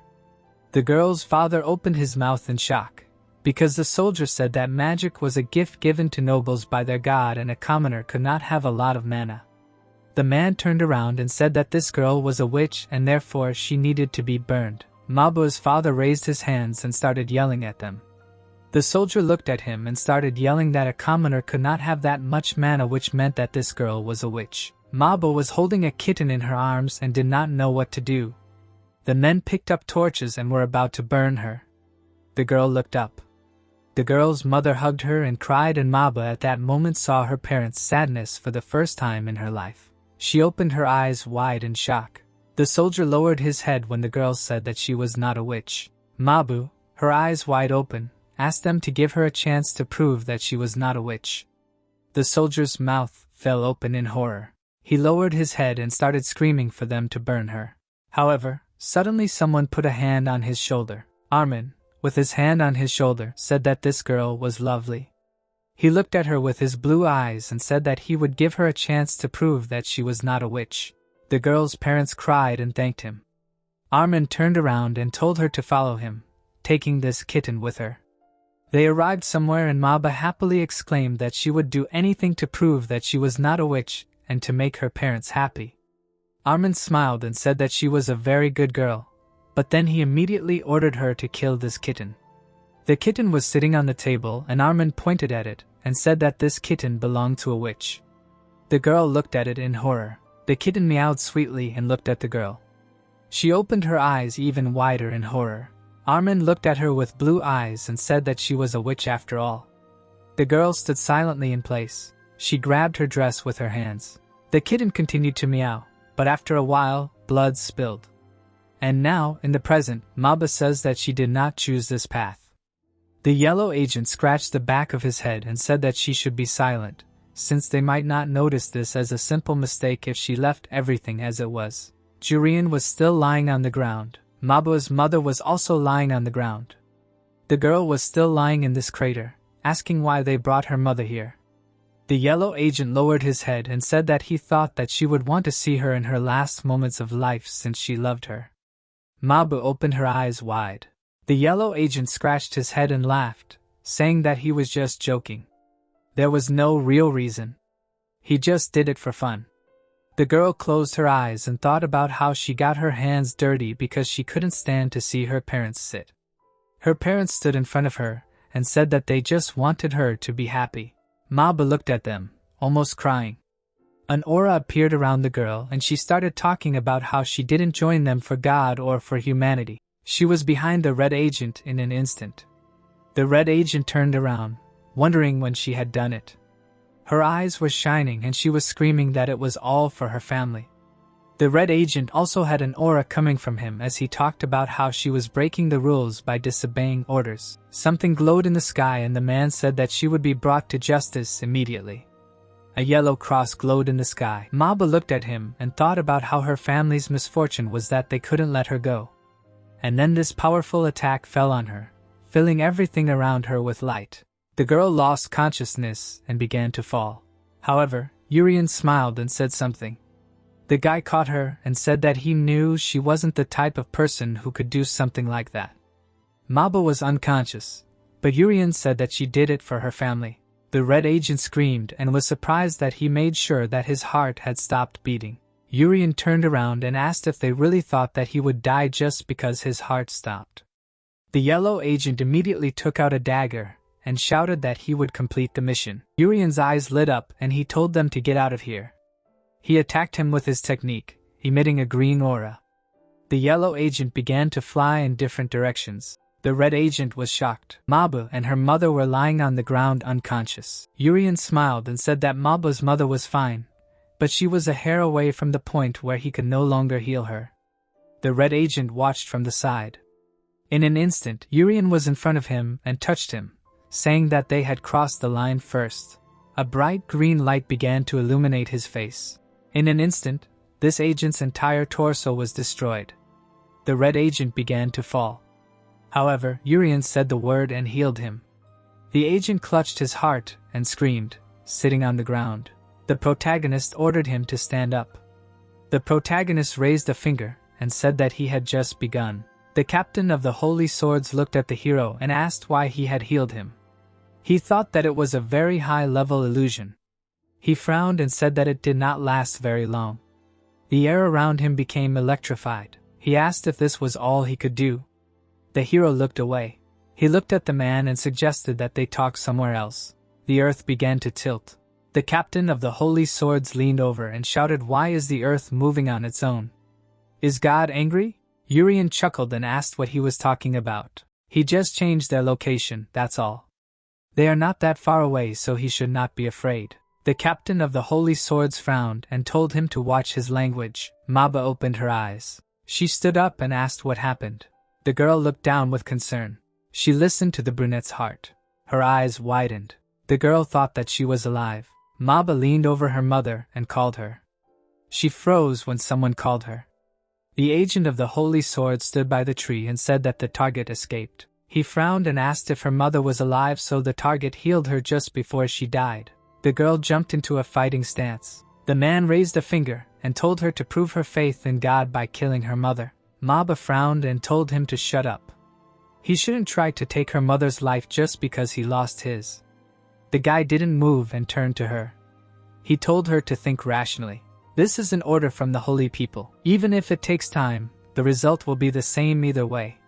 He looked at the girl and said that if she somehow miraculously defeated him here, the holy swords would still destroy her entire bloodline. She better think about it. Turning away from the holy swords means turning away from God. Maba opened her mouth and said that she never liked how much he talked. She swung her fist. The agent frowned and said that he respected her. More agents appeared behind him. The main one said that it was time for her to meet their god. The brunette frowned and thought that there were 5 holy swords here. The men walked towards her. The girl thought that the holy swords were an elite secret unit of the Holy Kingdom, where all agents had the abilities of an advanced knight or higher. Maba frowned and thought that Urian trusted her until the very end, even though he knew that she had betrayed him. She closed her eyes. Her eyes glowed red. The agents doubled over in pain. The commander told them to pull themselves together, otherwise they would fall under her hypnosis. He thought that the reason Maba was able to join the Holy Swords at the age of 10 was not only because of her huge reserves of mana. Her powerful bloodlust drove people to hallucination. The brunette exuded an ominous aura. The agents shouted that she was a witch, a demon, and was going to kill them all. The man clenched his jaw and said that when a person is faced with an absurdly strong bloodlust, their mind begins to hallucinate in an attempt to understand what is happening. The girl took a step forward and thought that she had 2 minutes for each. She rushed forward and thought that she would destroy them all in 10 minutes and help Urian. One of the agents became ill. The guy ran next to him and said that her talents were hallucinations and poison. Such incredible powers were wasted on a commoner. Maba was lying on the ground. She thought that it was impossible to face the sacred swords alone. The agent frowned and said that she was a stubborn girl, but he respected her. She managed to neutralize 2 agents alone.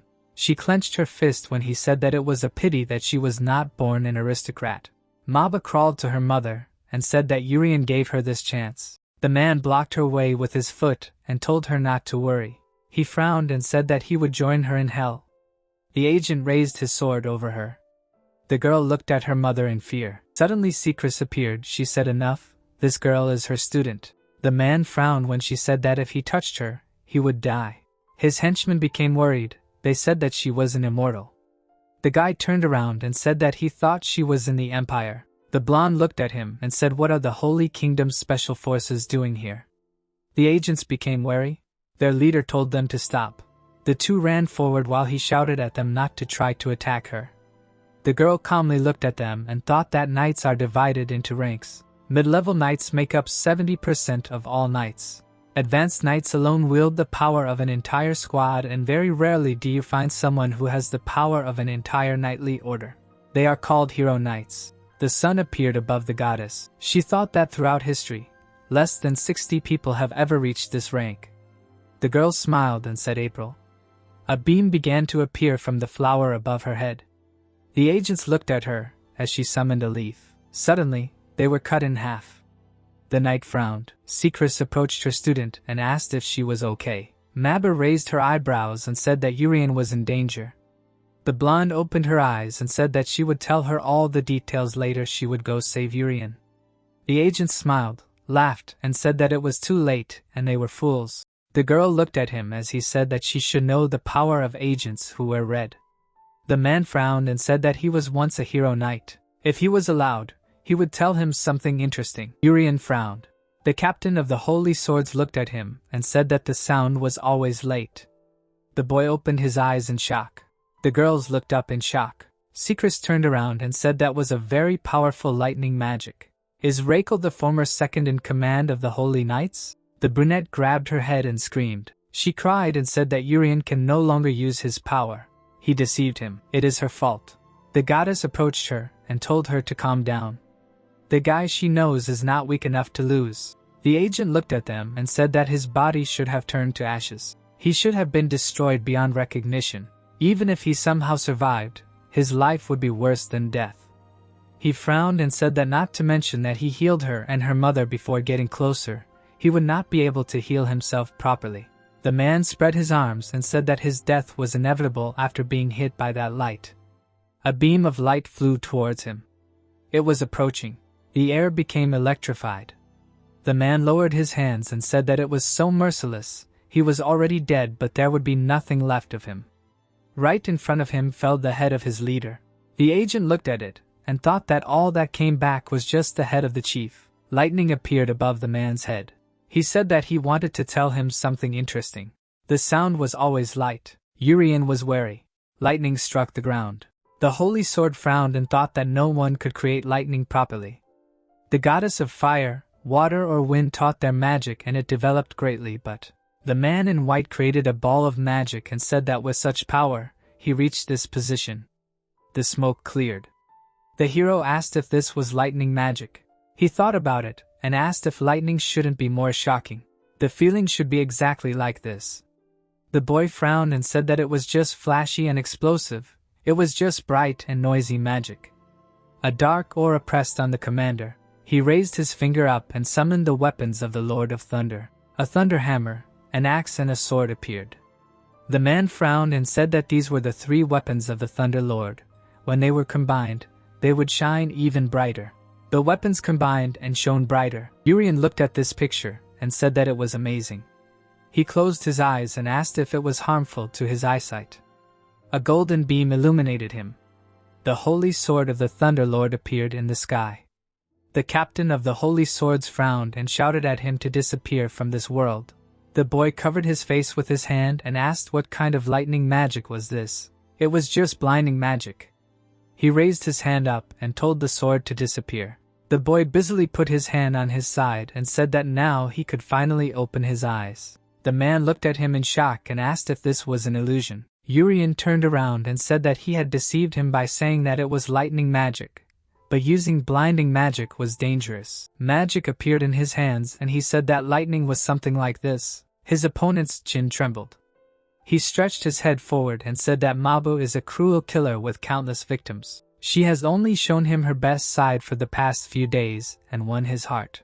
His power is a gift from God, but he uses this power to protect a cruel killer. Urian looked at him weirdly and asked why he was suddenly saying this. The man clenched his fist and said that he would personally cancel the mission to kill him if he used his power in the name of justice. The boy opened his mouth and said that Mabu got her hands dirty for the sake of her family. He remembered the time when he was little, and the girl's past was similar to his own. The knight opened his eyes. The hero charged the magic ball into the enemy's head and said that he would use his power for those he wanted to protect. The agent was kneeling and asking, is this really his boss? Mabu looked forward in shock. Secrets looked at her and said that she had a few questions. Is she really from the Order of the Holy Swords? The girl lowered her gaze and confirmed. The goddess raised her eyebrows and asked was her goal to eliminate Urian. Her eyes widened when her student confirmed it. The blonde moved to kneel down and asked then what about her? Was she the type to fulfill her mission or the type to be guided by personal feelings? The girl lowered her eyes. Then she frowned and said that she wanted to save Urian. Secret studied her with her eyes. She smiled and offered to summarize the situation. Firstly, the Order of the Holy Swords is trying to kill Urian, a young soldier, here in the training camp. The woman frowned and said that secondly, this was a carefully planned operation. The Holy Sword Order is a secret organization that obeys the Holy Kingdom, and the Holy Kingdom has complete control over this training camp. There is something fishy here. The goddess stood up and said that firstly, They are going to save Urian. They will listen to the Holy Kingdom's excuse letter. The knight extended his hand and asked her to stop. Even the boss, the hero knight, was in such a position. What happened at the place where the target ran away? Even if she starts to act, the target is likely already dead. The woman looked at him and said that she agreed that something happened there, but she believed that Urian was still alive. Suddenly, her gaze became terrifying and she asked if maybe he wanted to stop her. The dark aura pressed on the knight. He thought about what was going on. If she went there, the Order's plan would collapse. The boy opened his mouth and called out to Secrets. She said that he heard that she stole meat from the Imperial kitchen. The redhead frowned and said that that was why they had to keep an eye on her. Maba opened her eyes in shock and thought that these people were immortals. Solent, she frowned and said that he was already busy enough. Morin raised his eyebrows and said that Secrets could not leave this place. The goddess raised her eyebrows and asked if the Empire was interfering. An ominous aura appeared around her. She said that she understood everything. The Holy Kingdom was able to do this because the Empire supported them. The blonde put her hand on her hip and asked what kind of deal the Empire made with the Holy Kingdom. Solent replied that he did not know. Morin looked at her in surprise and said that she was right. The Empire supports the Holy Kingdom. But they do not know the details? The red-haired asked, did he really decide to tell everything? The boy raised his eyebrows and told her to stay here with them. They do not want to hurt her. The agent turned around and addressed the immortals. He told them to kill Secrets and help them with Urian. Suddenly, he was frozen. Mabel looked at him tensely and thought that this was powerful ice magic. It was able to freeze everything in an instant. This was the power of a hero. Morin squeezed the ball in his hands and told him not to speak thoughtlessly. Secrets was his comrade. She looked forward seriously and turned to her student. She turned around and told her to go and protect Urian. She would take responsibility for her mother and these people. Right now, she was the only one who could save him. The brunette looked at her and said that she understood her. The blonde smiled. She raised her hand and shouted if they could leave her alone. The red-haired man replied that he shouldn't. Morin looked ahead and said that it was okay. They were only ordered to stop her. His partner was indignant. Could they really let her go? The blonde smiled and said that she would rely on her then. Mabel ran ahead. Solenter looked after her and said that she really left. The boy replied that it was okay. Nothing would change anyway. The red-haired man looked at him and said that it wasn't that. He was saying that this child didn't need to go to certain death. The leader of the Sacred Swords Order began to act. The blonde frowned and thought that this meant that he had come.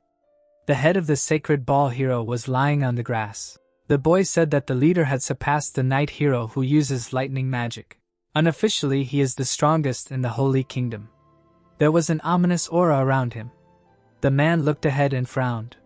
He looked at the stranger and asked who he was. There was a small house in the forest. Armin frowned and asked what all the commotion was about. A knight ran into the room and shouted that the Thunderlord's sacred sword was spotted in the middle of the forest. The knight turned around. The nobleman asked what that meant. The man in the suit raised his head and said that the Thunderlord's sacred sword was a calamity-level magic that Agent Rakel could only use once every 4 years. He usually couldn't use it without his permission. The guy looked at the brunette and said that I used this magic with you, which means the task is complete. The knight imagined what the battle might look like and said that the Thunderlord's sacred sword appeared in the sky. It was clearly aimed at the target, but it disappeared before it could touch the ground. The sun was shining brightly. The leader of the knights turned around and asked how such a huge magic could disappear. The priest said that only a god could do such an impossible thing. Kitsidis turned around and said that something seemed to have happened there. Armin hit him with all his might. He bit his lip and screamed, "What do you mean something happened? What could have happened there? What happened there?" The man grabbed the poor guy. He hit him in the head and said that they collaborated with the fools from the Empire to gain control of this training camp. He confirmed that it was true.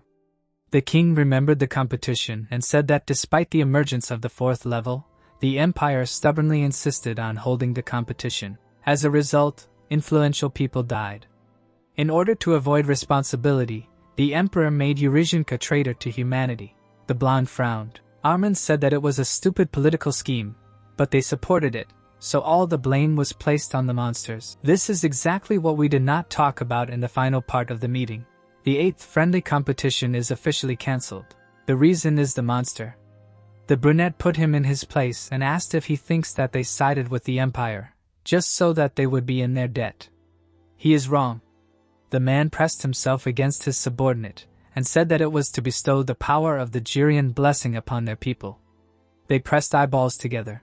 The man said that now that such a golden opportunity had presented itself, did he know what was going on there? The knight looked at him and said that Agent Rakel had used the Thunder Lord's holy sword without his permission, which meant that something had happened. He looked gloomy and said that was why he would go and personally take care of the target. The king turned around and said that he was counting on him. Kitsotis frowned and told them to wait. It was dangerous to go there alone if something happened to the leader of the Holy Swords. Armin punched him and said that nothing would happen there because he was stronger than him. The sun shone brightly over the forest. The leader of the Holy Swords looked at the stranger and asked who he was. The man did not move and said that he was wearing the same outfit. Is that really the fashion now? The knight looked at him and asked if he had met someone dressed like him. If so, how did he survive? He reached for the ball and said that he had killed him. The leader of the sacred balls frowned and asked if he had really killed him. Then he witnessed the incident. He spread his arms out to the sides and said that he would erase him from this world and summon an angel bottle. The man looked at the sky. Long ago people wanted to be closer to God. He looked at the sun and said that God must be in heaven. The brunette approached his friends and said that angels see God. That is why they smile every day. People envied angels. They kidnapped a little angel and said that God would come down from heaven to find him. People locked the child in a bottle. The man frowned and thought that for more than 300 years, the blood and tears of angels in the bottles became a curse. He said that those who use the angel bottle, a national-level magic equipment, will suffer eternal torment. It is a suitable magic tool for the head of the sacred swords. Sounds came from the bottle. Suddenly a drop flew out. The knight waved his hand and called out an angel's tears. It flew forward rapidly. The blow hit the unknown person directly. A gloomy aura emanated from him. The leader of the sacred swords frowned and said that the incident was dealt with. Now only the target remains. His opponent looked at him and said that the poor angel, it would be better for him to just let him go. He struck with magic. The angel bottle split in half. The two have split apart. An angel flew out from there. The warrior hunched over and said that this is a national-level magic tool. The stranger threw the sword over his shoulders and said that this poison is not the same. He remembered how Mavis' poison injured him. He thought that the poison was strong enough. The hero looked at the man and asked what the poison that the girl with buns on her head used was made of. It was much stronger than this. The leader healed his wounds and said that he must be Urashenka. He frowned and said that he was a traitor to humanity and a warrior skilled enough to defeat level 4 alone. The knight clenched his fist and said that he had super-accelerated accumulation speed of small ones, full enhancement. He shot at the enemy. He constantly dodged his blows. The man prepared a new blow and said that everything his hand touches will be erased. He lunged and hit a tree. The hero looked at him and said that indeed it is so. Everything this fist touches disappears. There was a gaping hole in the tree trunk. The knight braced himself for another blow and asked, "He let his guard down just now, didn't he?" He fired with all his might. The man frowned and said that what he blocked was just a magic tool. He didn't block it. Thick smoke rose. The man in the suit said that he let his guard down, and now there was no trace of him.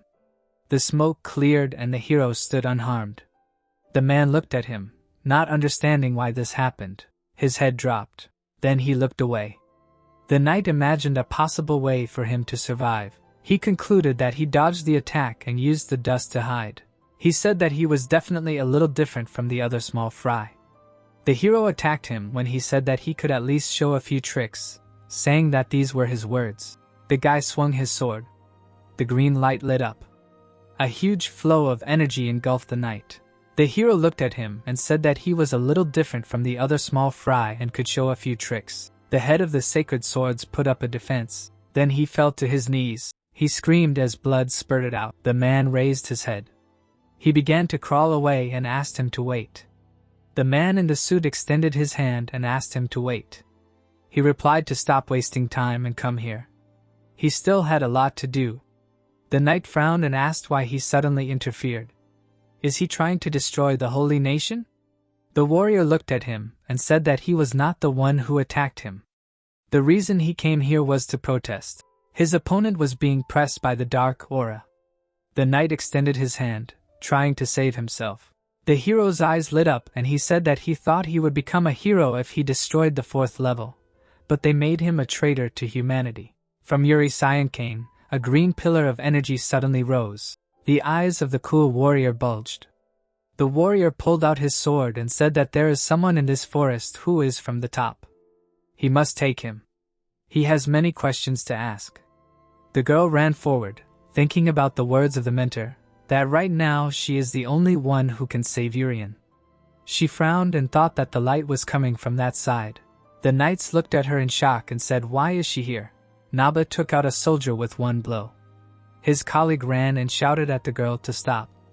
She turned her head in his direction and said that every second counts. An ominous aura appeared around her. She told him to move. The man opened his eyes wide and screamed. His comrades smiled and said that they were very noisy. The defensive support unit approached them and asked what was going on. Was this commotion really caused by one soldier's child? The brunette frowned and thought that this man was a defense officer.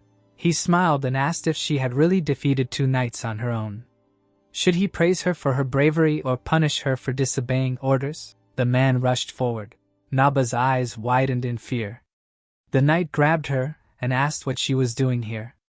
Was she ignoring their terms to protect the enemy? He smiled and said that if she was just walking around here, they were not obligated to protect her.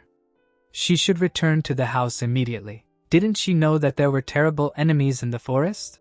The girl's eyes lit up and she screamed at him to let her go. He pulled back in shock. Suddenly his vision swam. The man threw his head back. Liquid erupted from his mouth. He looked around. Then the knight felt even worse. He fell to his knees. The brunette said that this was a waste of time. Naba frowned and thought that she could not waste any more time. She remembered the agent leaning towards her and asking if she thought the target was still alive.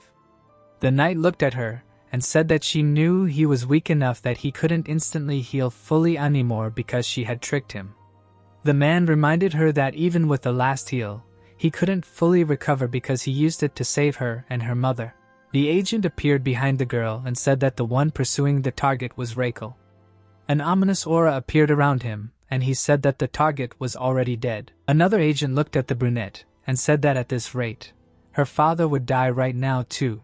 Naba slapped herself in the face. She looked ahead and told herself to calm down. The girl frowned and thought that the fact that the red man's head fell from the sky meant the following. A new monster appeared in front of Urien. It would have survived if it used the chaos to its advantage. She ran forward and thought that the monster that could take the red man's head must be level 4 or commander. The brunette ran forward and thought that she hoped that the one who appeared in front of the hero was only level 4. The commander of the Holy Knights was too dangerous, so she prayed to Urien to just stay alive. The head of the order touched the ground. He more dangerous than the 4th level and the unofficial number 1 of the Holy Kingdom. He was running right now. On all fours with the hero on his back, who was hurrying him. The captain ran, breathing heavily and asking himself, why is he running like a beast? Urien looked at the back of the captain's head and said that he was running too slow. He said that he would go alone, to which the man shouted that he would run faster. The captain looked around, asking himself why the hero appeared right now. He thought that the rumors that the knight alone defeated the 4th level were true. Urien folded his hands together. The head of the order silently called him a despicable monster. He understood that they could not let him get to Dad. The boy bowed his head and said if the dog did not behave obediently, he would kill him. The man was indignant to himself, realizing that he had been seen through. The hero remembered how the wounded girl said that the enemy had appeared. He thought that the one who tried to kill him with Maba was trying to put all the blame on Yuri. His eyes lit up. He said that this was quite disgusting. The captain shuddered with fear. He galloped faster. While the boy was thinking why they were branding Yuri as a traitor to humanity, the man decided that he would just behave properly. Mentally, Urian said that if the people did not come up with a convincing excuse, then he would punish them. The head of the order jumped far ahead. The warrior demanded to run faster. In the middle of the forest there was a house. The man asked what kind of situation this was. As the two stood together, Rizzo said that he would lead the attack. The knights looked at them and ordered them to go inside. After all, this is an order, the man asked. Do the children really want to be expelled and punished? The red-haired one frowned. He said that he could not obey, and as the squad leader, he was going to protect the members of his squad. The mustachioed one laughed. He said that this was a pretty brave act. He asked, was it really he who put that guy down? The knocked-out knight was lying on the floor and groaning. Rizzo approached the soldier and said that it was his doing. The mustachioed one laughed and said that the spirit of the youth can be envied. With a smile on his face, he hit the guy and called him a brat. The man clenched his fist, accumulating energy in it. He said that they will grow up and understand everything, but for now he asked them to stay put. The commander turned and shouted. He asked the soldier why he was resorting to violence. The men laughed and asked, didn't the guys use violence first? His eyes lit up. He said that children can't leave anyway. He said not to underestimate a knight who has undergone professional training. Rizzo froze with his head thrown back. He asked if he would really be like that when he grew up. The bully suddenly hit the knight with his forehead and shouted that he didn't want to grow old. The abrasion on the mustachioed man's forehead began to smoke. He began to fall, wanting to ask how. Rizzo scratched his smoking forehead. He said that even if he grew up, he would not be as weak as him. The trio looked at him listlessly. Johnny called the guy thick-headed. Laryl just grinned. The commander was covered in sweat.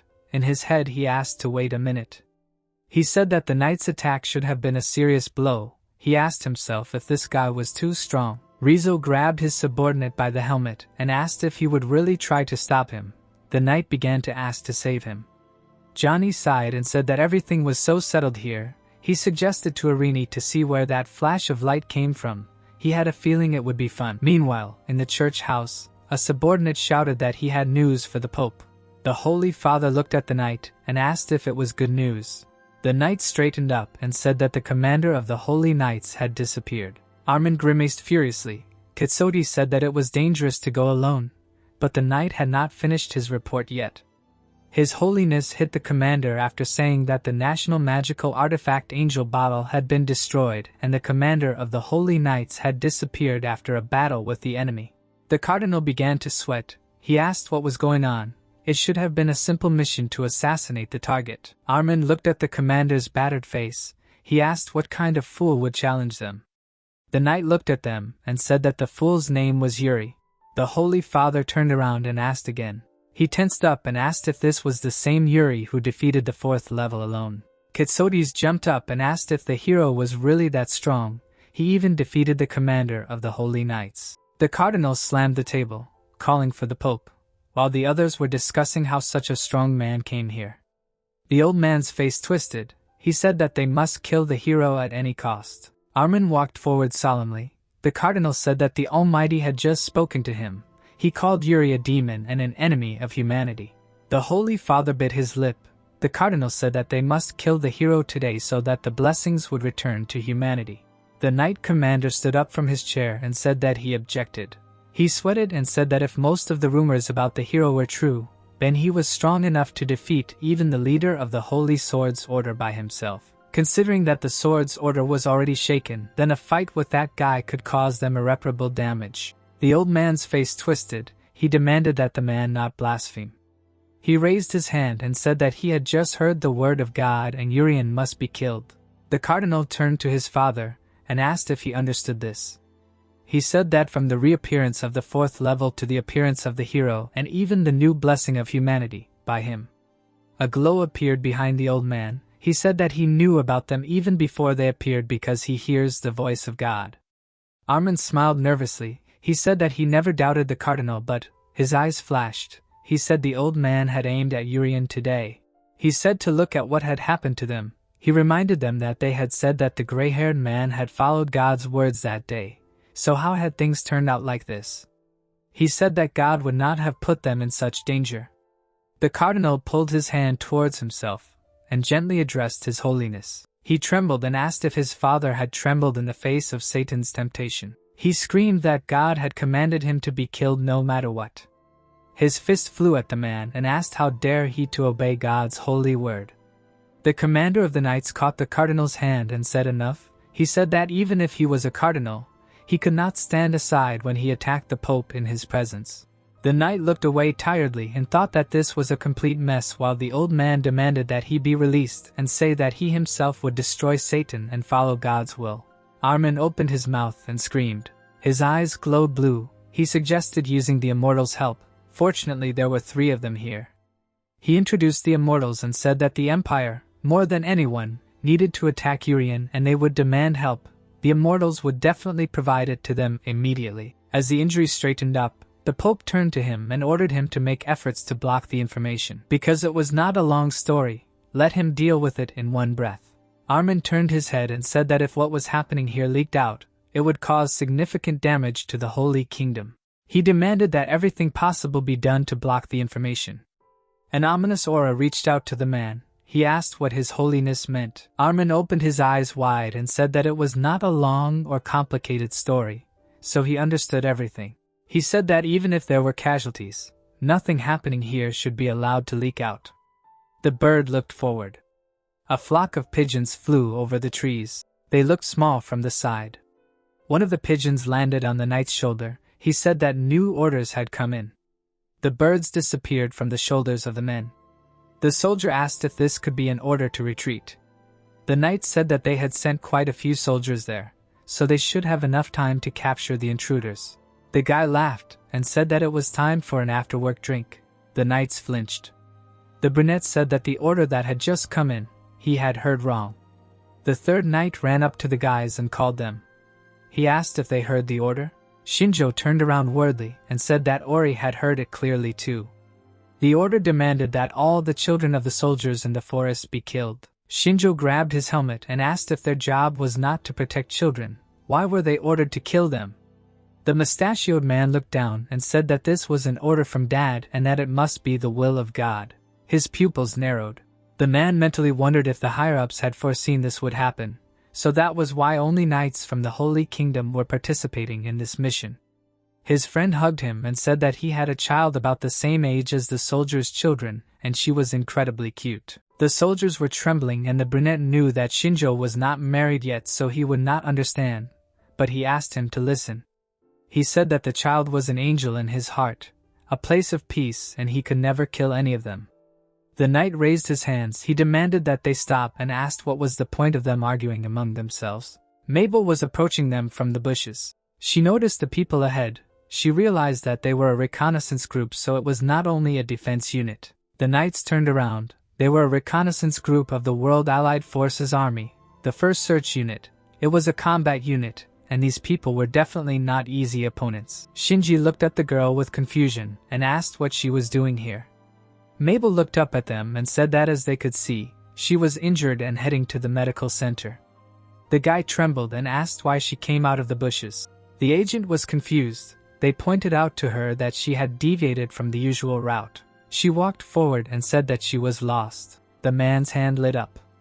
The agent was hit by a pillar of justice, Shinji screamed. Shin-chan held his hand outstretched. His friend asked him what he had done, to which the blonde said that a small sacrifice was inevitable. A red thread passed through each soldier. Their faces began to turn blue and foam poured from their mouths. Knights and combat units were formidable opponents. Mabel ran forward. The Order of the Sacred Swords was an even more dangerous and cruel structure. The girl stood out for her genius talents even among the members of the Order. Arini opened his mouth and said that it was a great move. The girl looked at him questioningly. The guy said that she managed to defeat 3 knights of the World Allied Forces Army and all at once. He said that she definitely deserved to be here. The agent looked at him coldly and said thank you for the compliment. She said that she would go further because he preferred to act alone rather than in a team. The team of heroes entered the clearing. Rizzo asked if there were any more knights. Arini asked where the girl was heading. Rizzo's hanging hair was grabbed while Mabel said that she planned to go to shelter. Johnny pulled the guy to him. He said that solo actions are prohibited. The leader of the group asked the agent, who told her that the forest was dangerous. The blue-haired and the bully exchanged glances, and Mabel said that one knight told her about it during the Battle of the Squads, and his words only confirmed it. The guy frowned and said that she was not the only one who fought the knights. He said that they also had a battle on the way here. His eyes lit up. He said that the knights were definitely trying to kill them. Mabel stopped. The leader asked if she was suggesting that they go to the shelter the knights had created. He noticed that something didn't add up. Mabel looked away and asked if the red-haired man always jumped to conclusions. She said that she was leaving anyway. A guy appeared in the clearing and asked the girl to wait. He said that he couldn't let her go. He threw his braid over his shoulder and asked the girl's name, and then demanded that she tell them everything she knew.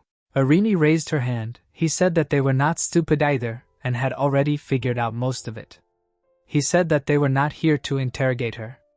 The team surrounded the agent. The leader said that they could even help her.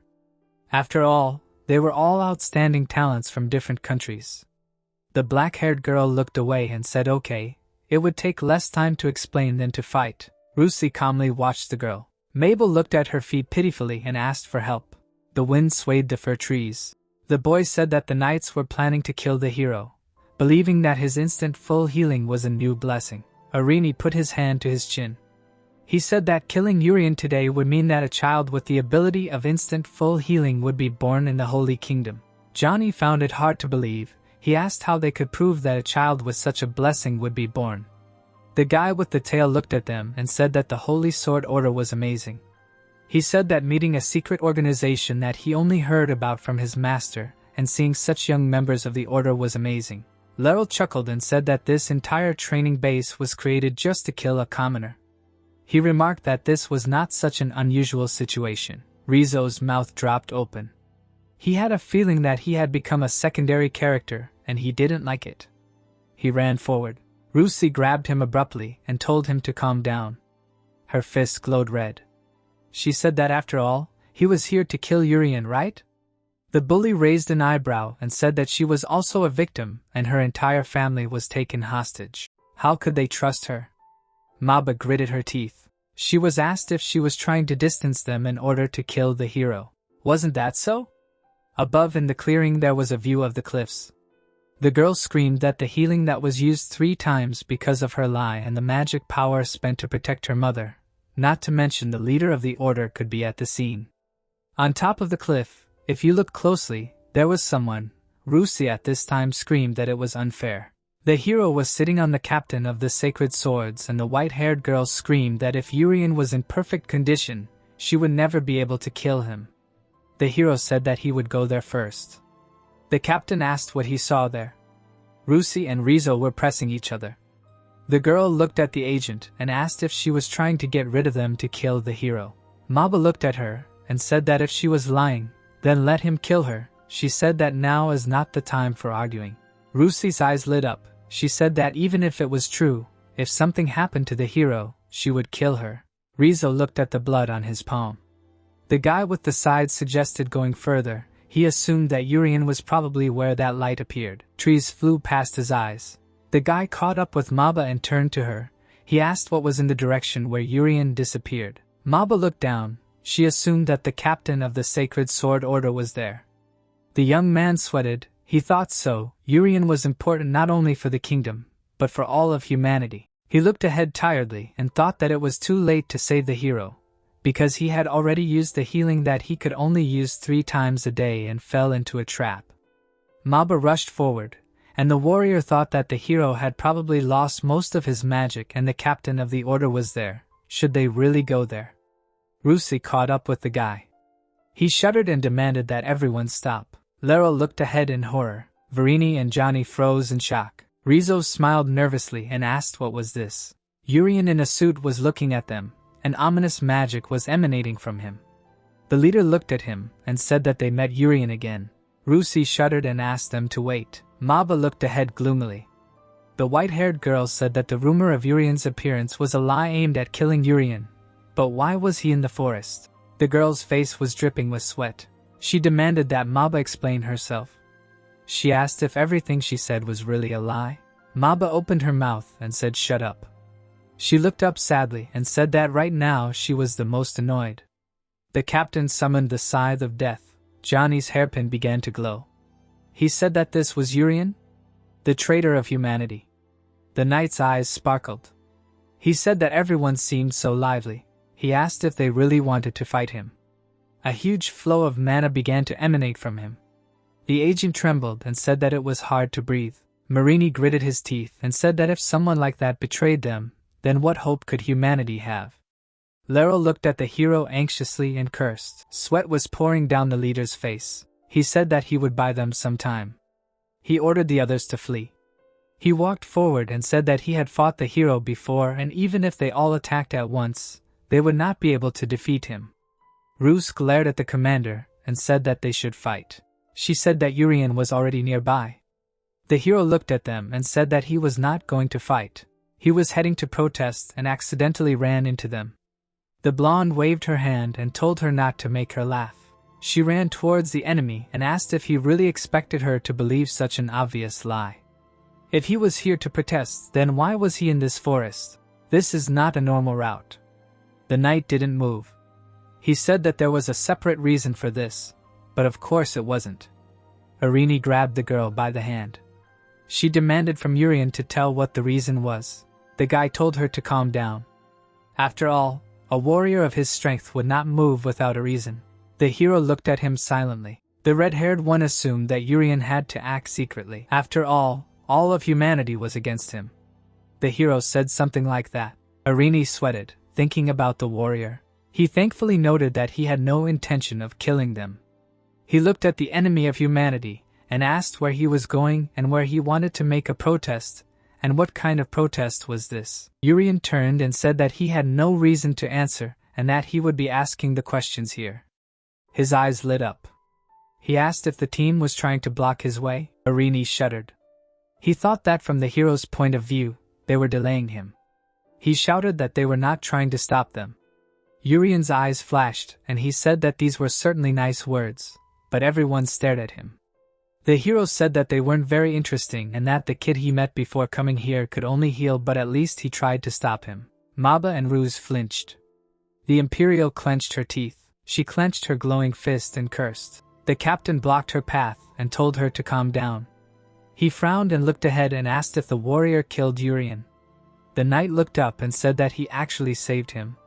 He said that this weakling who can't do anything except heal, a kid with absolutely no real fighting ability, is safe. Ruse opened her mouth in shock. Maba did the same. The hero quoted his own made-up words. The brunette fell to her knees. Rizzo asked if she was okay. The warrior said that the hero was so weak that he left him alive. Tears appeared in the corners of her eyes. She said thank God. Ruse looked ahead. She laughed and said that as expected. Urian does not run away from strong opponents because he is the bravest in the world. Urian looked at her and said that that guy really was the weakest person he had ever seen. The warrior turned to the leader. He asked if he had seen anyone with a red symbol on his mask. The hero asked if he meant the one who used blinding attacks. Rizzo and Maba froze. Urian said that he killed him. The girl shuddered. She asked if the warrior had met anyone with a black symbol. Her eyes widened. She said that the captain of the Sacred Swords Order is dangerous, and if he finds out that the Red One failed the mission. The hero looked at her questioningly and asked again. He said that he rides it well. The agent looked at him in confusion and asked what the warrior meant. Urian said that was enough. He said that as long as they didn't interfere, everything was fine. His eyes lit up. He said that he couldn't waste any more time, and if they were looking for the weakest child in the world, he was hiding well, avoiding the knights who surrounded him. He said that their search could put him in even more danger. Urian disappeared from the clearing. The leader and the blonde screamed. They began to ask where the hero went and in what direction. The girl noted that it looked like he just disappeared. Irini looked ahead sullenly and said that their movement could put Urian in danger, and if he hid and recovered, then they might only hinder him. Johnny looked down and said that the hero had brains. He was a cunning guy. He asked what kind of protest was this. The tree stood quietly by the cliff. The bird was sitting on the captain's hand. He used transmission magic, and the bird disappeared. The man smiled through his mask and said that it was good. Armin appeared on his head and asked what he was laughing at. The captain immediately got down on all fours. The hero said that the task was more or less completed. He looked at the man and said let's go, and said that they were moving on to the final part. In the forest there was a small house. Kitsudes nodded when he was addressed. Armin looked down and said that although he sometimes made fun of him, deep down he always thought of him as an important figure. He put his hand on the captain's shoulder and said that he was his main shield and he believed in him. Kitsudes screamed and said that he would protect his holiness even at the cost of his life. The man smiled and said okay. He offered to meet the worst man in human history. The hero destroyed the wall of the house. He sat on the captain's back and asked if they already knew he was coming. A hole appeared in the wall of the house. Urien looked forward and chuckled. He was imprisoned in a sphere. The warrior said they already knew. The priest looked at the stranger. Armin asked if it was Urien. He noticed that he was using the captain as a horse. The captain said to be careful. He assumed that the hero was able to use a powerful mental attack that could control even the captain of the order. As gaze became serious, he said that dragging the captain of the order like this was great impudence. The old man screamed and demanded that the high priest immediately destroy Satan. The Holy Father smiled and asked the cardinal to calm down. He asked if the enemy was not trapped by the strongest barrier. The captain jumped out of the barrier. He said to get out now, and the wounds he inflicted on him have long since healed. Kitsudes hugged the warrior and said welcome back. He said that their power had only doubled. The man in white looked forward. The commander said that he was impressed by how he broke away from such a mental attack. The man asked what he was talking about. A magic circle appeared near the Pope's mouth. He addressed the traitor of humanity, and officially declared that his actions here were an attack on the Holy Kingdom blessed by God. Urien looked at him silently. His Holiness said that if he did not leave this place immediately, he would incur the wrath of God. The hero asked him not to be so harsh. He was only here to protest. His eyes flashed. He asked if the Pope was the most important person here. Armin shuddered. When people trembled and suddenly turned green, he asked for what reason Yuri became a traitor to humanity. The commander looked at him in fear. The Holy Father said that it was because the Emperor of the Bayam Empire personally asked for it, and many honored guests from different countries died during the 8th competition and despite the appearance of the 4th level. The Empire decided to hold the competition. Kitsudes shuddered, thinking that the Pope himself, who was resistant to mental attacks, came under attack. The hero looked at the priests. Armin said that they tried to remove responsibility for the victims from themselves, declaring Urien an enemy of humanity. Urien clicked and said that this was a predictable story. Armin came out of a trance and screamed. His Holiness was asked if everything was okay. The cardinal ordered not to succumb to the tricks of Satan. The Pope raised his hand and screamed that Yuri attacked them. He waved his hand and ordered him to be executed immediately. He ordered the activation of the sacred barrier. Energy began to fly around the hero. An expansion of space occurred. The guy was enveloped in a magical dome. A circle appeared under his feet. Kitsudes pointed his hand forward and shouted that the activation of the sacred barrier was complete. It was sealed. He ordered the holy arrows to be prepared. The sorcerers took out their glowing bows. Armin put his hands together and said magic recharges, increases divine power and overcome barriers. The archers pulled their arrows. The cardinal was covered in a dark aura. He used magic exhaustion, fear of death, and overcame resistance. A dark aura appeared around the hero. He said that it was very creepy. The commander grimaced and shouted fire. The priests released the bowstring. The arrows pierced the barrier. Jirian spread his arms wide. The arrows pierced it. Threads appeared from the arrows, creating a large pattern since ancient times. There was a reason why humanity, considered so weak, has not died out until now. Rock carvings depicted ancient times. The whole reason was that they excelled in hunting, using the strength and magic granted by the god. The monster on the wall was placed in a dome. People were hunting enemies that were much stronger, larger, more resilient and scarier, more powerful and resilient than themselves with high success rates. The sphere around the hero began to collapse. The cardinal said that arrows easily penetrate the solid barrier, incapacitating the target, and the barrier destroys all body tissue inside. Trapped in the barrier, a person will not be able to get out until death. The man opened his mouth and said that this strategy and magic of their achievements which they have been developing since God gave them power. He shouted that one should not underestimate humanity. He shouted that the hero is a monster. The cardinal approached His Holiness and said that they successfully completed the complete sealing of Uri. The Pope said that this is excellent. He smiled and said that from now on this territory is declared a zone prohibited for access by outsiders. He walked up to the sphere and ordered the arrows to be fired 7 times a day and the sacred barrier to be charged 3 times a day. He assigned a cardinal to oversee this supervision. Ormond put his hands behind his back contentedly and said that they would hold this barrier for 7 days, and after 7 days this monster might not die, but it would not be in the best shape.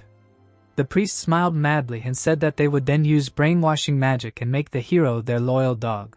His strength would be unrivaled and even greater than that of a hero or an immortal. Kitsotis looked happily at the barrier and said that this was the end of the matter. The captain asked when the immortal empires would arrive.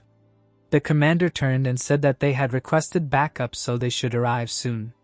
He asked if the captain was worried about stealth. The warrior said that was not the case. They should cooperate until they completely subjugated the hero.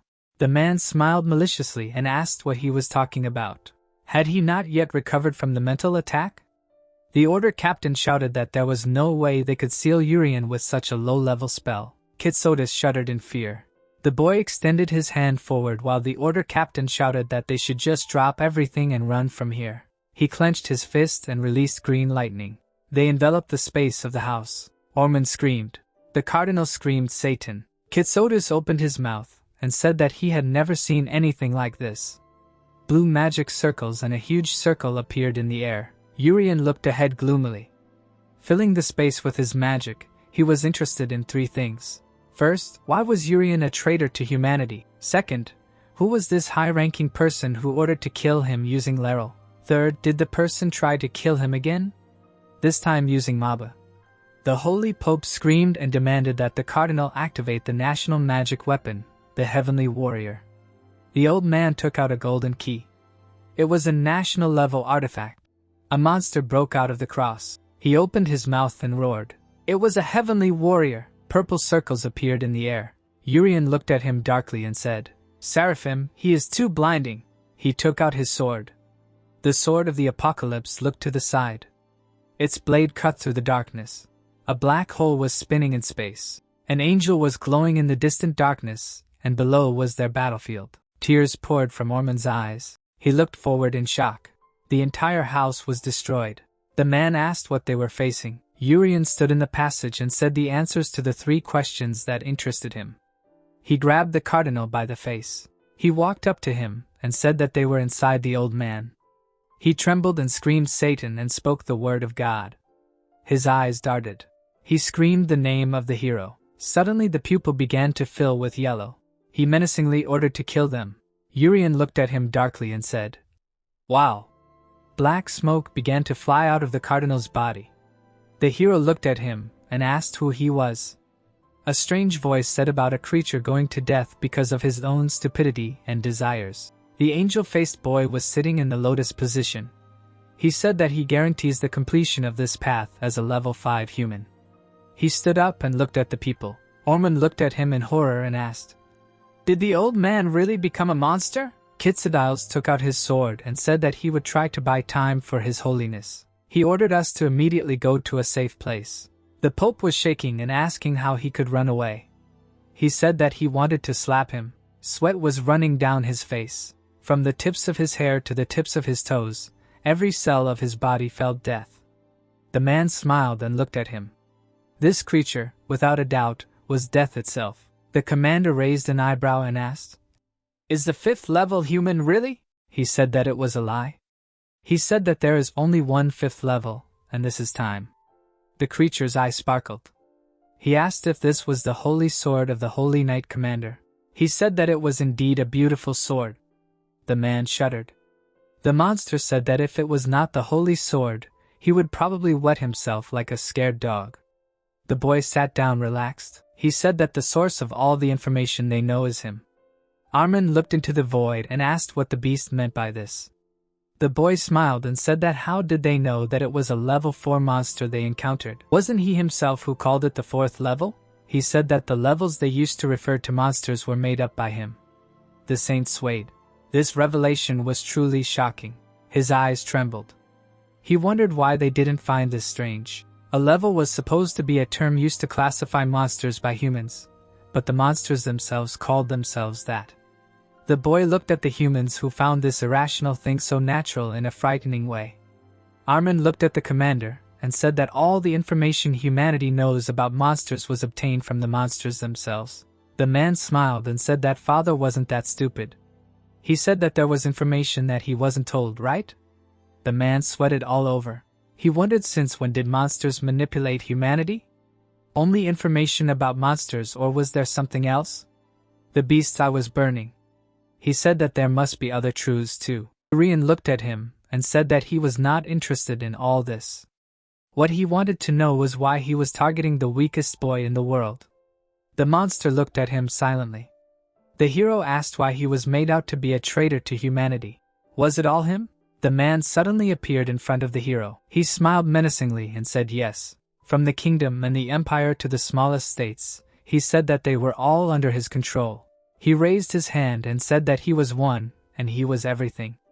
Just as stupid people are everywhere, so he was everywhere. The man fired a beam. The beam began to destroy everything around him. The monster smiled youthfully.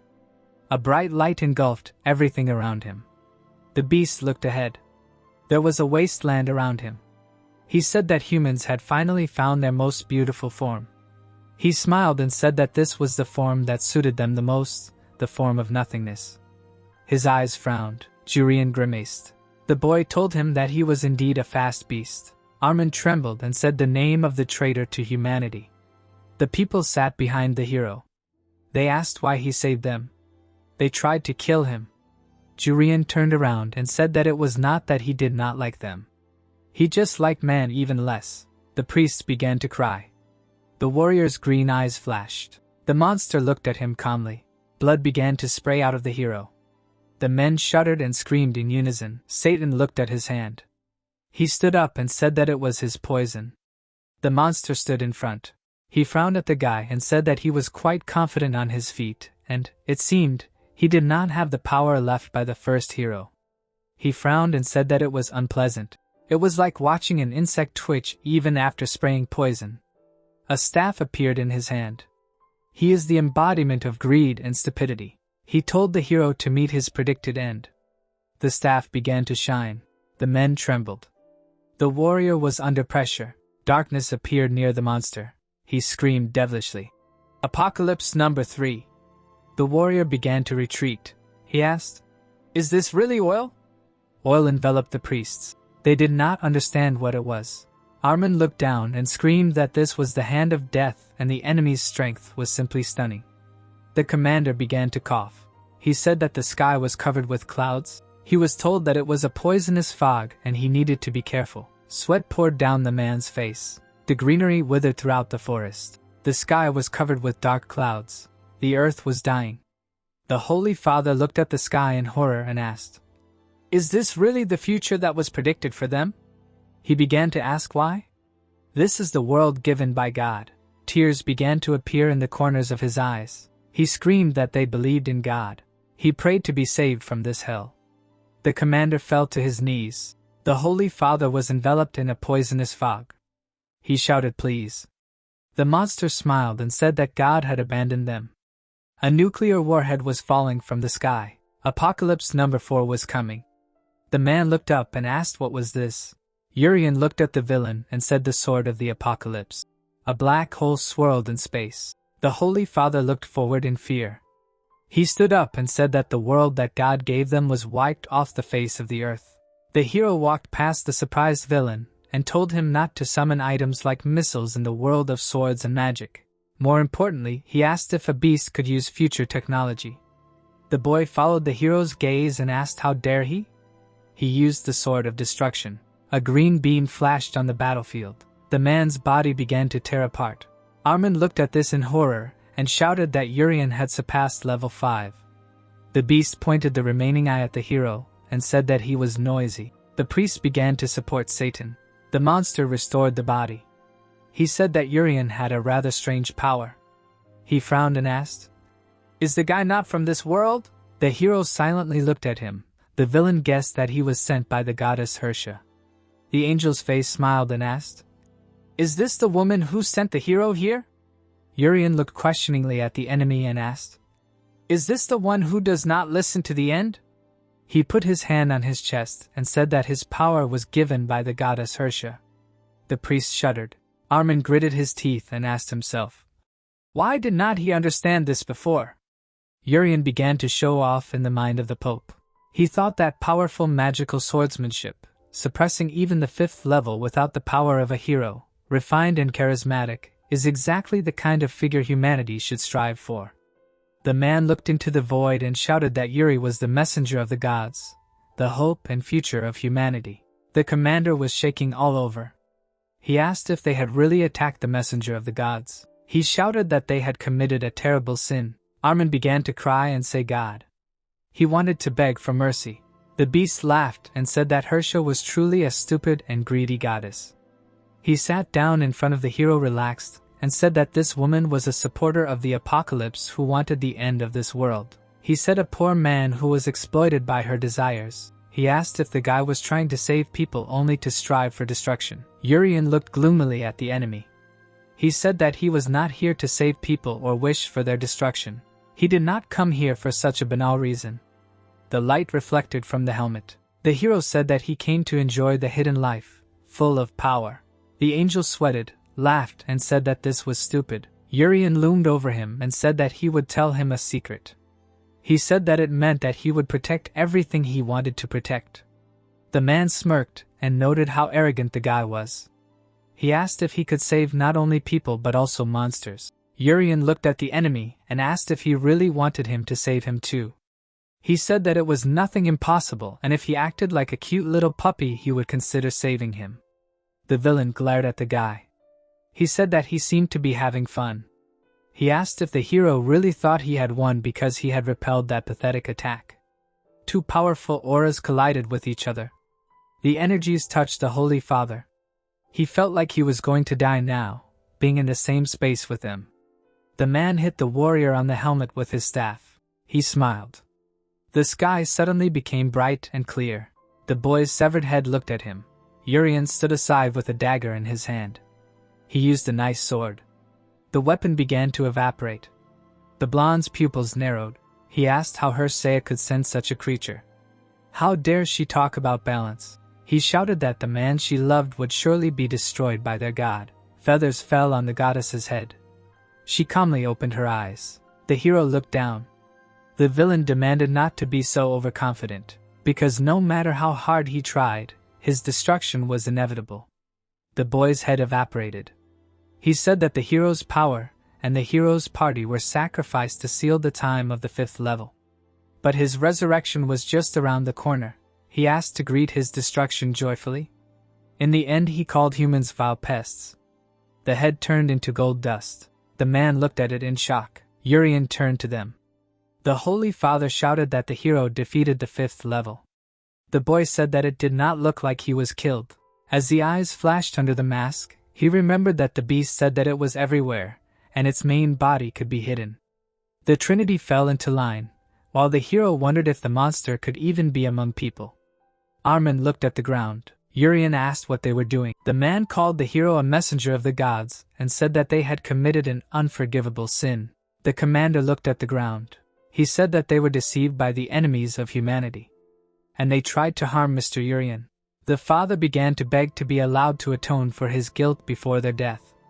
The captain raised his head and shouted to let the death of these two free the messenger from disappointment in humanity. The priests glanced at him. Urian pointed at them and demanded that they stop all this, as he had already said. He is not a messenger of God. The guy looked at them and said that he was not on anyone's side, and the power he received was to protect those he wanted to protect, and in fact, he had already killed people. Armin raised his head and said clearly. He sweated again and said that those who did evil would face judgment, but those who did good would receive blessings from heaven. He said that the position expressed by the Lord exactly corresponded to the will of the gods. The commander looked tensely at the Holy Father. He said that they had done evil. Armin pointed the dagger at the throat. He shouted the terrible judgment. Kitsodes pointed the knife at the stomach. He said that they would follow him. He shouted endless glory to their god and humanity.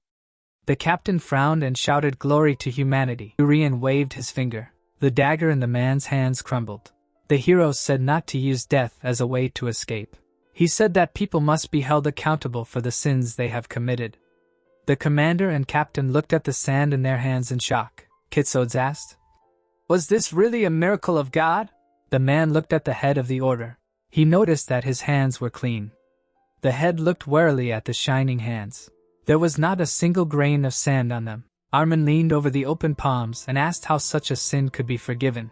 He said that in his position as a pope, he committed a terrible sin, a sin deserving of death. Jurian looked at him and said that according to the 5th level, the threat from monsters is already closed, and since the pope is closest to God, shouldn't he take responsibility for protecting people? Armin shuddered, repeating closer to God.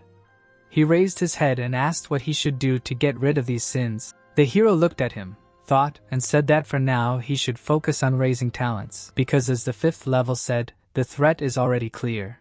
The commander pursed his lips. The warrior said that during his stay here he saw many energetic young people. He said that raising talented people regardless of their status is the responsibility of adults. Rian put his hand on his heart and said that he understood his words. He was going to do his best to raise useful talents regardless of their status. The hero said that this was very good. He raised a finger and said that the child Jurian was hopeless. He said that his healing was quite useful, but it was not a blessing from God. The father's jaw dropped. The warrior asked not to worry about trifles. He told them to focus solely on the progress of humanity. Jurian silently looked at the people and thought that he was a little worried that everything would not go well before going out to protest. But everything went according to plan. The three prayed to the hero. He thought that everything went even too well. Jurian waved his hand. He turned in the setting sun and said that he would take his leave. He glanced back and said that when they became the ones he wanted to protect, he would appear again. The men opened their mouths. They began to pray more fervently.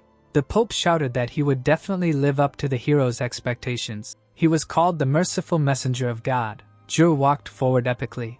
He shouted that he was the absolute. He called himself Jurius. Armin cried and said that this was a truly beautiful name. The commander and the leader looked at him in confusion. The leader of the order remembered that at first it was Jur. The commander assumed that the warrior shortened his old name. Armin suddenly hit him in the face. He asked if he still did not understand the will of the gods. He smiled and said that only for them specifically they were allowed to call him Jurius. The Holy Father hung over the frightened commander. He asked again. The Pope shouted that Mr. Jurius was truly merciful. He smiled madly and reminded that the hero gave them a chance to cleanse their sins, and if they betrayed this trust, their nation would be destroyed in an instant. Armin put his hands on the commander's shoulders and shouted that he would call a world meeting and reveal all the secrets and sins and make efforts for the progress of mankind. The captain silently looked at the Holy Father while he demanded that the immortals be informed immediately, and that an international meeting be urgently called. The man asked himself if the Order's mission had come to an end. The warrior looked away and thought about the immortals. He asked why they had not appeared. The sun was setting behind the treetops. The immortals had gathered together. Sekers was holding a box in her hands and said that this could very well be true. It was the box left by the first hero. The girl looked forward. The blonde smiled and said that this was unbelievable. The red-haired man gritted his teeth. The boy asked, "Did Sekers not only steal meat from the royal family, but also take this?" The guy started tearing his hair out. He screamed that he would go to jail. The girl asked the boy if he would help her when everything happened. The red-haired one screamed that he had learned something annoying. The blonde looked at Sekers and asked how she was able to open the box left by the first hero. The girl smiled and said that she had opened it by accident. The big guy looked ahead with displeasure and asked again incredulously. A transparent body was lying on the ground. The guy asked what the immortals' plans were now. The knight approached the group. While the girl was saying that she was going to tell the world about the contents of the box, the man screamed that they had a big problem. Sekers winked and looked away. The knight looked at them with alarm and said that the 5th level had appeared. The immortals opened their mouths. The man straightened up and said, Man, the 5th level was discovered in the presence of His Holiness the Pope. Fortunately, God's messenger Yuri repelled the attack of the 5th level, and now His Holiness has called an emergency meeting. The red-haired man sweated and asked, "Did Yuri drive away to the 5th level?" he asked. "Is he the only person who does not understand anything now?" Sekers frowned and said that the immortals will also attend the meeting. She slammed the box shut and thought of heaven. The blonde looked ahead gloomily and mentally said that she will definitely throw out the president. A few days later, in the kingdom of Learned, Xiao Lufton stood in the doorway and asked for forgiveness. The guy looked at the president and said that from today on, he will be the princess's bodyguard. He began to say who the lady president will be. One gave him an angry look. She said that the commander was late. Could it be because of the recent appearance of the 5th level? She said that she had already heard the news.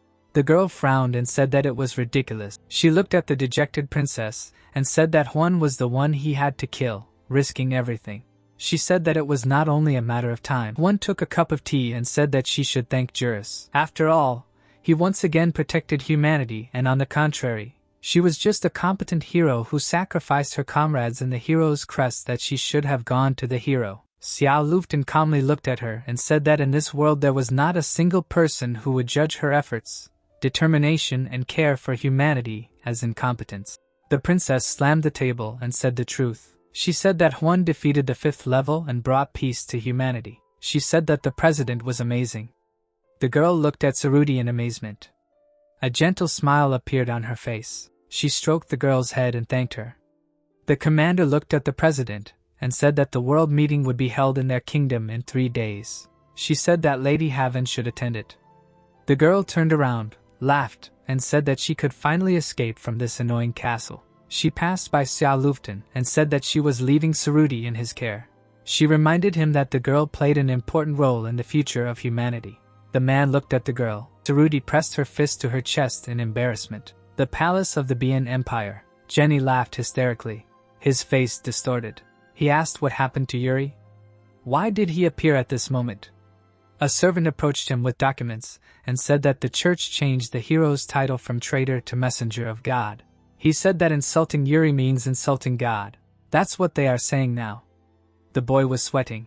He said that if this continued, the question of responsibility for damages caused by friendly competition could become the subject of new disputes. The man told him not to be stupid. Jenny asked what kind of 5th level human was and who was the hero who fought against him.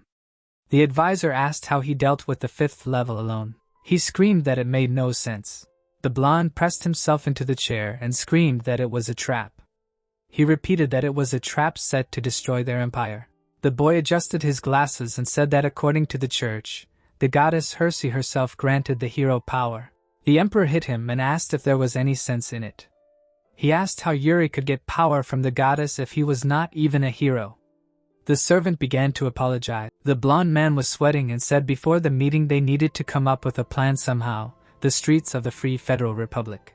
The man held a document in his hand and said that this was the reason the empire supported the church. Munich looked ahead and said that trying to kill a child because of a simple blessing from God, he said that was vile.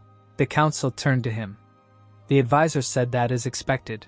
The church agreed with the empire's opinion in exchange for full control of the training camp. The other guy shouted that both countries' actions were unethical and immoral. Alara turned her head and calmly said that thanks to this they gained significant control over the world army in exchange for not challenging the agreement between the empire and the church. They gained historical significance by gaining this authority. The foreign minister folded his hands and said that a bigger problem than these two countries was the emergence of a new level 5. He said that from the reports he seemed to have knowledge of human society. The Minister of the Interior looked nervously at the paper. He agreed with Alara. Considering the damage caused by the Empire's actions and the enslavement of the Church by monsters, he said that the collapse of both countries was only a matter of time. The Vice President looked at the President with concern. He said that humanity should not suffer anymore and their freedom should not be taken away. When Munich closed his eyes, Alexander said that both countries should be held accountable, and they should immediately destroy the monsters that underestimate humanity. The President's hands were shaking. He said that at the last meeting they only managed to create a united army against the monsters. The man's eyes lit up. He said that at the upcoming meeting he would make sure that every nation declared war on the monsters. He said loudly that the end of the monsters was near. Meanwhile, in the magical forest, the man smiled and asked time not to worry. The boy sat on a bench surrounded by shadows. He said that the resurrection of time was inevitable. The monster's eyes were glowing. He asked the goddess of curses to look more closely. He said that this was the end of her beloved pets. Hersha turned around and said welcome to her precious great spirits. The 4 spirits looked at her. The goddess thanked them for coming such a long way. The great spirit of fire Al smiled and said that they, the great spirits, are always ready to answer the call of the goddess Hersha. Pai looked away tiredly and noted that Al still had the habit of talking a lot. Al glanced at her and asked if Vi was talking to her. The girl sarcastically asked with whom else if not with her. The great spirit of watering raised her hands in confusion and asked not to quarrel. The great spirit of darkness gloomily remarked that meeting the great spirits was too emotional. Vi threw an angry look at the spirit of darkness. Hersha smiled. She said that 2 years had passed since she became a great spirit. Right, she understood that this was Ferg's first meeting with everyone. The goddess looked at the spirits with concern and said that after the time of the 5th level was sealed, she said that 4 years have passed since they gathered for the last time and a great upheaval is coming to this world.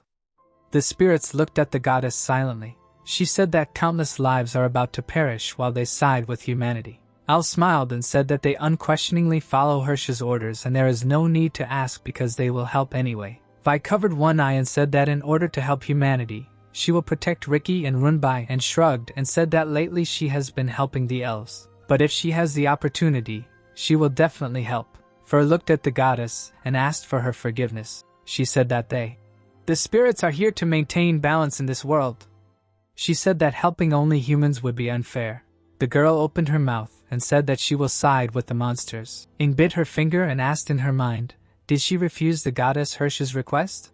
Her face covered in water, she asked how she could do it so openly. She said that if Fer refused the goddess's requests, everyone would be angry. Al loomed over the spirit menacingly. She looked down and said that they, the great spirits, were born thanks to the power of Hersha. She used the power of Rub, the spirit of the earth, to rise to the position of a great spirit, but still refuses to obey the orders of the goddess, which is the duty of the great spirits. Fer released a dark aura. She concluded that the duty of the great spirits is to maintain balance in the world, and she is not the only one who can use great power. Al was covered in a red aura. She reminded Fer that she was only 2 years old. She was going to show her the difference between them. The spirit of darkness smiled and said that 2 years ago she was afraid of her. But now, with 6 wings, she is no longer afraid of her. Vi turned to the spirits and said that they needed to stop. She asked what they were doing right in front of the goddess. Hersha looked at them with disappointment. Al and Fer turned to the goddess. They said that they were very sorry for being rude. The goddess smiled and said that it hurt her when they quarreled. She compared it to children fighting, because every parent would have a heartache like that. Vi closed her eyes and sighed. The goddess hoped that they could get along. Hersha smiled and said that it was okay if she refused her request. She would not force her. This is also fate, isn't it? Vi flew up to the spirit of fire and asked if she had given all her power. The goddess laughed and said that she could not deceive her eyes. The spirits asked what it meant that she had given all her power. Hersha smiled and said that for the sake of keeping the peace she had entrusted all her power to a man. All the spirits except the wind spirit were alarmed. The woman smiled and mentally asked the hero for forgiveness. She told him that the story about the goddess of the past life was a lie. She looked up and mentally said that she used all her power to summon the hero to this world.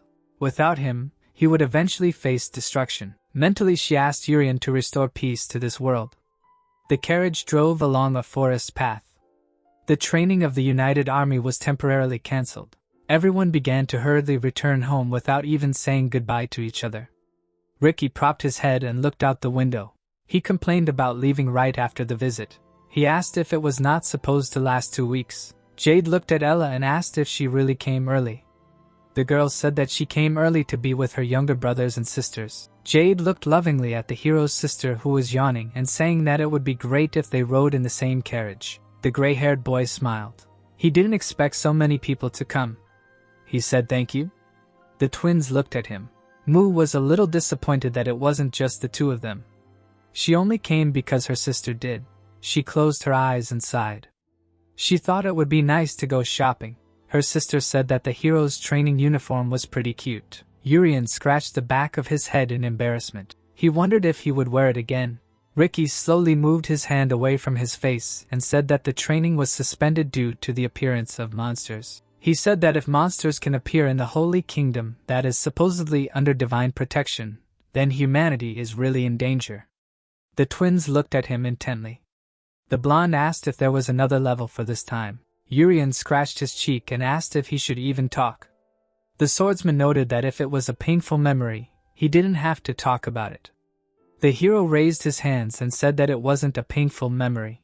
He said that he hadn't even encountered the monster from the beginning. He just heard that they shouldn't talk about it yet. He sighed and said that this time it was level 5. The boys began to sweat. The sister clarified. What did his brother just say? Ricky looked at him in shock and asked again. The twins hugged each other in fear. Mu said that it was a lie. Urian raised a finger. He asked not to worry too much. The explanation of the situation began. Jade grabbed his head. He said a new level 5 and Yuri defeated him. He said that he was dizzy. Ricky looked out the window and said no wonder an emergency summit was called. He noticed that the monsters' movements were too fast. Ella looked down and asked if they were approaching a war with monsters. Would even they, students, have to go to the battlefield? The twins were sullenly silent and finally just said that they had already formed squads of child soldiers. Urian nervously squeezed himself. He asked about food. Everyone looked at him. He asked if there would be meat on the battlefield. He remembered that the food in the training camp was delicious. She twirled her finger at her temple. He was told that the food on the battlefield is usually SOSO. Ricky smiled and said as expected. The hero looked at him questioningly, and there was a jolt. The coachman pulled on the reins, the horses reared. The hero jumped out. He looked ahead in amazement. On the road lay a body with horns. Urian began to treat the horned girl. He said that this wound was serious. She went outside and asked, "Is the hero really planning to heal this child?" The gray-haired demoness took the demoness in his arms. He raised his hand above his head and said that he did not care. At that time they did not know. When magic enveloped the girl's body, this single act of force will lead to a serious conflict. The demoness' eyes opened. That's how this video ends. Thanks for watching. Don't forget to subscribe and hit the like button for more epic manhwa recaps.